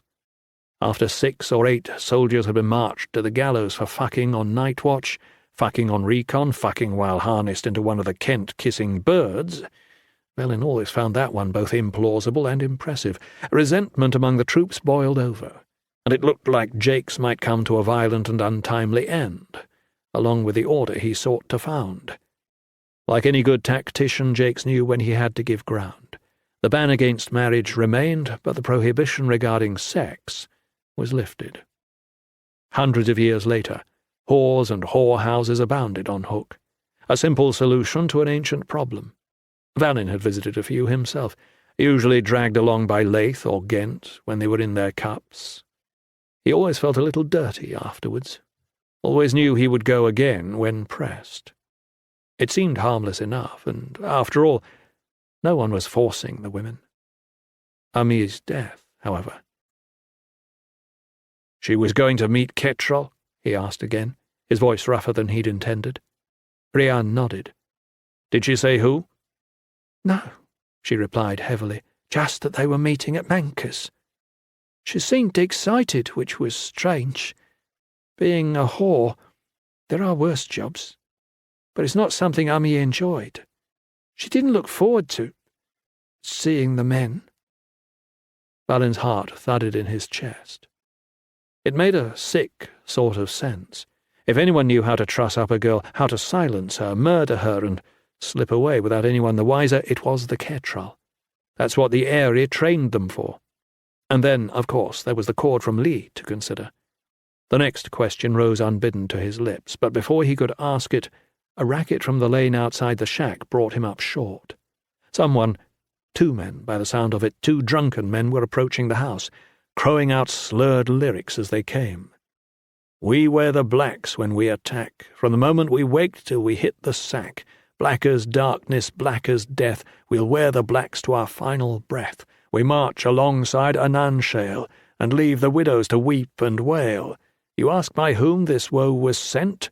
The Lord of Pain and Cries, Meshkent." "Ketrel," Valin said, eyeing Lynn. She nodded tightly, removing her arm from Rhiann's shoulders to free up her right hand.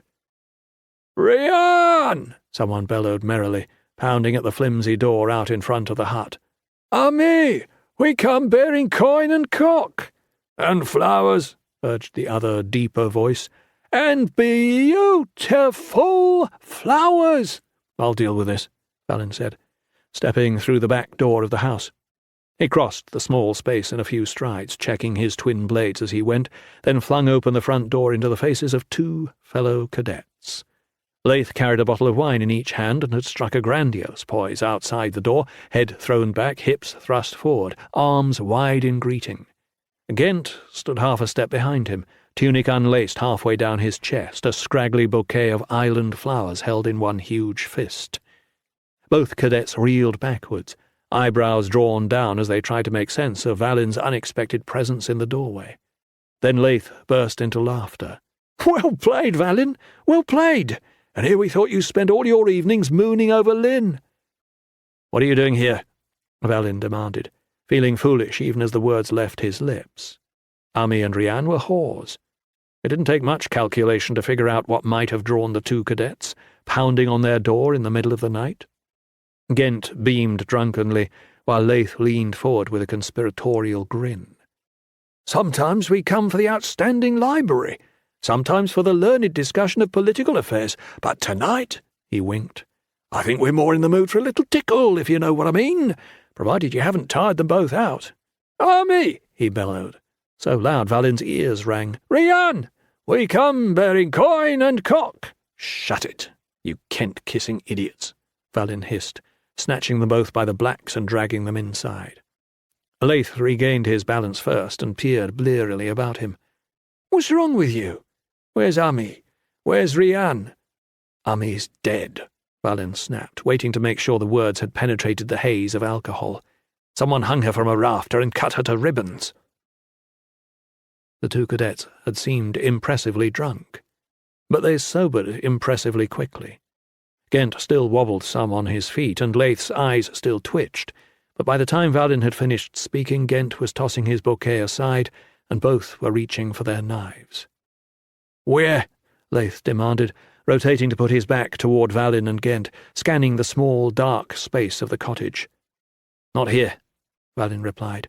"She was—" He stopped himself as Rian's words hit him. She was going to see a soldier. He eyed Ghent and Leith, suddenly wary. He'd known them both for half his life. Leith flew too fast and drank too much, and Ghent tore into other soldiers like a rabid bull in training exercises, but neither of them seemed capable of the violence inflicted on the dead girl. Besides, Ami had been dead for more than a week. If they were the ones to have killed her, they wouldn't be likely to show up in the middle of the night looking for a tumble.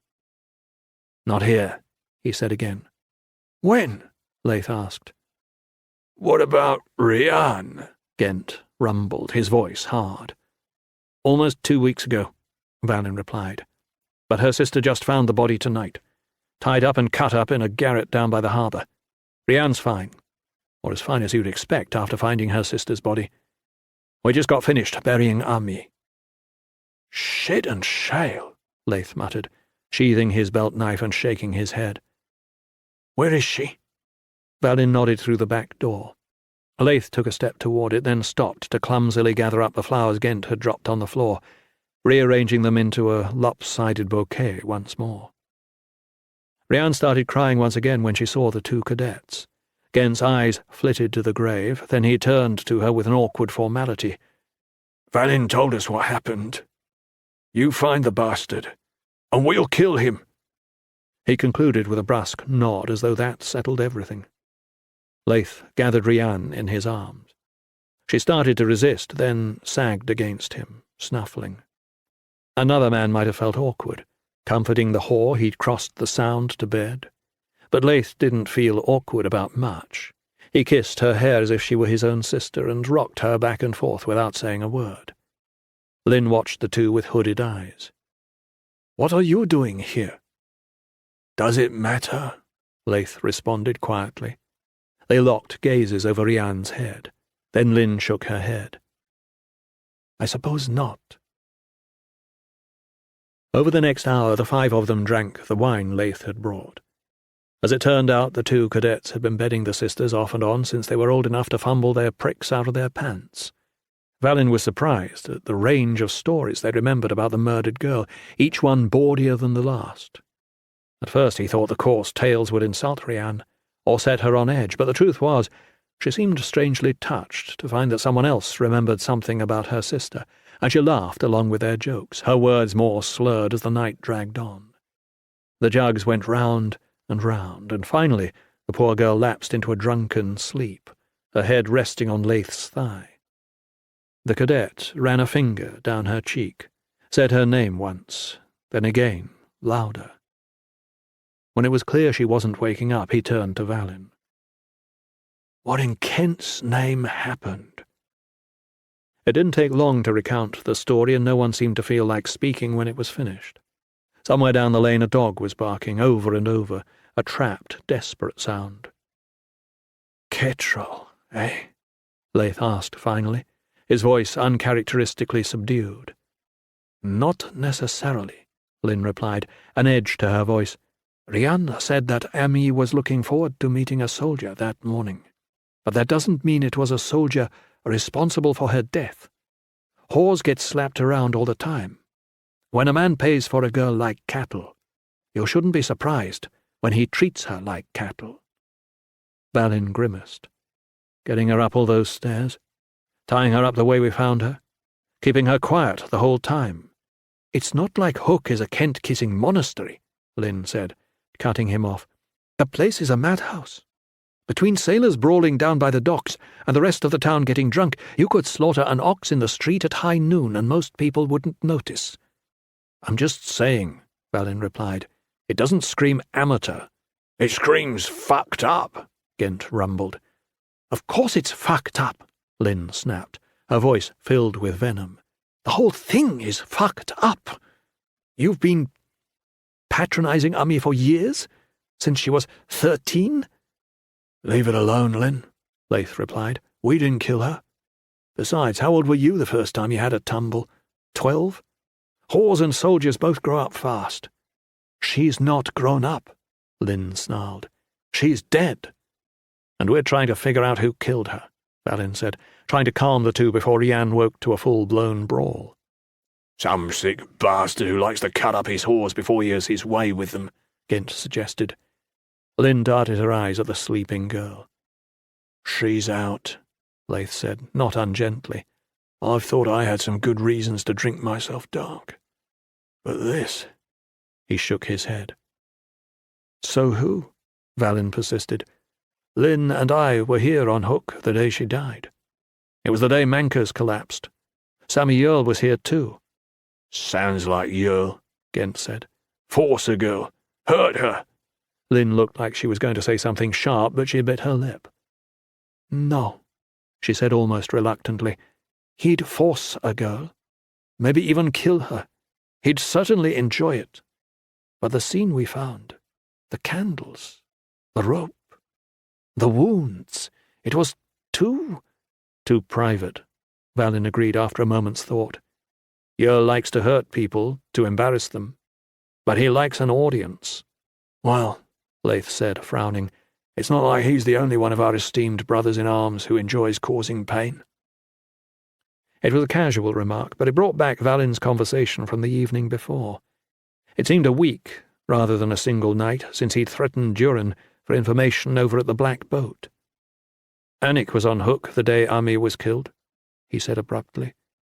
"The guy who looks after Mankers saw her there in the morning." "She's certainly a murderous bitch," Laith replied speculatively. "Mankers," Lynn cut in, nodding. "Ami was going to Mankers that same morning. That's what Rian said." "For what?" Laith asked. "To meet a soldier." They exchanged a look. "Well," Gent said, "I don't understand much about Anik, but she ain't a man." Valin waved the objection aside.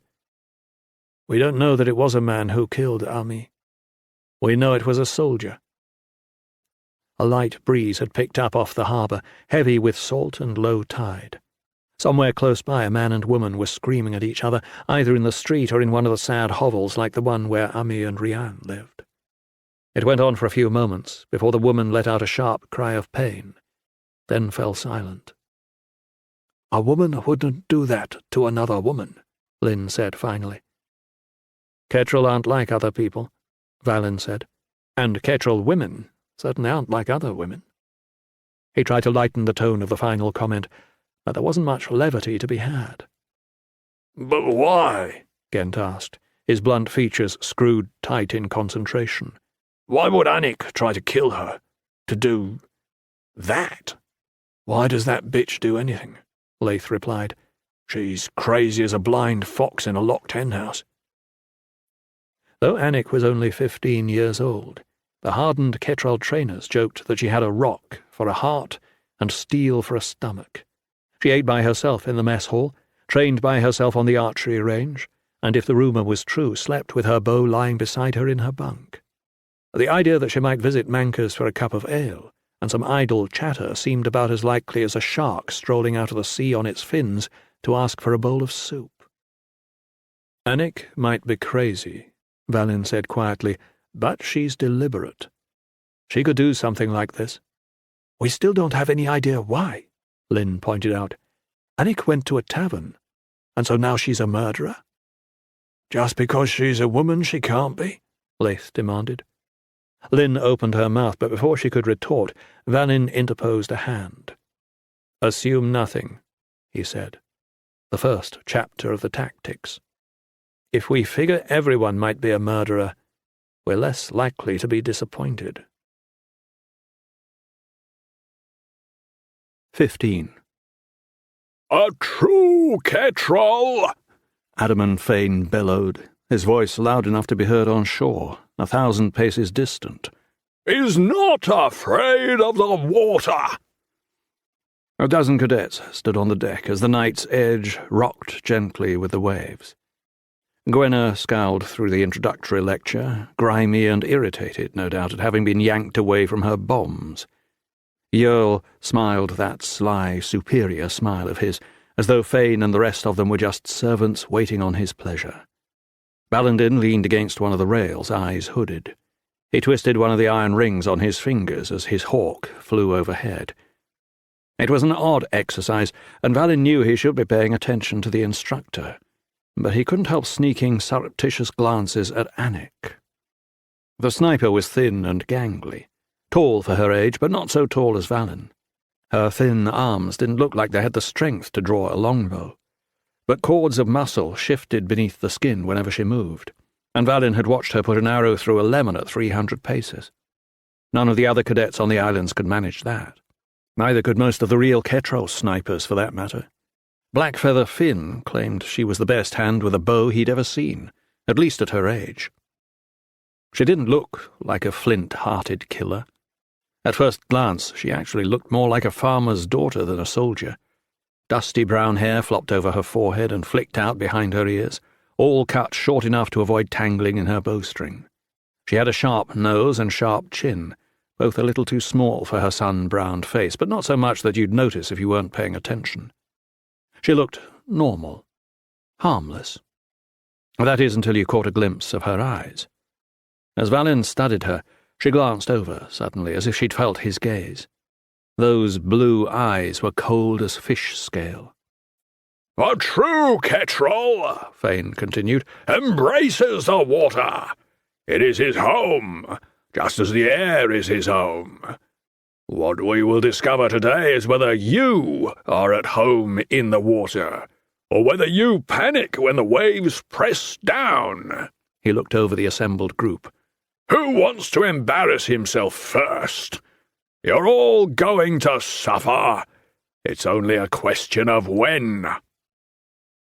Valin broke away from Anik's stare, hesitated, then stepped forward. "I'll go."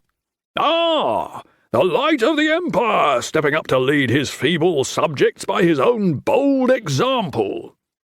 Valin ignored the jibe. "What do you want me to do?" "You?" Fane asked. "I don't want you to do anything." He scanned the cadets. "Anik, get over here." As the sniper stepped forward, the trainer produced a lead weight, twice the size of Valin's head, and a length of stout rope. Fane dropped the weight on the deck with an audible thump and handed the rope to Anik. Valin felt his muscles tighten and willed himself calm. "It's just an exercise," he told himself. "Whatever happened up in that garret, this is just training." "You idiots have done this drill before," Fane continued, "but always in shallow harbour water. Today we'll find out if you're ready to swim with the sharks. Go ahead," he said, turning to Anik. But she had already started. With quick, confident motions, she looped the rope around Valin's ankles, once, twice, 3 times, cinching it so tight on each pass that he started to lose feeling in his feet before she was finished. She looked up as she worked, ice-blue eyes drilling into him, but said nothing before returning to her task, threading the rope through the large eyelet in the anchor, then twisting it over and back on itself. Valin tried to see what sort of knot she was tying out of the corner of his eye, but Fane cuffed him across the face. "When I want you to cheat, I'll tell you," he said curtly. Valin raised his eyes to find Ballandin watching him from a few paces away. "Good luck down there, O noble prince," the youth smirked. "I hope today's drill works out better for you than our little scuffle last week." Valin felt the blood rise to his head, and he started to take a step forward before remembering that Anik had lashed his ankles together. He teetered, straining against the bonds, before the sniper drove a vicious fist into the back of his knees, dropping him to the deck. "He's done," she said, turning to Fane as she straightened. "That was quick," the trainer replied. "I hope you didn't go too easy on him." "He's done," she repeated, then stepped away, evidently indifferent to the outcome. Fane shrugged.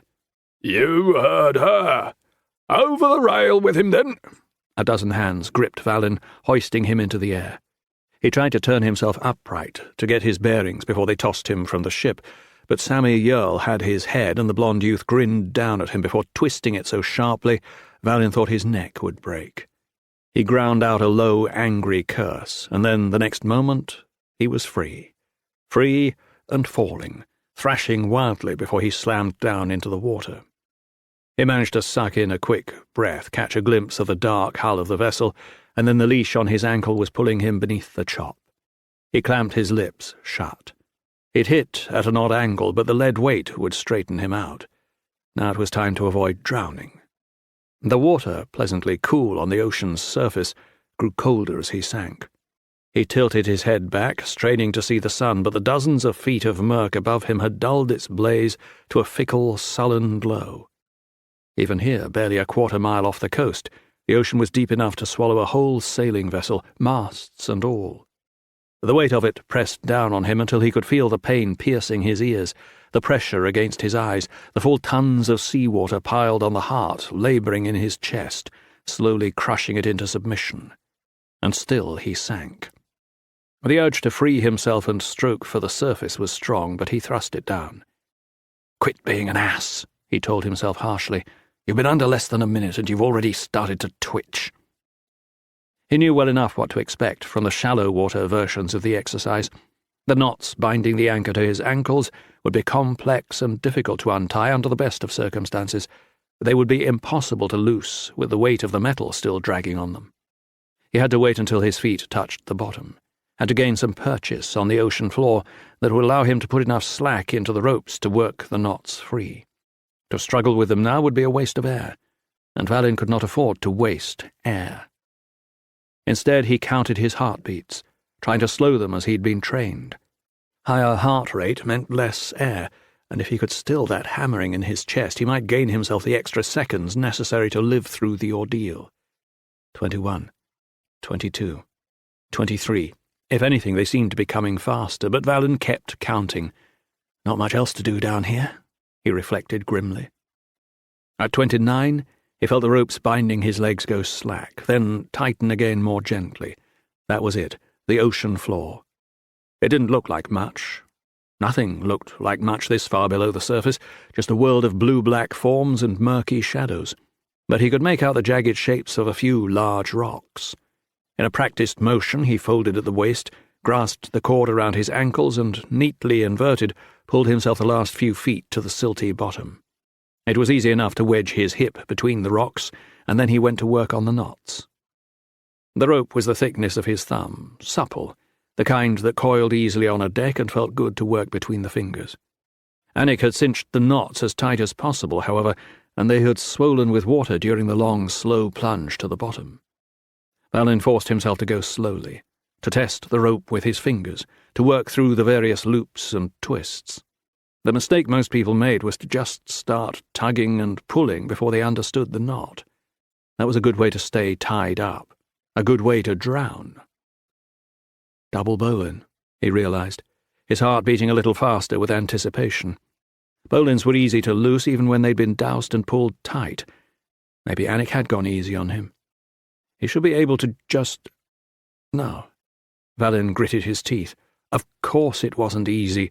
The damn thing was a bowline all right, but the bitter end was wrapped up in some bastard of a follow-through that Valin didn't recognize. If he'd gone about trying to loose it in the standard way, he would have fouled the thing up past all hope of retrieval. You're a lucky shit for noticing it, he told himself.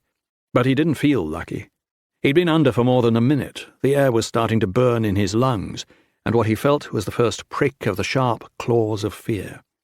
Anik's eyes, hard as chips of flint, filled his mind. Those eyes and the memory of the slaughtered girl in the garret. Slowly, he reminded himself, as he traced the devious loop between his thumb and forefinger. Do it once and do it right. The coil looped back on itself once, twice, disappeared down through the loop until it came out. He felt an icy sickness lurch in his gut. Even in the blackness, even beneath the tons of water, he knew what kind of knot he was facing now, a double bowline with the extra loops. just like the knot that had bound Ami as she died. It was another piece to the puzzle, but he forced it out of his mind. If he died here at the bottom of the bay, his discovery would die with him. Fathoms of water pressed down on him like an anvil. The low burn in his lungs had become a fire. There's still time, he told himself, clamping down on the animal panic. Think about what it means later. Just get it untied. His abdomen had started to spasm, the muscles of his chest and stomach trying to override his brain, to haul in more air where there was no air to be had. Valin closed his eyes. They weren't doing him any good down here anyway, and tried to concentrate on the knot. The first loop came free with a reluctant lurch, but there were 2 more to go. Stars started to fill his vision, stars that had no business on the bottom of the ocean. He felt his heart lunge again, like a panicked horse stabled in a burning barn.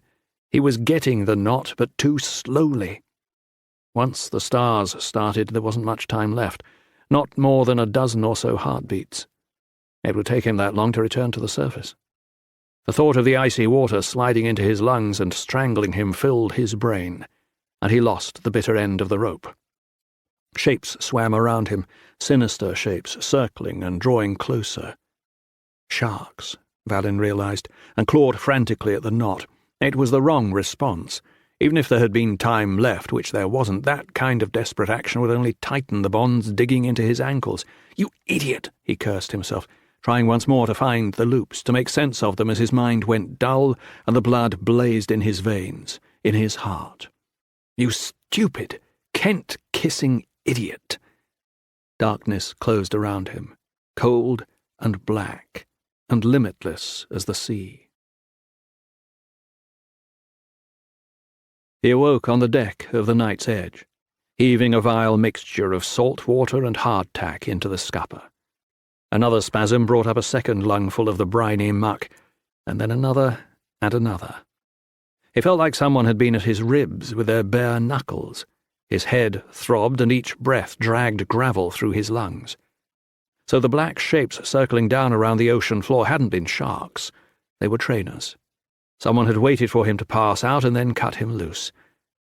"They should have let me drown," he thought to himself, curling into a ball on the dry deck.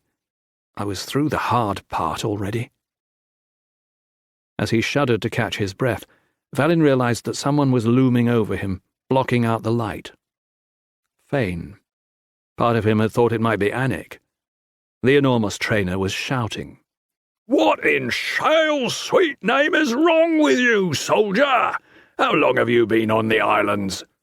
Valin struggled to respond, but only managed to retch more water out onto the deck. "I'm sorry," Fane said, cupping a hand to his ear. "I couldn't hear you." Couldn't untie the knot, sir." Fane snorted. "I concluded that all on my own when you failed to rise to the surface. Couldn't untie a basic double bowline? Looks like the light of the Empire has grown somewhat dim." That earned an appreciative chuckle from Sammy Yo. "It wasn't a simple bowline, sir," Valin managed. He didn't want to sound like he was making excuses, but didn't want Fane to think he was inept either. The memory of that extra twist, of Ummy's bound hands, blackened and clenched into claws, gouged at his mind. Had she struggled like him in her last moments, trying desperately to scrabble her way clear of her captivity, to rip apart the rope and escape? "Oh, I'm sure it didn't feel like a basic bowline down there, not with water filling your mouth and shit loading down the seat of your pants. But I assure you," Fane said, holding up a severed section of dripping rope, the knot still in it, "that this looks just like any other bowline I've ever seen." There was more. "Anik," Fane said, turning to the sniper, "is this the knot you tied?" She nodded, eyes like stones. "This is the entire knot," Fane pressed.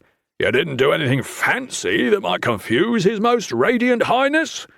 He is easily confused." She shook her head. Valin tried to read the emotion in those unreadable eyes. Anik was lying. It was as plain as that. "Not a good start to the morning," Fane concluded, dropping the knot to the deck in disgust. "Not a good start at all. Anik, you're next. Sharp, Einhauer, toss our fearless leader over the side and let him swim back to the island. 16. Caden glanced out the narrow window of the pottery shed. Despite the damp chill inside the stone structure that his rough robe seemed powerless to defeat, the sun had climbed above Lion's Head to the east, illuminating Ashkelon's paths and buildings. It would be a pleasant day outside. Young buds, vibrant green against the deep blue of the sky, a fresh spring breeze gusting down off the summits, the sharp scent of junipers mingling with the warm mud. Unfortunately, the slaughtered goats and strange tracks outside the monastery had led to a change in routine, and the upshot of Sile Nin's interdiction against the acolytes working outside the central square was that Tan had moved Caden from his outdoor labours and into the shed. You can finish taking your castle apart later, the older monk had said, dismissing with a wave the structure Caden had laboured senselessly to build. For now, I want you to make pots broad and deep. How many? He asked. As many as it takes. Whatever that meant. Caden stifled a sigh as he looked around the shed, eyeing the silent rows of ewers, pots, mugs, bowls, urns, and cups set carefully on the wooden shelves. He would have preferred to be out with the monks who were trying to hunt down the mysterious creature, not cooped up making pots. But what he preferred didn't figure into the matter. Caden knew his way around pottery, of course. The Shin traded their earthenware along with honey and jam in the spring and fall to the nomadic Urgal, a barbaric people who lacked the skill or the interest to make such things for themselves. He usually enjoyed time spent in the shed, kneading the cool clay between his palms, conjuring the graceful shape of a cup or jar between his fingers as he worked the treadle with his foot. Given the events taking place, however, an assignment to work in the clay shed from dawn to dusk felt a little like imprisonment, and he found his mind wandering in ways that would have earned him a beating if Tan had been around to see. He even had to scrap several pieces for novice mistakes he hadn't made in half a dozen years. He was just about to take a break to eat the heel of hard bread he had tucked into his robe at breakfast when something darkened the window above him. Before he could turn, his mind filled with the summer an of the slaughtered goat, brain scooped from its skull, and he reached for his belt knife as he rose from his seat. It was a ridiculous weapon, but there was no need. Akil perched in the window, black curls backlit by the sun, a smirk on his face. "Fear is blindness," the youth intoned solemnly, wagging a finger. "Calmness is sight." Caden let out a deep breath. "Thank you for that wisdom, Master. Did you complete your acolyte's training in the 2 days I've been locked in here?" Akil shrugged, then dropped from the window ledge into the room. "It's amazing the progress I was able to make without you around to hold me back. The Vanyate's like picking pockets. Seems hard until you catch the knack." "And what is it like, O enlightened one?" "The Vanyate?" Akil frowned as though pondering. "A profound mystery," he said finally, waving a dismissive hand. "An undeveloped maggot like you could never understand." "You know," Caden said, settling back onto the stool where he had been working, "Tan told me that the Xes Stream practiced the Vanyate." He had had plenty of time to ponder this peculiar claim, but Akil had been cooped up in the kitchen for days, boiling down bruiseberries in Yen Havel's heavy iron pots, and the two hadn't been able to talk. With all the confusion about whatever was killing the goats, Caden had finally set the information about the Vanyate to the side until he could share it with his friend. Akil furrowed his brow. "The Xes Stream? I didn't figure Tan to be one for tall tales and kids' stories." "There are records," Caden said. "They were real enough." The two of them had been over this before. Caden had seen the volumes in the Imperial Library, scrolls and tomes penned in some illegible script that his father's scribes claimed belonged to the long-dead race. There were entire rooms given over to the Xes Stream texts, shelf upon shelf, codex upon codex, and scholars visited from the 2 continents and beyond, Li, even the Manjari Empire, to study the collection. Akil, on the other hand, tended to believe only in what he could see or steal, and there were no Xes Stream wandering around the perfumed quarter of Anor. Maybe the Xestream are the ones killing the goats, Akil suggested with mock solemnity. Maybe they eat brains. I feel like I heard that in one of the stories.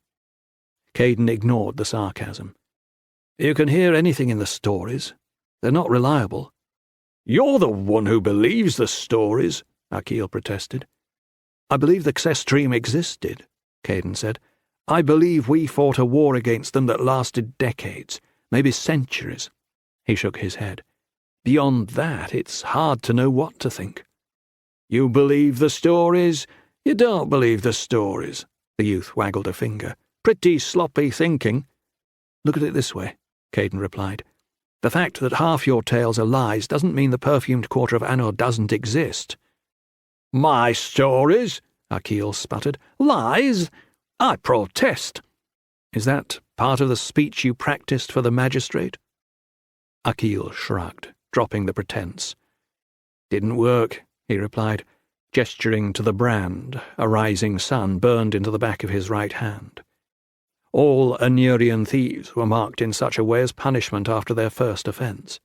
If half Akil's stories of picking pockets and pilfering wealthy homes were true, he was extremely lucky. A second offence called for a similar brand to the forehead. Men with a second brand had a hard time finding work, scarred as they were with the emblem of their misdeeds. Most returned to crime. For the third offence, the magistrates of Anor meted out death. Forget what you think about the Xestream, Caden pressed. You have to admit it's strange that the Shin are pushing an idea based on the language and minds of an ancient race. It would be even stranger, actually, if the Xestream weren't real. I think just about everything about the Shin is strange, Akil retorted. But they put food on my plate, 2 meals a day, a roof over my head, and no one has burned anything else into my flesh with a hot iron. Which is more than I can say for your father. My father didn't, of course he didn't, Akil snapped.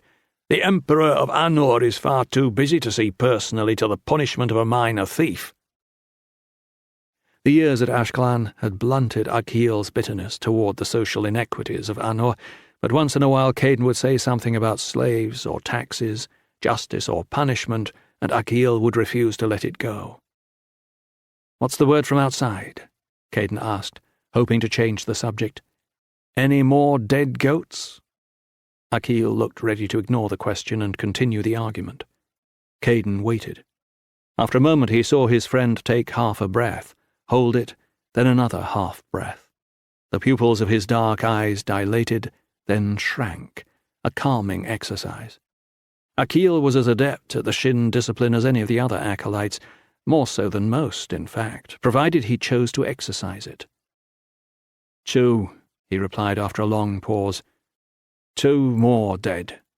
Neither were the ones we staked out as bait.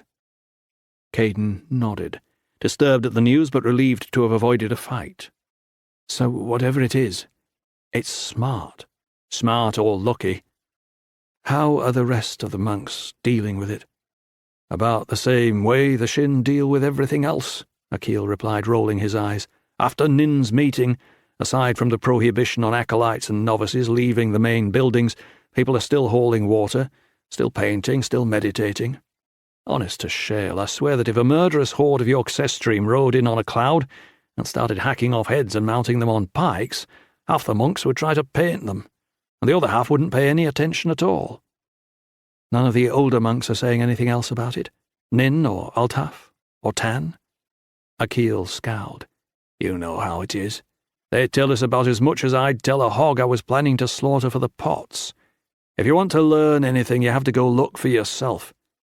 But you, of course, have scrupulously obeyed the abbot's command to remain at the monastery. Akil's eyes sparkled. Of course. I may have lost my way from time to time. Ashclan is such a vast and complicated place, but I would never willingly disobey our revered abbot. And when you lost your way, did you find anything? Nah, the youth replied, shaking his head in frustration. If Altaf and Nin can't track the Kent-kissing thing, I don't have a chance. Still, I thought, sometimes you get lucky, and sometimes you get unlucky, Caden said, remembering the savaged carcass, the dripping blood. We don't know what it is, Akil. Be careful. The following evening Tan returned to the shed. Caden stopped his work and looked up expectantly, hoping to read some clue about outside events in his Yumiel's weathered face. Tan knew more than the other monks. Caden was certain of that. Trying to ferret out what he knew, however, was impossible. The sudden appearance of gruesomely mutilated corpses seemed to affect him no more than the discovery of a new patch of mountain bluebells. He closed the door behind him and looked with a critical eye over the dozen or so pots Caden had thrown and fired. "Have you made any progress?" Caden asked, after letting the silence stretch. "Progress," Tan said, pronouncing the word as though it were new to him. "Yes. Have you found whatever killed the goats?" Tan tapped against the outside of one of the pots with his fingernail, then ran a finger around the inside of the lip. "Would that be progress?" he asked, without looking up from his inspection. Caden suppressed a sigh and, with an effort, stilled his breathing and lowered his heart rate. If Tan wanted to be cryptic, Caden wasn't going to be goaded into pestering him like a wide-eyed novice. His Yumiel progressed to the next pot, rapped the rim with his knuckles, then scrubbed at some imperfection on the surface of the vessel. "What about you?" Tan asked, after he'd looked over half the pots. "Have you made any progress?" Caden hesitated, trying to find the hook hidden in the question. "I've made these," he replied guardedly, gesturing to the silent row of earthenware. Tan nodded.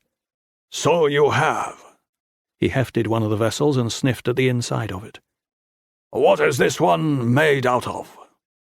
Caden held back a smile. If his Yumiel expected to trip him up with questions about clay, he was going to be sorely disappointed.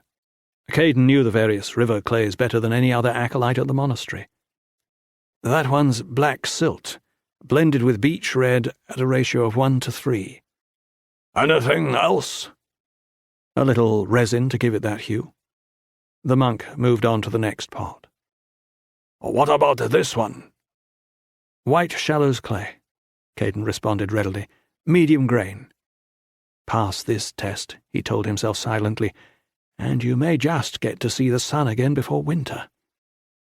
Tan went down the line of pots, all dozen of them, each time asking the same questions. What is this made out of? Anything else?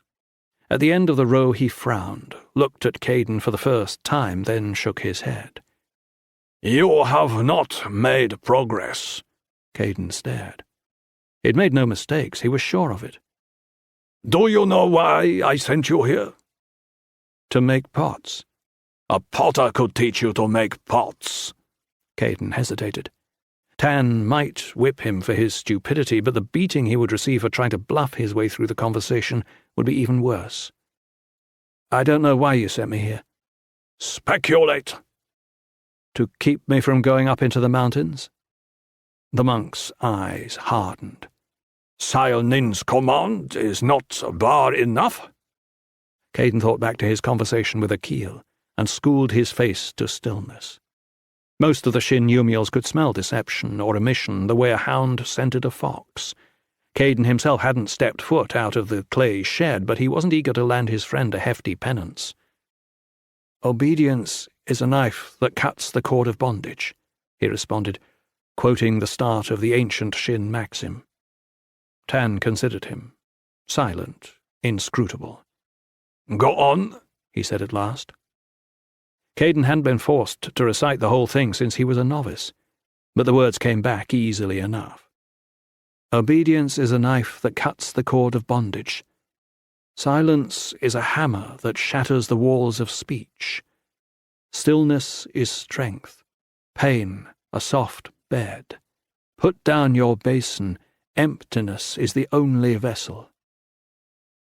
As he uttered the final syllables, he realized his mistake. "The emptiness," he said quietly, gesturing back toward the silent row of earthenware. "When you asked me what they were made out of, I was supposed to say emptiness."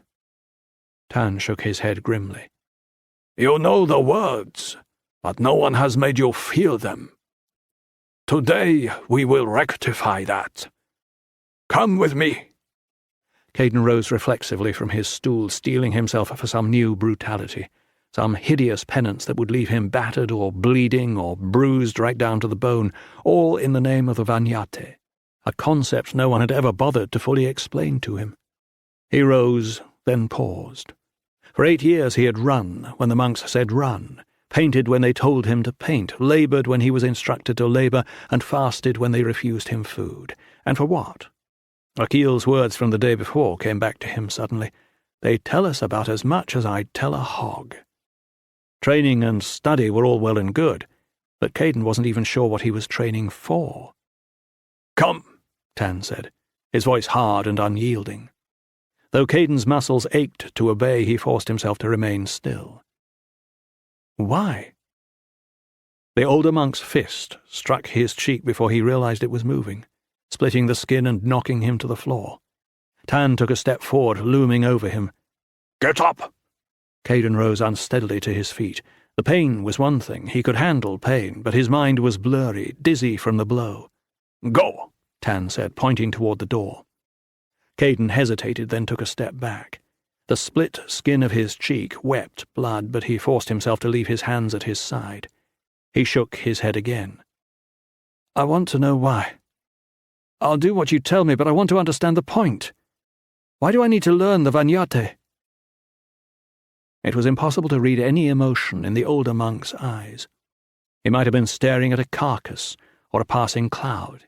He might have been a hunter looming over his wounded prey, readying himself for the kill. Caden wondered if the man would hit him again, would keep hitting him. He had never heard of an acolyte being murdered by his trainer before, but then, if Tan wanted to beat his pupil to death, who would stop him? Sail Nin? Chalma Oleki? Ashklan lay more than 100 leagues past the border of the Anurian Empire, past any civilized borders. There were no laws here, no magistrates, no courts of justice. Caden watched his Yumiel warily, trying to still the pounding of his heart against his ribs. "Your ignorance is an impediment," the monk concluded finally. He stood for one more moment in stillness before turning toward the door. "Perhaps your training will be more effective once you understand the urgency behind it." Sail Nin's study hunched against the cliffs a few hundred paces from the main compound. The building looked like part of the mountain, dry stonework shaded by a gaunt, withered pine that shed its brown needles on the roof and ground alike. Caden and Akil tended to avoid the place. An acolyte or novice was usually called before the abbot only for an extreme infraction requiring an extreme penance, and despite Rampuri Tan's suggestion that Sail Nin would provide answers to his questions, Caden now approached with some trepidation, following in the footsteps of his Yumiel. Tan shoved the wooden door open without preamble, and suddenly reluctant, Caden stepped over the threshold after him. The inside of the room was dim, and he didn't immediately notice Sail Nin seated behind a low desk, the surface of which was empty save for a single parchment. The painting, Caden realized, of the tracks left by whatever was slaughtering the goats. If the abbot was surprised or irritated by the sudden entrance, he didn't show it. He looked up from the paper and waited. "The boy wants answers," Tan said brusquely, stepping to the side. "Most people do," Nin replied, his voice smooth and solid as planed oak. He considered the older monk, then turned his attention to Caden. "You may speak." Now that he stood before the abbot, Caden wasn't quite sure what to say. He felt suddenly foolish, like a small child making trouble for his elders. Still, Tan had relented enough to bring him before the abbot. It would be a shame to squander the opportunity. "I'd like to know why I was sent here," he began slowly. "I understand the goal of the Shin, emptiness, Vanyate. But why is that my goal? Why is it necessary in ruling an empire?" "It's not," Nin replied. "The Manjari emperors beyond the Ankaz mountains pay no homage to the blank god. The savages at the borders of your empire revere Meshkent.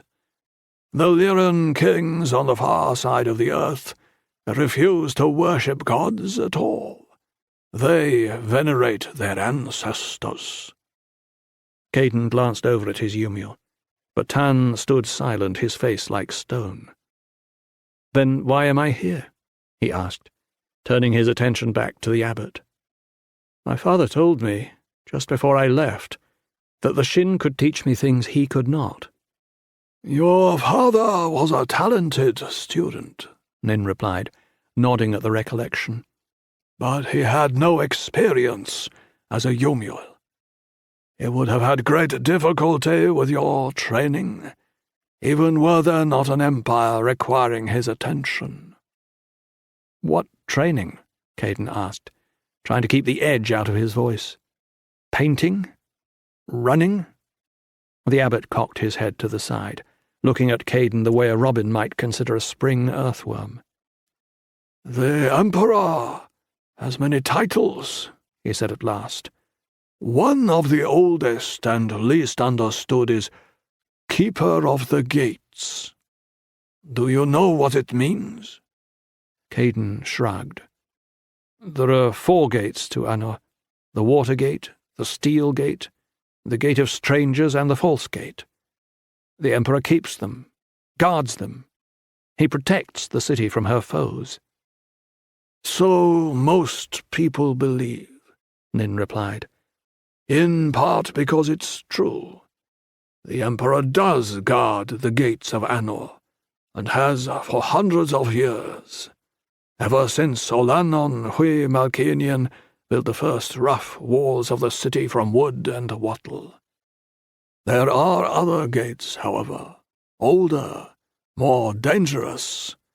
It is these to which the title refers." Caden felt a flame of excitement kindle inside him. He doused it.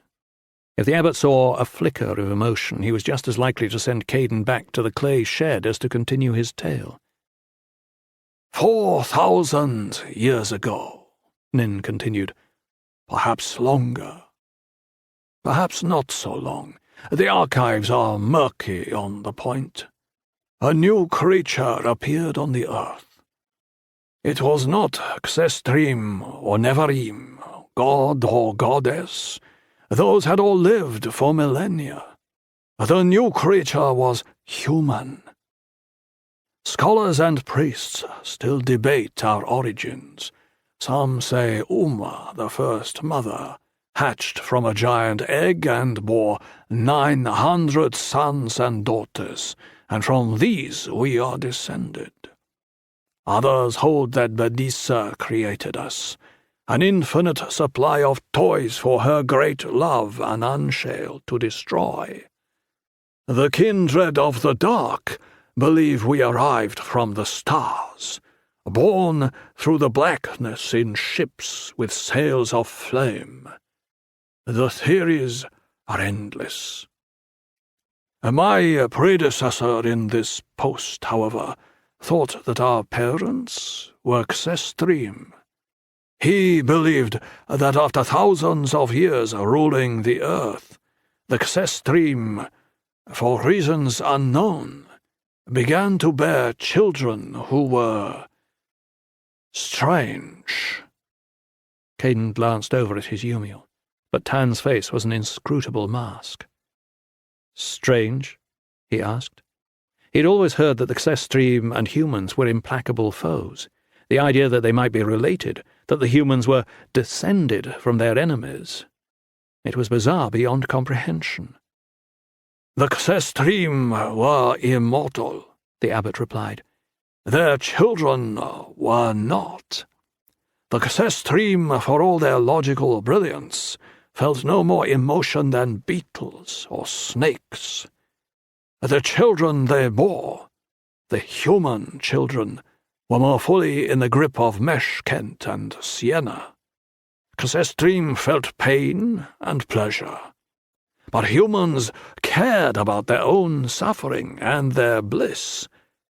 Perhaps as a result, they were the first to feel emotion, love and hatred, fear, bravery. Alternatively, it could have been the birth of the young gods that led to human emotion. In either case, the Xestream viewed this emotion as a curse, an affliction.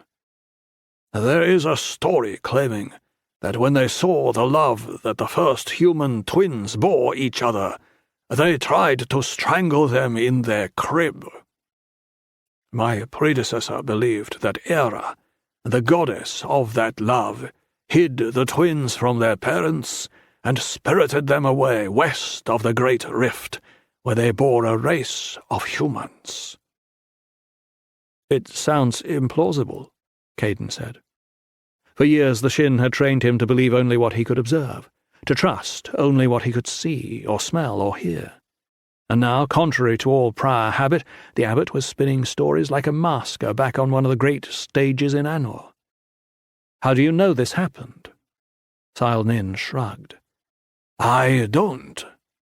It's impossible to untangle myth from memory, history from hagiography. But one thing is certain.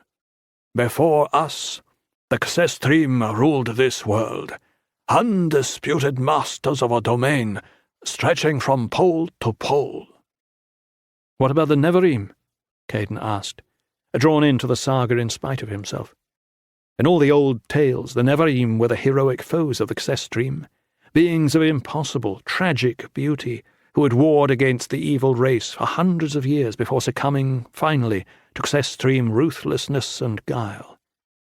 In the elaborate paintings of the storybooks Caden and Valin had pored over as children, the Neverim always looked like princesses and princes, eyes flashing as they wielded their blades against the crabbed grey shapes of the Xestream.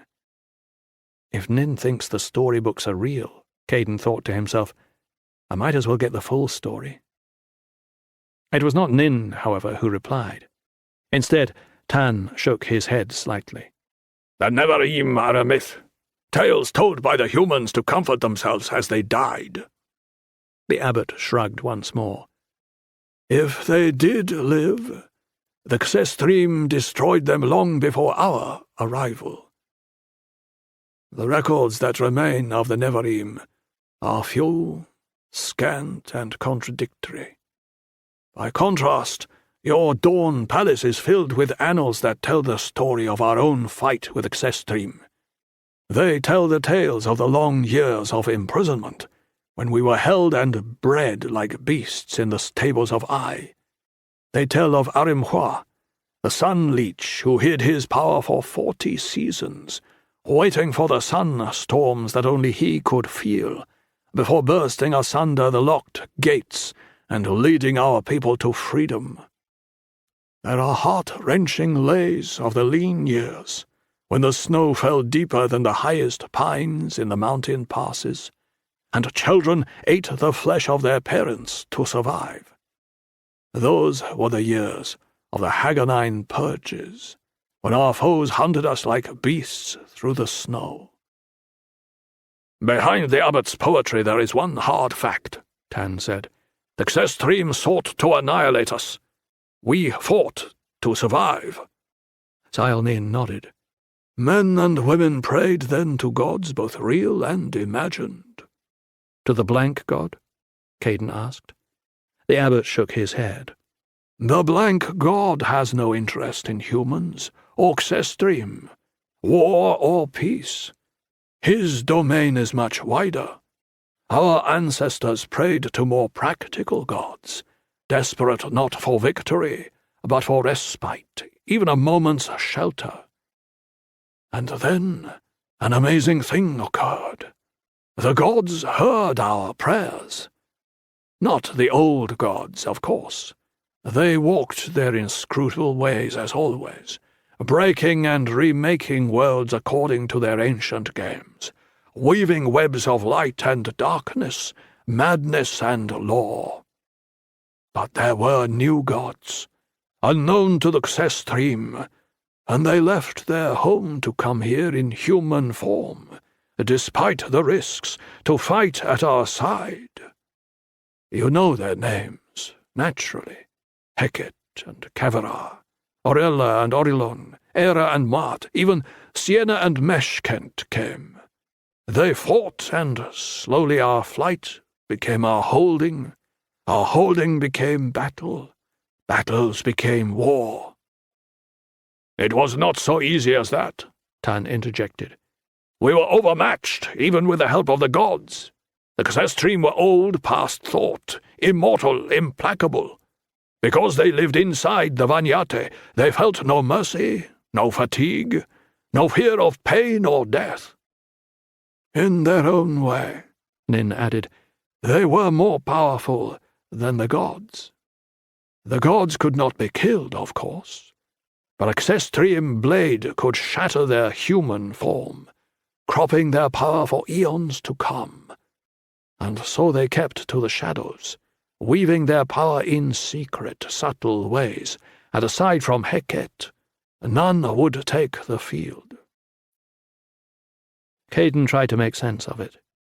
He had heard versions of all the stories, of course, about how the young gods of courage and fear, love and hate, hope and despair had taken the part of the humans, but he had always assumed they were simply stories.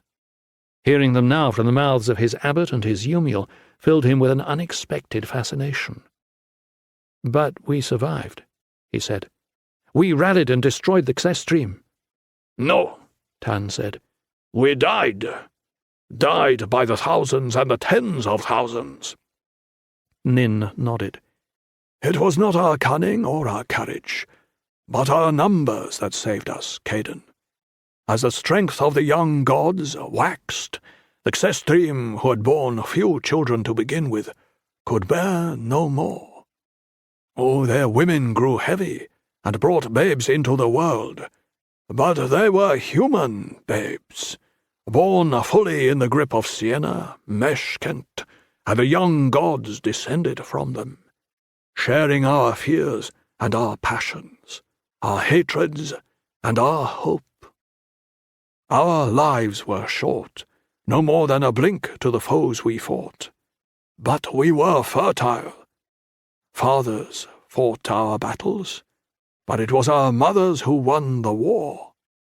As the numbers of the Xestrim dwindled and ours grew, a victory seemed certain." "And then," Tan said, "the Kenta." Caden looked from his Yumiel to the abbot and back again. He had never heard the word. "It means gift in the Xestrim tongue," Nin added. "But the Kenta were no gift to the humans. The Xestrim leeches struggled for 1,000 days and 1,000 nights with powers even the old gods feared to confront, and they died in their efforts. But they created what our ancestors knew as the Death Gates. War, as men had known it, as we know it today, disintegrated. With the gates, the Xestrim could appear anywhere, at any time, ranging thousands of leagues in the blink of an eye. We still outnumbered them, but our numbers were useless without a front. Time and again, human armies believed they had trapped the Xestrim force, only for their foes to evaporate through one of the hidden gates. While the human legions hunted them in the mountains, hundreds of leagues from family and home, the Xestrim arrived in the hearts of their cities. They killed without mercy. Crops were put to the torch, towns razed, women and children thought safe, hundreds of miles from danger, were herded into temples and burned alive. What little restraint the Xestrim had to begin with vanished, for now they knew, without a doubt, that they fought for the very survival of their race. "Why didn't we destroy the gates?" Caden asked. "We tried. Nothing availed. Eventually, men built fortresses around all those they could find, encasing many in stone and brick. Even those had to be guarded, lest the Xestrim break through to work their slaughter." "Why didn't we just use the gates ourselves? Strike back at them with our own weapon?" "Foolishness like that," Tan replied, led to the deaths of thousands. People tried, Nin continued. Men, whole legions, stepped through the Kenta and simply vanished. Because the openings of the gates were opaque, no one realized the loss. When exploratory parties failed to report, it was assumed that the Xestrim had ambushed them. Human generals sent more and still more men through to the rescue. It was weeks before we understood our error. Where did they go? Caden asked, aghast. People don't just vanish. This certainty of yours, Tan replied, could kill thousands some day. It was only later, Nin said, that men learned the gates belonged to a power older than the Xestrim. They belonged to the blank god. He took the men. Caden shivered. Unlike Ananshale or Mesh Kent, the older gods didn't involve themselves in the human world, and the blank god was the oldest of the old. Despite the fact that Caden had spent the last 8 years in service of the ancient deity, he hadn't really considered his power. Most of the monks seemed to think of and refer to him as an abstract principle, rather than a supernatural force with desire and agency. The thought that the blank god could touch the world, could swallow whole legions, was unsettling to say the least. The abbot continued. It's not so surprising. When one uses the gates, the space separating here from, say, Anor is not just shortened. It becomes non-existent. One passes quite literally through nothing, and nothing is the province of our Lord. Evidently, he resents the incursion on his territory. The abbot broke off, and for a long time the 2 older monks simply stared at Caden, as though expecting him to finish the story. There's a way, he said finally, testing the idea as he spoke it. The Xestrim used the gates, so there is clearly a way.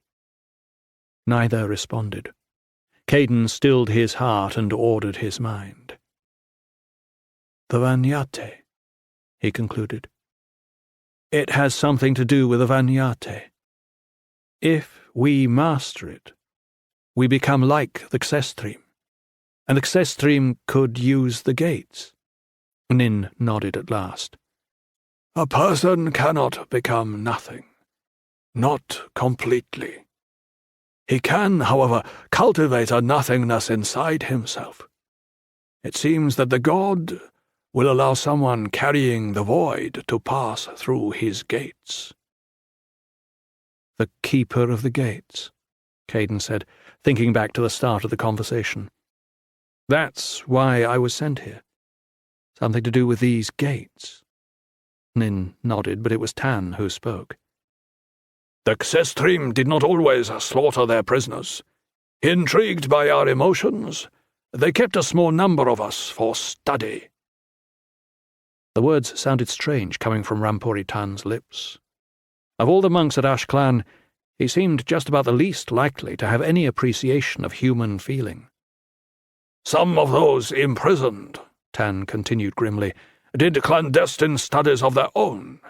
They watched, they listened, they learned about their captors.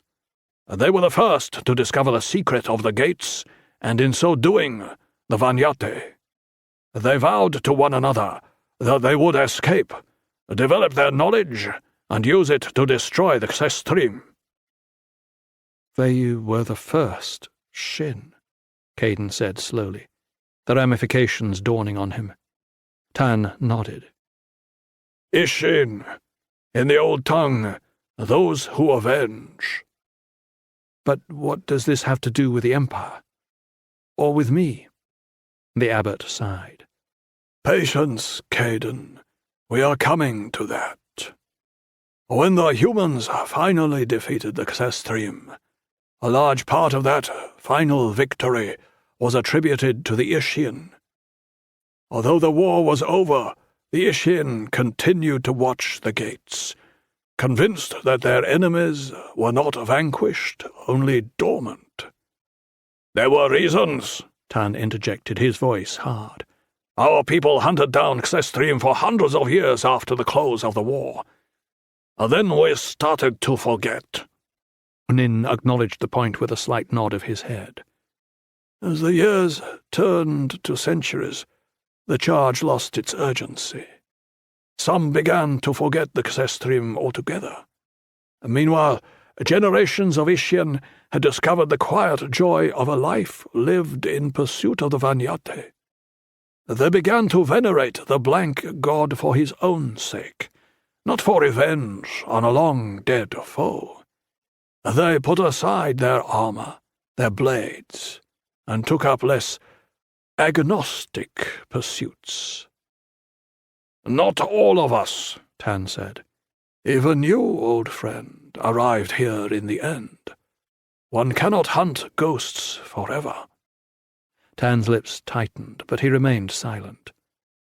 Our way is not easy, the abbot continued, and as the imperatives of the mission slipped, fewer and fewer young men joined the order. There were some, however, who had not forgotten our desperate fight for survival, and as the Shin diminished, as gate after gate was abandoned, these monks feared lest the Xestream return. It was at this point that your ancestor, Teriel, took the throne of a teetering kingdom torn with civil war. And at this point that the Shin abandoned their charge, Tan added. We did not abandon it. We passed it on. The Anurian state had grown too large for one man to control. Rebels and rival claimants rent the land. Teriel had heard of the gates and realized the power they held for his own political ends. An emperor who could instantly visit any corner of his empire need not fear rebellions of distant commanders or the misleading reports of provincial ministers. An emperor able to use the gates could bring unity and stability to entire continents. He made a deal with the Shin, Caden said, the pieces falling into place. Nin nodded. If they would teach him the secret of the gates, the Vanyate, he would commit his imperial resources to keeping those gates against the return of the Xestream. The Shin, who had long ago lost both the ability and the will to carry out their original task, agreed. From that time on, all heirs to the Malkinian line have trained here with us. It is no coincidence that they have also enjoyed an unbroken line of succession. Keeper of the Gates, Caden said, repeating the old title, understanding it for the first time. We're guarding against the Xestream. You should be, Tan replied curtly. But memory is short. There are those, Nin said, nodding toward Caden's Yumiel, who believe the Shin should never have given over their charge, who believe that the emperors neglect their responsibility. Caden turned back to Rampuri Tan. The man stood in the shadow, arms crossed over his chest, eyes dark in the dim light of the study. He didn't move or speak or shift his gaze from his pupil. You don't believe they're gone, do you? Caden asked quietly. You're not training me to be a monk or to rule an empire. You're training me to fight the Xestream. For several heartbeats, Tan didn't respond. That implacable stare bored into Caden as though seeking out the hidden secrets of his heart. It seems the Xestream are dead, the monk said at last. Then why are you telling me this? In case they are not. 17. She lied, Valin insisted, slamming his fist down onto the table. The Kent-kissing bitch lied. Fine, Lynn responded. She lied. Saying it over and over again isn't going to help. Although it is nice to get a firm grip on the facts, Laith added, his voice too serious for the jest. It was late. Most of the soldiers were racked in their bunks or out on night training somewhere, and the three of them had the long, empty mess hall to themselves. Most of the place lay shrouded in darkness. No point in wasting good oil lighting a room with no one in it. But down at the far end of the space, through the open door leading into the kitchens, Valin could make out flickering lamps and the humming of Jared, the old night cook, as he went about his business grilling pork for the next day's lunch and keeping the kettle of tea boiling for soldiers returning late from their training. Laith had kindled the lamp above their own table, although he kept the wick barely long enough for Valin to see the features of his friends. The fire was pushed back on the back legs of his chair, gazing up into the rafters. Lynn's hair glistened in the lamplight, still damp from her long swim. She held up her hands in conciliation. "I'm not saying you're wrong about Anik, but are you sure? You told me Fane held up the knot afterwards, that it was a normal bowline." Valin tensed, then forced himself to take a deep breath. She was just trying to help, trying to sort through the facts with him. "I managed to untie part of it before I blacked out," he explained. "I panicked at the end, but I remember the knot clearly enough. It felt like a basic bowline, but it wasn't. It had those 2 extra loops, the kind we found in the knot that was holding up Ami." "Well," Laith pointed out, lowering the front feet of his chair to the ground and pursing his lips, "there's no rule that she was to give you an easy knot. It would be just like Anik to try to drown you on principle." "It would," Lynn admitted. "But why would she lie about it?" Lynn still wasn't convinced that Anik was behind Ami's death, and her refusal to accept the reality of the situation was starting to grate on Valin. Normally Lynn was objective and clear-sighted, but there was something about Ami's murder that she couldn't see past, as though, because of the nature of the violence, it had to have been committed by a man. "Because she knows," he snapped. "That's the only explanation. She knows we found Ami. Everyone on Hook probably knows that by now, and if she's got a brain in her head she can figure out we were asking questions at the Black Boat." "So what?" Lynn asked. "She decides to kill all 4 of us? And Rian too, for good measure?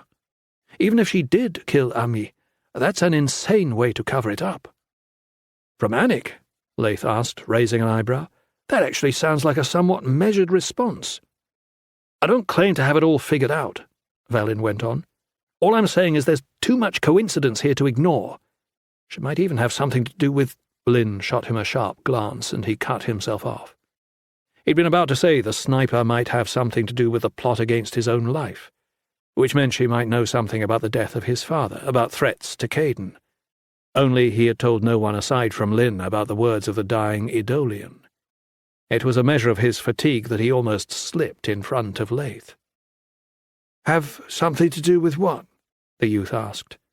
"My bow," Lynn supplied smoothly, "cracked in the middle of my last sniper test. Valin thinks someone sabotaged it." Laith eyed one, then the other, then shrugged. "Trial's coming up. It's going to be people rather than bows cracking before the whole thing's finished." "Provided we make it to the Kent-kissing trial," Valin added, turning to Lynn. "All I'm saying is to go to the list. Then tell me if you don't think Anik looks bloody as a slaughterhouse floor." "All right," Lynn said, her eyes bright in the lamplight. "Let's go to the list." The Kettrel were great believers in lists. The soldiers had lists for everything. Checking over a bird before flight, setting a demolitions charge, boarding a ship. Everything. Valin could hear old Jorg the tanner's voice droning on in the lecture hall. "People make mistakes. Soldiers make mistakes. Everyone else on this shale-spawned island is filling your tiny little heads with ideas about spontaneity, adaptation, thinking on the fly." He spat. "Thinking on the fly is a good way to make mistakes. Lists do not make mistakes." Jorg's voice could put a roomful of cadets to sleep in a matter of heartbeats, but the man had flown missions well into his 60s, and Valin tried to listen to what he had to say. "You fools want to know how something gets added to the list? A soldier dies. Then we figure out why. Then we change the list. So learn the fucking list. Unfortunately, there was no list, no set of steps for ferreting out a traitor and a murderer. But a jolt of logical thinking couldn't hurt. First, Valin began, raising a finger, we know that Amy was going to meet a Ketrel the morning she was murdered. Second, she was meeting that person in Mankers. Third, according to Durin, the only Ketrel in Mankers that morning was Anik. Fourth, Anik is a cold-blooded bitch. Your fourth observation seems more emotional than analytical, Lynn pointed out. Fifth, the way Amy was killed suggests both Ketrel professionalism and a complete absence of moral sentiment. Sixth, that strange Bolin shows up in both the garret where Amy was killed and the boat where I was thrown overboard today. And seventh, Anik tries to drown me a day and a half after we find the body and start asking questions. Oh, Valin thought to himself, and finally, there's a plot to kill my entire family and take over the throne. When you put it like that, she doesn't exactly come out looking like a priestess of error, Leith observed. All right, Lynn said, nodding her head wearily. I agree. It looks bad for Anik. But it still doesn't make any sense. Why would she want to kill Ami? And why in such a horrible way? That's the one I can't answer. I suppose sheer unbuckled cruelty isn't reason enough, Leith asked. Valin frowned. Maybe he was overthinking it. Even if Anik had killed Ami, maybe the murder had nothing to do with the plot against him. It seemed plausible that the sniper might just truss up someone and kill her for the practice. Only killing a whore who wasn't much more than a girl wouldn't be much practice. And it still didn't explain the knot that had almost drowned him earlier in the day. I just think we need more information, Lynn said. Valin nodded slowly. And I know one place to start looking. In theory, rummaging through someone's trunk was easy.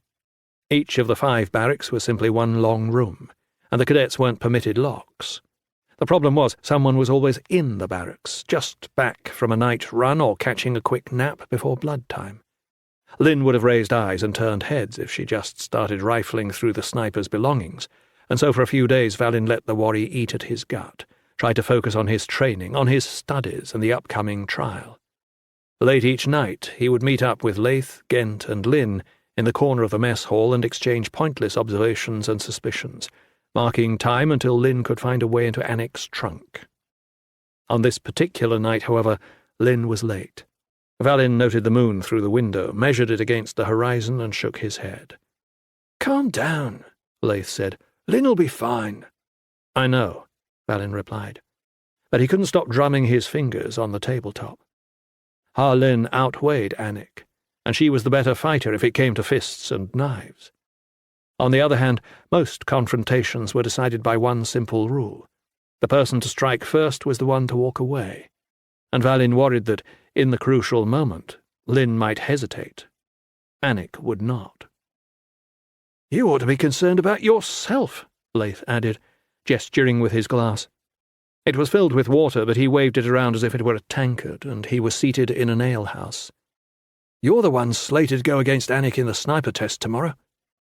"Thanks for the cheerful reminder," Valin said. "You're fucked." "And for the optimism." "Just try to bring a healthy realism to the discussion." Once more Valin shook his head. It didn't help matters that he more or less agreed with Leith's assessment. Valin was a capable sniper and a reasonable hand with a flatbow, even by Ketrel standards, but Anik was a shale-spawned ghost. She'd lost only one sniper contest to Ballandin of all people, and Valin was pretty sure the leech had found some way to cheat. To make matters worse, if you went up against Anik, you usually ended the morning with a black eye, busted jaw, or chipped tooth. None of that was part of the contest. You were supposed to sneak close enough to shoot a bell before your opponent, and that was that. But Anik made it a point of pride to shoot the bell, then the trainers scouring the field with their long lenses, and then her opponent. She used blunt training arrows, stunners, the Ketrel called them, but they could still break a tooth or knock you stone cold. A year earlier some of the cadets had complained to command. If Anik was good enough to pick her shots, they argued, she was good enough to shoot for the chest rather than the face. Anik's response, which the trainers had accepted with a sort of sadistic pleasure, was that if the people lodging the complaint didn't want to get shot in the face, then they should learn to keep their faces out of sight. "This close to the trial," Laith said, "I'd find a way to beg off." "There's no way to beg off." "There's always a way. I've spent the past 5 years dodging the worst of the shit. It's why I became a flyer." "You became a flyer because you like to go fast and you hate running." "As I said, dodging the shit." Laith's smile faded. "In earnest, though, Val, if Anik really is trying to kill you because of what you know about Ami, you don't want to be within a mile of the sniper field with her." Valin had thought much the same thing, but he'd be shipped to Shale before he let another cadet, murderer or no, scare him out of his training. "There'll be 2 trainers watching the test with long lenses," he reminded his friend. "She'd be crazy to take a shot at me then." "Suit yourself," Laith said with a shrug. "I'll pour some ale on your grave." It was supposed to be a joke, but it struck too close to the memory of the night they had buried Ami. Laith took a long swig of his water, scowled as though wishing it were something stronger, and the two fell into a gloomy silence. Lynn found them in much the same position when she finally burst into the hall. "I found something," she began, eyes fierce. Valin motioned her to a seat, then glanced over his shoulder to make sure they had the hall to themselves. "You know what the girl uses her Kent-kissing trunk for?" Lynn asked as she slid onto the bench next to Laith. "Epistles of unrequited love?" the flyer suggested. Lynn coughed out a laugh. "Guess again." "A small orphaned infant that she has been secretly but tenderly nursing back to health?" "Arrows," Lynn said. "Just arrows?" Valin asked, confused.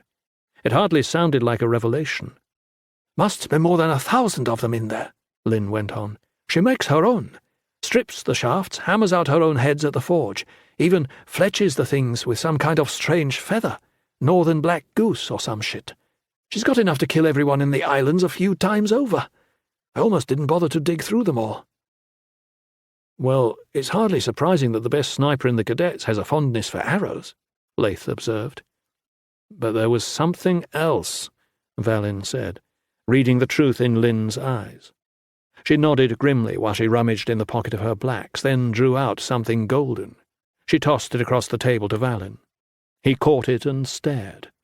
It was a lock of hair, light, soft, and flaxen, tied with a ribbon. "Is this—" he began, but he already knew the answer. By the time they found Ami, her body was a horrible, rotting ruin. The flesh had started to sag on her bones. Flies had picked over her tongue, and her eyes were already mouldering in their sockets. The girl's hair, however, that soft, flaxen hair, had practically glowed in the pale moonlight. "Well, holy hull," Laith breathed. "I'll be buggered blind." It was a tantalizing discovery, but they realized as they bandied about possible explanations that it didn't actually tell them anything conclusive. Anik had known Ami. So what? "Could be a trophy," Laith said. "Does Anik seem like the type to take trophies?" Lynn countered. "Maybe it's proof of some sort," Valin suggested. "Proof that she killed Ami." "Pretty shitty proof," Laith replied. "Head's a good proof. If you ship someone a head, chances are you killed the owner. Hands are pretty good proof. But hair?" He spread his hands. "Besides," Lynn added, picking up the lock and inspecting it once more, "what's it proving to anyone when it's stuffed in the bottom of her trunk?" The more they talked over the possibilities, the more frustrated Valin became. As Lynn pointed out, Anik didn't even necessarily take the hair from Ami herself. Someone could have given it to her to mark the target. Aside from Duran's suggestion, they couldn't be sure that the sniper had even been on hook the day Ami died. By the time the wick in the lamp burned down to a charred stump, Valin was ready to barge into Anik's barrack, confront her with the hair, and demand answers. "That sounds like a good plan," Laith said dryly. "I'm sure she'll be happy to cooperate." Valin waved him off, weary and irritated at the same time. You're right. Shale bugger me bloody, you're right." "It's a step," Lynn said, laying a hand on Valin's shoulder, her grip at once strong and soothing through the fabric. She met his eyes with her own. "No one can run 1,000 leagues," she said, quoting Hendron. But anyone can take one step, then another step. The next step I'm going to take is toward my rack, Leith groaned, stretching in his seat like a cat. I've got pre-dawn flight drills in a couple of bells.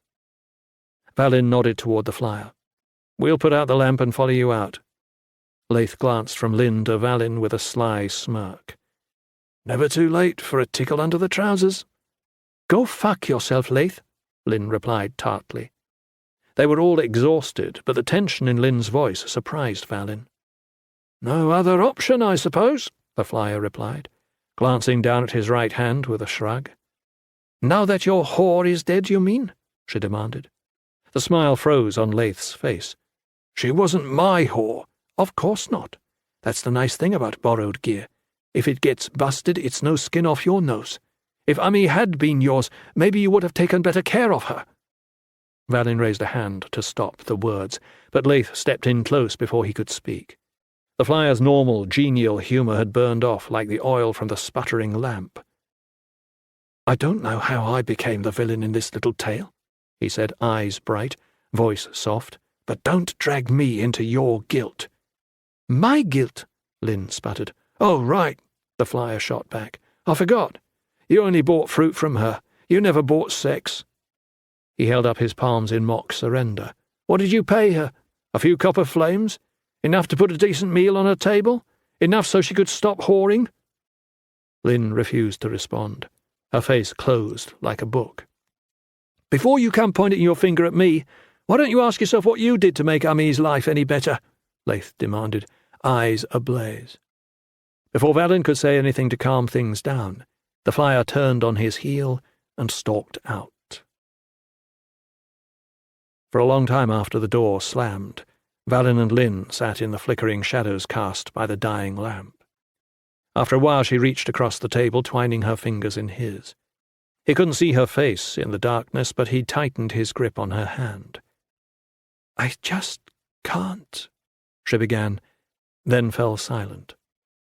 Valin wasn't sure what she was going to say, but he felt the emotion, the deep, sick helplessness behind the words. It seemed impossible that someone could murder an innocent girl, could truss her up like a slaughtered pig for the bleeding, all within sight of the Eyrie. Not only had the Ketrel failed to save her, it looked like one of Valin's brothers or sisters in black was responsible for the killing. We'll figure it out, he said softly, trying to convince himself as much as Harlin. We will.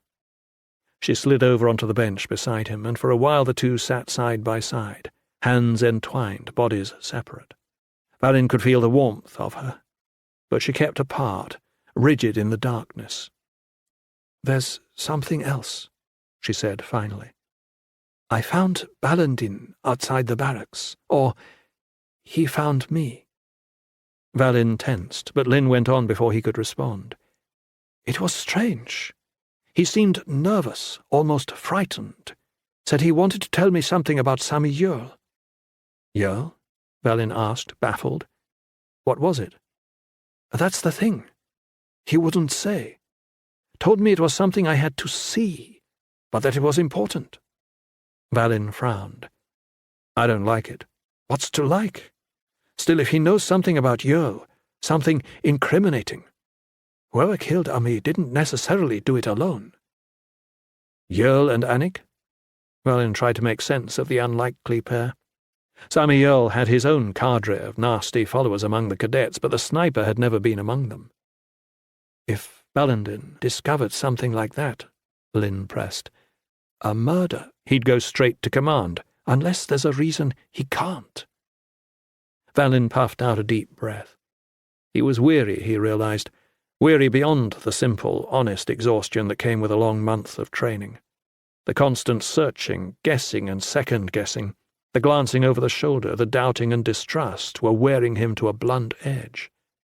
If one apple was rotten, you had to assume they all were. But that was a good way to starve. All right, he said, knuckling his eyes. But why would he come to you?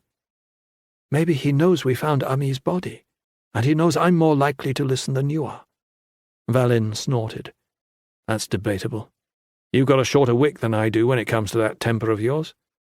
Maybe he just hates me a little bit less, You have a way of attracting resentment. So after all these years as Jarl's minion, he wants to make nice? Wants to quit the Atrep's son and make friends with us? Maybe, Lynn replied. Pounding cadets in the ring is one thing. Hunting a whore and cutting her to pieces in an attic is something else. Maybe Balindin does have some decency. Her tone suggested she didn't find that very likely. Decency. It was a tricky word for men and women trained to stab people in the back. Then we'll both go see what he's got to show you, Valin concluded. If he can show it to one person, he can show it to two. I'll promise to listen. No, Lynn said. It's tomorrow morning, during your sniper test. Valin cursed. Well, tell him we can't see it in the morning. I don't think it's a thing, Lynn replied. I think it's an event. He wants me to see Jarl do something. Valin clenched, then unclenched his fist. Where? He asked, the question bitter in his mouth. He didn't trust Balindin, didn't trust this sudden crisis of conscience. For 8 years the leech had baited and battered just about every cadet on the islands aside from Sammy Jarl and his coterie. Where there was room to cheat, he cheated. Where there was space to lie, he lied. The idea of Lynn going off with him somewhere in order to watch some secret event made Valin's stomach tighten. Of course, the blade cut both ways. If Balindin was treacherous, he could betray Jarl as easily as anyone else. Where? He asked again. The West Bluffs. The West Bluffs comprised the sere, broken terrain toward the northwest corner of the island. Some scrub, some thorns, and a good view out over the centre of Karsh. There were a few nesting seabirds on the ocean side, and a handful of interesting shells dropped by the gulls up on the cliffs. That was about it. What could he possibly want to show you up there? That, Lynn replied, exasperation creeping into her voice, is what I'm going to find out. Don't worry, Val, she added, softening her tone and squeezing his hand. I'll bring my real blades, and I'll be careful. Valin blew out a slow breath. You're just about a mile from the sniper test up there, he said.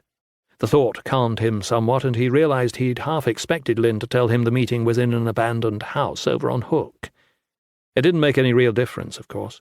Something could go wrong up on the bluffs as well as in a cramped garret, but somehow the fact that Lynn would still be on Karsh, that she would be, in fact, only a few minutes' hard run from the sniper range itself, helped his stomach to relax. All right, he said finally.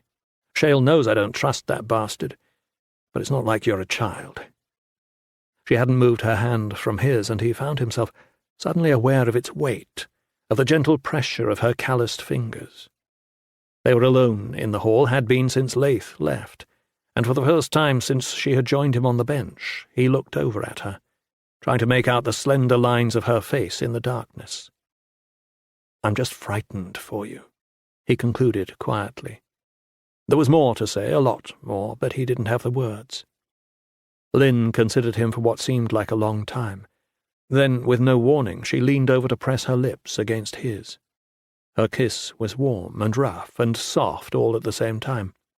Valin had bedded women before, but only whores over on Hook, and the experience had been somewhat uninspiring. This was something altogether different. After what seemed like a very long time, Lynn pulled away. I'm sorry, I shouldn't have done that. You shouldn't have had to, Valin replied, baffled but suddenly happy, his weariness stripped away, at least for the moment. I should have done it a long time ago. Lynn grinned, then stood and cuffed him lightly on the cheek. I'll see what Balindin has to show me. You just try not to let Anik mess up that fine face of yours too badly in tomorrow's test. Before Valin could respond, she turned on her heel. He was still smiling when the door closed behind her. She couldn't be his, of course, not in any of the traditional ways. Ketral never married, and the few clandestine relationships that took place on the islands were carefully concealed, buried deep enough that they would never interfere with training or war. Still, there was a possible life, a future, in which they flew on the same wing, worked with each other every day, even grew old alongside each other, provided neither of them took an arrow in the back. It wasn't much, but for a little while Valin let himself drift with the fantasy. Then the bell rang for third watch, jolting him from his thoughts, and the darkness and silence settled down again, heavy as the water that had almost drowned him just days earlier. 18. The sun hung high and bright in the sky, which was bad. It gave the spotters the best chance of finding him. The day was still, which was bad. A light ocean breeze would have obscured any errant sound, any clatter of small rocks as his body scraped over the earth. The day was hotter than normal for the spring, which was also bad. Sweat dripped from his brow, stinging his eyes and blurring his vision. He longed to wipe it away, but wasted motion was anathema to a sniper. Instead he blinked twice, squinted, and inched ahead along the small furrow. The furrow, too, was bad. Sniper contests could take place anywhere on the islands, but the trainers tended to favour a section near the northern coast of Karsh, where the land sloped abruptly upward to terminate in limestone bluffs that plunged down into the waves. Hundreds of fractures rent the ground into tiny fissures and ravines, as though Ptah, the Lord of Chaos, had hefted the entire island in a massive hand and then shattered it on the surface of the sea. Atop the bluffs themselves perched the spotter's platform, a raised wooden construction sporting a bronze bell the size of a man's head. The goal of the exercise was straightforward: sneak close enough to shoot the bell, then sneak out. In practice, it was nearly impossible. Airy trainers manned the platform, sweeping the surrounding ground with their long lenses, waiting for the cadets to make a mistake, to slip into the open for a moment. The hearty native scrub and broken folds of earth provided the only cover, and for Valin's first 3 years he hadn't come within a half-mile of the platform, let alone close enough to take a shot at the bell. Recently, however, he'd found more success. Of course, success was a double-edged blade with a Ketrel. Success meant that the drills were getting too easy, which meant in turn that the drills were about to get a whole lot harder. It was one thing to skulk through the scrub alone, taking as much time as was necessary to work up close to the bell. It was another thing entirely to do so at the same time as someone else, taking care to avoid their eyes as well as those of the spotters, and always trying to eke out a little more speed to try to get to the bell first. Worst of all was squaring off against Anik. The young sniper was so good that for the past year she'd been going against older cadets. Now, though, as Valin's cohort approached Hull's trial themselves, there were no older cadets. Bad luck trumps a lifetime of training, Valin thought, twisting his head without raising it from the rough ground to try to get a view to the west. Rocks dug into his shoulder and chest, sharp stones tore at his blacks, and the miserable drainage along which he was dragging himself proved too narrow for the bent bow of the arbalist, which caught on a corner and gouged at his stomach. Ketrel were trained in all manner of ranged weapons, but nothing could beat an arbalist for sniping. Unlike a normal bow, you could fire it from a prone position, and the only movement necessary once you'd cranked it all up was a twitch of the finger. Of course, it meant you had to haul the Kent-kissing thing around. Compounding his problems, Valin had no idea where Anik was. He hadn't expected to, of course. It was more than enough work trying to stay low and keep out of sight of the spotters without expecting to hunt down his competition as well. In any other contest, he wouldn't have given half a toad's turd for the location of the other sniper, but this wasn't any other contest. Anik was out there, and she was hunting him as surely as she was hunting the bell. Despite what he'd told Leith the night before, Valin's shoulder blades itched at the thought. His only consolation was that the sun, the heat, and the ground would be as tough on her as they were on him. Best get on with it, then. He'd been counting on the meagre ravine to carry him within shooting distance, had been following it half the morning, making reasonably good time, a pace or two every few minutes. Unfortunately, the groove had grown shallower and shallower as he moved uphill, until it provided no real cover at all. He had only to raise his head the barest fraction of an inch to see the wooden structure of the spotter's tower and the bright smudge of the bell hanging from it 500 paces distant. Still too far off to make the shot. Too far by a good stretch. He considered doubling back. It was the right call, all other factors being equal. But all other factors were definitely not equal.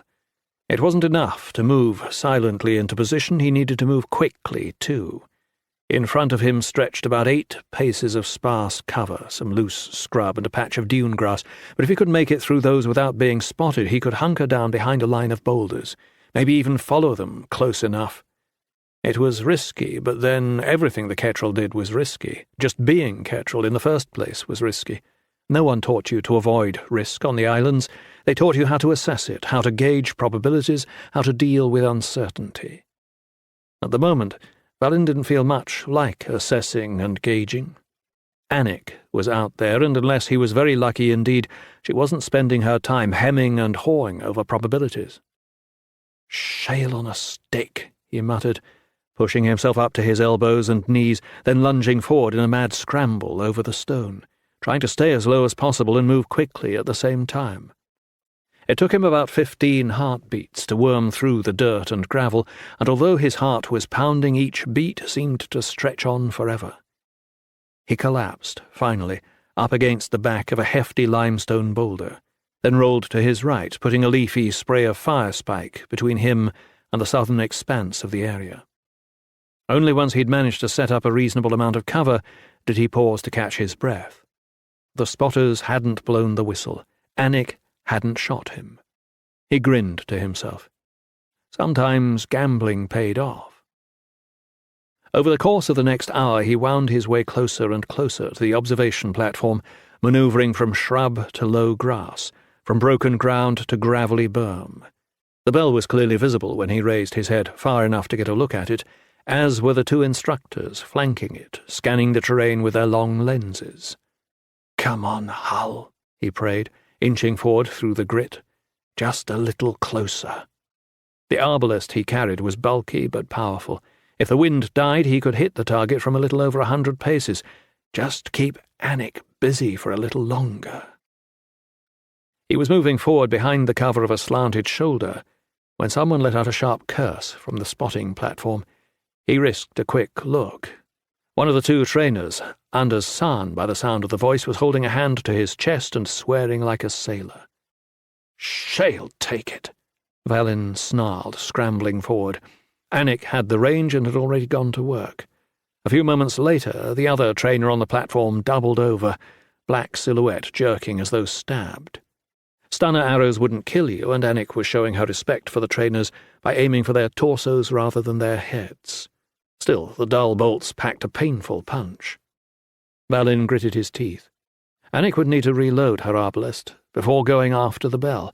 That meant cranking back the bow, fitting another bolt to the channel, and resuming her firing stance. There was a slim to vanishing chance that he could use the intervening time to get off a shot, especially now that the spotters were technically out of the exercise. It should take her at least 40 seconds to... An arrow shattered the stone inches from his head, then fell like a broken bird to the gravel. Valin stared. Anik couldn't have reloaded the arbalest that fast. There were cords to notch and ratchets to twist.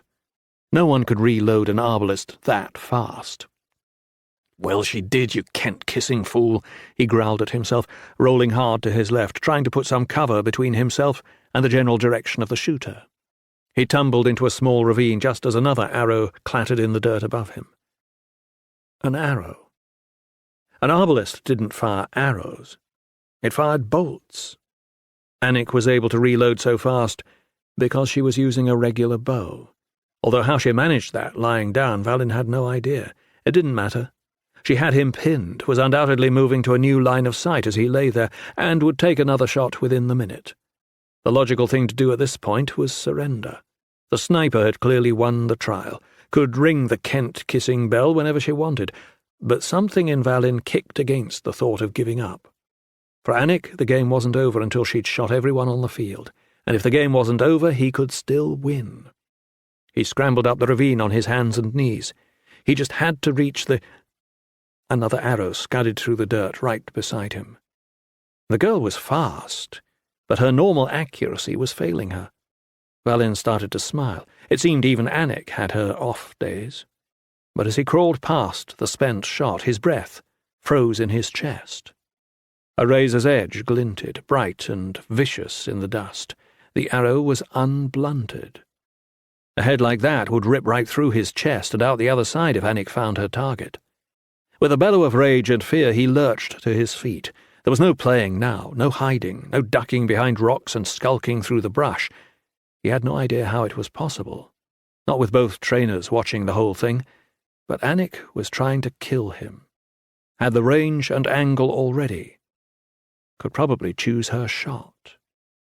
He lunged ahead, darting back and forth over the jagged path. If he could reach the low gravel berm 15 paces distant, he could make a reasonable stand, but 15 paces was an eternity to a well-trained sniper. His heart hammered at his ribs, his lungs heaved, and he wrestled with the fear as he ran, forced it down into his legs, into his lungs, used it to drive him on. 5 more paces. If he could just reach the berm. The blow caught him high in the shoulder, right above the lung, driving him forward onto the gravel slope. First it was just the shock of the impact that hit him, then the pain came, a savage, tearing fire. He rolled to the side and looked down at the front of his jerkin. The arrow had punched directly through his body, tearing out the front of his chest. Blood coated the head and shaft. Son of a bitch! A real Kent-kissing arrow, he thought, vaguely. He tried to move his hands, tried to push himself to his knees, but failed. Fog filled his vision, but he could just make out a slender shape rising from the ground some 100 paces distant. Anik held the short bow casually in one hand. Another arrow knocked to the string. They saw her, Valin thought groggily. Doesn't she know that the trainers are looking at her? She raised the bow easily, almost casually, drawing and releasing in the same motion. A moment later, the clang of the bronze bell reached Valin, dim and tinny as though heard underwater. Only after she had lowered the bow did Anik glance toward him, turning her head with the curt, acute movement of a bird. Through the bloody haze that filled his vision, Valin saw her eyes widen. But there was no joy, no celebration on that hard child's face. 19. Ewinian IV did not look capable of murder. Certainly not the murder of an old soldier like Sanlitun Hui Malkinian. Whereas father had been tall and strong with powerful arms and hands, the chief priest of Intara was nearly an albino, short and pale, thin-lipped and stoop-shouldered, with a head like a misshapen gourd. That her father lay dead in his cold tomb was pain enough, but that he should have been delivered to Anan Shale by this pathetic wretch made Adair want to scream and sob at the same time. If Sanlitun had to die, he should have been cut down in battle, or swallowed by the raging sea. The chaos of war, the wrath of the depths, those were foes worthy of her father. Despite his post, Ewinian struck her as a small, mean creature. So why doesn't he look afraid? She wondered nervously. The Dawn Palace was calibrated to overawe even the most jaded potentates. At its heart, Intara's spear loomed over the entire city, an impossibly tall tower of clear stone driven deep into the bedrock by some hand older than history. At the base of the spear stood the Hall of 1,000 Trees. The longest and highest hall in the palace was also one of the first, an echoing edifice of redwood and cedar, the huge pillars of which had taken 10,000 slaves a dozen years to haul across Eridroa from the slopes of the Ancas. Polished and oiled golden trunks stretched upward in row after row, branches ramifying as they had in life to support the ceiling. The space had been built on a scale to humble even the emperor, who ruled it from his seat on the unhewn throne, and yet Ewinian appeared unconcerned, bored, even smug. His small dark eyes flitted from the Edolians lining the walls to the benches where the sitters would hear the charges and evidence against him, followed by his own defence. He licked his lips, although the movement struck Adair as anticipatory rather than nervous. Then he turned his eyes to her. She knew the power of her own gaze, the unnerving effect her burning irises had on those who tried to meet them, and yet the chief priest seemed no more unsettled by these than he did by the hall itself. He considered her coolly as she walked past him to take her seat, the faintest hint of a smirk playing at the corner of his mouth, then nodded. "My lady," he said, Or should I say minister? Can one be both a lady and a minister? Can one be both a murderer and a priest? She replied, rage like fire running under her skin. My lady minister, he replied, raising a fluttering hand to his chest in mock horror. I fear you refer to me. Adair clamped down on her response. They had not spoken loudly, and yet already some of those gathered for the trial had turned to watch the exchange. There was a legal process to be followed, and it did not involve sparring with the accused. Such sparring was beneath the dignity of an imperial minister, and besides, in moments her father's murderer would face a justice far more implacable than any of Adair's barbs. She bit into a fingernail, then remembered her post, the hundreds watching, and returned the hand forcefully to her lap. That Uinian should pay for his crimes before the day's end was clear to her, and yet Adair spent enough time studying history to know that Anurian justice, for all its glory, could sometimes fail. The selection of the sitters was the most important thing. They were chosen at random every day by bureaucrats trained specially for the task. Dozens of groups of 7 to sit on the dozens of trials that would take place, each group composed, as decreed by Teriel himself, of the 7. A mother, a merchant, a pauper, a prelate, a soldier, a son, and a dying man. Teriel had believed that a group so comprised was fit to pass justice on even the Empire's most august citizens, and yet it was possible, through fraud and bribery, to meddle with the composition of the group. I went over all the potential sitters myself, she thought. What did I miss? What does he know? The reverberation of 2 great gongs broke the silence, echoing right down into Adair's teeth. It was the first time she had heard that sound, the presage to an imperial entrance, since the death of her father, and for a moment she expected Sanlitun himself to stride through the 20-foot doors and into the chamber in his simple robes of state. When Ran Iltonja appeared instead, she felt the sharp twist of loss all over again. It seemed impossible that her father was truly gone, that she would never again sit across the stone's board from him or ride at his side. The philosophers and priests dickered over what happened when an Anshale took her soul, but all their theological and doctrinal hair-splitting didn't make a thimble of difference. Her father was gone, and the Kenarang, decked out in a riding cloak worth its weight in gold, ruled Anor now, at least until Caden returned. In cases of high treason, the Emperor himself played the role of accusing magistrate, and so, with Sanlitun dead, the role fell to the regent. That worried Adair. Iltonja was clearly a brilliant general, and yet, by his own admission, he had no interest in, or aptitude for, the subtler manoeuvrings of politics.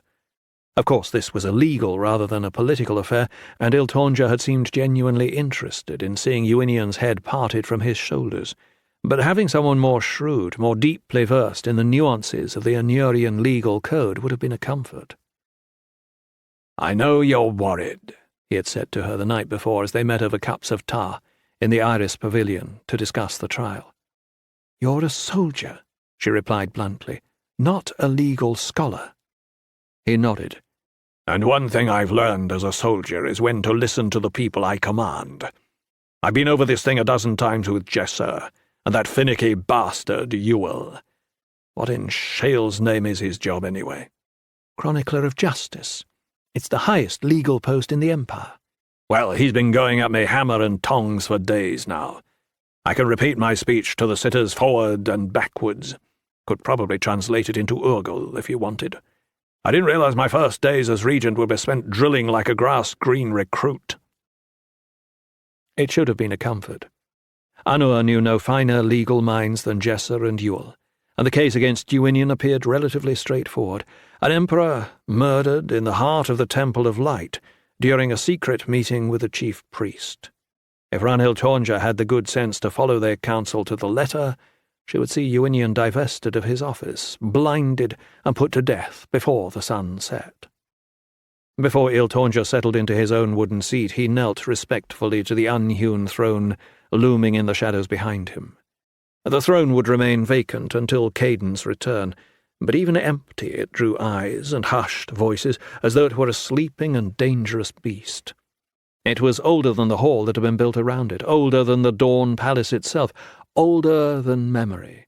A mass of black stone jutting from the bedrock, thrice the height of the tallest man. Near the very top, eons of wind and weather had carved a seat perfectly fitted to the human form.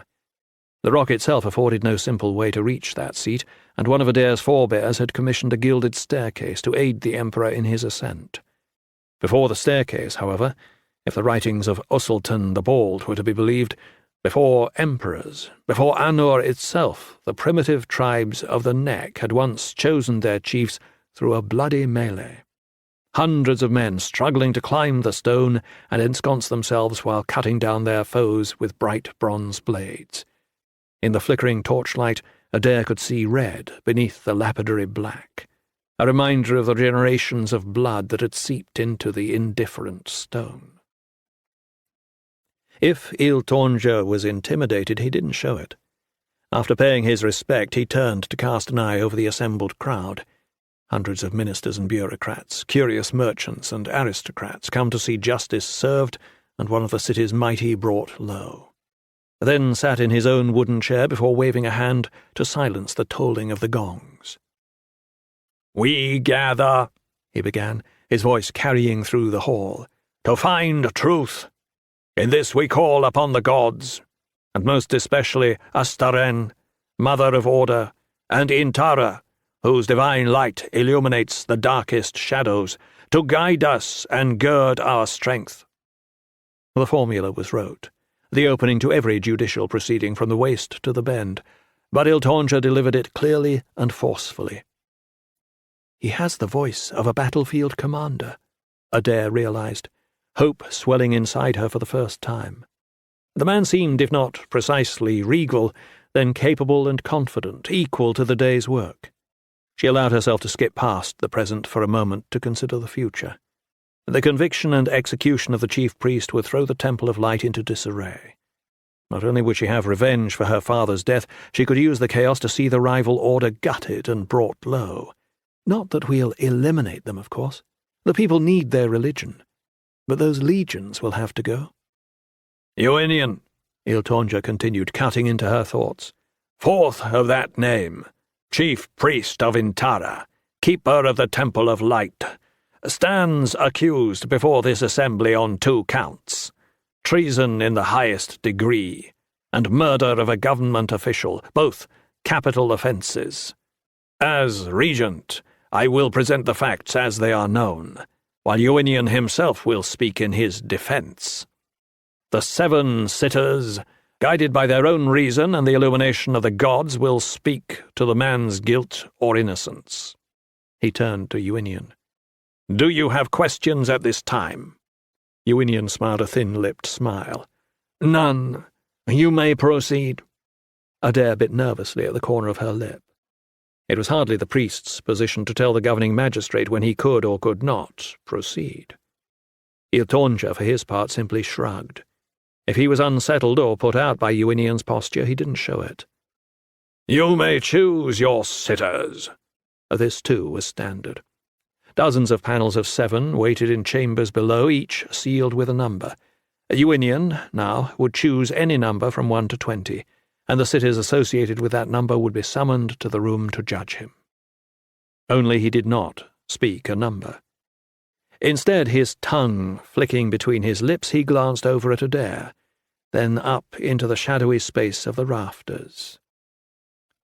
"As this trial has already shown," he said, his voice quieter than the regent's, but sly, snaking throughout the hall, "men and women are much given to folly.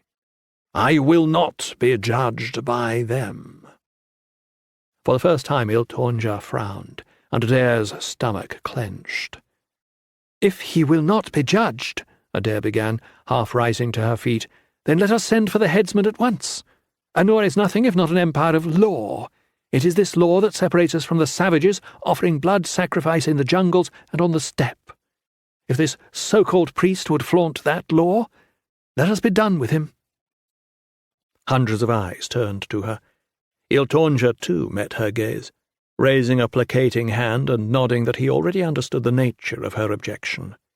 Adair let the words trail off, retaking her seat with as much dignity as she could muster. The ministers flanking the regent looked on like buzzards in their black robes.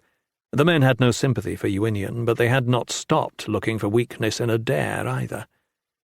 "It is no slight to you," Baxter Payne had argued, staring at her with those rheumy eyes of his, "but women are not suited to the ministry. They are too fickle, too easily transported by their emotions."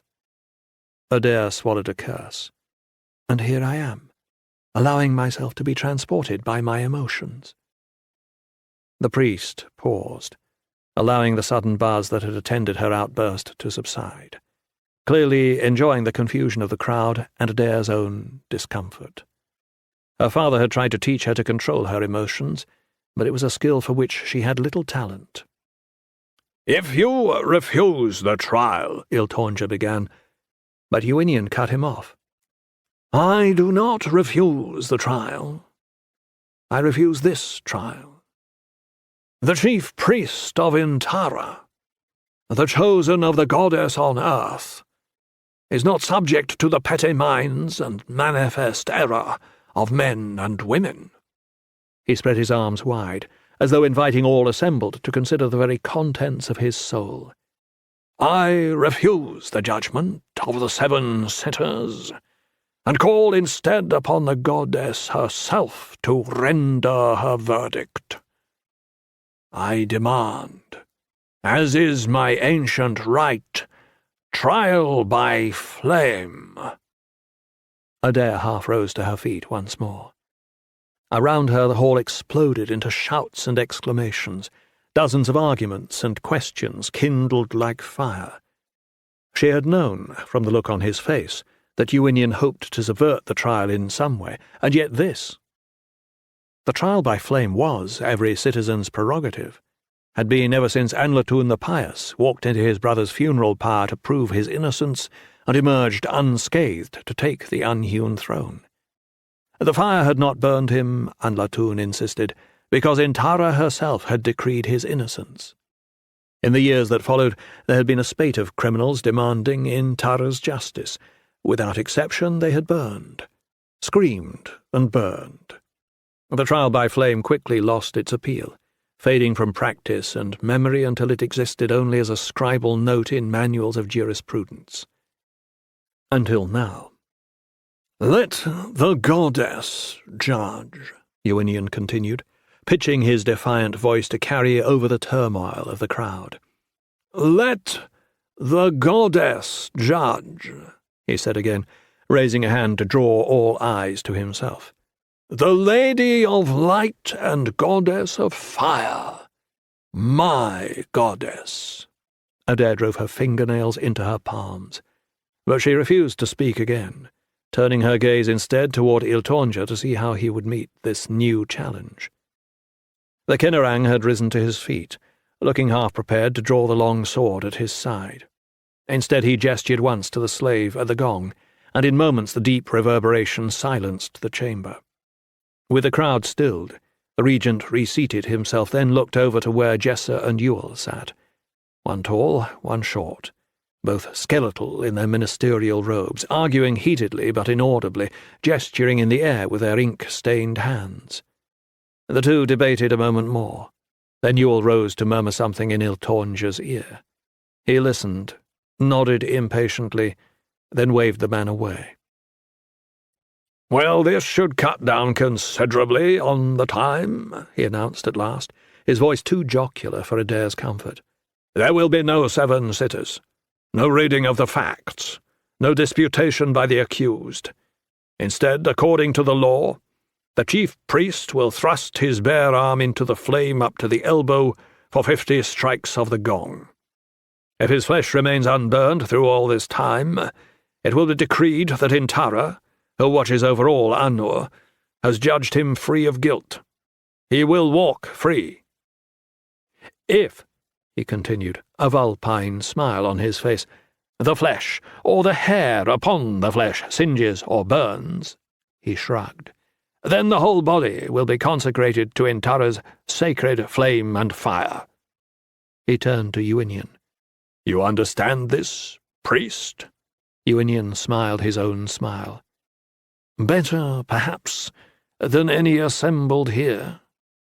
It seems, then, that we will need a flame. This brazier," he continued, indicating a metal grate large enough to roast a goat, "should do the job nicely." "No," Iwinion replied, raising his chin. "You got your shale-spawned trial by flame," Adair thought angrily. "You don't get to pick the brazier." Blood hammered in her ears, but she kept her face still and refused to speak. Eltonja raised an eyebrow. "No." Clearly he was unaccustomed to hearing the word. "I will not be tested over some petty flame like a common criminal. I am the chief priest of Intara, her officer here in this benighted world, and I will be tested in a manner and location worthy of my sacred trust." Adair held her breath. "I will be tested," Iwinion continued, eyeing Adair, "in the Temple of Light." She was on her feet again without realizing it. "No," she said, turning to Eltonja and the assembled ministers. "Absolutely not. This vermin has the right to due process under Anurian law, which unfortunately includes this antiquated sideshow, but he does not dictate his terms. He has armed men in the temple, if you don't recall. He has practically an army." Iwinion smiled at Adair. "A sideshow? I would make a sacred appeal to the goddess you profess to worship, and you term it a sideshow?" "It's a ruse," Adair snapped. "A trick. You can't survive the flame, and you know it." "Then there is no harm in allowing me the trial," Iwinion replied. He turned to the assembled crowd, extending his arms.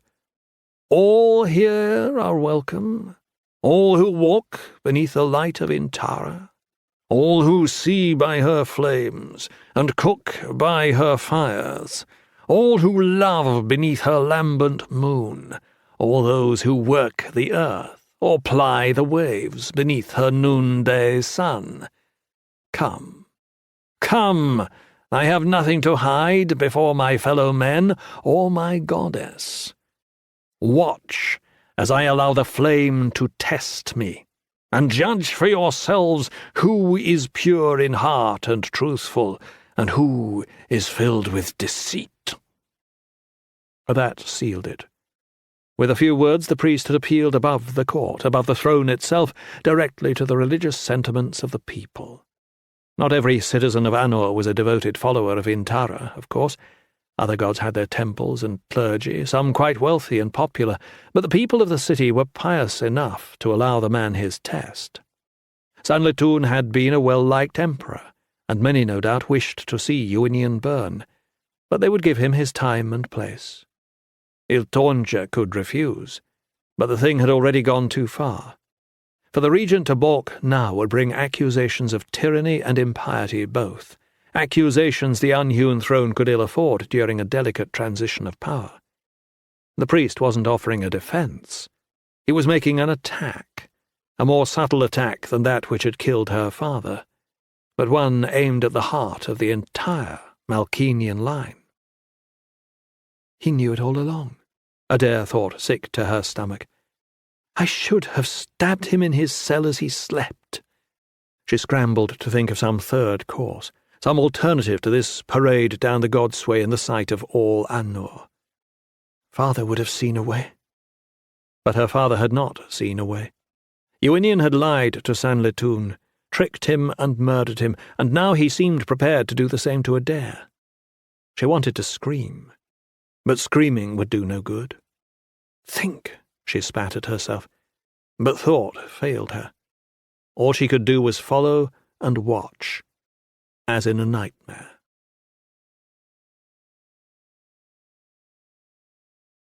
No structure in the city stood far enough from Intara's spear to escape the sight of the impossible monolith, but Iwinion IV's predecessors had been shrewd enough to move the locus of religious power outside the Dawn Palace, distancing themselves from the imperial family and consolidating their hold on the ecclesiastical rule of the city. The Temple of Light, a soaring structure of stone and coloured glass, stood halfway down the Godsway. Close enough to the centre of Anor for easy commerce with the palace, but not so close that it fell under the shadow of those looming red walls. Unlike the spear, the Temple of Light was clearly a human creation. But what a creation! Tiers of arches, one above the other, climbed toward the sky, each filled with a huge window. Adair knew something of the glass trade. A single one of those panes cost more than a year's salary for a thriving merchant, not including the price of cutting and transportation, and there were thousands of them, so many that it seemed as though the temple were more glass than stone, a massive, glittering, multifaceted gem humbling the edifices surrounding it. As a child, Adair had marvelled at the scope and the colour, but now as she dismounted from her palanquin with what seemed like half of Anor crowded about, it was the armed soldiers ringing the walls and flanking the tall doors that drew her eye and stoked her fears. Iltonja had insisted that 1,000 guardsmen accompany the odd procession from the palace to the temple, more than twice the number of the waiting Sons of Flame, probably enough to overwhelm them if it came to an open battle. Of course, if it came to blood, there was also the mob to consider. In addition to the hundreds formerly attached to the trial, thousands more had gathered, some from curiosity, others indignation, and already rumours and anger had grown ripe in the restive crowd. A battle on the Godsway, Adair thought. Sweet Shale, my father's barely cold in his tomb, and already the Empire is pulling apart at the seams. If Iltonja was concerned, he didn't show it. The Kennerang sat his horse in a casual half-slouch, clearly more comfortable there than he had been back in the palace. He might have been out for a ride in the country, only there was something in his eyes Adair had not noticed before, something alert and predatory as he surveyed the crowd. Uinian, for his part, looked triumphant. He raised his manacled hands to the mob in a gesture of blessing or defiance. With the wrong words, he could start a riot right now. And yet, after what seemed like an eternity, he turned to enter the temple. The inside of the Temple of Light was, if anything, more impressive than the exterior. The light flooding through those tall windows danced on the surface of vast reflecting pools, scribbling bright shapes on the walls and pillars. Worshippers had dropped coins into those pools, copper flames, silver moons, even a few golden Anurian suns from the most wealthy. Another source of revenue for Uinian, Adair thought, only now fully realizing the extent of the priest's reach and influence. And another one we do not tax. Each of those suns could keep a soldier in armour for the better part of half a year, a soldier who might well choose to fight against the unhewn throne. The Adolians accompanying the party had ringed off a small space in the centre of the temple, holding back the press of those eager to witness a death or a miracle, and it was into this space that Adair stepped along with Iltonja, the other ministers, and Uinian himself. "Here," the chief priest said, casting a defiant smile to the crowd, "I will face my trial." Of course. The entire vault of the temple was a glass and crystal hymn to light, panes and facets reflecting and refracting 1,000 hues, but the most striking sight of all was the enormous lens set into the ceiling directly above the nave. Old Semptis Hard had explained the principles of lenses to Adair when she was only a child, showing her how she could use a circle of carefully ground glass to ignite a small fire in the palace courtyard. Adair had wanted to see how some ants would stand up to the treatment, but her tutor refused, assuring her that they would burn as readily as the grass, but insisting that a princess should not sully herself with such crass pursuits. Adair was glad now that she had spared the ants, but she wished she'd paid more attention to Hod's lectures on lenses. There, on the floor at the centre of the nave, a square foot of stone glowed a sullen red, shivering the air above it where the lens began to focus the noon rays of the sun. The effect would not last long. The sun would peak, then start her slow descent, and the stone would cool. For about 10 minutes, however, that beam of liquid light could boil water, char wood, or blacken flesh in an instant, and it was there that for centuries priests had made offerings to Intara. "This," Uinian said, gesturing to the smouldering stone, is where I will face my goddess." A collective gasp went through the crowd. "He can't survive it," Adair told herself. "It's impossible." Il-Tonja looked sceptical. "It's not a flame." Iwinian shook his head in scorn. "This is the pure kiss of Intara.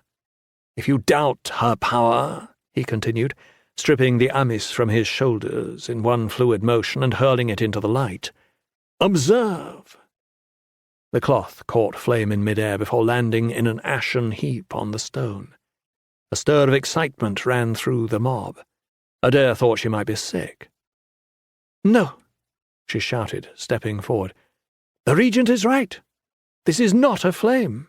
The man has demanded trial by flame. Let there be a flame."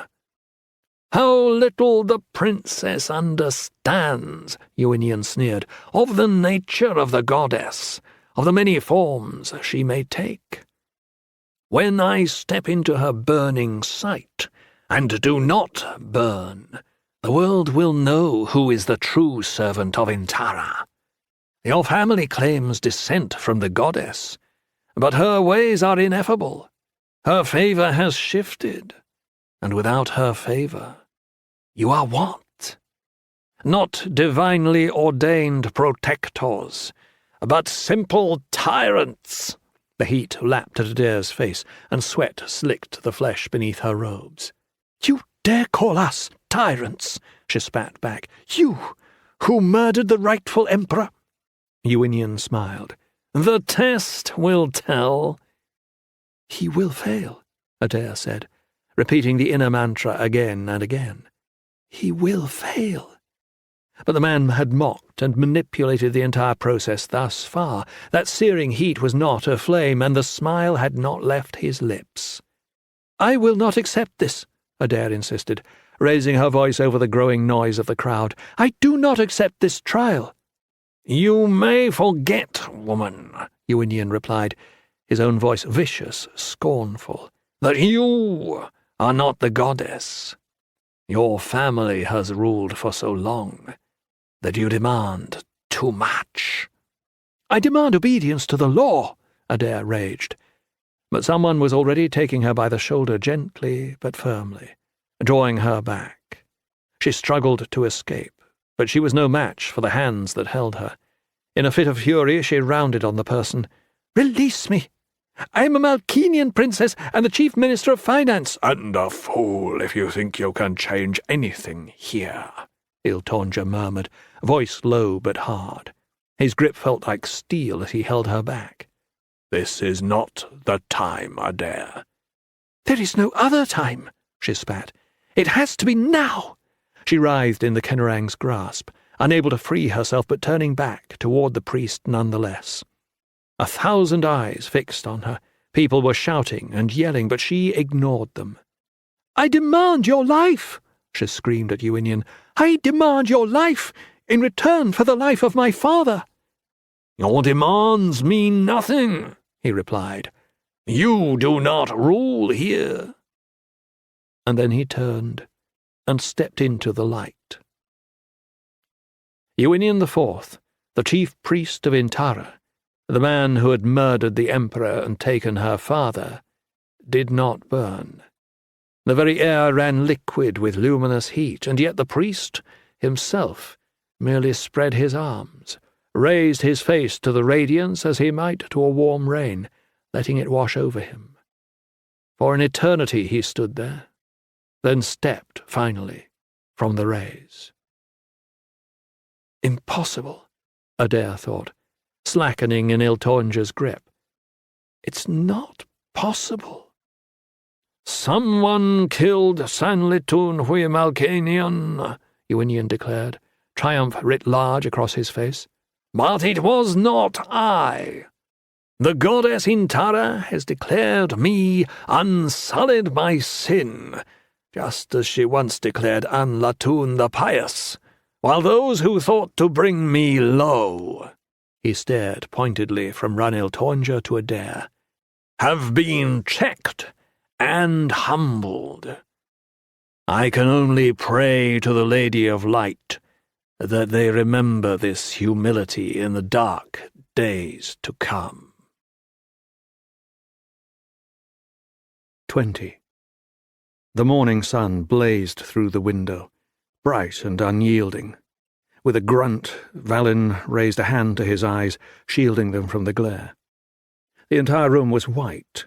White walls, white ceiling. Even the wide pine boards of the floor had been scoured, sanded and scrubbed so many times they were bleached of all colour.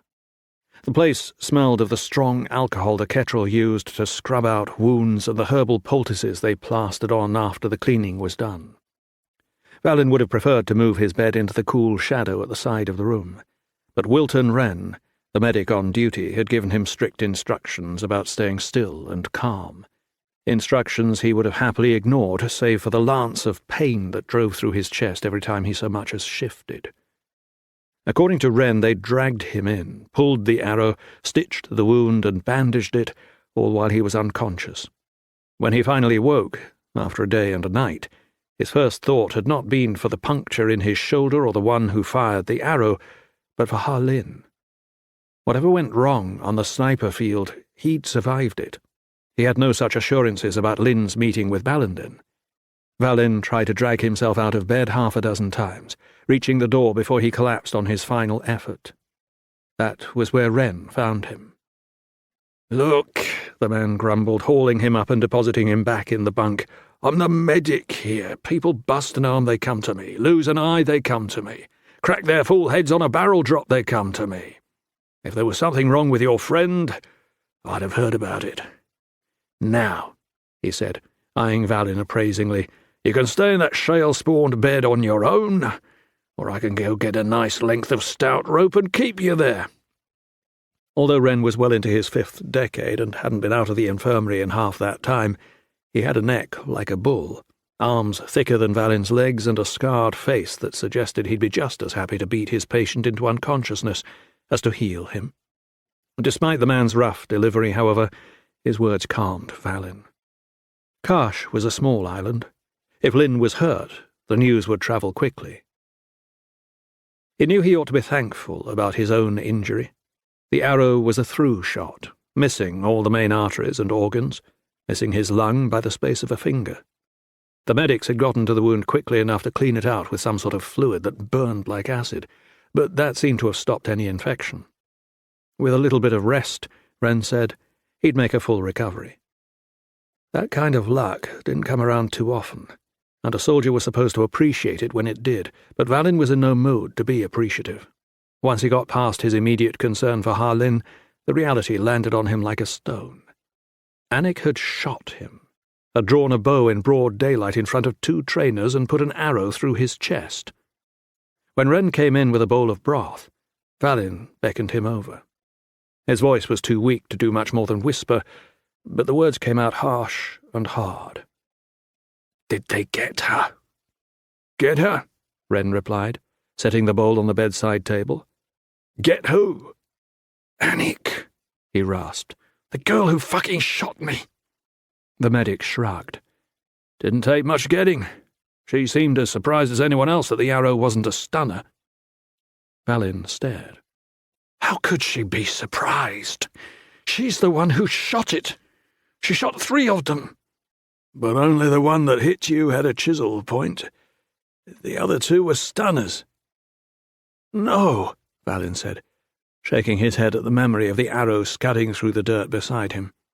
Seeing the point on the second arrow was what started him running in the first place. "No. At least 2 had live heads." "You can tell it to Rallan," Wren replied with a shrug. "The Master of Cadets is holding an inquiry. Looks like she's going to be nailed for combat negligence. There'll be a review of her conduct, and she'll be suspended right up until Hull's trial." The words hit Valin like a hammer. "Combat negligence," he managed. "And in the meantime, she's walking around free. Where do you want her to be?" Valin's mouth hung open. How did she explain the fact that she had even 1 live head in a training contest? Say something happened to the head. Said the arrow that hit you was supposed to be a stunner, but that she must have got it wrong somehow. I'll say something happened to the Kent-kissing head, Valin interrupted. He tried to sit up, but pain blazed through his wound, and he subsided weakly on the cot, exhaling between clenched teeth. What happened to the head is that she switched a stunner for a razor. Look, Wren said, wagging the spoon at him. I don't know all the details, but we're on the islands. You're with the Ketrel. This isn't a sewing circle. Give men and women bows and swords and tell them to start leaping off birds and blowing things up, and every so often someone catches an unhealthy bit of sharp steel somewhere it doesn't belong. I've been here a while and I've seen it before. A stunner and a chisel don't look all that different, especially when you're in the middle of a fight. And Rallan is buying this? Valin asked, amazed into something like acceptance. Rallan's seen it before too. It's a training accident.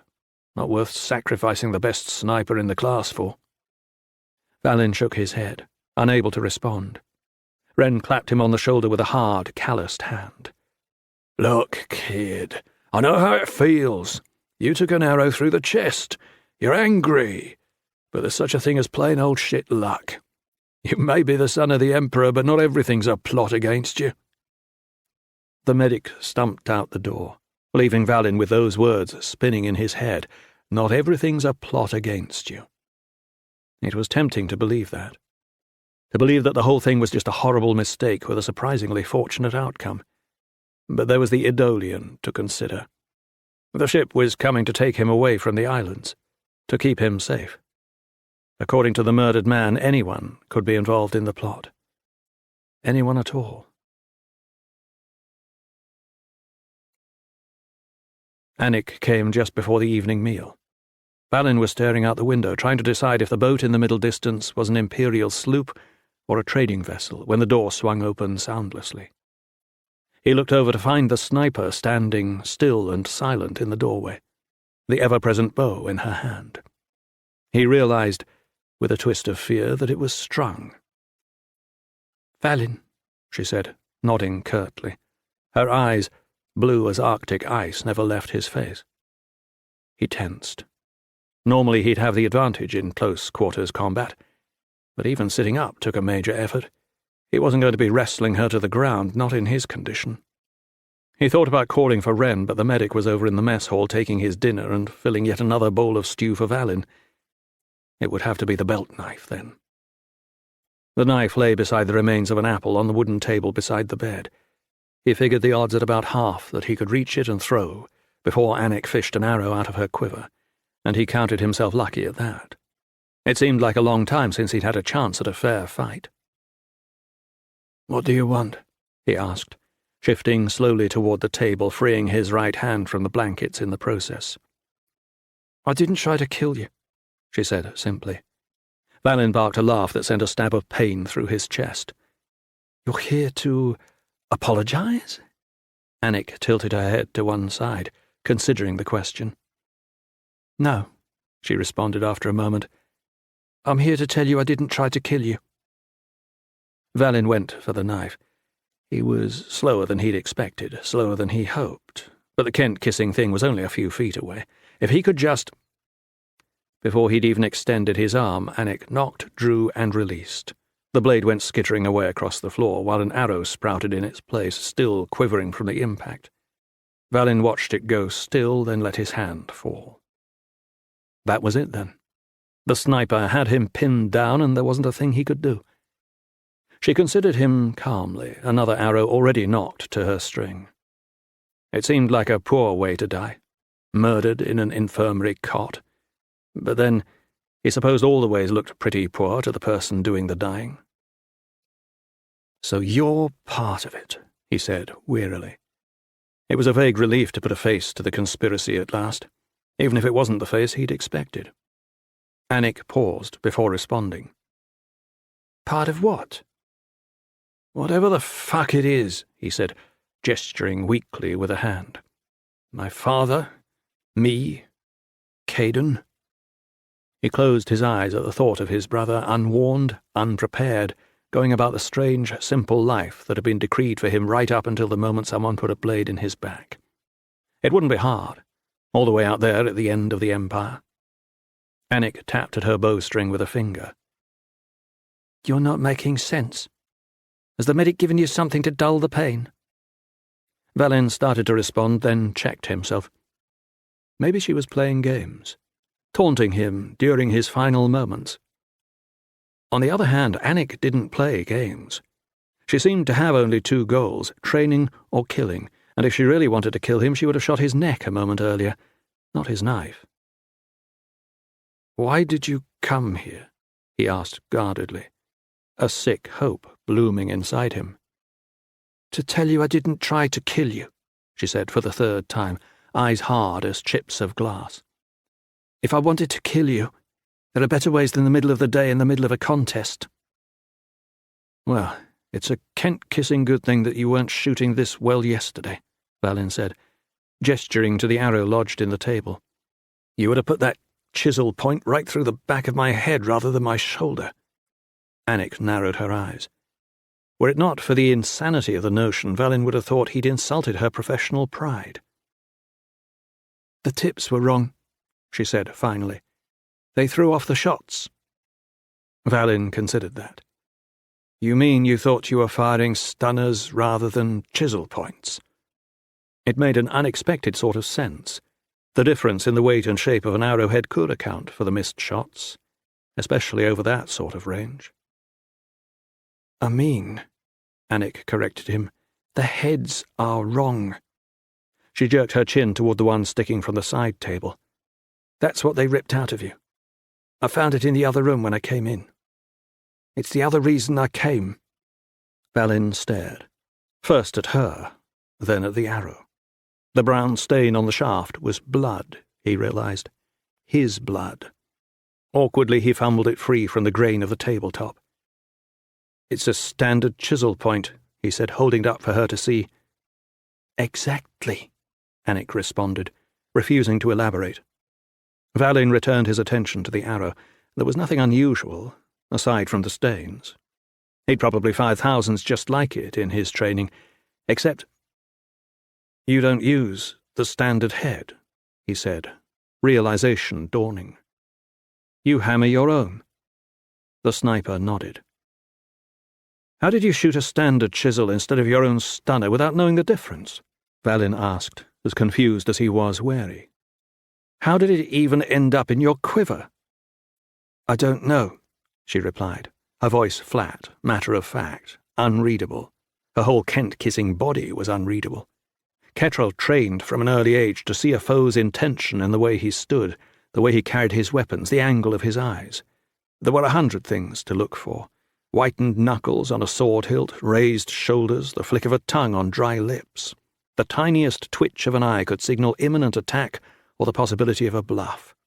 Annick, however, might have been standing in line at a butcher's shop, or considering a statue on the Anurian God's Way. If she was concerned at having nearly killed the brother of the Emperor, she didn't show it. She hadn't moved from the doorway where she stood with her bow at her side, posture loose but ready, her thin, childlike face inscrutable as the blank white walls. Valin rolled wearily onto his side. His mind ached from trying to make sense of it all, and his body ached too.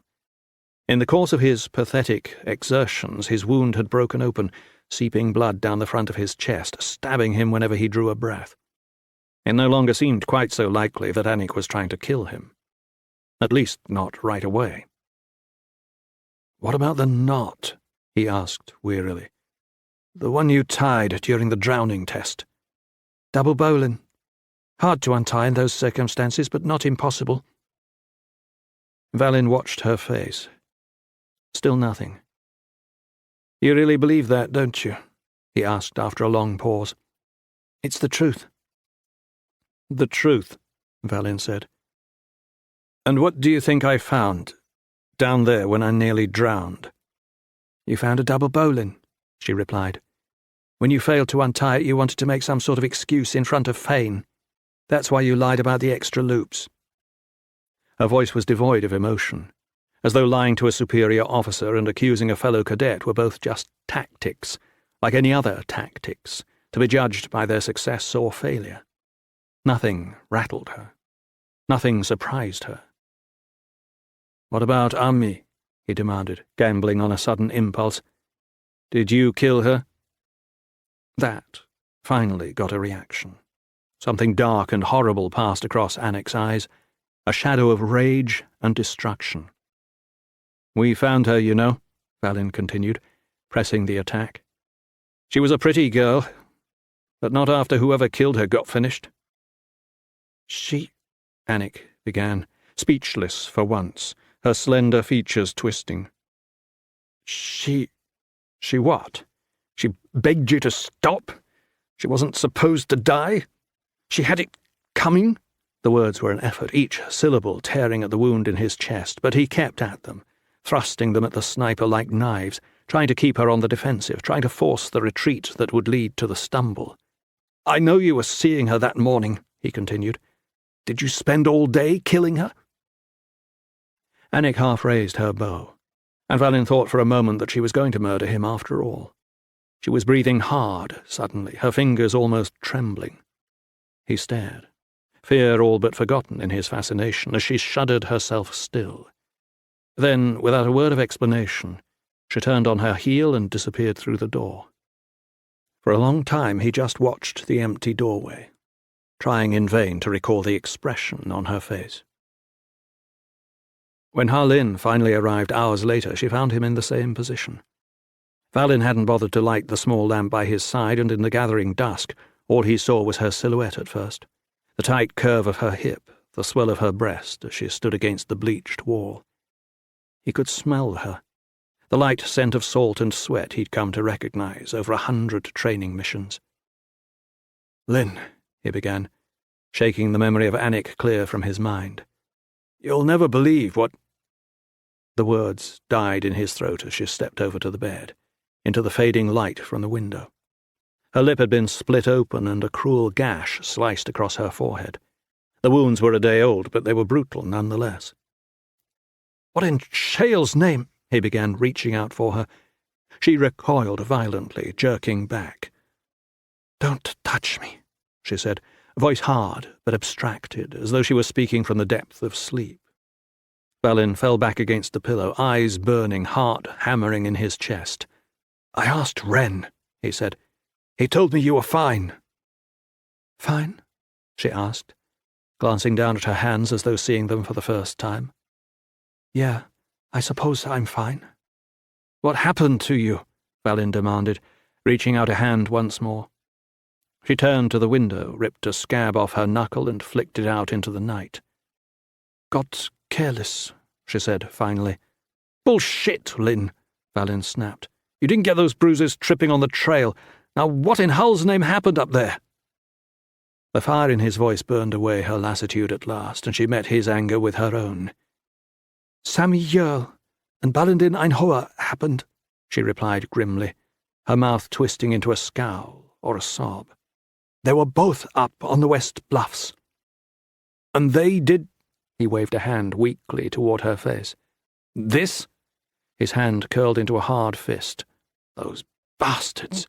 Those shale-spawned, Kent-kissing bastards! I knew I should have let—" She started laughing then. A low, ugly laugh. "Let me what? Let me walk around the islands by myself? Let me go out after dark?" She shook her head.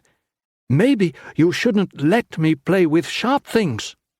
"I didn't mean it that way," he began, then stopped, a sickening thought boiling up inside him. "They didn't—" He wasn't sure how to say the words. "Did they rape me?" she said, raising a bruised eyebrow. "Is that what you want to ask? If they raped me?" He nodded silently, dumb before the possibility. She turned and spat out the narrow window. "No, Valin," she said. "They didn't fucking rape me." Relief washed through him. "Well, that's what?" she snarled. "Good? It's good that they didn't rip my blacks off and fuck me? What a solace!" Lamplight flickered in her eyes as though they had caught fire. "They shoved my face in the dirt, slashed me across the ribs, broke my nose and probably a rib. But at least my precious cunt is intact." "Lynn," he began. "Oh, fuck you, Valin, you idiot!" she spat. She was crying, he realized, but the words came out fast and sharp. "The point is they could have done whatever they wanted. They could have raped me, or killed me, tossed my body in the ocean, whatever. There was nothing I could do to stop them." She took a long, shuddering breath, then scrubbed away the tears with the back of her hand. "Why?" Valin asked. "Why did they do it?" "They said it was payback," she said, the sobs and the fury suddenly gone, replaced by a flat monotone. "Said it was to remind me what happens when someone steps into the ring against them." "But they won the fight," Valin said, his mind spinning. "They won, all right," Lynn replied, nodding wearily. "They won, and they won, and they won." "I should have been there," Valin said, struggling to sit up. "What is wrong with you?" she demanded. "Are you listening to me at all?" She turned slowly to face him. "Honest to Hull, in some ways you're just as bad as those two bastards." The words stabbed him more viciously than the wound in his shoulder. "What? I'm saying I wanted to help you, to have your back." She took another deep breath, then spoke to him slowly, as though to a stupid child. "They attacked because I stepped outside the boundaries they set up for me, because I wouldn't behave." She shook her head again wearily. "And now you're doing the same thing, telling me I shouldn't go here or there, telling me that I should check with you before I lace up my Kent-kissing breeches." "All right," Valin said. "Fine, I get it. I'm sorry." "No," she replied, "you do not get it. You cannot follow me everywhere. You cannot watch me every night while I sleep." "I can help," he said stubbornly. "Fuck that. I'm a soldier, same as you, same as Sammy Yearl." She had worried off another scab as she talked and stared down at it, trembling. One by one she flexed her fingers, watching the blood well up. "I got careless is all," she said finally. "It won't happen again." Valin felt a cold stone settle in his gut. His shoulder throbbed, but he didn't care a shit for his shoulder. "Whatever you want," he said. "Whatever you need, you just tell me." I thought I needed to talk to you. I thought it would help." She flicked the blood from her fingers. "Stupid of me. How could it help? The thing's all over, all done. You might be an emperor's son, but you can't stuff the sand back in the hourglass." She turned her head and met his eyes at last. "There's no going back, just forward. What I need is some time." "No," he replied reflexively. "Lynn," he reached out toward her one more time, but she slipped past his grasp. "I need to be alone for a while, Valin. For now, that's what you can do. Stop thinking you have to protect me because we kissed once in the mess hall. I don't belong to those bastards, and I certainly don't belong to you." 21. One could be forgiven, Caden thought, for believing that Tan might go easier on him now that the whole mystery of the Kenta had been revealed. After all, the older monks had finally taken him into their confidence, had explained to him secrets to which only a few people in the Empire, only a few people in the whole world, were privy. One could be forgiven for thinking that the conversation in the abbot's study constituted a graduation of sorts, an acknowledgement that he had moved from being an acolyte to something more. One could be forgiven, he thought unsmilingly, but one would be wrong. As they departed from the small stone hut, Tan turned, blocking the narrow path. Caden was tall, but the older monk overtopped him by half a head, and it took an effort of will not to retreat a step. "Avanyate is not something you can learn like mathematics, or the names of trees," he began, voice barely more than a growl. "You cannot study it. You cannot commit it to memory. You cannot pray that a god will deliver the wisdom to you in your sleep." Caden nodded, uncertain where the conversation was leading. His Yumiel smiled bleakly. "You are quick to agree. You fail to understand that the emptiness does not simply grow inside you like a plant. Think of the hollow of the bowls you just completed. You had to drive your fingers into the clay. You had to force the hollowness upon it. It feels more like guiding than forcing, Caden ventured, made bold by the abbot's confidence and his new-found knowledge. If you push too hard, the bowl is ruined.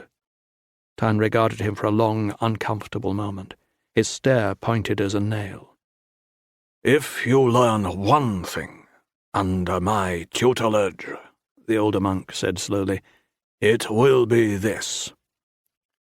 Emptiness exists only when something else has been gouged away. And so it was that Caden found himself on a bare patch of ground, sandwiched between the rear wall of the refectory and a low band of cliff, shovel in one hand, a half-dug hole in front of him. A few feet away, Tan sat cross-legged in the shade of a juniper.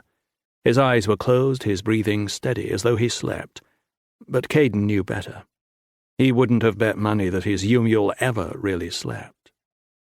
The monk had instructed him to dig a hole straight down, 2 feet wide, and as deep as Caden was tall.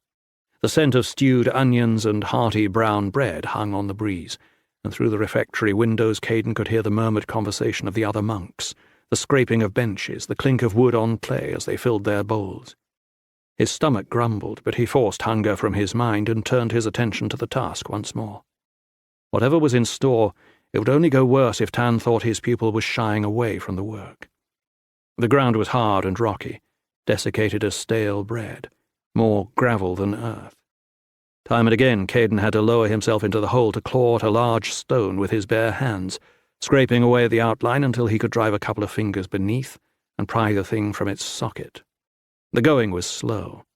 He ripped 2 fingernails out of their beds, and his hands were cut and bleeding, but by the evening bell Caden had hacked a hole out of the earth to roughly the right dimensions. Tan stood when the work was complete, walked to the edge of the small pit, nodded once, and gestured toward the hole. Get in. Caden hesitated. Get in, the older monk said again. Caden lowered himself gingerly into the hole. Once he'd found his footing on the uneven bottom, he could just peer over the lip. The faces of a few of the younger monks peered out the open windows of the refectory. Penance was a commonplace at Ashkelon, but Tan had never had a pupil before, and evidently they took some sort of interest in Caden's fate. They didn't have to wait long to satisfy their curiosity. The monk hefted the shovel and, without regard for Caden's eyes or ears, started tossing earth back into the hole. It took him 1/10 of the time to fill the hole that it had taken Caden to dig it. When Caden lifted a hand to brush the dirt from his eyes, Tan shook his head. Keep your arms at your sides, he said, without breaking the steady rhythm of pitching and shoveling. As the dirt inched above Caden's chin, he started to object. A fresh shovelful caught him square in the open mouth, and before he could finish coughing or spitting, Tan had packed the earth up to just below his nose. Jagged stones gouged into his flesh in a dozen places. The heavy dirt might have been lead, and he felt the panic rise inside him. He couldn't move his arms or legs, couldn't even take a full breath. He might die here, he realized. If his Yumiel threw just a few more shovels of earth over his head, he would suffocate beneath the gravelly soil, unable to breathe, to move, to scream. He closed his eyes and let his mind float. Fear is a dream, he told himself. Pain is a dream. The rising flood of panic inside him subsided. He took a shallow breath through his nose, concentrating on the feel of the air in his lungs. With his eyes still closed, he held the breath for 7 heartbeats, then exhaled slowly, relaxing his body as the air escaped. The fear drained out through his feet, through his fingertips, leaching into the soil around him until he was calm once more. The mind learned from the body, and if he kept his body still, if he refused to struggle, he could keep his mind still as well. He opened his eyes to find Tan regarding him with a steady, low-lidded gaze. Caden thought his Yumiel might speak, if only to taunt him or make some final gnomic command. Instead, the monk hefted the shovel over his shoulder and turned away without a word, leaving his pupil buried to his upper lip in the hard and unyielding soil. For a while Caden was alone. The sound of the refectory rose, then fell as the monks departed from the evening meal, bound for the meditation hall or the solitude of their own cells. The large stone building blocked any view of the setting sun, but gradually the sky darkened from blue to bruised, and the night wind came, cold and biting, down off the mountains to blow grit and dirt in his face. For a long time all Caden could think about was the pressure, the constant, enveloping sense of weight against his flesh, constricting his chest whenever he tried to take a breath. It was impossible to move, even to shift, and the muscles of his legs and lower back soon began to spasm, protesting against the confinement. As the air in the earth chilled, he found himself shivering uncontrollably. "Calm," he told himself, taking a shallow breath. "This is not a knife in the gut, or a noose around the neck. It is not torture. It is only earth. Valin probably endures far worse every day of his training." When he finally managed to still the quivering of his body, the fear came. He had not really thought about the mangled goat for some time. Whatever was killing the flock had yet to venture within miles of the monastery, and yet the Summer-An of the shattered skull grew unbidden in his mind. Here, immobile, buried to the lip in earth, Caden would make easier prey than the most decrepit goat. The thing had not attacked a man, but Tan and Sile Nin had insisted it might be dangerous, insisted the acolytes and novices travel in pairs. It was almost full dark when Caden heard the quiet crunch of gravel behind him. It was impossible to turn. He could barely shift his head at all, and the effort sent a stabbing pain down his neck and into his back. It could be Tan, he told himself, trying to believe that his Yumiel had returned to dig him out, and yet it seemed unlikely that the older monk would release him before the night bell. Caden opened his mouth to shout, to demand to know who was approaching, but dirt poured in, thick on his tongue, threatening to gag him. His heart strained against the weight of the earth, heedless of his attempts to slow it. The steps drew closer, then halted behind him. Caden managed to cough, clearing the grit from his throat, but he still couldn't speak. A hand came down on his scalp, pulling his head back until he was staring at the night sky. Someone was crouching over him, a shock of curling hair. Akil! Caden felt his limbs go slack and watery with relief. Of course. His friend would have heard about the penance. He would be here to gloat. "You look terrible," the boy announced after considering Caden briefly. Caden tried to reply and got another mouthful of dirt for his trouble. Akil let go of his head and came around in front of Caden, lowering himself to the dirt. "I'd dig you out a bit," he said, gesturing toward the brimming earth. "But Tan told me if I moved so much as a pebble, he'd bury me right beside you and leave me for longer. The heroic thing would probably be to dig you out anyway. Loyalty between friends and all that." He shrugged in the moonlight. "I've learned to be wary of heroism." He squinted, as though trying to make out Caden's expression. "Are you glaring at me?" he asked. "It looks like you're glaring, but with those burning eyes of yours it's hard to tell glaring from just looking. Maybe you have to piss. Speaking of which, how do you piss when you're in there?" Caden silently cursed his friend for reminding him of the growing pressure in his bladder. It appeared that one of the parts of his pupil that Tan intended to carve away was his dignity. "Sorry I brought it up," Akil said. "And don't be angry. I'm sure there's a good reason for this. Just think, with such a concerned Yumiel, you're getting a real jump on your training." He nodded encouragingly. "Anyway, you'll be happy to know that our fates are tied. As long as you're buried there, Tan wants me sitting behind you, in case a bird tries to shit on your head or some such." He frowned. Actually, there were no specific instructions about what to do if a bird shits on your head, but Tan wants me here, watching over you. He patted Caden on the head as he rose. "I'm sure you'll find that a comfort. Just remember, whatever you're going through, I'm right here with you." "Akil," Tan said, his voice cutting through the darkness, "you are there to watch, not to talk. If you speak another word to my pupil, You will join him in the earth. Akil didn't speak another word. For 7 days, Caden remained in the hole, baking in the noontime heat, shivering in his coffin of earth as the sun dropped beneath the steppe to the west and the stars swung up in a wheeling canopy of cold, distant light. He had been relieved to learn that he would not be left alone, but Akil's companionship, if it could be called that, provided scant comfort. At Tan's insistence, he sat silently outside Caden's field of vision, and after the first day Caden almost forgot he was there. Instead, 1,000 tiny trials filled his mind, minuscule problems he could not address that grew to maddening proportions. An itch on his thigh, for instance, that he once would have scratched absently and been done with, dogged him for 2 days. A cramp in his immobilized arm drove a spike of pain up his shoulder and into his neck. Tan's digging had disturbed a nearby ant hill, and the insects crawled over his face, into his ears and nose, into his eyes, until he felt as though the creatures were everywhere, burrowing through the soil and swarming over his skin.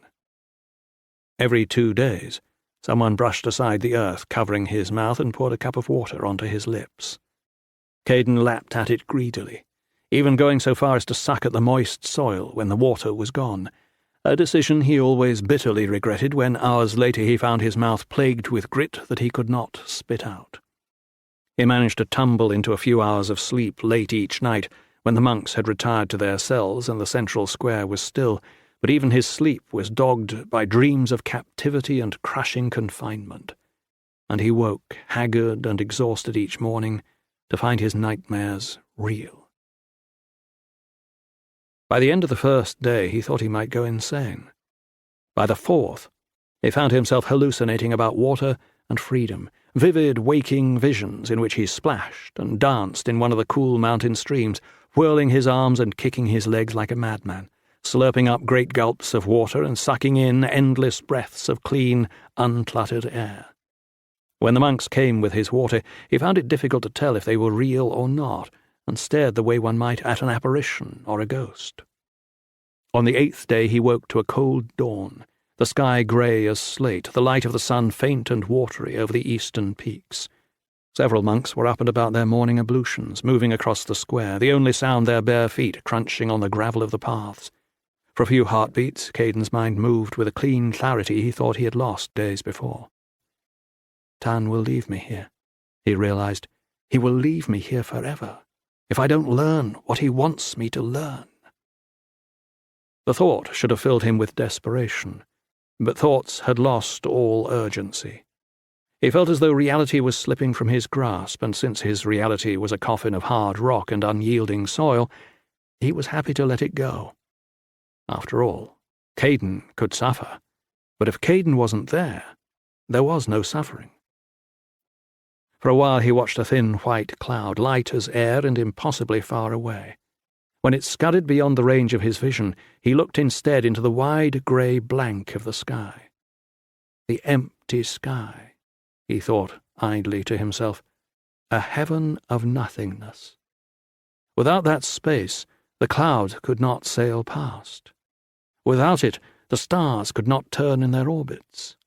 Without that great emptiness, the trees would wither, the light dim, while the men and beasts, walking and crawling over the earth, moving effortlessly through the great void of the heavens, suffocated under an unfathomable weight, just as he now was slowly suffocating. Caden stared into the sky until he felt he might fall upward, plummeting away from the earth into the bottomless grey, dwindling to a thin point, then to nothing. 2 days later, Tan broke him from his daze. Caden hadn't seen his Yumiel since the penance began, and he raised his eyes in perplexity, trying to make some sense of the robed figure above him. "How do you feel?" the monk asked after a long silence, squatting down to scoop away the dirt covering Caden's mouth. Caden considered the question, revolving it in his mind like a strange, smooth stone. Feel. He knew what the word meant, but had forgotten how to connect it to himself.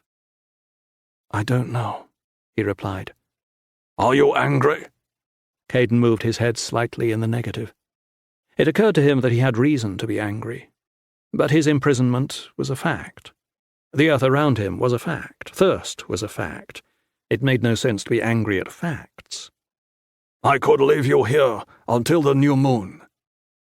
The new moon. Caden had watched the moon each night, watched as the passage of time pared away sliver after lucent sliver. It was gibbous now, just fuller than half. The new moon was still a week off. Days earlier the thought would have filled him with dread, but he could no longer muster the strength for dread.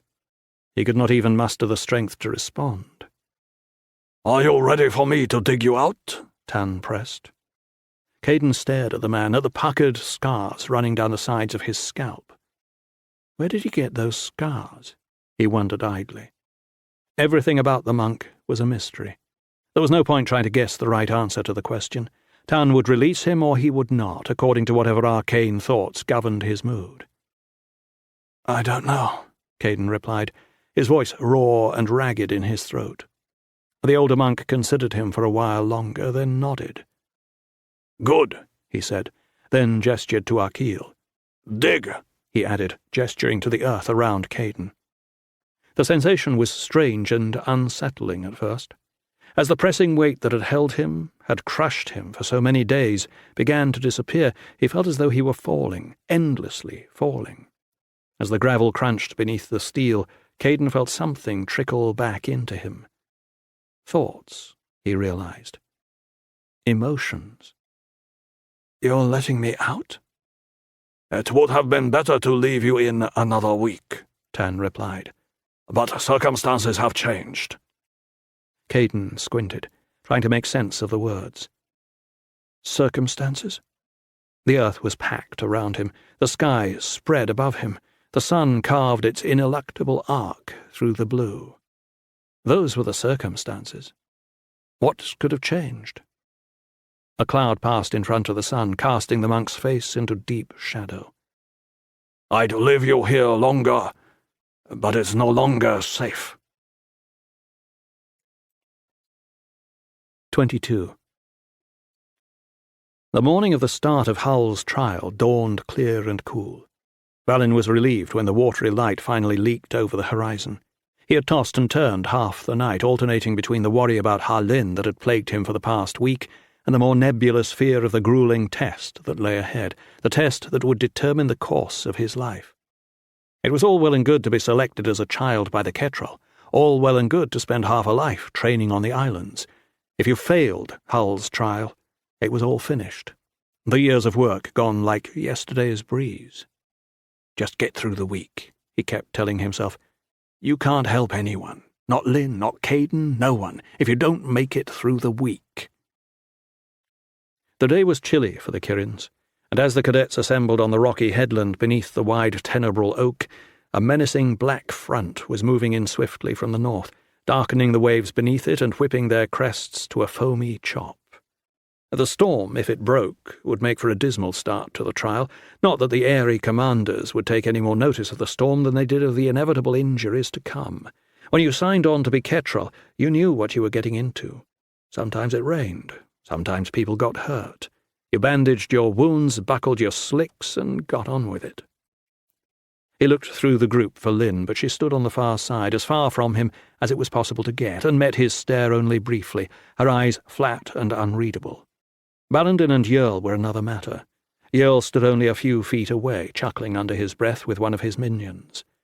He caught Valin's gaze and winked.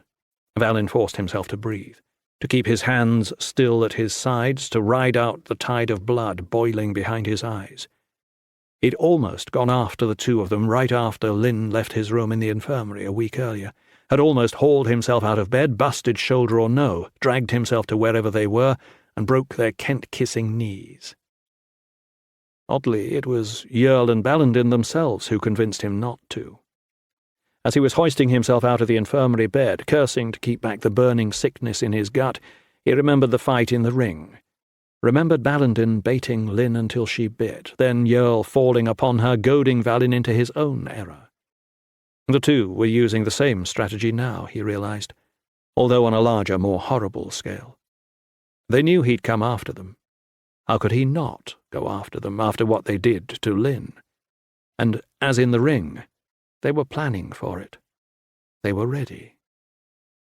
Valin had no idea what sort of sick game they were playing, had no conception of the rules or the goal, but one thing was certain.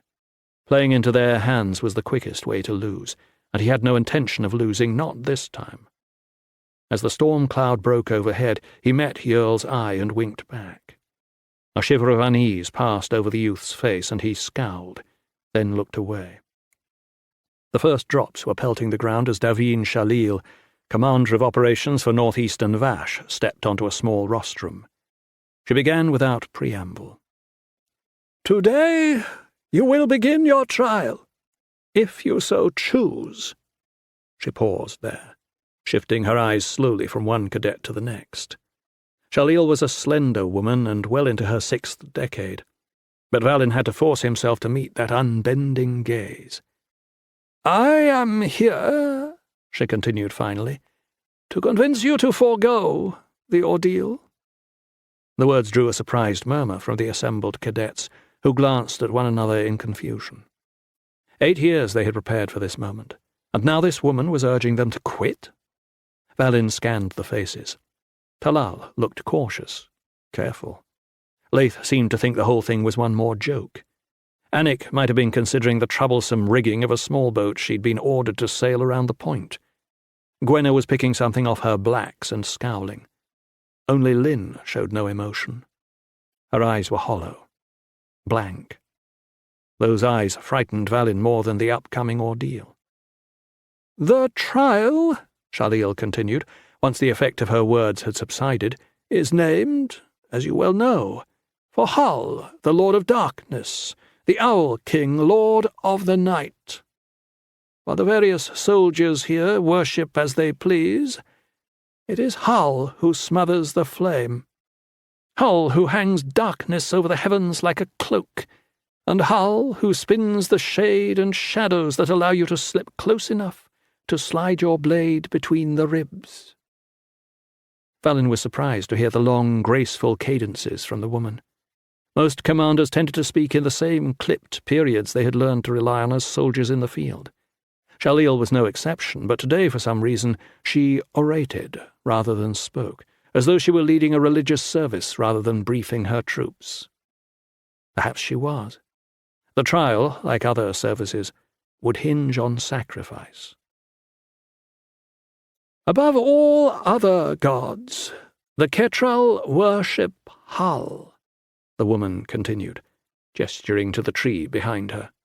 The hanging bats swayed from the branches, susurrating quietly with each gust of wind. "But make no mistake, soldiers. Hull has no love for you." Valin looked over the crowd. Harlin stood almost directly across from him. He caught her eye, but she refused to hold his gaze. "You have heard rumors about the trial," the woman went on, "but you have not heard the truth. The truth is, the riggers of the week ahead will bleed you, crush you, maybe even break you, but they are only a prelude. The trial, the real trial, begins 1 week from now, for those of you foolish enough to persist." This was news to Valin. Everything he'd heard about Hull's trial suggested it was just one long training exercise, far more brutal, to be sure, but fundamentally no different from anything else he'd encountered.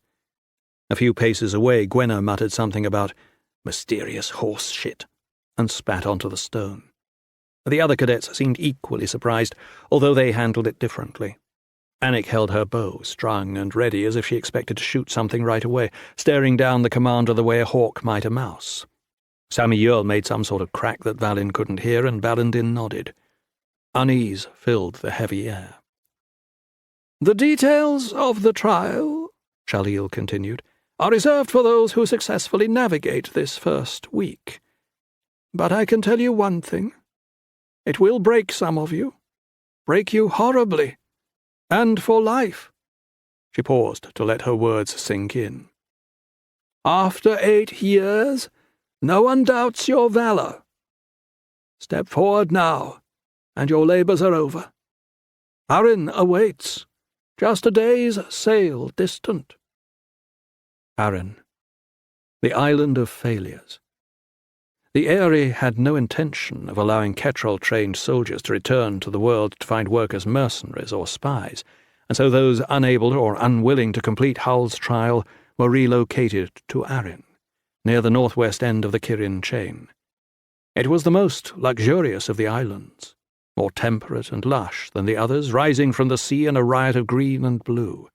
The Empire took good care of those men and women who bowed out of the trial, providing them with fine houses and food in perpetuity, all compliments of the good, tax-paying citizens of Anor. It was a life of leisure, a life that tens of thousands of people the continents over would have killed for.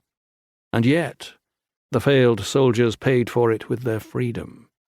They lived on Arran, in that tropical paradise, until they died.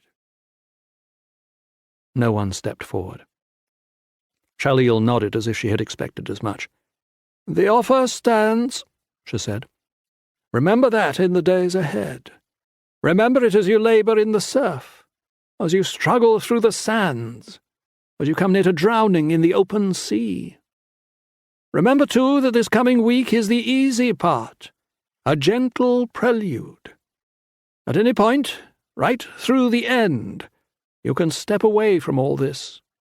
You can decide that the life of the Ketrel is not a life you want to live." The cadets stood still as stones, unwilling to risk one another's eyes. "All right," Shalil said, shaking her head as though in resignation. "The prelude to the trial begins." She turned to her left. "Fane, Sigrid, they're yours for the next week." Adamant Fane stepped to the fore. "One thing you maggots ought to realise," he began, a vicious smile stretching across his face, "is that I don't think a man's ready to be Ketrel until he's puked up his own blood." "What about a woman?"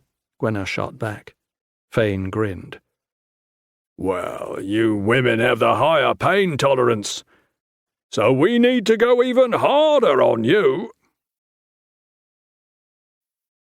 The next 6 days passed in a fog of agony and exhaustion.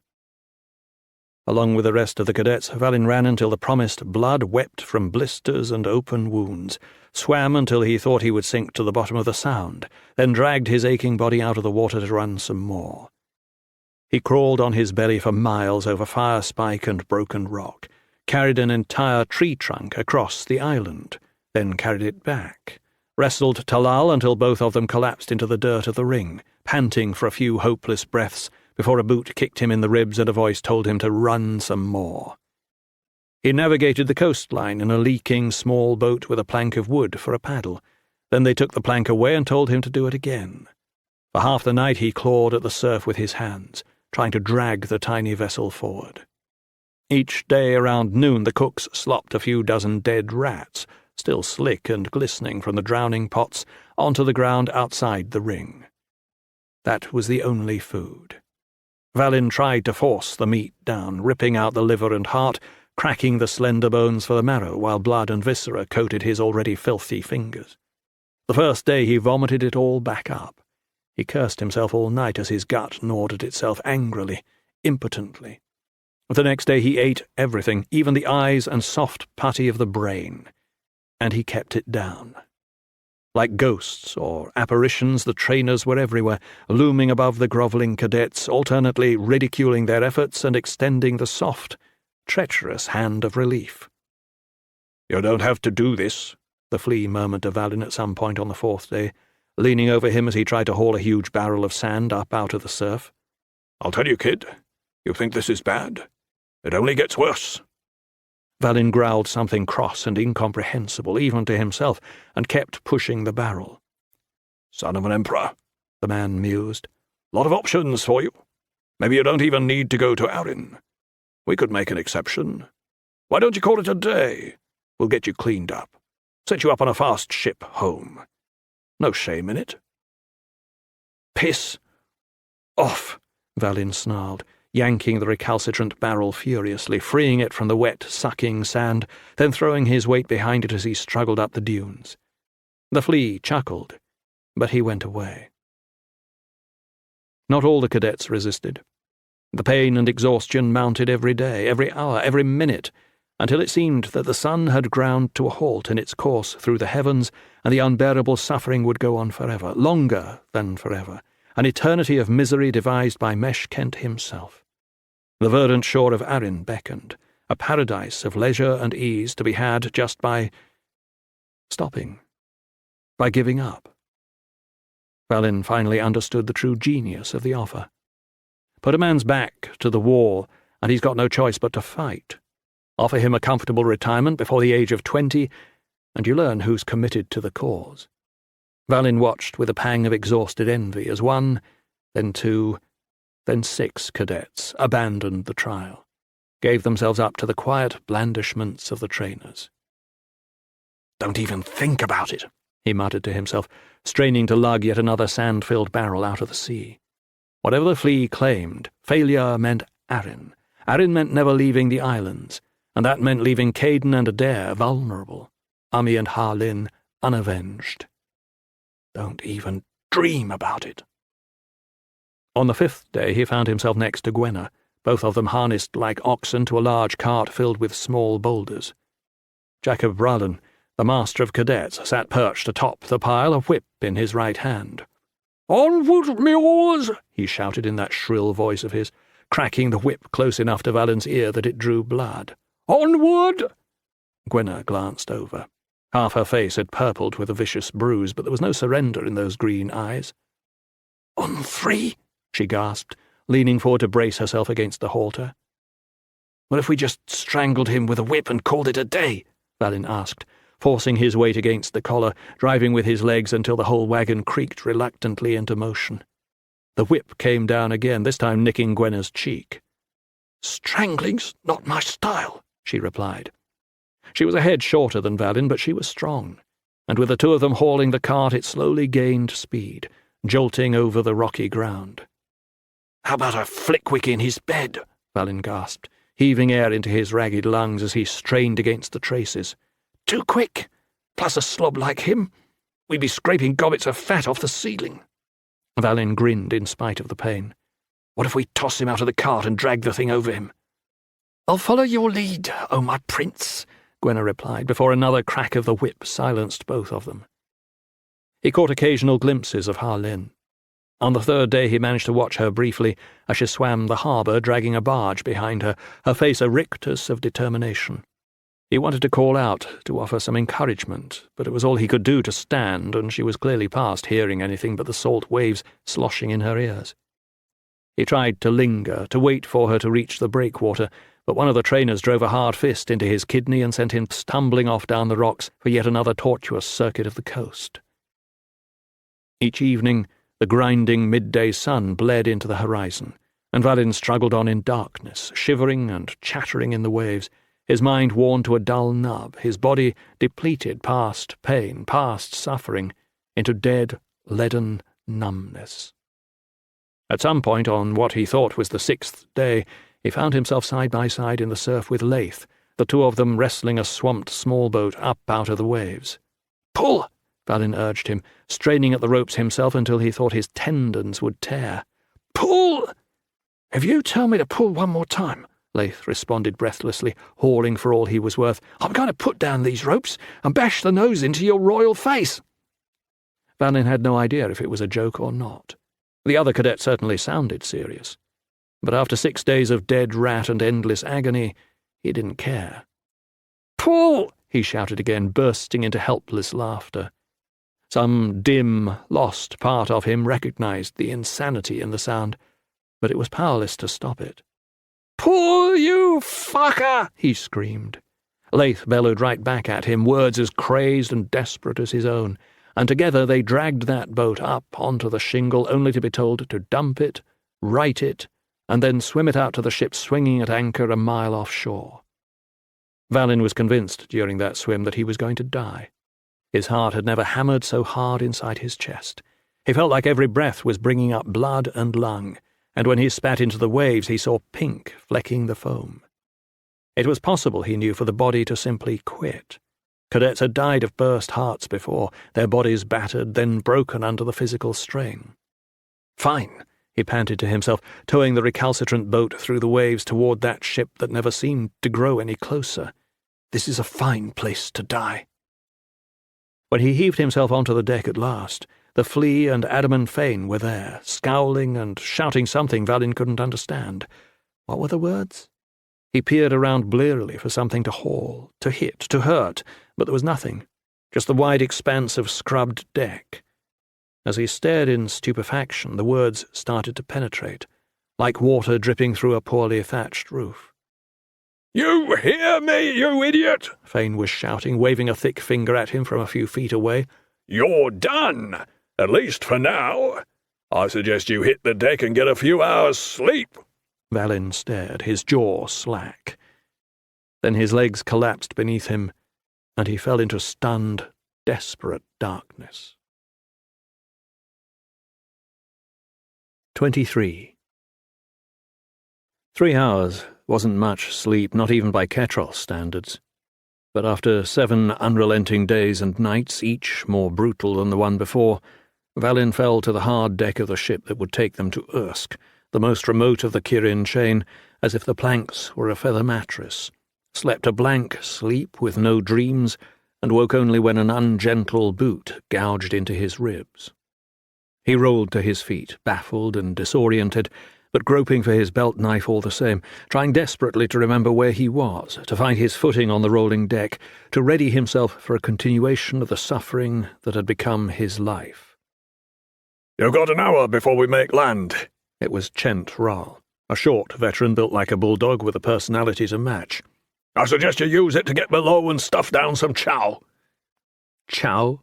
Valin repeated dumbly, trying to shake the fog from his head. All around him the other trainers were rousting their charges from where they had dropped like dead men to the deck. The ship was rolling softly with the swells, her masts creaking as the boat heeled to port, running before a decent southerly wind. "Yeah, chow," Ral repeated. "The stuff you put in your mouth. The good news is you've done eating, rat. The bad news is after this you might be done eating. Period. Not a lot to munch down in the hole." Valin didn't know what the man was talking about, but there was a gravity to that last word, a menace. "What's the hole?" "You'll find out soon enough. You want to eat or you want to chat?" Valin's stomach rumbled angrily, and he nodded. He had no idea what lay ahead, but as Hendron wrote, a choice between tactics and food is no choice at all. A soldier cannot live on tactics. He cannot improvise food. The vessel's tiny galley was a madness of clutching hands, raised voices, and the stench of unwashed bodies, as 21 starving cadets jostled one another to shove the steaming food into their mouths. It wasn't much, bean stew, a couple of trenchers of diced meat, but it was warm and, more important, it wasn't rat. Along with everyone else, Valin shoveled up great handfuls and stuffed it into his mouth, wary that this apparent kindness, like so many others during the week, would prove a trap. Someone touched his shoulder, and he spun around, raising his fists, to find himself looking into Harlin's eyes. She had always been slender, but the exertions of the past days had rendered her positively skeletal. One of her eyes had swollen shut, and the skin surrounding it faded from purple to a jaundiced yellow. Someone or something had opened a new gash across her forehead, one deep enough to leave a nasty scar. "Heirs mercy, Lynn," he gasped, choking on the water he had been gulping down. She grimaced. "Save it. We're all beaten up." That was true enough. Just in the course of grubbing his meagre share of food, Valin had seen broken fingers, busted noses, and newly missing teeth. His own third rib stabbed into him at every breath, and he had a suspicion he'd snapped it, but no idea when or how. He'd always thought the veterans acquired their scars flying actual missions, but he was starting to wonder if they took the worst of their beatings during the trial. "How was it?" he asked, struggling to find the right words. "The last week, I mean." "Terrible," she responded flatly. "Just the way they planned it." "Are you all right?" "I'm here, aren't I? You don't see me on a ship to Arryn." There was something of the old steel back in her voice. "Of course not, but you look—" He put a hand on her arm. It was thin as a stick. "How are you holding up?" "I'm fine." "Listen," he began, leaning closer, trying to achieve some kind of privacy in the hopeless tangle of bodies and voices. "Not now, Valin. I didn't come over here to be fussed over and mothered. I wanted to tell you to watch yourself in whatever's coming next. Watch Yerl." "I'll do more than watch him, if I have the chance." The words came out sounding like bluster, but Valin meant every one of them. Training was dangerous by its very nature, and the trial even more so. Accidents could happen, could be made to happen. Lynn stared at him, a smile haunting her lips, then gone. "That cuts both ways," she hissed. "He'll be out there looking for you too, and he's got a lot fewer scruples." She lowered her voice and glanced back over her shoulder before continuing. "There's something I need to tell you. Back on the bluffs, when they beat the living shit out of me, I got in a few shots of my own. If you do come up against Yerl, his left ankle—" She shook her head, suddenly hesitant. "I can't be sure. He seemed all right this past week, but I think I felt something pull. One of the tendons. You remember when Gent busted his ankle in the arena 4 years back? No one noticed. He could run and fight, but then in that swamp extract he twisted it the wrong way and— snap." Valin nodded. Gent had been furious with the injury, refusing for months to give it the requisite rest, insisting to everyone that it was fucking fine. "Yerl might have some weakness there," Lynn continued, grimacing with uncertainty. "I don't know. Diminished lateral motion, maybe. Maybe weakness at certain angles. Something you could work with anyway if you find yourself in a tight spot." Valin considered his friend.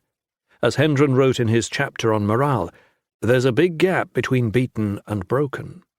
Yerl and Ballandin had taken something from Harlin up on the West Bluffs, her pride, her confidence, but the fight was still there. It would take a lot more to wash away her grit. "He's not going to get away with it, Lynn," Valin said, putting a hand on her shoulder. "No," she agreed, squeezing his arm, smile widening. "He isn't."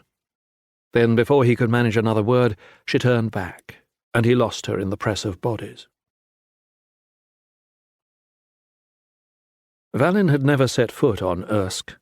The island was off-limits to cadets. He'd seen it from ships, however, and from the air during flight training, barrel drops and the like. Unlike the other islands in the chain, all of which could boast some vegetation and fresh running water, Ersk was a grim place, all black limestone cliffs and jagged coast, rising abruptly from the water like a fist of hard stone. It was barely half a mile across, too small to support any life aside from the gulls and terns that nested all over the crags.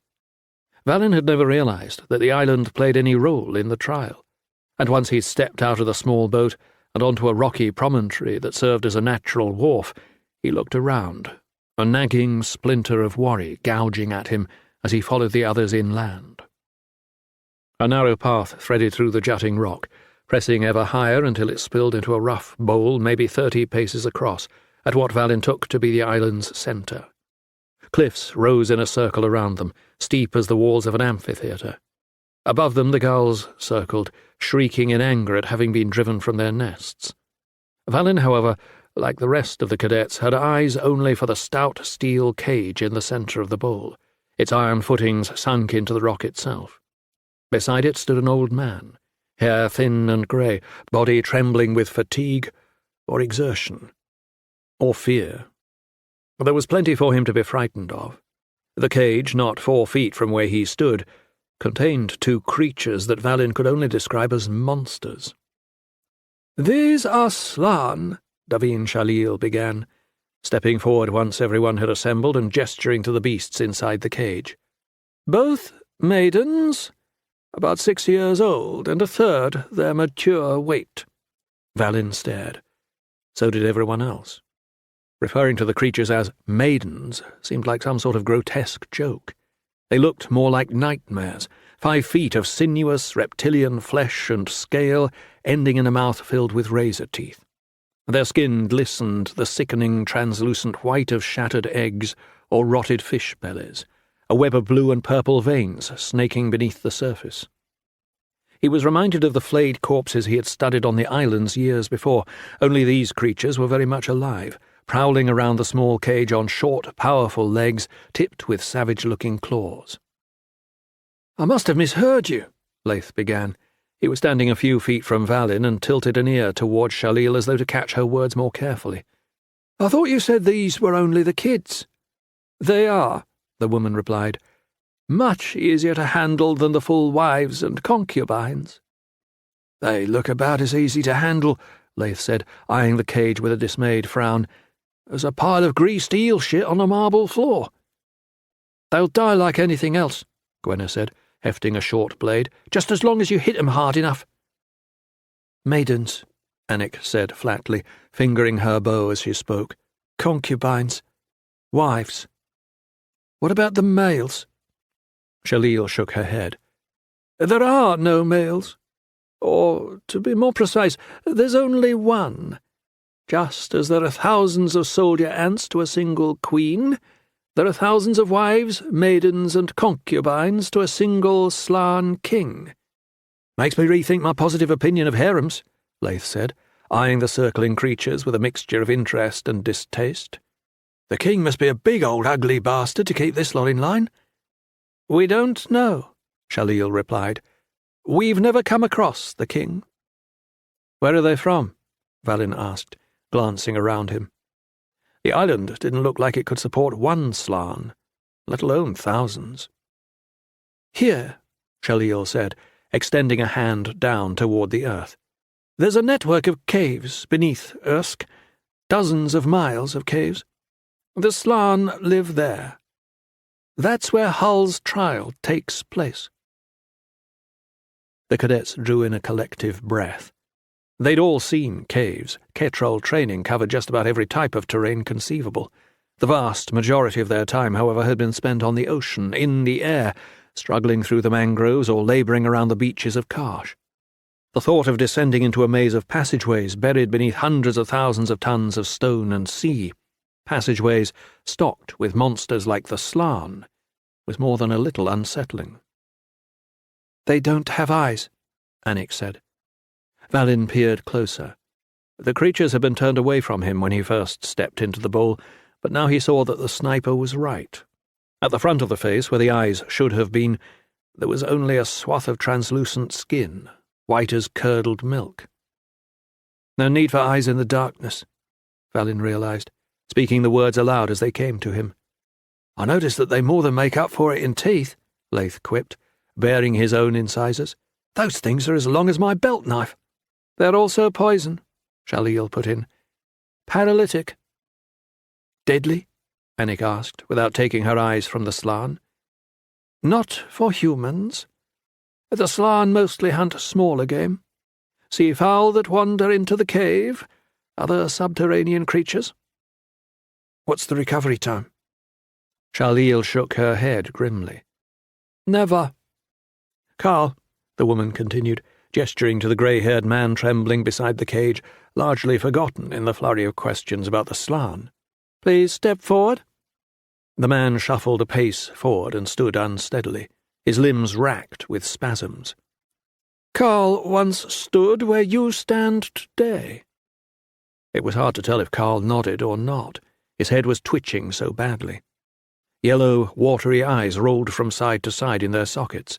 The skin around his mouth hung slack, revealing loose, decaying teeth. His lips turned up in something that might have been a grin, but the expression seemed forced and unwilling, as though his face had rebelled against his mind. "Do you remember the day, Carl?" Shalil asked, not ungently. "I do," the man stammered, biting down on the end of the word as though to keep the unruly syllables clamped inside his mouth. "Carl was a good cadet. Fast, strong, smart. Just like all of you." She fixed them with that low, steady stare. "He doesn't look so smart," the Earl cracked. He stepped forward, feinting a punch toward the shaking man's stomach. Carl took an uncertain step back, stumbled, and almost fell. As the Earl shook his head in disgust, he turned to find himself looking at the flea, who had slid up silently through the crowd. The trainer was shorter than Yerl by a head and older by at least 20 years, gnarled and pockmarked where the youth was clean-limbed and handsome. None of that seemed to bother him in the slightest. He took Yerl by the elbow with one hand and guided him back toward the assembled cadets.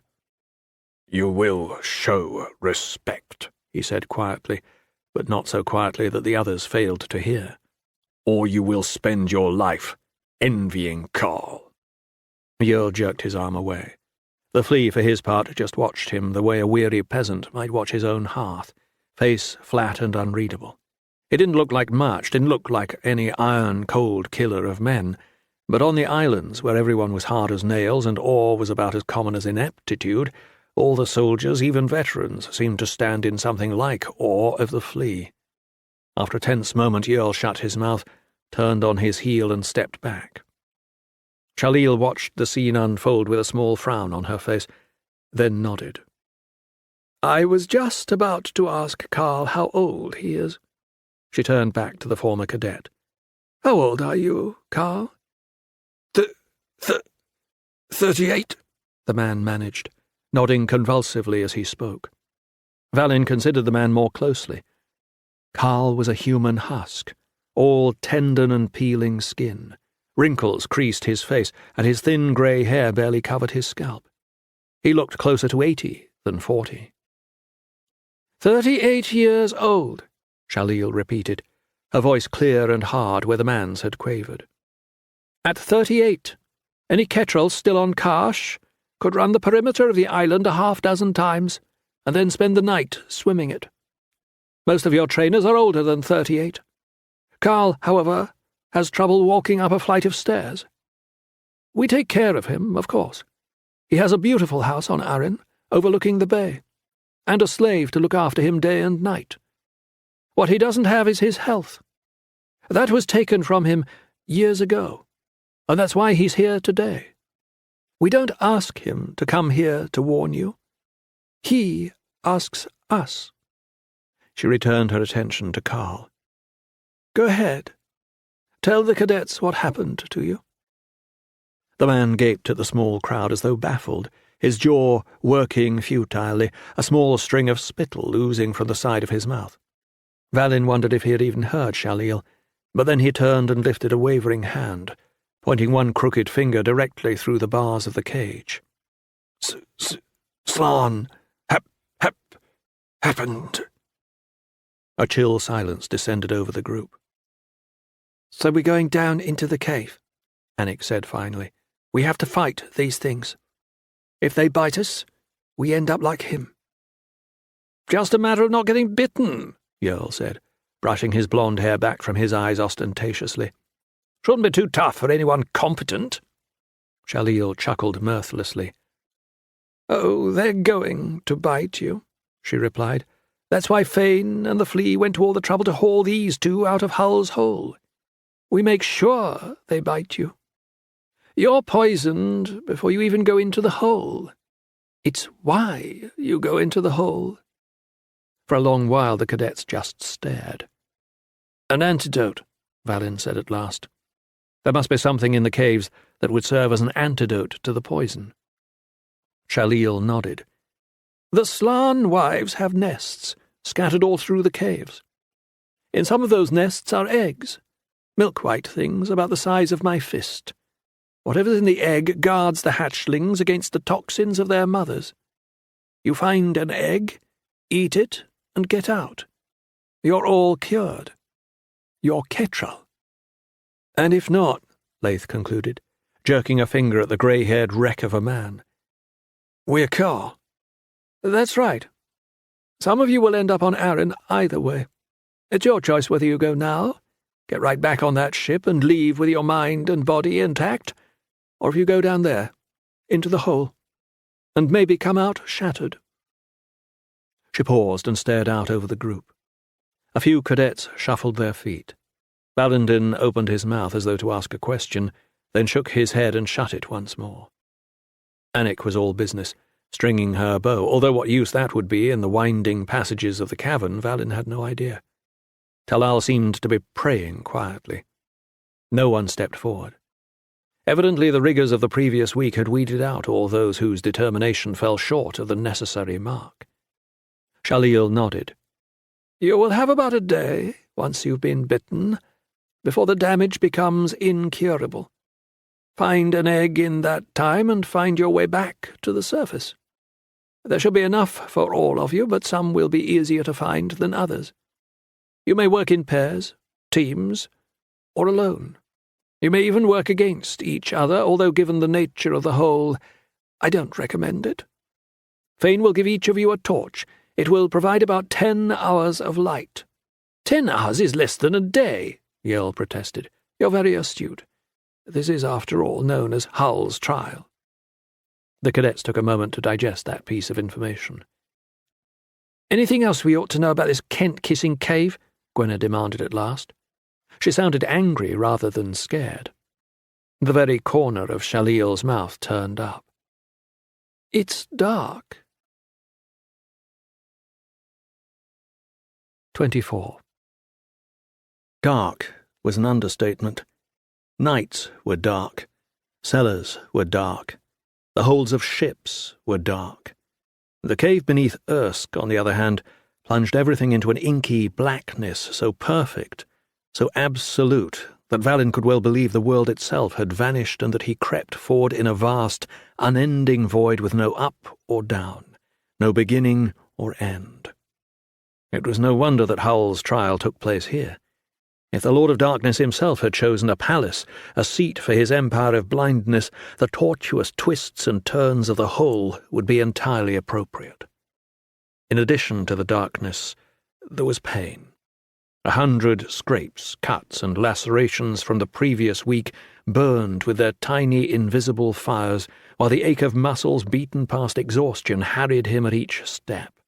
There was pain behind his eyes, pain in his ribs when he breathed, and beneath it all the ache of the Slan wound, a cold acid gnawing at the flesh of his forearm, singeing the skin and eating into the tissue beneath.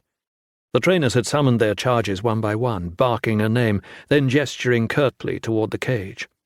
It was up to each cadet to thrust his arm through the bars, to hold it there while the Slan gaped wide its jaws, and then to extricate himself while the creature tore at his limb, thrashing its horrible eyeless head back and forth. According to Shaleel, the fire coursing beneath his skin would grow, would spread, would burn brighter and brighter, hotter and hotter, until it reached his heart. By then it would be too late. He'd lost track of the labyrinthine twists and turns within the first hour. Above ground he had a good sense of direction, but then, above ground, there were dozens of minuscule cues, the sun in your eyes, the breeze in your hair, the feel of the turf beneath your feet. Here there was nothing but sharp corners, slick rock, and darkness. He'd considered lighting his torch 100 times, and 100 times had thrust down the urge. He was lost already, and besides, he would need the light to find the eggs. The Slan nested far beneath the surface, and it seemed better to keep pressing deeper without the torch and to use the light later when he really needed it. Of course, later was a baffling term in the whole. With no sun or stars, no bell, no ebb of the tides, it was impossible to gauge the passage of time. He tried counting his footsteps, but exhaustion from the previous week had claimed him once more. It was all he could do to get to 100 without losing track, and he quickly abandoned count of the hundreds. The only progress he could follow was the ache of the Slan bite as it crept up his arm past his elbow, ice and acid swamping his veins. That was appropriate, he realized. After all, the sun didn't matter anymore, the tide didn't matter, the human habits and rituals upon which he had structured his life were distant and useless as the invisible stars. What mattered was the pain and the spread of that pain. The ache was the only hourglass. Maybe this is what they want us to learn, he thought to himself blearily. There are two worlds, one of life and one of darkness, and you cannot inhabit both. It seemed like a good lesson for a Ketrel, a lesson that could never be learned on the earth itself, not in 1,000 days of sword-play and barrel drops, the kind of lesson that had to be bleached into the bone.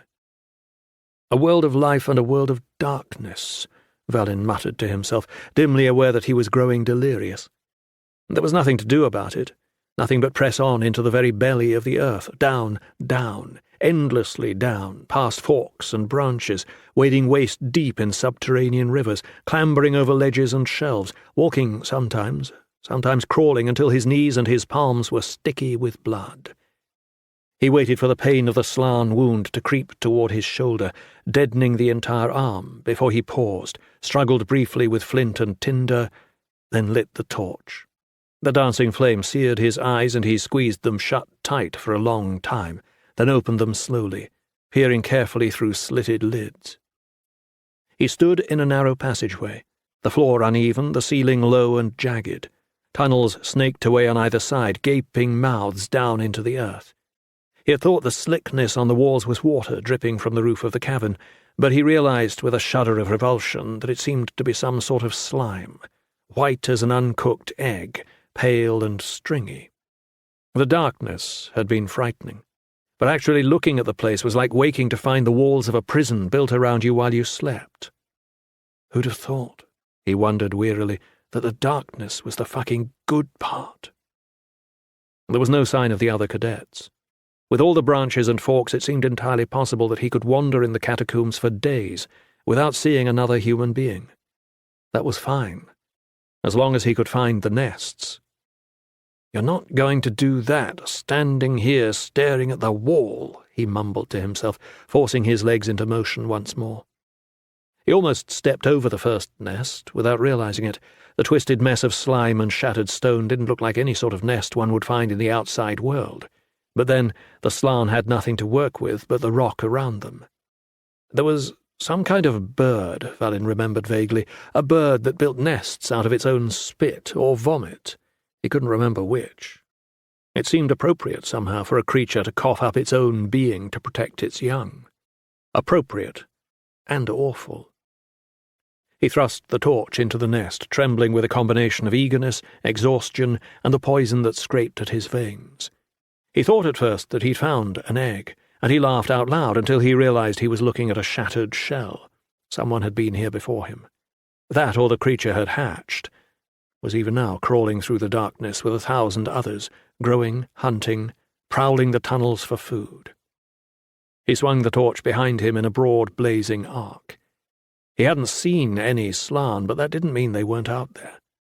He had no idea how the creatures hunted. Were they like wolves, harrying their prey until it dropped? Or like the great cats of the Ankaz Mountains, silent, invisible, waiting for their moment before the final strike? He held the light high above him and, with his free hand, loosed a blade from its sheath across his back.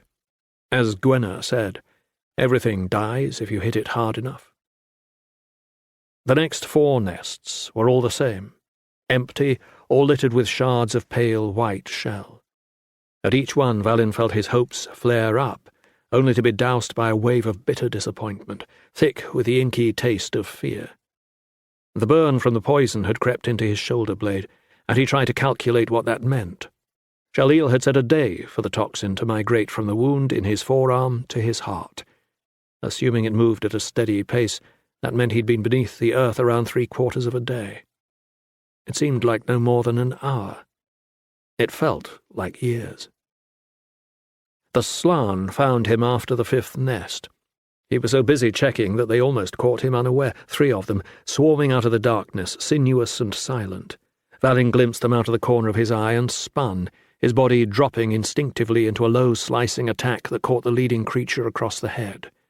The thing let out a piercing shriek, twisting in on itself like a salted slug, gnashing blindly at the air with those awful teeth and recoiling into the shadow. The other 2 drew back, cocked their heads to the side, and seemed to hesitate. Then they drifted apart, creeping around to come at him from 2 different directions at once. Valin didn't know a Kent-kissing thing about slan, but he'd spent enough hours in the ring to dislike what was happening. They looked like brutal, mindless beasts, but they were working in concert, coordinating their angles of attack. He levelled the torch at one and his short blade at the other. He knew how to handle 2 assailants, but he didn't have to like it. With small, careful steps he backed toward the wall of the low cavern. As long as he could keep them both in... The left-hand slan came at him in a flash of jaws and raking talons, and the second followed a 1/4 heartbeat after, the motion of both almost too fast to follow. With a roar, Valin abandoned himself to his years of training, gave up all effort at thought or planning, and let his body move through the forms hammered into it over 1,000 dusty hours in the ring. He dived to the right, rolled beneath the leaping creature while slashing upward blindly. The blade hacked deep into the flesh of the belly, lodged there, and twisted free of his grip. He let it go and doubled his grip on the torch as he regained his feet, holding it out in front of him like a broad blade. The wounded slan was shrieking a terrible, keening cry, dragging itself in aimless circles while loops of intestine sagged from the long, deep wound. The other creature turned on it, and with a savage snap of its jaws bit straight through the neck, cutting off the movement and the sound at once. It shook the blood and venom free of its jaws with a flick of its head, then turned that awful eyeless face back to Valin. "So you're the smart one," he said quietly. "You're the survivor." The slan's head weaved to the right on its unnaturally long neck, then back to the left, serpentine and predatory all at once. A human foe would have broken and run after finding two of its companions cut down in as many minutes, but it was hard to imagine anything less human than the slan. Its tongue flicked out, tasting the air, and it shifted slowly to its left. It was waiting for something, choosing its moment. Valin didn't care for that one bit. "You're not the only one who knows how to attack," he spat, and hurled his torch directly at the beast's head. He had no idea how a blind creature could even see the thing coming, let alone react so fast, but it snapped the wood out of the air with a smooth movement and tossed it to the side. He hadn't expected that. But then the Ketrel held a somewhat bleak notion of expectations. Planning for what you want, the flea used to say, is a good way to end up dead. In the space of time it took the slan to fling aside the torch, Valin had charged forward and snatched his fallen sword from the belly of the felled beast. As the remaining creature turned to face him, he was already driving the bright blade down in a hard Manjari thrust, straight through the skull, pinning the jaw shut and slamming the whole head to the rock. The slan spasmed for a few heartbeats, so powerfully that Valin thought it was still alive, then went abruptly slack. With a shudder of exhaustion, he wrenched his blade from the thing's skull, then wiped it carefully across the milky white carcass. As always after a fight, the blood pounded in his ears and his lungs felt as though someone had scoured them with sand. He had no idea how long the skirmish had lasted, but his chest was aching with the toxin now, and even once he picked up the torch, the cavern seemed dim. He had won the battle, he realized grimly, but he was losing the trial.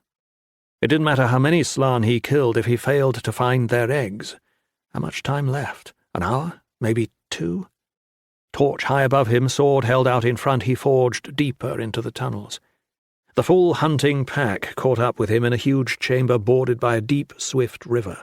He'd been searching behind a sharp tooth of rock and turned to find them flowing into the space, 3, 5, a full dozen at least, jaws hanging open, pale, eyeless faces bright in the shadow. Valin's stomach turned to lead even as he raised his blade. 3 had been hard enough, but 12? Even at his best it was too many, and he was far from his best. His hand had begun to tremble and his legs felt too weak to keep him up. He'd be lucky to fight one of the Kent-kissing things in this condition. With uneven steps he backed toward the dark, rushing water. There was nowhere to make a stand, nowhere to run. He risked a glance over his shoulder. The stream was flowing fast and hard, skirting the cavern for 100 paces before plunging into a dark maw of stone. There was nothing that way but darkness and death. But the slan were filling the room. When faced with certain annihilation, Hendren wrote, delay. To the doomed man, any future is a friend. "All right, Hull," Valin said, sliding his blade back into his sheath and readying his grip on the torch. "Let's make a real trial out of it." He filled his lungs with air and leapt for the river. The current caught him in strong, icy fingers and dragged him under, snuffing the light, plunging him into watery blackness. He struggled to right himself, then realized it didn't matter, and brought the doused torch up with 2 hands to protect his face. The river was even stronger than it had appeared. It roared in his ears, dragged him along over smoothed stone, threatened to dash him against hidden rocks, all the while plunging him deeper, deeper into the belly of the earth. Stars began to fill his vision. Light where there should be no light. Valin realized with a strange sort of quiescence that he had chosen wrong, had embraced a cold, dark death, miles from anyone he knew. The thought should have both angered and terrified him, but the water on his skin cooled the burning in his lungs, and the darkness wrapped itself around him almost gently. He wanted to see Harlin one last time, to tell her he was sorry, to tell her just how much her constant presence had buttressed and steadied him. But she had taken a different passage. I should have taken a different passage too, he thought idly to himself. Just as his breath was about to give out, the ceiling of the tunnel relented. He burst to the surface, heaving in deep, laboured lungfuls of air. The shock of life hit him like a slap, and after a mindless moment when all he could do was thrash and gulp in the sweet, damp air, he fell back into an exhausted float, staring up into darkness. He could see no more here than he had on the other side of the underwater passage, but the current had vanished, and he realized as he groped for the walls on either side that he was in a channel no longer. He took several strokes, then several more, then struck his knee against an underwater shelf. With the weight of his waterlogged blacks pulling him down, back toward the death he had so recently escaped, he pulled himself from the pool and onto a wide stone ledge. As soon as he regained his breath, he realized something was wrong. He could feel it, the poison raking at his heart, talons of thin, invisible fire. "No!" he groaned, rolling onto his side, clutching his torch with trembling hands. "Not yet!" It took him a dozen tries to light it. His arms felt like lead weights, his lungs wheezed against his chest, and he couldn't concentrate on the simple, striking action of flint against steel. The torch was pitch-soaked, and the flint would make a spark even wet, but he couldn't seem to focus on the task. "Come on, Hal," he begged, as the torch finally caught fire, tossing its flickering light onto dull stone and glinting quartz. "Just a few minutes more." With a staggering effort he dragged himself to his knees, panting desperately, then to his feet. The cavern was huge, twice again the size of anything he'd yet encountered, as high as the Temple of Light back in Anur. Great teeth of stone thrust up from the floor, hung from the ceiling, some joining into huge pillars wider than his arms could span. The place felt like the gullet of some massive beast, heavy, not just with the unfathomable weight of stone, but with a cold, brooding malice. Valin stared blearily about him, took a few steps toward a low ledge, stumbled, then forced himself up again. There was something there. A nest. It was larger than the rest, much larger, but the combination of stone and calcified slime was the same as everywhere else. Stomach heaving, hands shaking, mind reeling, he staggered forward, tossed the torch onto the bare stone and dropped to his knees before it. "Please, Hal," he thought, with a part of him that could still think, "let it not be too late." He groped blindly into the nest, felt his hands close around an egg, a huge egg, and lifted it out. He stared. Unlike the other slan spawn, it was black as pitch, and almost the size of his head. "What?" he mumbled, clutching it before him as a starving man might hold a rotten shank of meat. "It's not white." Was it slan? The walls of the cavern seemed to be flexing around him, a low grating rasped at his ears, from what seemed like another world, another life in which he had lived under the sun and his body had obeyed, a life in which other people had cared for him and tried to help him. The flea's voice filled his head. "When you only got one choice, you can bitch and moan, or you can draw your blade and start swinging." "All right, Hal," Valin snarled, fumbling his belt knife free of its sheath and plunging it into the shell. The albumen of the egg spurted forth, thick as tar between his fingers and stinking of stone and bile. "I guess it's time for a drink now. Just you and me." He raised the shell in both hands above his head like a chalice, then brought it to his lips and tilted it back, his gorge rising even as he gulped down the slick, stinking liquid, gulped it and swallowed, tilting the egg until the black ooze ran down his chin, down the front of his shirt, down his throat, heavy as oil as it filled his stomach. He paused, gasping, savagely wrestled down the urge to vomit, to pour his guts out on the floor, then forced the shell to his lips once more, sobbing mindlessly as he did, slurping and struggling, the slime thick as marrow in his throat. When there was no more to be had, he collapsed backward, his head against the nest, heart struggling to leap from his chest, skin ablaze, mind a bright spike of pain. Moaning filled his ears, a terrible, wounded sound. He tried to shut it out before he realized that it was coming from his own lips. He curled into a ball, his knees to his chest, while his stomach rolled and seized. This was death, he realized. This was what death felt like, and he squeezed his eyes closed and wished it would hurry up. After a time, he had no idea how long, he realized the moaning had stopped. His stomach still kicked, but he could straighten out, could sit up. He eased himself back against the wall, then raised a hand, stained splotchy black with the remnants of the egg. He had dropped his torch. It lay on the cold stone a few feet away, still burning. He tried to remember what Shaliel said before she sent them down into the hole, tried to guess how long he had stumbled in darkness before finding the egg. Pain still gouged at his forearm, but it was the bright pain of an honest wound, not the sick, gnawing burning from before. He took a tentative breath, then a deeper one. His heart seemed to have calmed itself. Once again he considered his black and sticky hand. The feeble torchlight danced across his outstretched arm and fingers, flickering and enigmatic. The light moved, but the hand was steady. For what seemed like the first time in his life, he smiled. "Hal," he said, saluting the shadows of the hall. "If you're listening, next round's on me." And then, as though the darkness itself had heard him, the cavern roared. Valin stumbled to his feet, snatched up the rapidly dwindling torch and wrenched a short blade from its sheath. Slan didn't make that sort of sound, at least not the Slan he'd encountered. Nothing made that sort of sound. The bellow came again, a hideous roar of rage and hunger that echoed off the hard stone walls, filling Valin's brain, reverberating inside his skull. He forced his legs into motion, lurched toward the nearest passageway a dozen paces distant. Again the roar, closer this time.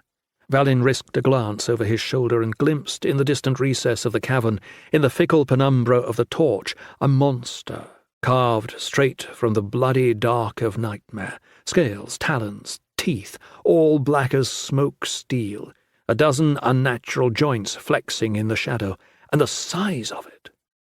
It made the Slan he'd fought in the tunnels above look like puppies.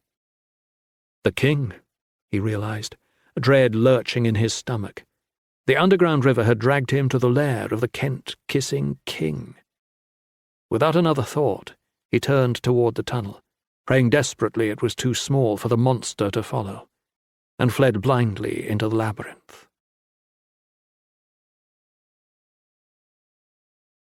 By the time the torch guttered, flickered, then failed, Valin knew he was getting close to the surface.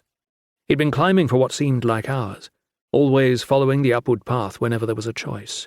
Also there was a tang to the air, the faintest hint of sea salt.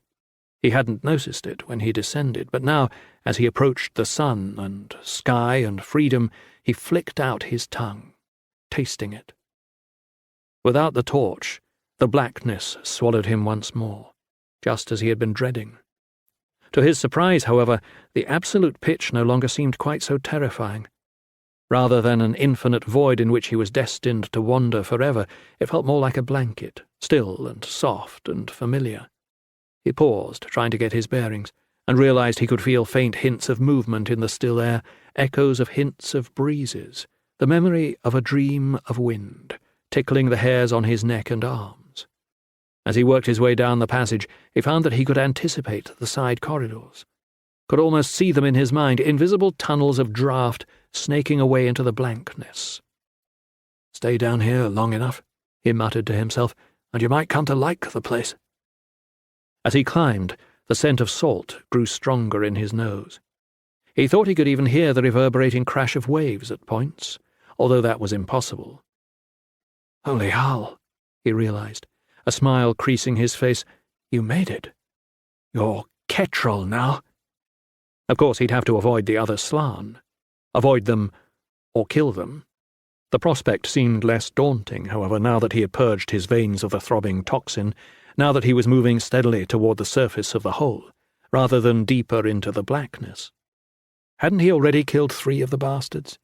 And half crazed while I was about it. A slight flicker in the draught brought him up short. There was something toppled across the tunnel, he realized, something impeding the natural flow of air. He knelt carefully and reached out. So close to the end, so close to victory, he didn't want to break his arm crashing over a pile of rubble. He imagined Lynn grinning at him, and Leith, and Ghent.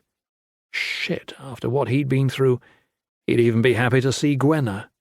Surely they'd made it through as well. Surely they'd found a way to survive. His fingers came up against something soft, something giving. Cloth, he realized, running his hand along it. Then, with growing unease, a body. In a few moments he'd found the neck and fitted his fingers to the artery. The skin was cold and clammy. No pulse. Fear mounting inside him, Valin found the mouth, put his cheek right to the lips and waited, his heart thudding. He could feel the main draught from the sea on his skin, could feel the faint cross-current from a fork in the passage, a dozen paces ahead, but from the lips, nothing. Shit, he swore, scrambling over the body, trying to get into a position where he could press an ear to the heart. Shale take it! But a Nanshale had been there already, he realized, with a wash of cold sorrow. While he'd been struggling for his life in the catacombs below, the Lord of Bones had come and carried off the soul of one of the other cadets. Here, so close to the surface. It seemed cruel beyond cruel, but then neither Ananshale nor Hull promised kindness, not even to their adherents. With tender, trembling hands he felt along the body, trying to coax a name from the sprawl of limbs, from the texture of the skin. The blacks were the same, of course, everyone wore blacks, but the body beneath the fabric was a woman's. Anik? Gwenna? The cloth was rent in dozens of places and sodden with blood. She had died fighting whoever she was. She had died fighting hard. He felt for the head. Gwenna's hair was curly, but the hair of the corpse was straight. Fine. Black hair, he realized, though the darkness was absolute as ever. He had seen it 1,000 times, 100,000 times, had seen it wet with salt water, had seen it tossed by the wind as they flew along strapped to a bird's talons. He was crying, sobbing in great silent gulps. He moved his fingers to her face, traced the soft curve of her cheek. "Hull have mercy," he choked, pulling her to him. But Hull had no mercy. The gods of mercy would have offered meagre trials. "I'm sorry," he moaned, gathering her up in his arms. "I'm sorry, Lynn. I'm sorry. I'm sorry." They told him later that when he emerged from the hole, the first thing people noticed was Harlin's body, limp and lifeless, sliced and bleeding, draped in his trembling arms. He was crying, they said, sobbing uncontrollably, his entire body shuddering with the tears. But the Ketral had seen death before. They had seen sorrow. It was his eyes that everyone remembered. Eyes that had always been the dark brown of charred wood, but that somehow, fathoms beneath the earth and the ocean, buried in the Owl King's own temple, had burned past char, past ash, past the blackest hue of pitch or tar, until they were simple holes into darkness, perfect circles bored into the night itself. 25. "So, it didn't go quite as we'd hoped," Iltornger said, leaning back in the chair to prop his gleaming boots on the desk before him. Weeks had passed since Uinian's trial, but the Kennerangs' new duties had not afforded a chance to meet until now. Adair sat across the desk in what had been her father's personal library, a high-ceilinged room 10 floors up inside Intara's spear. The space was as strange as it was spectacular. The transparent exterior wall, the very crystal of the spear itself, giving an overview of the rest of the Dawn Palace. The floating hall. The twin towers, Yvonne's and the crane. The massive central courtyard leading to the God's Gate, and beyond the gate, the God's Way, plunging like a great river into the chaos of the city beyond.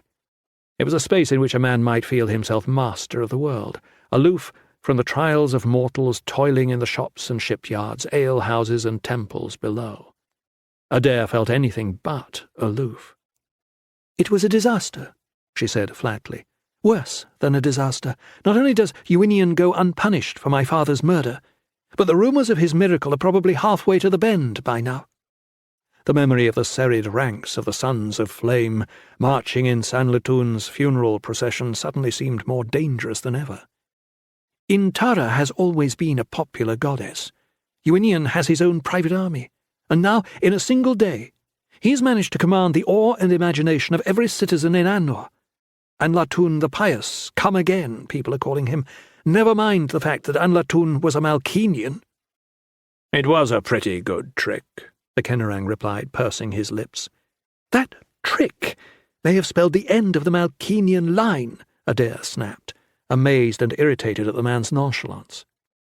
Iltonja made a casual flicking motion with his hand. "I wouldn't go that far. There have been birds in and out from the area every week since Sanlatun's murder, and they assure me that Valin's hale and whole." "Valin isn't the heir." "There's no reason to suppose anything has befallen Caden either." "There's no reason to suppose it hasn't. Ashklan is at the far end of the Empire, practically in Anthera. Uinian might have sent someone to murder Caden. Caden could have fallen off a Kent-kissing cliff, and we wouldn't know about it. We haven't heard a thing from the delegation sent to collect him." "Travel takes time. Meanwhile, you're here." "I'm a woman, in case you hadn't noticed." Iltonja glanced down at her chest, then raised his eyebrows provocatively. "So you are." Adair coloured, though whether the flush came from anger or embarrassment she couldn't be sure. "The point is, I can't sit the unhewn throne. You're regent, but you're not a Malkinian. Uinian has an opening now, a gap in which he can assert himself as the inheritor to my family's tradition." "So kill him."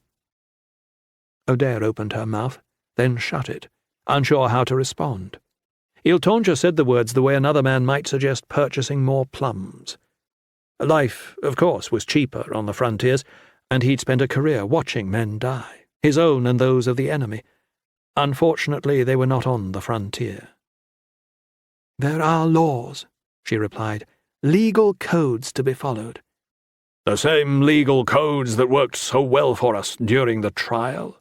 he asked. "Legal codes are all well and good, but there's a certain clarity to just lopping off a head.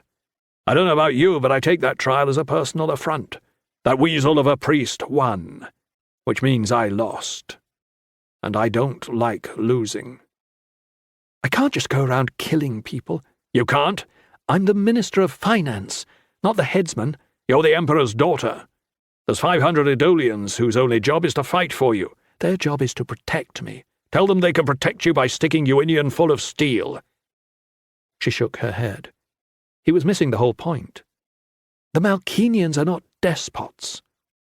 He laughed at that, a long, merry laugh. "Of course you are. You're just particularly good despots. You're enlightened. You try to do what's good for the people, all that sort of thing." "Exactly." "But you're still despots, or tyrants. Do you prefer tyrants? The point is, no one chose you to rule over Anor." "I don't rule over Anor," she protested, but the man waved her objection aside. "You're the princess and a minister, your father's daughter and your brother's sister, and right now the only Malkinian on the continent, let alone in the city." "And yet the Council of Ministers chose you to be regent," she replied, trying to keep the irritation out of her voice.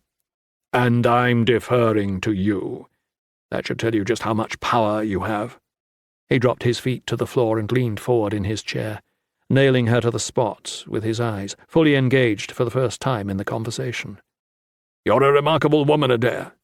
I've had the displeasure, as Kennerang, to spend time with some of the men who like to think they hold Anor together, and I can tell you you're smarter than the lot of them combined. You see situations clearly and quickly, and you're not afraid to speak your mind."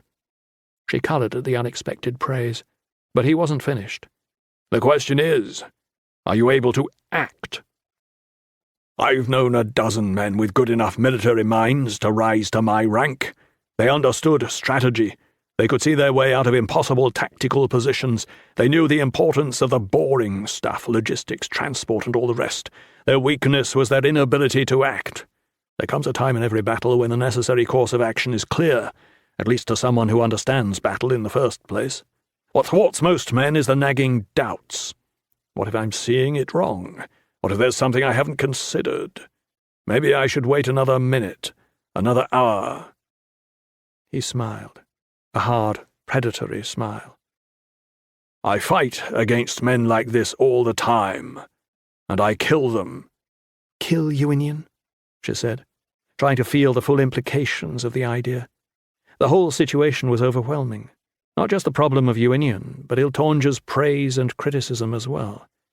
No one had ever spoken to her like this, not even her father, who trusted enough in her judgment to raise her to the rank of finance minister. That post was more than she had expected from her life. And yet Iltonja, for all his criticism, spoke to her as though she had the potential for something more, something great. Why not? He murdered your father, he flaunted your family, and he looks ready to make a major play for imperial power. Adair considered this man who sat across from her. When they first met, she had thought him ostentatious and vain, a pompous fool who cared more for his wardrobe than for important affairs of state. She had been wrong. She could admit that to herself now. What was harder to admit was the fact that she wanted to impress him. It was a ridiculous thought, a girlish thought. But why not? She demanded of herself angrily. Here was a man who had risen to the highest military office, upon whose command hung the lives of hundreds of thousands, and who spoke to her not as a simpering girl or a sheltered princess, but as an equal. As she looked at him, she caught a glimpse of a pairing that might be. The princess, who was a minister, the Kennerang who became a regent. But she forced it down. The man eyed her calmly from across the table, his eyes deep as wells. "Why are you helping me?" she asked. "I'm helping the Empire." "That, too," she acknowledged. "But you're also helping me." Iltonja smiled, and this time the smile was warm, human. "Is it so wrong for a man to want to ally himself with a brilliant, beautiful woman? There is a thrill in campaigning, sure. But the bombast and endless posturing of military men grow old after a year or 10. Adair dropped her eyes, tried unsuccessfully to slow her pulse. "Uinian," she snapped at herself. "You're here to figure out how to deal with Uinian." "Killing the chief priest won't be as easy as you make it out," she said, forcing her mind to the matter at hand. Iltonja watched her for a moment longer with that same intensity, then leaned back in his chair. Adair felt relief and longing at the same time as he moved away. "Men tend to die when you slide steel beneath their skin and wiggle it around. Even priests." Adair shook her head. "He needs to die, you've convinced me of that. But you're still thinking like a soldier. Soldiers may not blink when their comrades fall on the Urgol frontier, but Anur is not a battlefield. The Empire has outlawed blood sacrifice. The entire city will sit up and take notice if someone murders Uinian, especially after the trial. The man was popular before. Now, if anyone knows, if anyone suspects that I ordered the killing, there will be riots in the street." She considered the matter for the first time from the perspective of the chief priest. "If I were Uinian, I'd be hoping we would try for something like this." "So we're back to caution and waiting for Caden?" he asked. "No," Adair replied firmly. "We're thinking of a third path. Let's go back to the trial. How did Uinian avoid burning?" "I hope you're not going to tell me that he really is the consort of some mythical goddess." Adair frowned. "You don't believe in Intara?" "Do you?" Iltonja spread his hands. "I believe what I can see with my eyes and hear with my ears. Men have won and lost battles for 1,000 reasons, but never because a god came down to take part in the fray." "That's not what the histories say. During the Xestrim Wars..." "The Xestrim are a child's tale, as are the gods. Think about the look on Uinian's face going into the trial." Adair nodded slowly. "He knew he was going to survive. He didn't have a moment of doubt." "And if you were counting on the favour of a goddess no one has seen or heard from in 1,000 years, Even if you thought she was going to bail you out, don't you think you'd be at least a little nervous?" Adair stood up, her agitation demanding some form of physical expression. She paced to the far wall of the library, trying to sort and sift the facts and suspicions. Beyond the clear stone the sun was setting over the city, and she could feel its rays warm on her cheeks and lips. When she turned, Ran was standing by her side, though she had not heard him approach. "He's a leech," she said. It was the only explanation. The Kennerang considered the suggestion with pursed lips. "I've read all the histories," Adair pressed on, "Linné and Varan, even that endless commentary by Hengel. This is the sort of thing a leech can do, if his well is strong and close." "It makes sense," Ran agreed finally, nodding slowly at the idea. "If you could get the people to believe that, they would tear him apart."